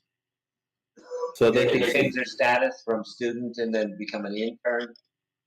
As long as they're working, they're here, right? Basically. As long as someone is sponsoring them, someone says, Right. "Okay, I will step up and have to do that for my wife." It's very difficult. I mean, Trump made it very difficult to get in this country. Obama made it easy. It's a flex thing, you know, where the political climate is. You know, we were founded on immigrants. You know, bring us you're hungry, you're poor, hired, et cetera, under the Statue of Liberty. You know, you can go and read it. But we were a country of immigrants. I mean, very few people came from this country other than the ones that crossed the land bridge. And I saw an interesting thing by Neil deGrasse. Approximately 8 families crossed that bridge. And when the Ice Age stopped, it closed up. And so basically 8 families populated North and South America. And the same thing happened with Australia, is that we almost ended, if it hadn't been for the modern age coming about very quickly, we would have ended up much like the kangaroo. I mean, in Australia, you've got mammals that have pouches. You don't find that anywhere else on the planet. So species, known as speciation, that the human race could have been entirely different if we hadn't invented boats, etc. And that the American would have been totally different than the Asians, the Europeans, etc., the ones connected by landmass. Bro, The 8 families, Aboriginals are imagine actually living back then. What's that? You get 8 families populate the whole place. Imagine living back then. You get those guys are getting mad pussy. Okay. But Neanderthals, I mean, the Neanderthals were beat out by the Homo sapiens, but there was some crossbreeding in there. Okay, there's a little bit of Neanderthal in every human that exists on the planet. But the fourth race, we talk about. They were an easy lay. Well, we talk about Caucasian, Negroid, and Mongoloid. Okay, it's the three races. No one ever mentions, and I can't pronounce it myself. The ones from Australia are the fourth type of species. Wait, what? Australians have their own subset of humans. Oh, what are they called? Rick could probably pronounce it better than I could, but you have Caucasoid, Negroid, Mongoloid, and then Australian is the fourth one. The Aboriginals. Negroid is not a race. It is a race. No, it's not. Negroid ain't a race. It is a race. Yeah. It's not an ethnicity, man. No, it's not. It's not an ethnicity. Dating back when, Claude? What are you talking about? Dating back 50,000 years. Ones that came out of Africa, etc. Have many differences. If you call it anything that came out of Africa, that's still not a Negroid. And first off, it was blackamoors here in America before anything. We're talking about the time where you couldn't get. I'm talking, man. We was already here. I don't understand what you missing. Hold on, Blackamoor. Yeah, Blackamoor. Blackamoor is the whole thing. It's one whole thing. Blackamoor. You mean like the original president? Yeah, the original president. The original presence in America was already of a dark color. People the boats. You talking about people coming from the boats? You gotta prove it. Caucasoid did not come from America. Caucasians came from the mountains in Africa. I understand that. All right, we didn't know. All black people didn't come from Africa. I never said about America. But Negroid is not an ethnicity neither. But listen, what I'm telling you though, Negroid is not an ethnicity neither though. Nor is black. He's talking language though. It's just. I'm telling him the same words. That is not recognized. That is not what you can't use that if you want to be saying what you're saying. No, it's like I'm talking anthropologically. It's like Spanish, how English is less. Wait, Max, it's not a Negroid though. You see what I'm saying? It's a Moorish descent. It goes way back further than that. Well, so you got to go past. So you trying to go behind. So you trying to go beyond the treaty then? Say again.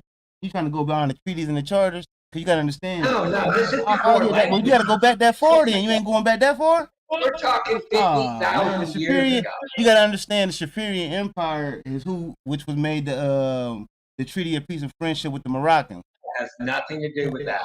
Come on now. So somebody to make a treaty from this land with this land, they already had to be around here too, right? We're talking 50,000 years ago. Not modern time.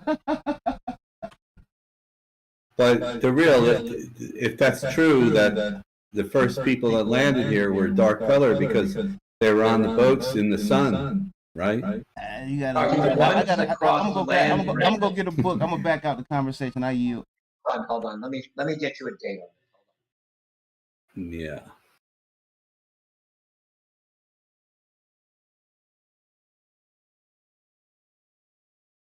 Shit, you go back to the Romans even, right? The slaves and... This is long before that. This is tens of thousands of years before Rome. This is before civilization.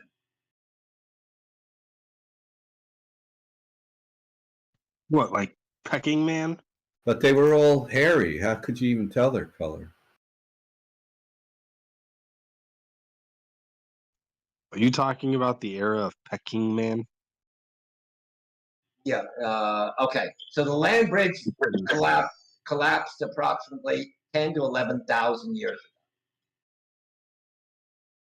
ago. 6,000 years ago is when coastline started to appear. So we're not talking modern era. Yeah, that dude looks hip. The real.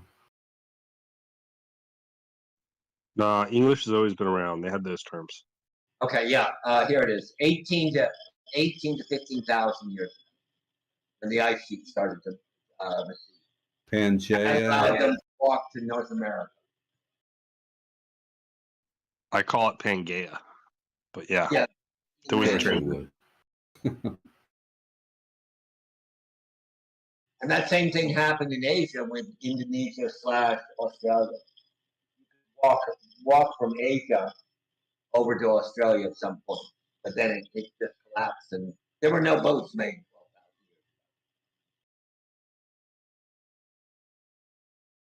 And so you ended up with subspecies. This is not a political statement. This is an anthropological statement. Sub like underneath the equator. Where was life first? It's believed Mesopotamia. Mesopotamia. The cradle of life, dude. Well, that's another one on my book then. They have found that all humans really came, and this is off topic, etc. But basically, there was one mother. Period. That's where it started. I mean, humanity actually came down to less than 5,000 people at one point. Earth, the big Siberian melt, where all those volcanoes went off. The population of the humans, I think it was also in 556 was a critical point as well, where everything that could go wrong did go wrong. So how many, like, relate that to like dinosaur era and all No, that? that's 65 million years Right. So there was no Neanderthal or anything. That was 50,000 years ago. This is like 65 million. Wrap your head around that. Now you would think 50,000. Oh, well, that's just a rounding error. It took a long time. I mean, life started on this planet approximately 2 billion years ago, but it took billion years before you made the bridge between single cellular organisms to multi organisms. Isn't that something? I was thinking about that the other day, how old is the world? And how much longer is it going to survive? We know exactly how long it's going to survive. Hold on. Why and how? The sun's going to nova. We know that the sun is a white dwarf star, and that it will nova in some sort of period called. Supposed to become a red giant. It's not supposed to be big enough to go nova. But when? Nova, don't confuse nova with supernova. Nova means an expansion. Yeah, it's going to expand. Yes. I just think of Oasis when I hear supernova. Okay, brace yourself. I didn't say 5 million years so that you get all sweaty. 5 billion years. Well, will I be a billionaire with crypto before the Earth blows up? Right? Well, Yellowstone blowing is a much That larger is concern. the scary one. That is the scary one. That could happen within the next 10 generations. It's not going to destroy the Earth. It just will be fucked. Yeah. The human race will be fucked. The Earth will be fine, but we're fucked. Dumping. I would doubt humanity is around in a million years. Oh, probably not here. Probably other places. There's probably way smarter humans out there. No, I don't think there's another civilization in our galaxy. And here's the Fermi paradox. Okay, we're just one galaxy. Let's say you wanted to populate the galaxy. Okay, the galaxy is approximately 10 billion years old. Okay, so let's say you started it at 5 billion years ago, and you sent out a robot, a self-replicating robot, to go to the nearest planet. That would take about 1 million years, okay? Which is small in the terms of galactic. Yeah, with our They shit. go out and they colonize / replicate, and then they send 2 off to another planet, and then another 2, and another 2, and another 2, and just keeps going and going and going. By this time, billions of years later, you think if it took 10, let's say 1 million years to do each one of these duplications, that they would have covered the galaxy already. And yet we find no evidence of it. Yeah, but I mean, are you talking about how you using that calculation with light speed, or You let's say you went with our technology? Okay, for us to go to Alpha Centauri at the fastest right now, we could get there in about 40,000 years. To the nearest planet, probably closer to 100,000 years. That's a speck of time in the terms of the year. Yeah, but what about at the speed of light? Well, we know we can't get to the speed of light because nothing that has mass can get to the speed of light. But we're going 1/1000th of the speed of light. You would still be able to colonize the entire galaxy within well under 1 billion years. All right, so, but if we can't get there to these other planets, then We how the can hell get do we there. know? We can get there, okay? And we could send probes out there. We already have. I mean, Voyager is now out of the solar system, which took, when was it launched? In 1970? So it took 40 years to get to the edge of our solar system. So it's already out of that. Yeah, but we can barely even see other planets. How the hell do we know there's not people there? We don't see them, we detect them. And we are pretty good at determining what is in the atmosphere of these planets. We can tell if there's carbon dioxide. We can tell if there's oxygen. We can tell if there's methane from the spectrometers. Our improvement in astrophysics has expanded so much in the last 50 years. We know how big they are. We know their temperature. We know what elements are on there. We're talking planets that are 60 light years away. A new planet is probably How shown every day. how convenient, we'll never prove it. Oh, we'll prove it one day. Hopefully within the next million years. Yeah. So that's a speck of time.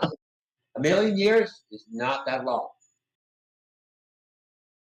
When you've got 5 billion years to go, that's 1/1000th of a percent.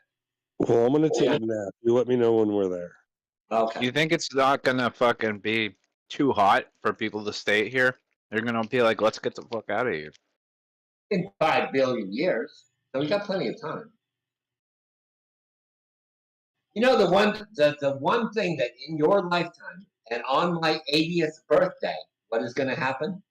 That is going to be something that is going to really concern you guys. My 80th birthday. Look up January 19th, that would be 2038. What's going to happen on that date? Oh yeah, Social Security. No. Yeah, no, we run out of Social Security. No. January 19th, 2038. January 19th. Are you thinking 2138 when Bitcoin stops happening? No. 2038. The day I turn 80 years old, something monumentous is going to happen on this to us, and every one of you will be affected. You're The gonna value die? of time goes over to the negative. Not a joke. It's not a joke. Google what happens on January 19th, 2038 in the computer field. Did Google tell you? I hope so. Y2038. Super bug. Formatting bug computer system. Yeah. Oh my Pacific God. Times. The Yeah. Y2038. Yeah. If the Unix clocks run out, it's going to be worse than Y2K. They don't know what's going to happen. When those clocks, every computer on the planet uses Unix for its time. and it resets. It goes to overflow on that day. The day I turn 80. So why? I mean, why is that a problem? I have to just reset the clocks. They fill up. It's the same problem we ran into to Y2K. We don't know what will happen. Yeah, remember that? That was like fucking joke. The day we run out of time. Now it is, but in 1999 it wasn't. I mean, we're just getting rid of daylight savings time, right? This coming year, so. But it isn't. It's just a little side fact.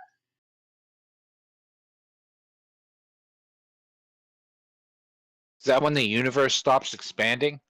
It's when we go back to Starts 1970. contracting? It's really believed that the universe will just dissipate to nothing. Quad, I want to ride the wave in a black hole. Even the black holes will dissipate to nothing. I got my surfboard right here. I can ride that wave in and scream as I go down. Black hole, son. Won't you come? The NetBSD developers converted time and associated functions to be 64-bit integers. And all software and packages. Hold on. Sort of like when Japan ran out of phone numbers. You had to pay $50,000 for a landline.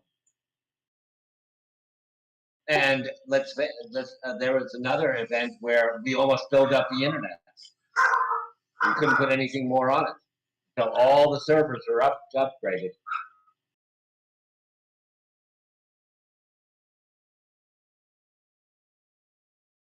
So this is straight from ChatGPT bot. Okay. On Tuesday, January 19th, 2038 at 3:14:08 GMT. The Unix epoch time will reach the value of 2,147,483,648. This is the maximum value that can be represented by a 32-bit signed That's 2 to the integer. 32nd power. 2 to the 32nd power.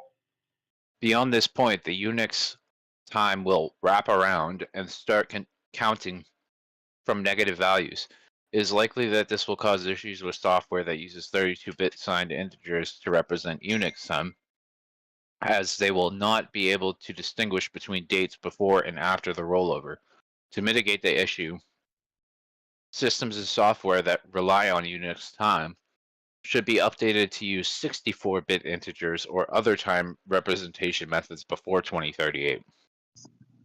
32-bit, like my Nintendo? Yeah, dude. So all we need is 64-bit. In every computer on the planet. Yeah. I refuse to upgrade if it has AI.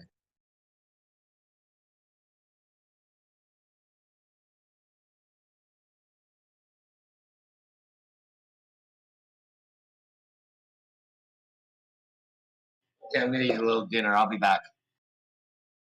It was fun. Alrighty. Enjoy. No Clyde, sandwich? What do you think we're doing with Bitcoin? Going down. That is what it feels like. Yeah. That's what it looks like too. I have a short and have a long. The long is down 2%, and the short is rocking. Prize, motherfucker. Yeah, my short's doing all right. Okay, my long just disappeared. What happened? It's hanging on by a thread, man. It really is. 4 minutes. Just 4 more minutes. Oh shit, it's gonna dumpy dump. I signed myself out of TradingView because I'm in on my own path. Every time I go on my iPad, it signs me out on my computer. Trying to tell you something. I gotta listen. Yes. Come to the church of non-trading. I told it to remember me though.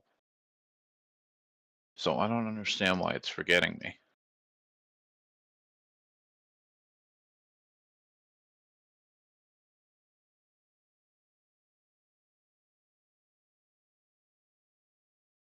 Dogecoin's hanging on by a thread too. Oh, poor thing.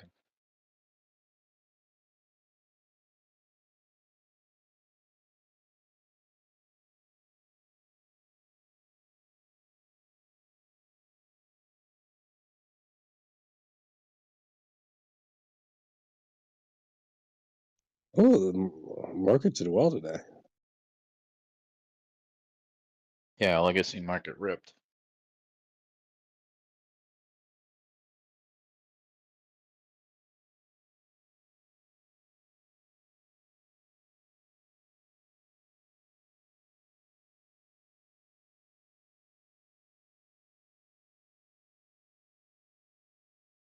So was the Jay on today? Haven't heard him. I think he was supposed to be heading out.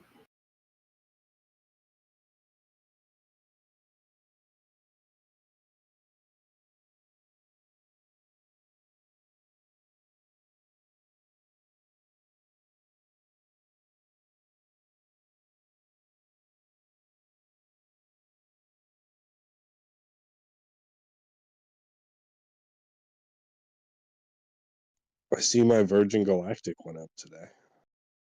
Yeah, it's been doing well.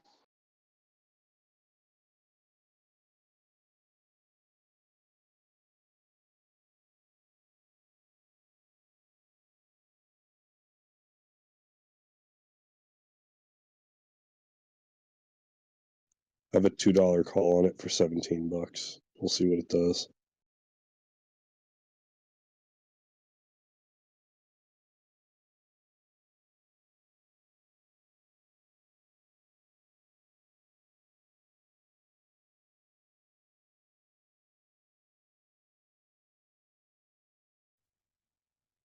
It's like if I lose it, it's like losing 8% if I was holding shares and it went to 0.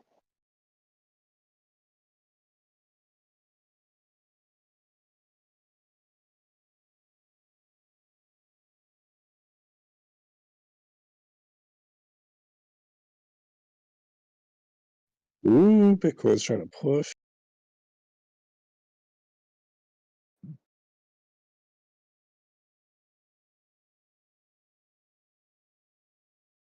Oh, come on, Bitcoin. My stop loss is just $20 above you. You can do it. Yeah, come on, Bitcoin. Isn't it the daily close?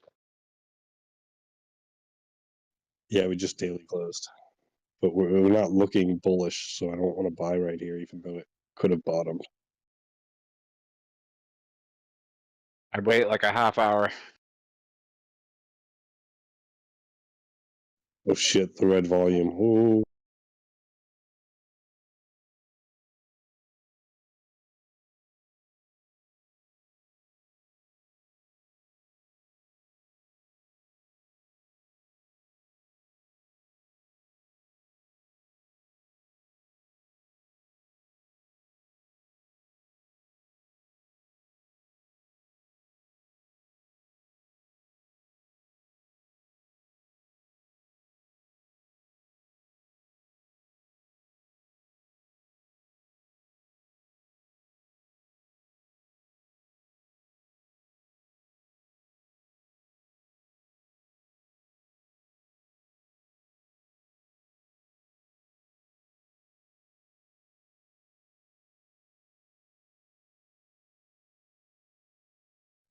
Knock it off, bulls.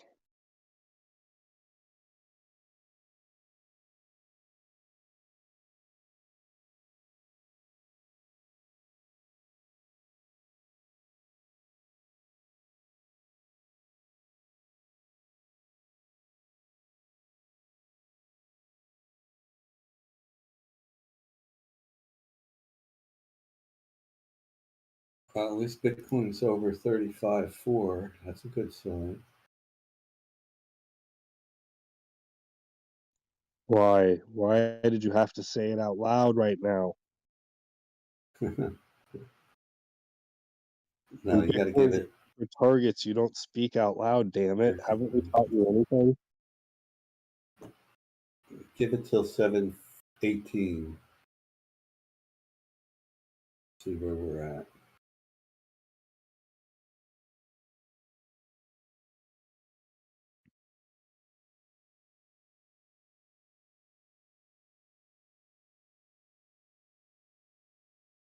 I mean, I'm not gonna lie. Normally, I would try and buy here and get wrecked.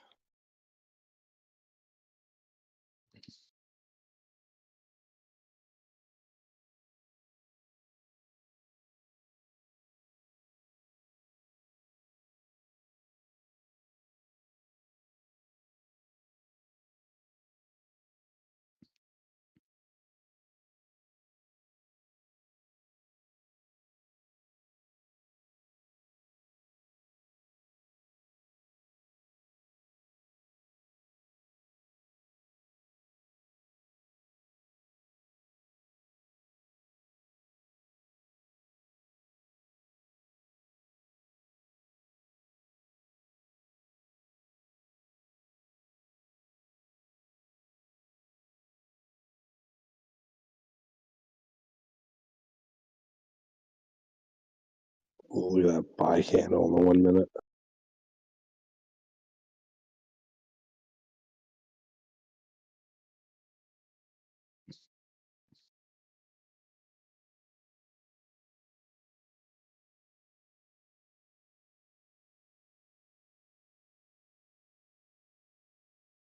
Just watch Tether dominance.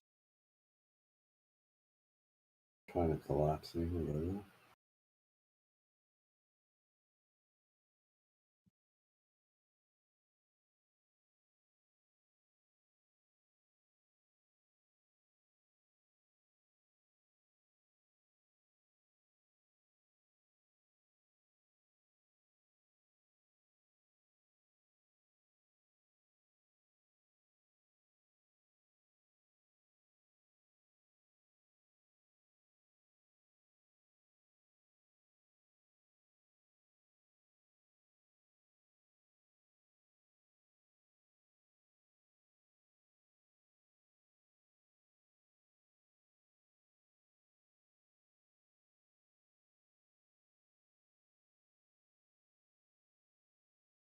Go Shibarino. Okay, I guess I long you Bitcoin.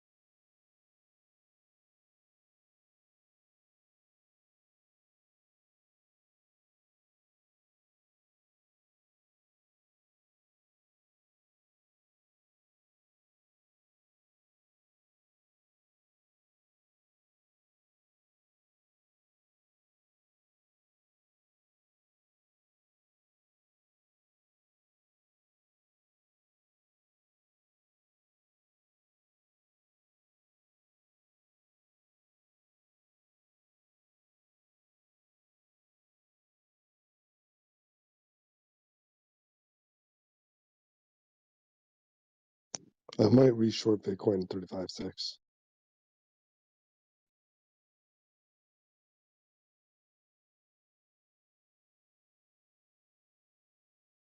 Normal funding rate at Poly X USDT has reached negative 1.5, so manage your risk carefully.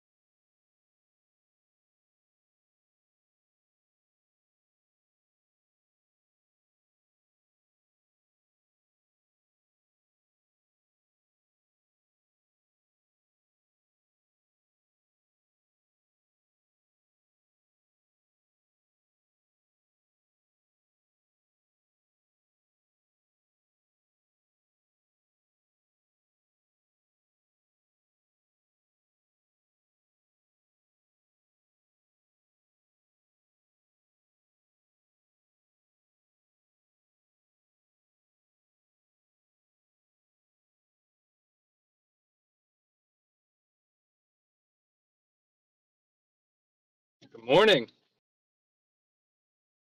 Good morning. What did I miss? Bitcoin dropped. Oh boy. Oh yeah. It took a good drop into it.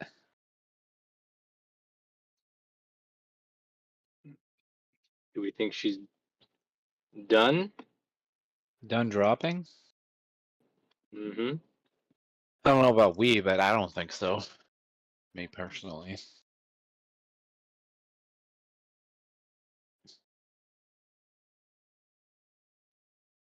Yeah. I haven't looked yet. Because it sort of depends on what your time frame is. But if you're looking for a short-term bounce to the upside, now would probably be the place.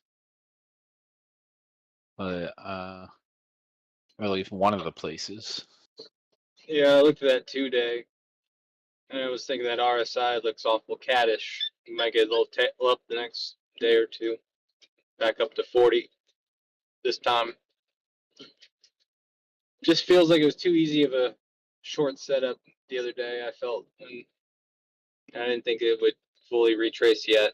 I think that you're still going to get a little fake out back up, or not fake out, but a nice sweep of the highs. Sweep it to high. Before we get a real big pullback. Just sweep it to high, yes.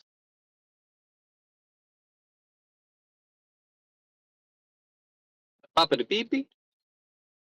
I don't know about the sweep of the high. Maybe a higher low. But me, I'm bearish. Bibbidi boppity boopity.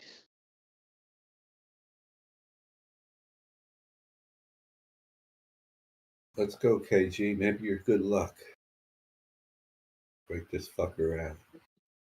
Well, yeah, I just think that short setup, like I said, like, yeah, like an intraday short from Monday, I felt like it was just, okay, cool, we'll come down, we'll cool off, but for anyone who's like big time swing shorting, it just really looked too simple. I don't think that that's just going to be it. That's all. That's why I still think 40K is in play. I spent like half hour on statics earlier, and all they were talking about the whole fucking time was TRB. The one dude is so hyped on it. Oh, it's gonna go. It's gonna go to like 50 grand. Oh, brother. Yeah. Yeah, right. And, I mean, I'm like, running inverse. I was dying because it was the first time I was on there. I was invited on, but they were nice, because I heard shit like people saying shit about the people on statics, but maybe there's another group, right, that comes in different time. But they were pretty cool, the guys that were on there, and they seemed to like me. But all they were doing was talking about TRB, and I'm like, I'm dying. I'm like, what the fuck? Aren't you looking at anything else? I mean, Yeah, they tend to focus on one thing, but yeah. Were you in voice or? Yeah, no, I was in text? voice. Yeah, I was waiting to see if any of you guys were around, but Who was in there? I don't even know. The one dude, I guess I don't know who's like one of the big guys in there, like that manages. Jarsky or Ambient. Yeah, there was the one dude didn't sound. Yeah, the one dude sounded kind of ignorant, like just asking stupid shit. But he's like accepted in there, I guess. But DJ. Yeah. Peanut. No. There's only like 4 or 5. No Peanut. No, there was No a rabbit chick. peanut. No, there was some chick in there that just said a few words, but I don't know who that was either. Peanut Noir. Let me see. If anybody's in there now.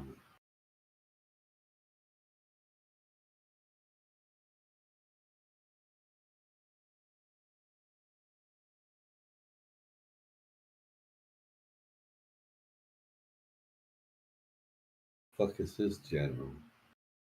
Ella? Oh, the pit. Did she sound French? No. Was it Meg? No. Just trying to see if I can see in general who the hell was there. DJ Doji, Remora, and Yoda. Yoda. Yeah. Yoda's Will. More Yoda and Yoda's a funny guy. and Doji. I think those are the only ones that were in there then. And maybe what is it? Ambient? Yeah, Ambient. Is he like he manages it or some shit or? He's one of the mods, I think. Yeah. What about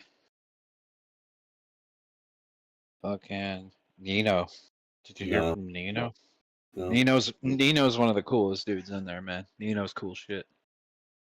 Yeah, they seem all pretty cool, but I think they only maybe Ambient and one other dude, were speaking. The one dude is like, well, the guy that was pushing TRB, I guess, was putting big money on it, or actually, he was talking like he was putting money on it, and I'm like, well, what are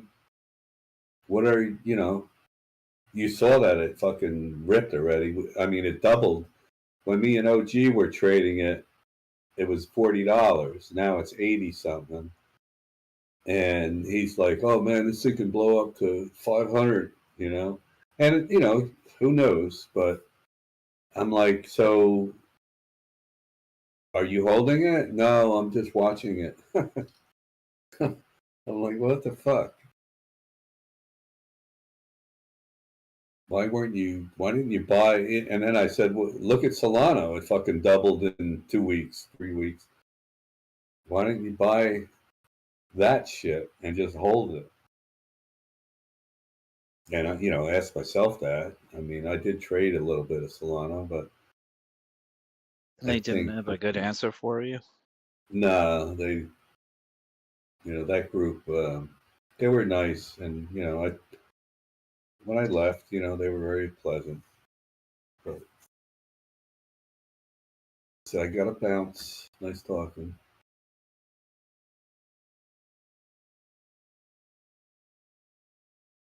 Static wasn't there. Is he in here now? I don't think he's in here right now. Thought I saw him in the channel.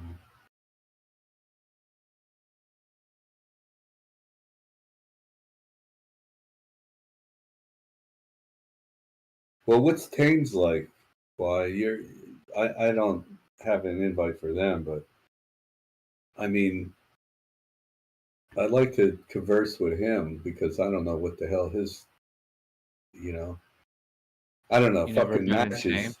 matches. You should have fucking hit him up when you met him. Like fucking, didn't you get any information like when he got into trading? Is he really that into E?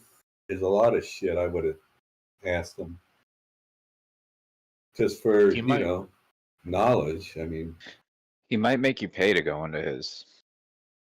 yeah. Well, I'm not, like I said, I'm not into paying for any fucking Discord unless it's like you guys. I don't mind throwing out shit to you guys, but these other ones, I don't know anything about.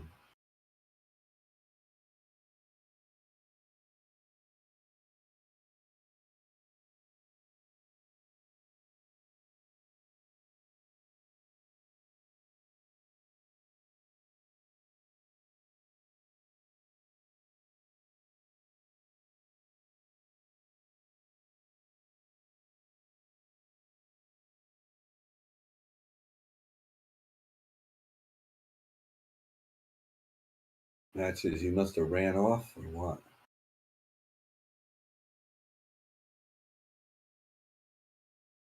Oh, I'm sorry. So, you, like I said, you didn't ask anything to Tame? Like, you didn't discuss crypto at all, or what? A little bit. Tame is a What paper hands, dude. He just likes cash. does he still hold like Doge? I mean, I remember he was same thing, you know, when I was on YouTube listening to him. Well, they were at that time. It was all about Doge, anyhow, I guess. But I I think mean, I think I he bet has he some holds Doge now. some hex. yeah, That's probably then about it. that's right. Then yeah, that was the next thing. He went into Hex, and I mean, I'm holding a little bit of Somebody Hex on told him spot. that he sold his Ethereum to buy Doge. Now he's holding Doge. Oh, really? That's what I heard. Well, that's stupid. He fucking got a tattoo of Ethereum.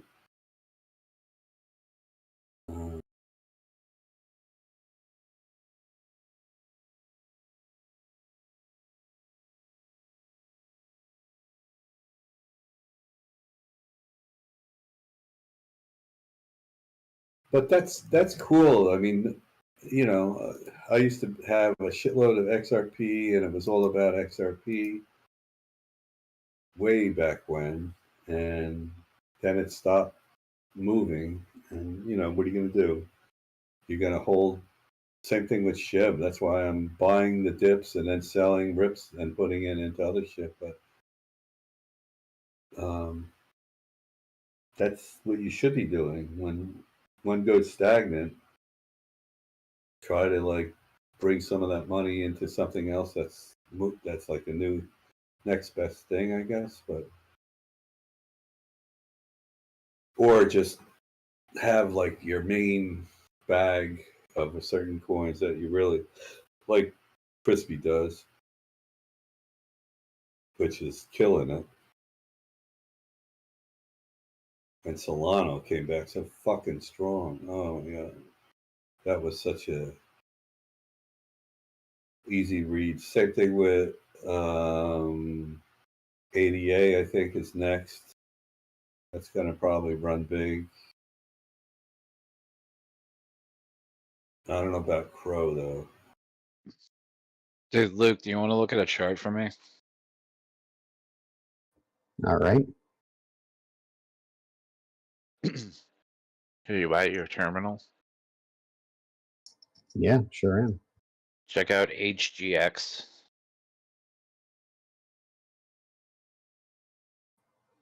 The housing sector? Yeah. Dude, housing crushed today. I was looking at the it's the KB or no. What is it? My sectors. Oh, XHB. XLRE. XHB. That's the home builders. When you say crush, you mean going up? Oh yeah, they were up like 6% today. Yeah, because I checked like the rentals. You know, my couple properties I have on Zillow, they're fucking unreal. I don't know, man. It's like they just keep going up. I don't know how people are going to afford these homes. This or is rent. scary looking. It's like it looks like a cup and handle. And the like the 1.618 fib is at 666. Yeah, man. But at this huge area of resistance that I have at between 575 and 587, and I think Yeah, that it's that was like testing all-time highs here, pretty much. yeah right before the housing market crisis in Mm. 2005 was the last Mhm. time it was up at these levels. Yeah, I mean it's running. It's definitely running hot. It's got this like parabolic curve to it as well. But I mean, it looks like it's going to go higher. Yeah, well, it kind of it looks like it'll either go higher or it could be forming a double top here. So I'm wondering if I should go in more on those ETFs to short it, or if I should wait to see if it goes Dude, higher first. I don't know. I'm Because that afraid to looks short ridiculous, anything right? at this point. I would be afraid to short anything at this point. That looks ridiculous, right? Yeah, I Yeah. think it's still got more to go. I wouldn't short it just yet, but which one? HGX. It's the housing market sector. I mean, if you think that the S&P is going to continue going up, then I mean, it's going to follow. I don't know what your thoughts are on the S&P, I guess, but yeah, man, this thing is. I mean, what type of correction are you looking for here? Like, over what time period? Looking on the weekly, I want to short it for 5 years. You're legitimately going to hold a short for 5 years on this thing? Yeah. Holding a short on anything for 5 years is extremely risky. You might as well sleep with some of my ex-wives. Okay, here's a funny story for you guys. So my wife knows how much I love hamburgers. So she goes out, she gets the food, she prepares it, and I sit down to a hamburger dinner. Guess what it was? Fake meat. No. Wagyu. No. Is it like ham? I got a It was ham burger. Yeah, you got a hamburger. Yeah. Oh, she bought real ham, and You have to remember, he isn't your wife foreign? Hi. She's Asian. Yeah, exactly. Yeah. How was it? Did her best. It was good. It was very good. But it's just like I was looking forward to this big chunky hamburger, and I'm like, oh, honey, I love it. I love it. Thank you. It's just a piece of ham with whatever. Yeah, it was very good. It was a ham and cheese sandwich on a burger bun. Oh my God. Anyway, quiet on that chart, man. I don't know if you're gonna short. I would look for some sign of weakness, man. I mean, like, what are you shorting? Like, you know what I'm saying? He's just shorting based off fundamentals. He thinks that the housing market's going to crash like it did in the past. No, yeah, I get it, but like, if you think that, and if you're that long term on the move, then look and wait for it to get rejected or something, man. I mean, Why do that it's anyway? like- Why wait 5 years for anything? Fuck that. Exactly. Right. Why? Just You move never your know money to what's gonna something happen. else. Move the money to something else that's quicker, dude. I'm not allocating. PG. I'm not allocating a lot towards it. I think you're trying to be big brained here, and you don't need to. You're trying to do it. whatever. He's gonna if you're gonna short it for 5 years, fine. But just look for some sort of rejection. You know, I mean, there's no rejection. Let's put it in perspective. Let's put it in perspective. If you think in 5 years that the housing is going to go down, okay? Let's say an average rate of return of 10% per year. So you mean that you think it's going to go down 50% for you to not take advantage of other investments that move up and down and back and forth. So the market would have to just to get a, let's say, a 10% return, which is a pretty good return for your annum. Okay, that the housing market, that housing prices will be half of what they are now in 5 years. Yeah, They were yes or no? They were, yeah, sure, but they were below there during COVID. Yeah, I know, but they didn't slash 50%. Housing prices rarely, in my generation, it might have happened once where it fell 30 or 40% over a period of time, but 50% in 5 years. What's the name of that chart called again? Fell HGX. Called the Wise Dreaming chart. It fell 52% during COVID, and in 2008. Hold on. Oh, I see why you want to short it. Yeah, I don't blame you. Yeah, I'd short it, but I wouldn't play it out 5 years. Nah, fuck that. You could probably, yeah. I wouldn't hold anything 5 years unless Maybe it's a two. long Not a short. Not a short. Yeah, I 2 agree. years, maybe, quite. Shorting anything for 5 years is scary as fuck. To be honest with you, I don't think you'll hold it until next Thursday. Look, I just want to say, Jordan Belford over there, if you get and you short it, expect it to take like 6 or 8 months. But I don't think it's a bad play. February At least wait 1st. for a swing failure or something, Kwai, at this level. Don't just, you know what I mean, man? I don't know. You know how We've got up and coming elections. You know how long people have been talking about a housing market crash since I the know, last housing right? market crash. And I'm amazed every fucking week I look. It's like Since mud was slapped and you wanted to keep your wife warm or your mate warm. Yep. Yeah. People talk about the stock market crash too since the last one. But Betting quite on crashes Watch is the very car dangerous. market. When the car market gets a little bit more heated with those repos and people not paying, then look to the next expensive thing, which is houses. And that's weird because houses should be the most expensive thing.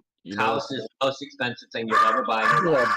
You know what's Yeah, wild? it was until the pandemic happened and there was $25,000 fucking Ford pickups, $200,000 fucking 25. Where are you getting it for? I agree, but that's a whole different ball game. And we're talking about people who have families and homes and who have good credit ratings and have good interest rates. Well, listen. The interest rates are going sky high. Nobody can afford a fucking house. Yeah, but they're getting ready to get cut, bro. Soon. They're closer to getting cut. So listen, let me say this because I got to dip out. Yeah, go ahead. You are better off being a moon boy and expecting the market to go up in any market. It is safer for you to be a reckless, irresponsible moon boy than it is to expect anything to crash because the crashes happen. I agree. The crashes happen so seldom. It's once every 3 to 5 years at best. Bear markets Yeah, they do. 1/3 the time of a bull market. If you look at it like a 20-year cycle, the last time on February 1st, 2006, it went down 50% overnight. Literally overnight, it went down 50%. Wait. It went down overnight or literally overnight or over a 6-month period? No, overnight. In one day, it went down 50%. What went down 50% in one day? This HGX sector. Hold on. Let me bring it up. What's February 1st, 2006. Okay. And now with anything the interest can rates, play in a one-day period. Okay, in a panic sell. But what happened over the next month? Shut It that still fucking went down. dog up before I shut it up. it still kept trending down for like 4 years after that. What's the symbol? Could you type it out in general? HGX. And like, so I can't trade it. it's on TradingView. Fucking just go on TradingView and type in HGX. And I don't have trading. Yeah, is this a home builders fund? Is this about home builders? I mean, that's still If not. it's a mutual fund is an entirely different issue. Mutual fund produced by a certain company is their assets in those companies. But like Merrill doesn't recognize HGX. I'm sure that X. Yeah, I understand. So but it's a mutual fund. Not a stock. Like, no, it's not a stock. But not this an ETF. fucking, if you look at it, so we've never had a recession in the year 3 of a presidential term. But the second most frequent times that we've had a recession is in the 4th year, which would put this, if that was February 1st of next year, it would be 20 years from the last time it dropped 50%.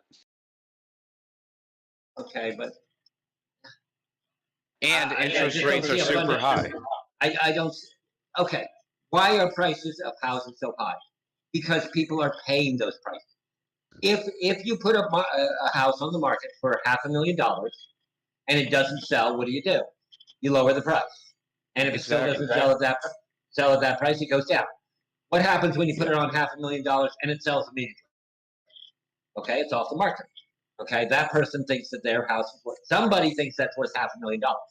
As long as it sells, that's what the price of the house is. What it's worth is in the eyes of the buyer and the seller.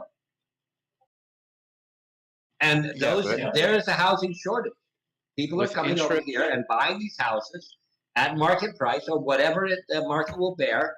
And people that are in houses, let's say your house, okay, you're 50 years old and you bought your house for $100,000 and someone offers you $500,000 for your home. But you can't buy anything under $700,000. You're like, screw you. I'm not going to give up my house just to go to something more expensive. You got to move out of state. People don't have to sell their homes. They don't. It isn't like a car where you get in an accident and you're forced to buy another car. Okay. The only thing that causes huge change houses is generally disasters, or you can't afford it. What you sell if it's going up like 100,000 a year? Yeah, but where are you going to live? Are you going to go move? That's the same thing I'm looking for. I got to move out of state where it's cheaper. And you're in Texas, right? No. Where are you? Okay. It's fucking through the roof over here. That's what I'm saying. It's just it keeps going up, and everything. Taxes are going to follow, of course. So go up a lot more. Look at Canada. Yeah. I mean, in general, people don't sell this. People don't sell their houses. Going up.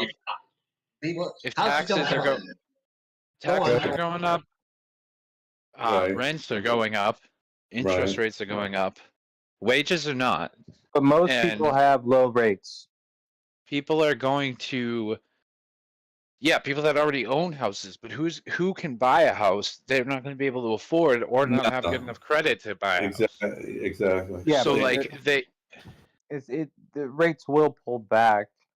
Slowly. I mean, it will be a gradual pullback. It's going to get to a point where it's like rent is too high. I can't afford to rent anymore. The cost of living is too high because of inflation. I can't afford to rent anymore.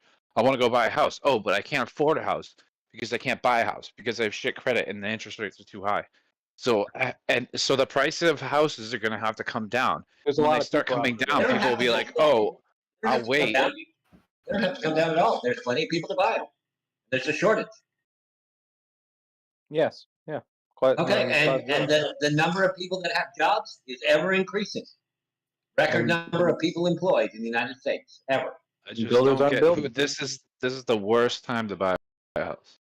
Not necessarily. We don't know that. We don't. I think the jobs that are being offered to people that have the ability to take those jobs on are getting paid very well, so they can afford the higher prices.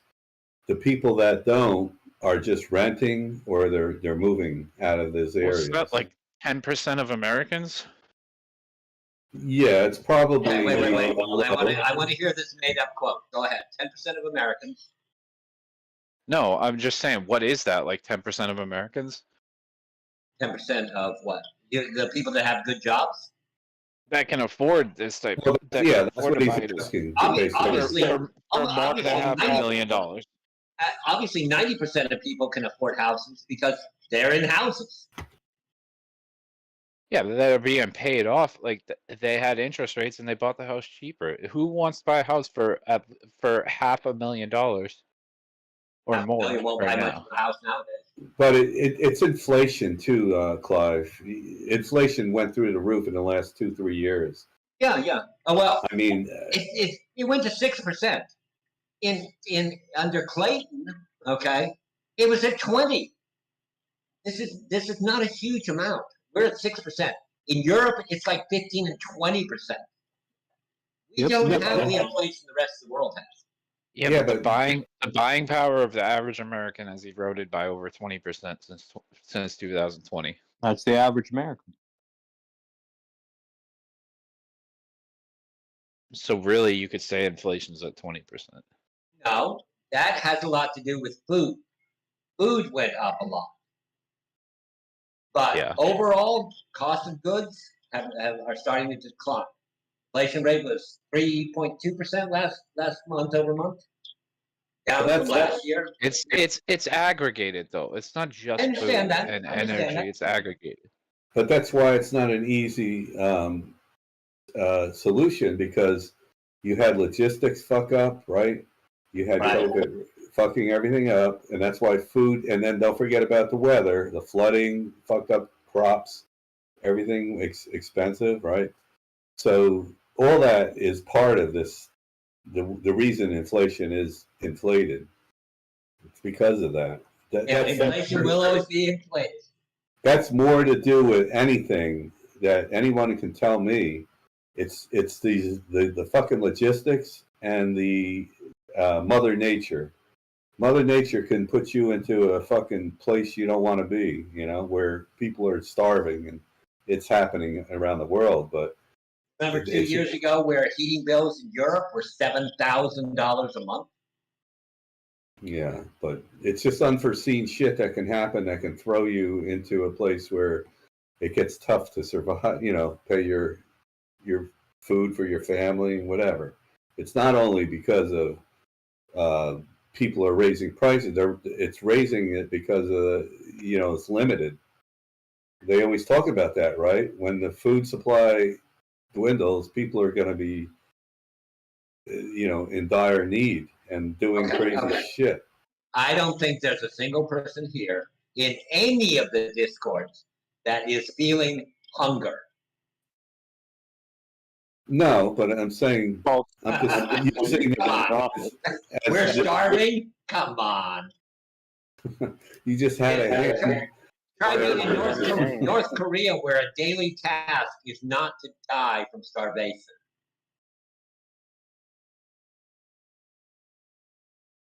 That is what you strive to do every day, is not die from starvation in North Korea. Now, I always keep things limited to the U.S. The rest of the world can go to hell. Well, just give it time. You got your own fucking oil well over there, Clive, so you don't have ever lived in any other country? No, but I mean, I'm probably You not have gonna. no if idea things how keep good you going have the it. way that they're going, then I'm probably not gonna want to live here anymore either. Yeah, what you have to do is look at the how other countries, what the prices are like for food and shit. Well, Okay. Puerto Rico.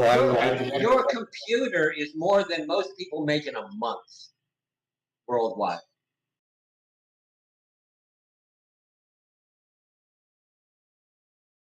We sit here and complain in our nice homes, and we've got it pretty damn good. For only 300 million people versus 7 billion on the planet, we got it damn good.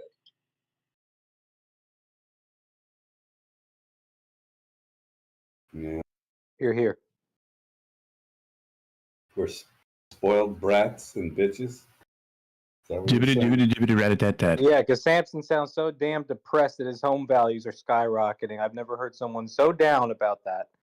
I'm still, well, you picked on me the other night for being down, but I'm just pissed off. It's a moral conundrum, Samson, that your home values are going up. I don't know. What do you want me to say?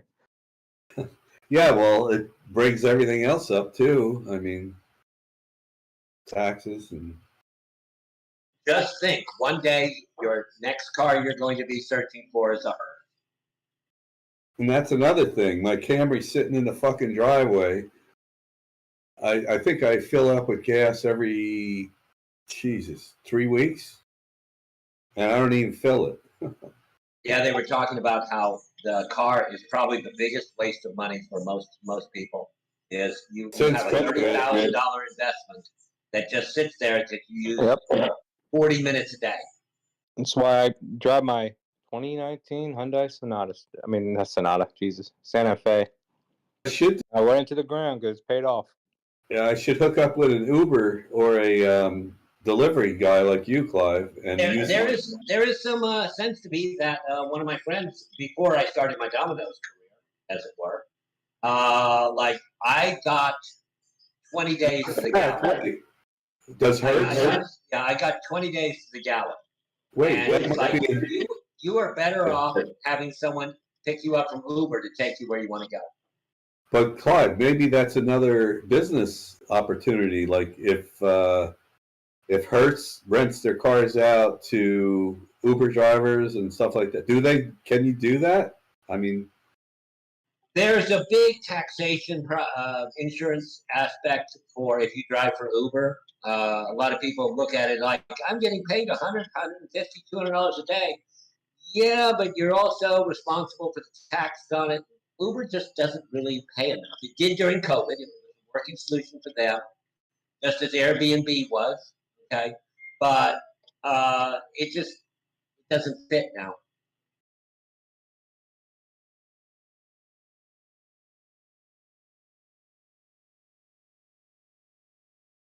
I wonder how the local limo drivers are making out. Like for someone to take a trip from like where I'm at to New York City only takes maybe 3/4 of an hour or whatever. I only know one person that has a limo company, and he sold off a ton of his fleet a couple of years ago. So I can't answer that. Over here, it always seemed like it was a front. Yeah. Like they were doing other shit like drugs, cocaine, Oh, okay. and working at it like that. Oh yeah, no, we just a limo company, and in the meantime, something else is going on. Same thing. There was a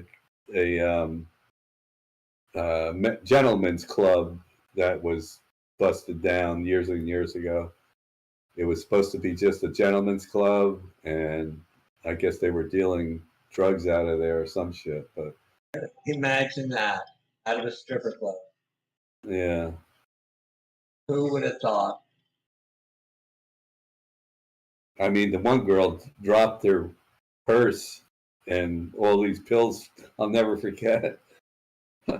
All these pills rolled out, and she's like, "Oh," trying to collect them. Oh my god. She made that song. She went, "Ooh." Yeah. She was fucked up, dude. She was something else too. It was like, oh my shit. I'm like, not the pink ones.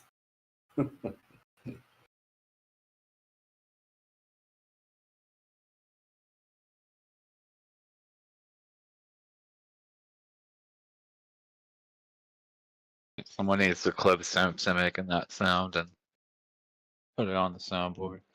But Quiet, you're young, right, Clive? What do they always tell the younger guys or women to be Aggressive. aggressive.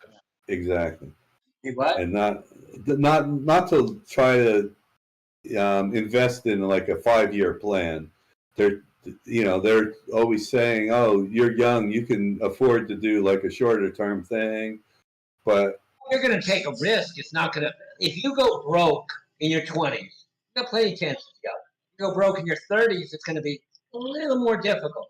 You do not want to be broke in your 60s. Hey, Yeah, Sammy, well- I sent you a message. it all depends, though. All right. But It all look at depends. Warren Buffett. He made 95% of his money after the age of 50. Mm-hmm. But he got to economies of scale. It took a long time to do that. When he finally got to they always say the first million is the hardest.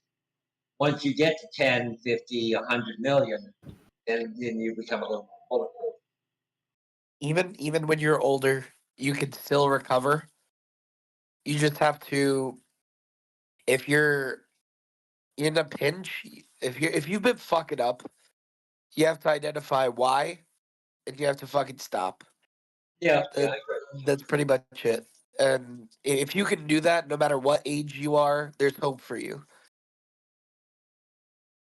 Yeah, but you only have so many years, and when you're in your 60s, it could happen all of a sudden. I was walking I was at the Domino's, and I was walking to go do dishes, and I suddenly got really dizzy. And I was like, that's a little scary. You know, you start thinking like, what happens if I have a heart attack right here? How many of you sit home and you're just walking down the hall and think, oh, I could have a heart attack? None of you.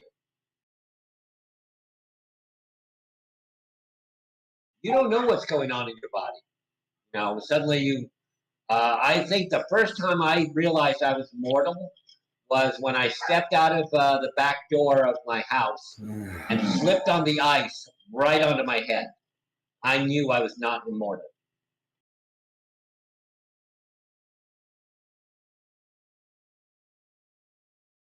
We call those come to Jesus meetings.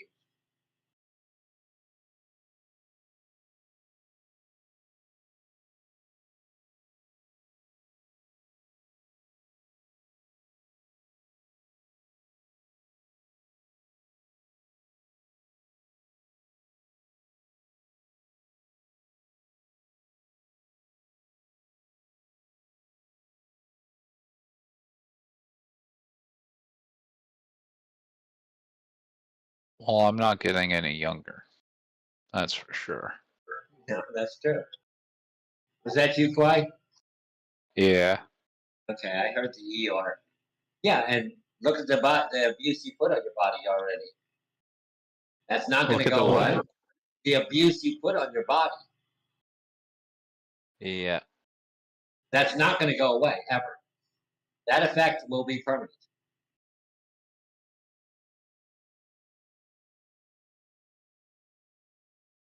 Yeah, that's why I need to get rich now. So I can Well, you're enjoy able, myself. you were able to get one issue under control. So I stopped being rich in my 20s, my middle 20s.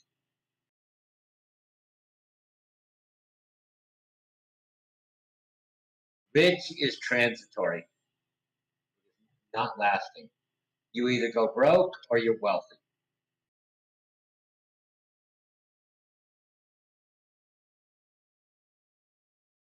If anyone ever tells you they're rich, Well, I got the or first one describes covered. themselves as rich, they're not. They are transitory and have hit a streak and done very well. But the question is, how long can that be sustained? You know who says I'm rich the most? Lottery winners.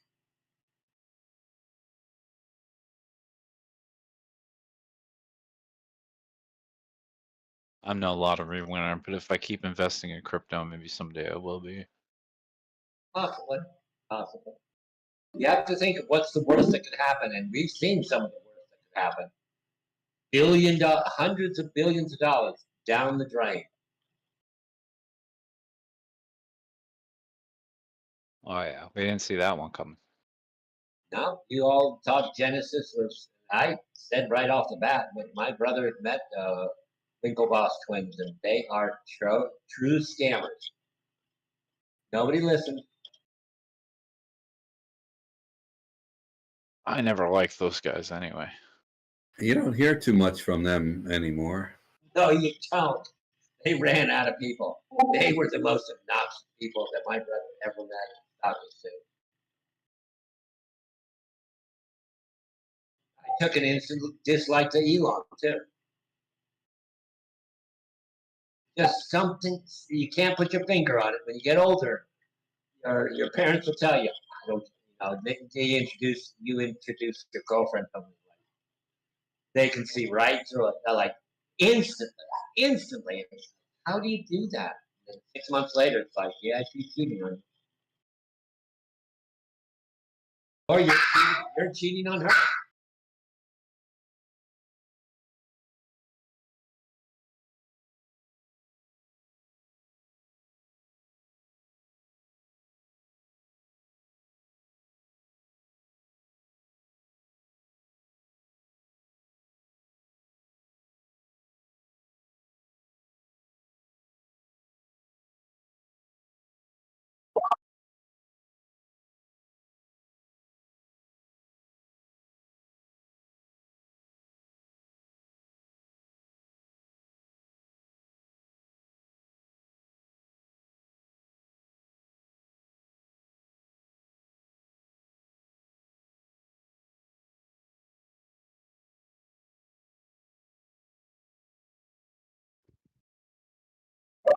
Good morning.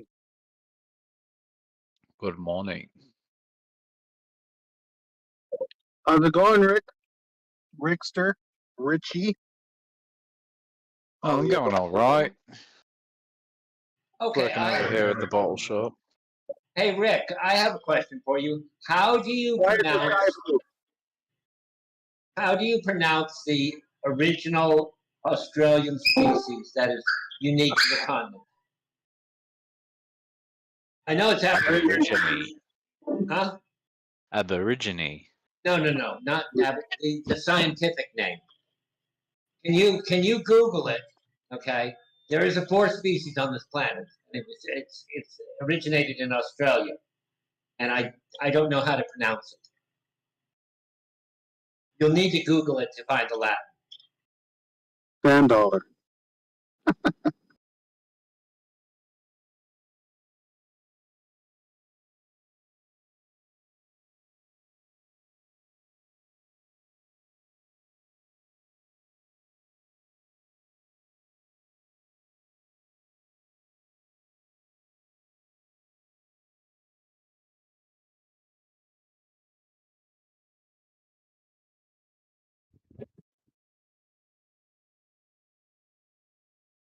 I didn't quite hear the whole question, Clive. I kept hearing your little dog barking in the back. When the land bridge existed, when the land bridge existed between Asia and Australia, a certain group walked the bridge, the same way they did from Siberia to the Americas. Then when it might have been us. So I don't. Hold on. The Mongolians did.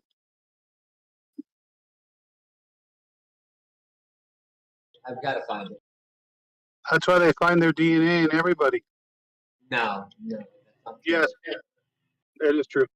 No, I'm sorry, but the ones that came over the bridge. Oh, you're talking about the original Indians? Yeah, they are Mongoloid. Yes, that is true.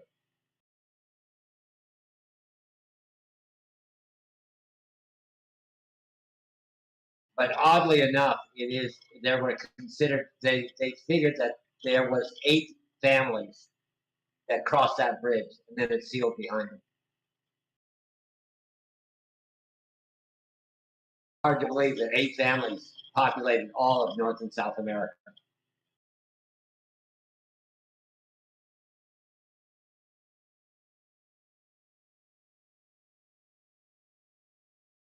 Are you talking about the ice bridge? No, I'm talking about the land bridge. There was actual physical land in Australia. I'm not talking about the Americas. The Sydney Harbour Bridge? Did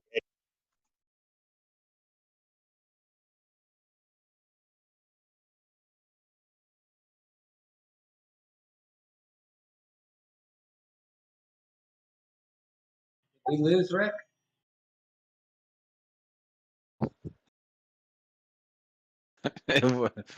Rick wasn't here. It was just me pretending to be Rick. Oh, okay. So Whopper.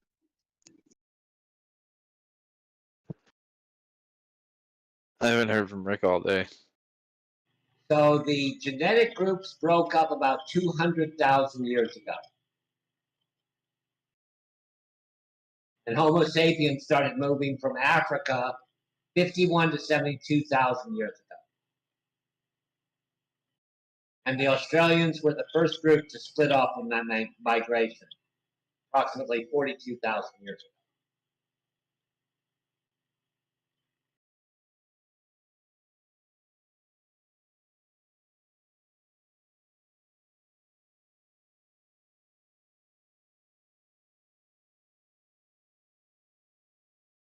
That's a long time, mate.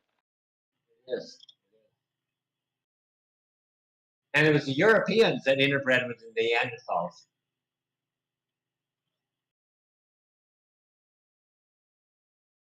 Probably that's where France came from. As hairy as the women are. You think that's a coincidence? Probably not. What was your claim right now? That what? Who, where, slept with what? That the Europeans have more Neanderthal DNA than any other group.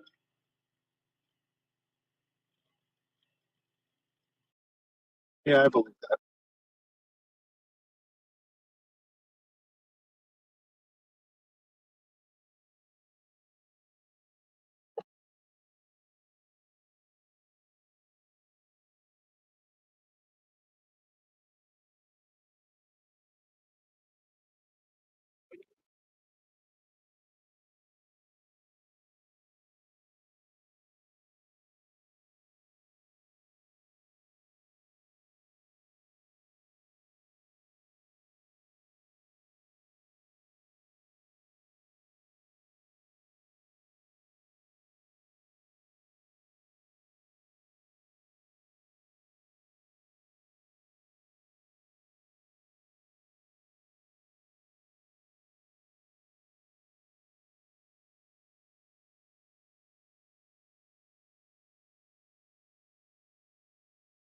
I guess it's Australopithecus. Australopithecus. Australian. Pescatarian.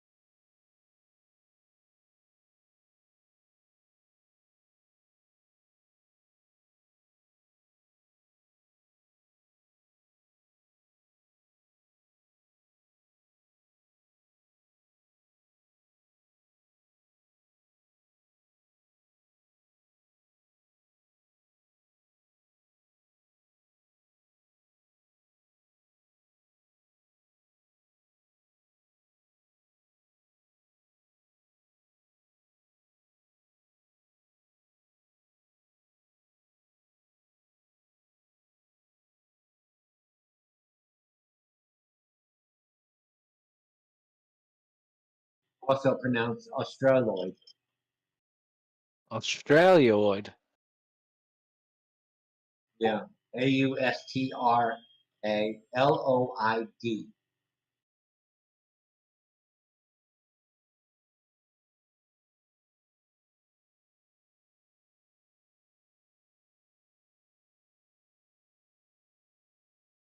Native, I didn't know Native Hawaiian and other Pacific Islanders is a race among themselves.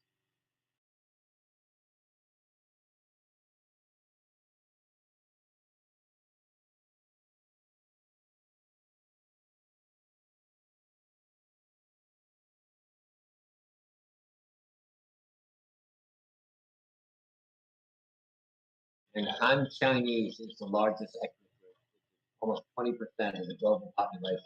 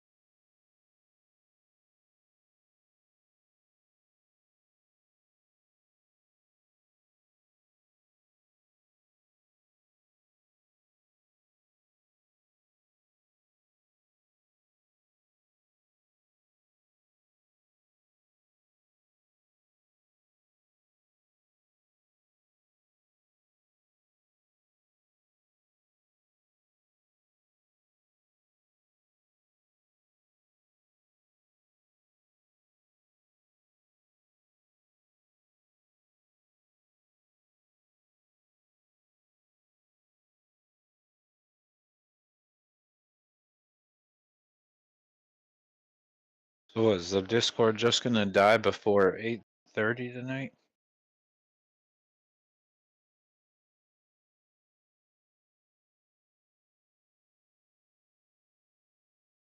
The Geritol crowd has gone to sleep. The what crowd? The Geritol. Geritol? Boy, you are young. What does this mean? Isn't that a drug, right? Cough medicine? What was it? Cough medicine? Geritol, you'd have to Google it. I don't know what the. It's like quiet. It's like if you took cold medicine, like half the bottle, it knocks you out. I guess I never. We could say that the Golden Corral Club had gone to bed. We've got a cup of prune juice next to our bed.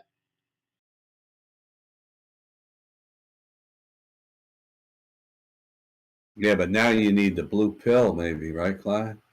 Not at all. I'd be afraid to take that shit because. Oh yeah. It's bad for your blood pressure, first of all. Yeah.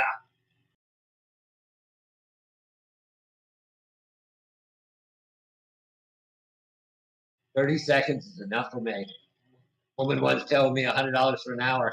I said, here's $2. Give me change.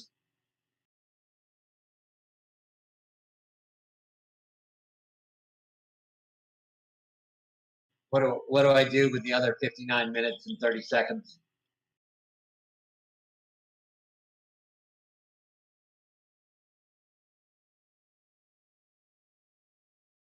Where are all my chess players? I need more heads on my trophy wall. I'll play you around in chess. Sure. What, you mean you got Crispy's head up on there? He's beating everybody. No, he's had a lot more years experience. My father stopped playing me when I started beating him consistently, which was at the age of 5. Dude, I'm gonna get wrecked. It's gonna be bad.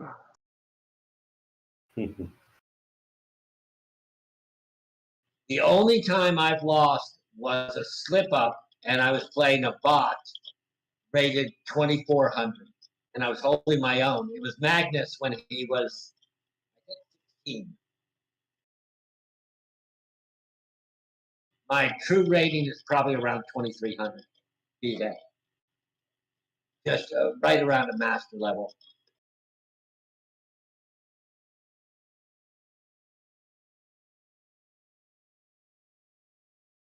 Probably I'm only about 1/6 as good as I.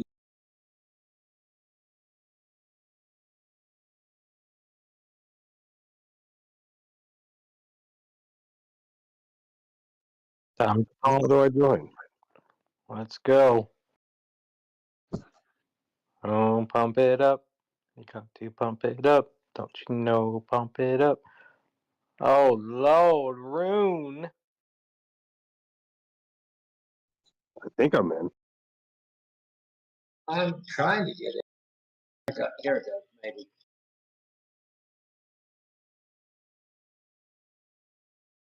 Oh my God, Rune's gonna fucking rock it.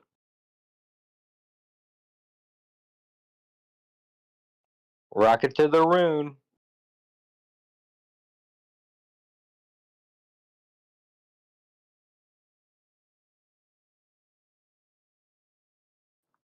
Boom.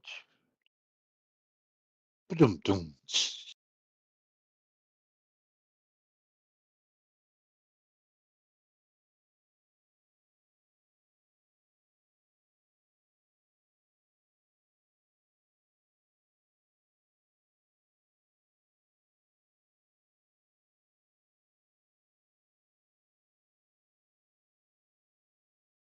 I'll take black.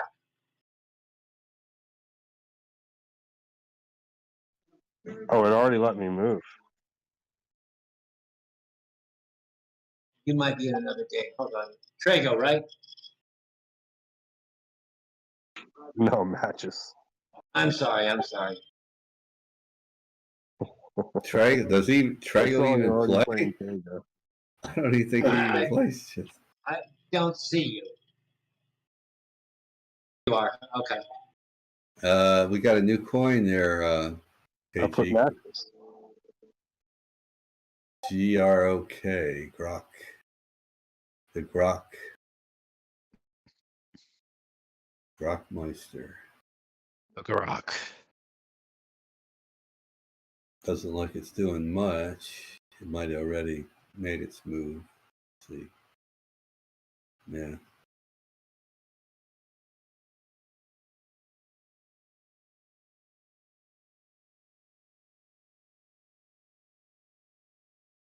Okay, it's your move. Oh, you're gonna play the Betty.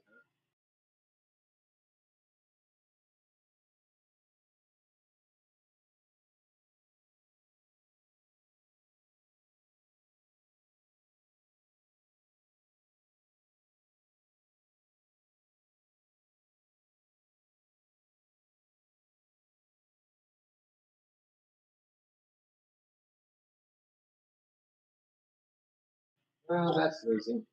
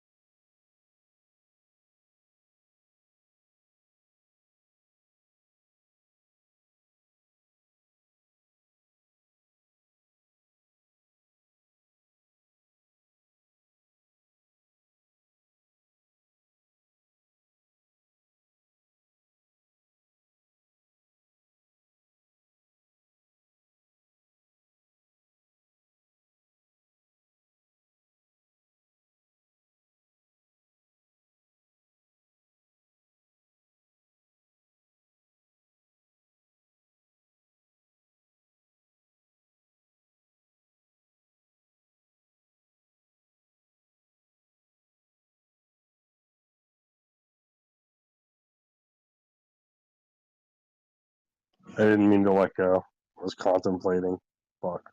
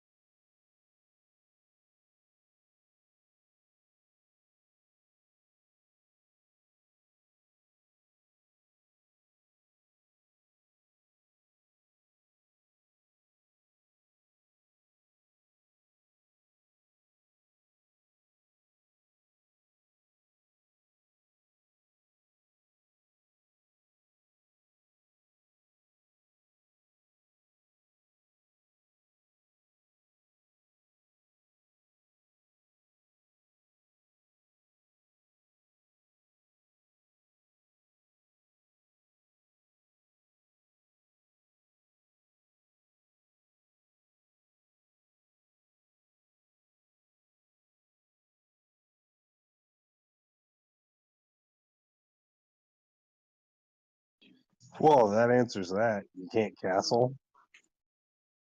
Right, right. I can't castle when in check.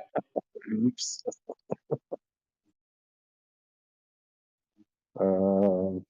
New strategy. New game.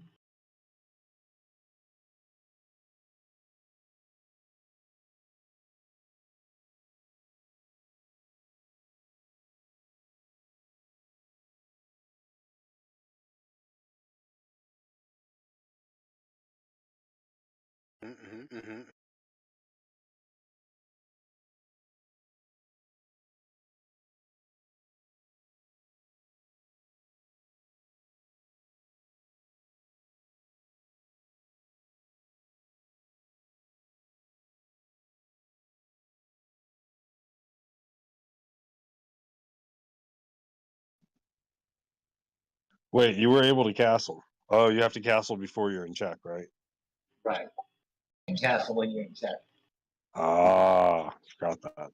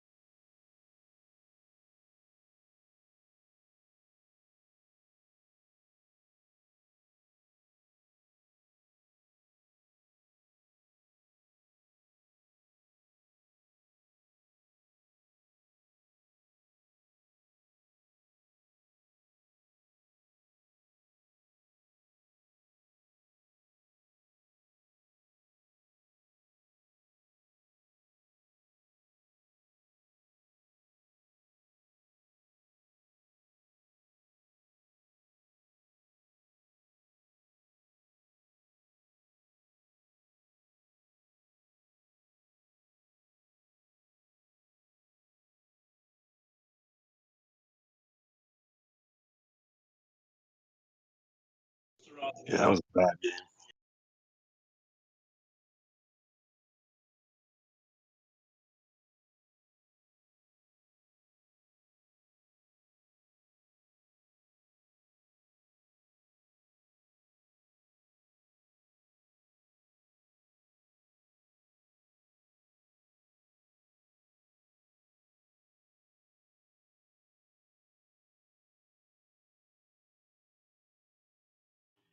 Okay, Chrissy, I'm gonna let you have my first two moves. You tell me where to move my first two moves. Heck no. Well, I'm just gonna play a different strategy.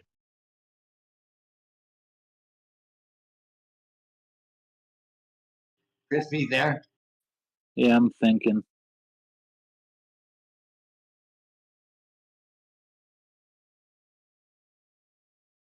Ooh, I see one problem. All right, you ready? Go ahead, I know what you're gonna do. F5.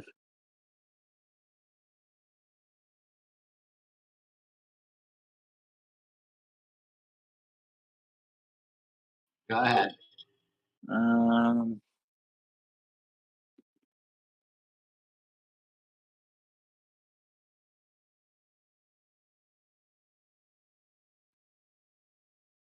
let's go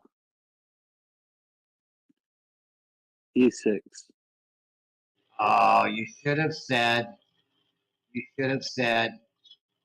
uh D5. Then Queen H5 mate.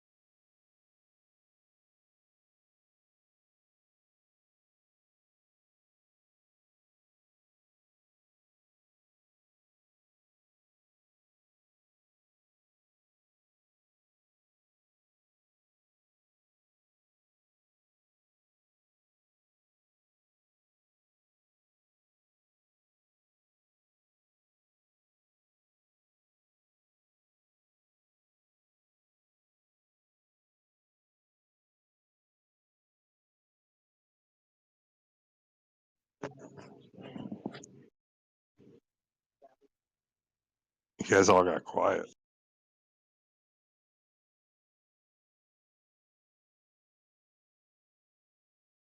No, you got quiet.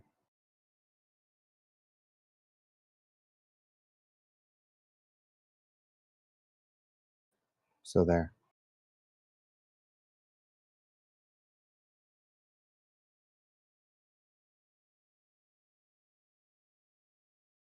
A minute ago, it sounded like a pool hall in here. Now it's quiet as a church.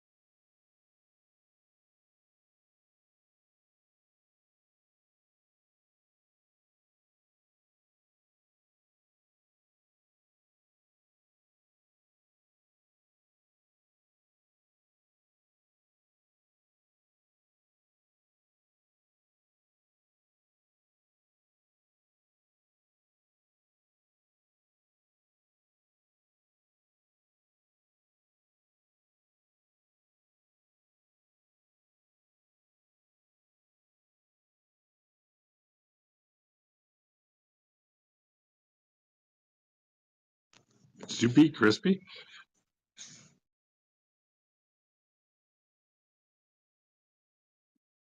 Yeah, he always beats me. That was almost as Okay, fast as beating me. I'm gonna play the what was it called? Cloud Bongo. I started a game with you.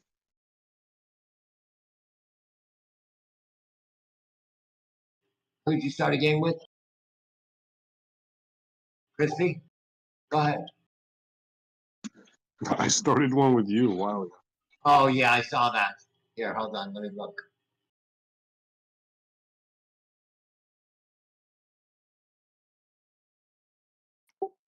I'll play chess.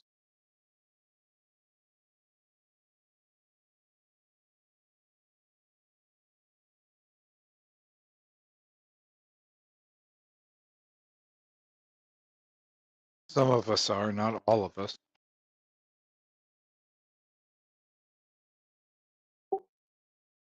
And I haven't played chess. Yeah, I'm gonna play the Cloud Bongo.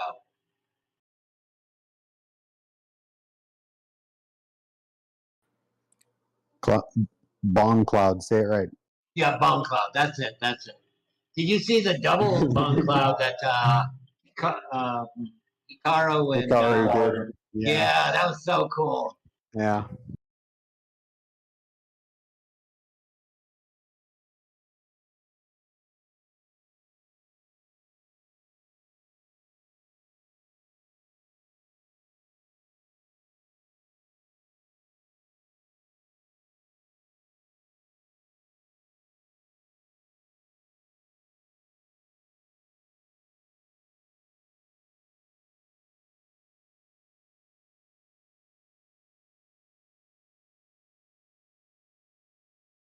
That was a little mistake there.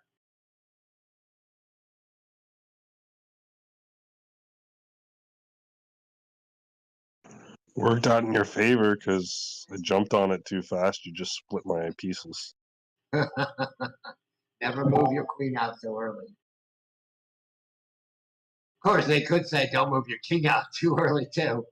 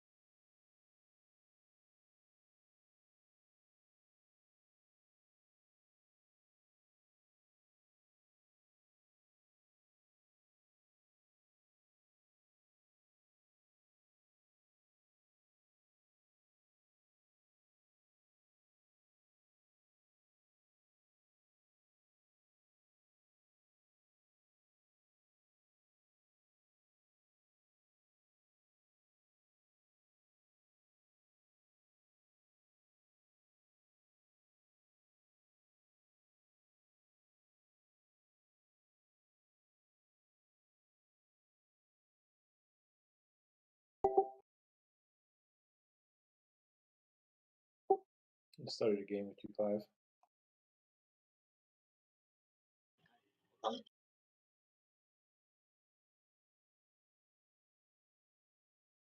And Trago.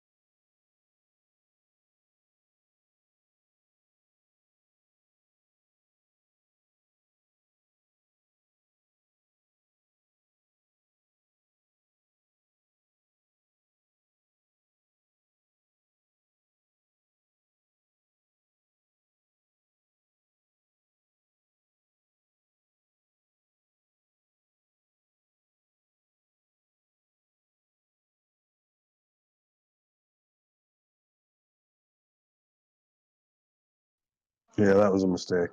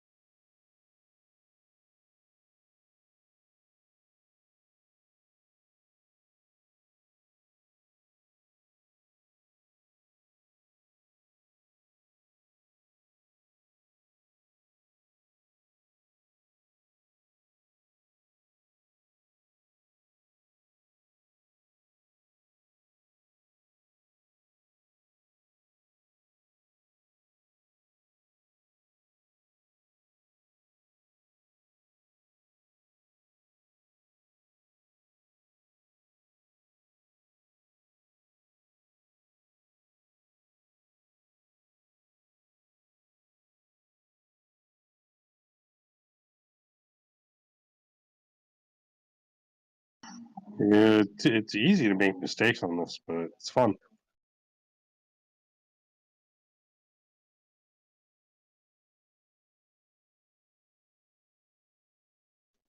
At least that was better than the first game.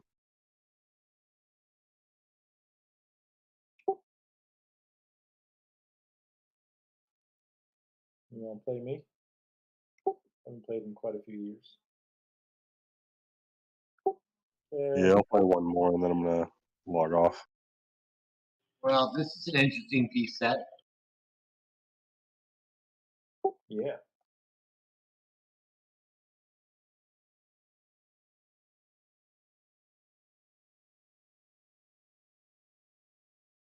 Go ahead, you bastard. I already didn't. Oh, okay. It's your move. You're black. Go ahead. You guys have 2 games going.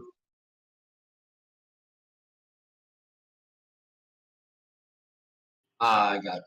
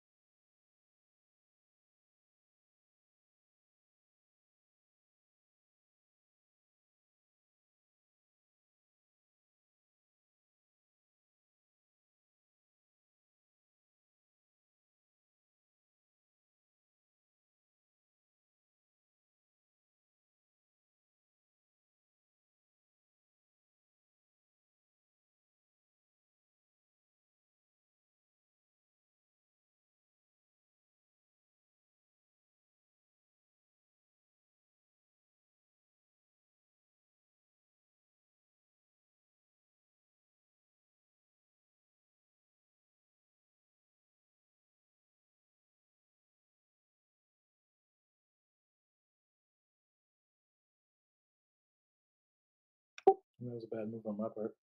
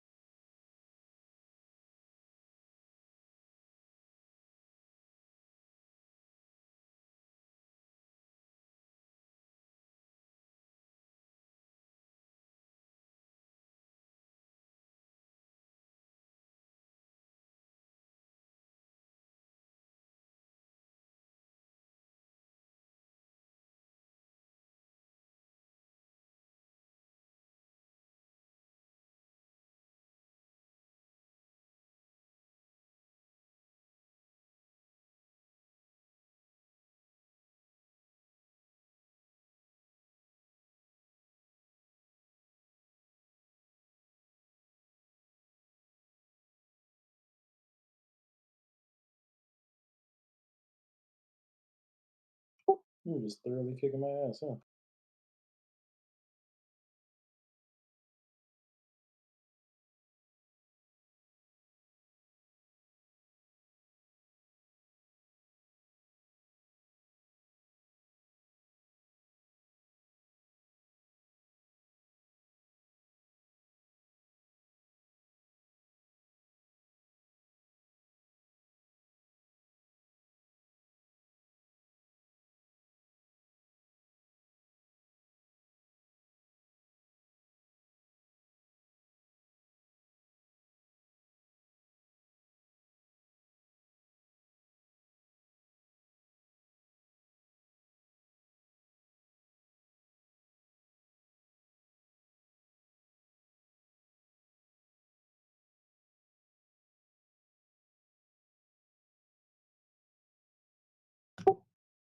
fucking destroyed me, bub.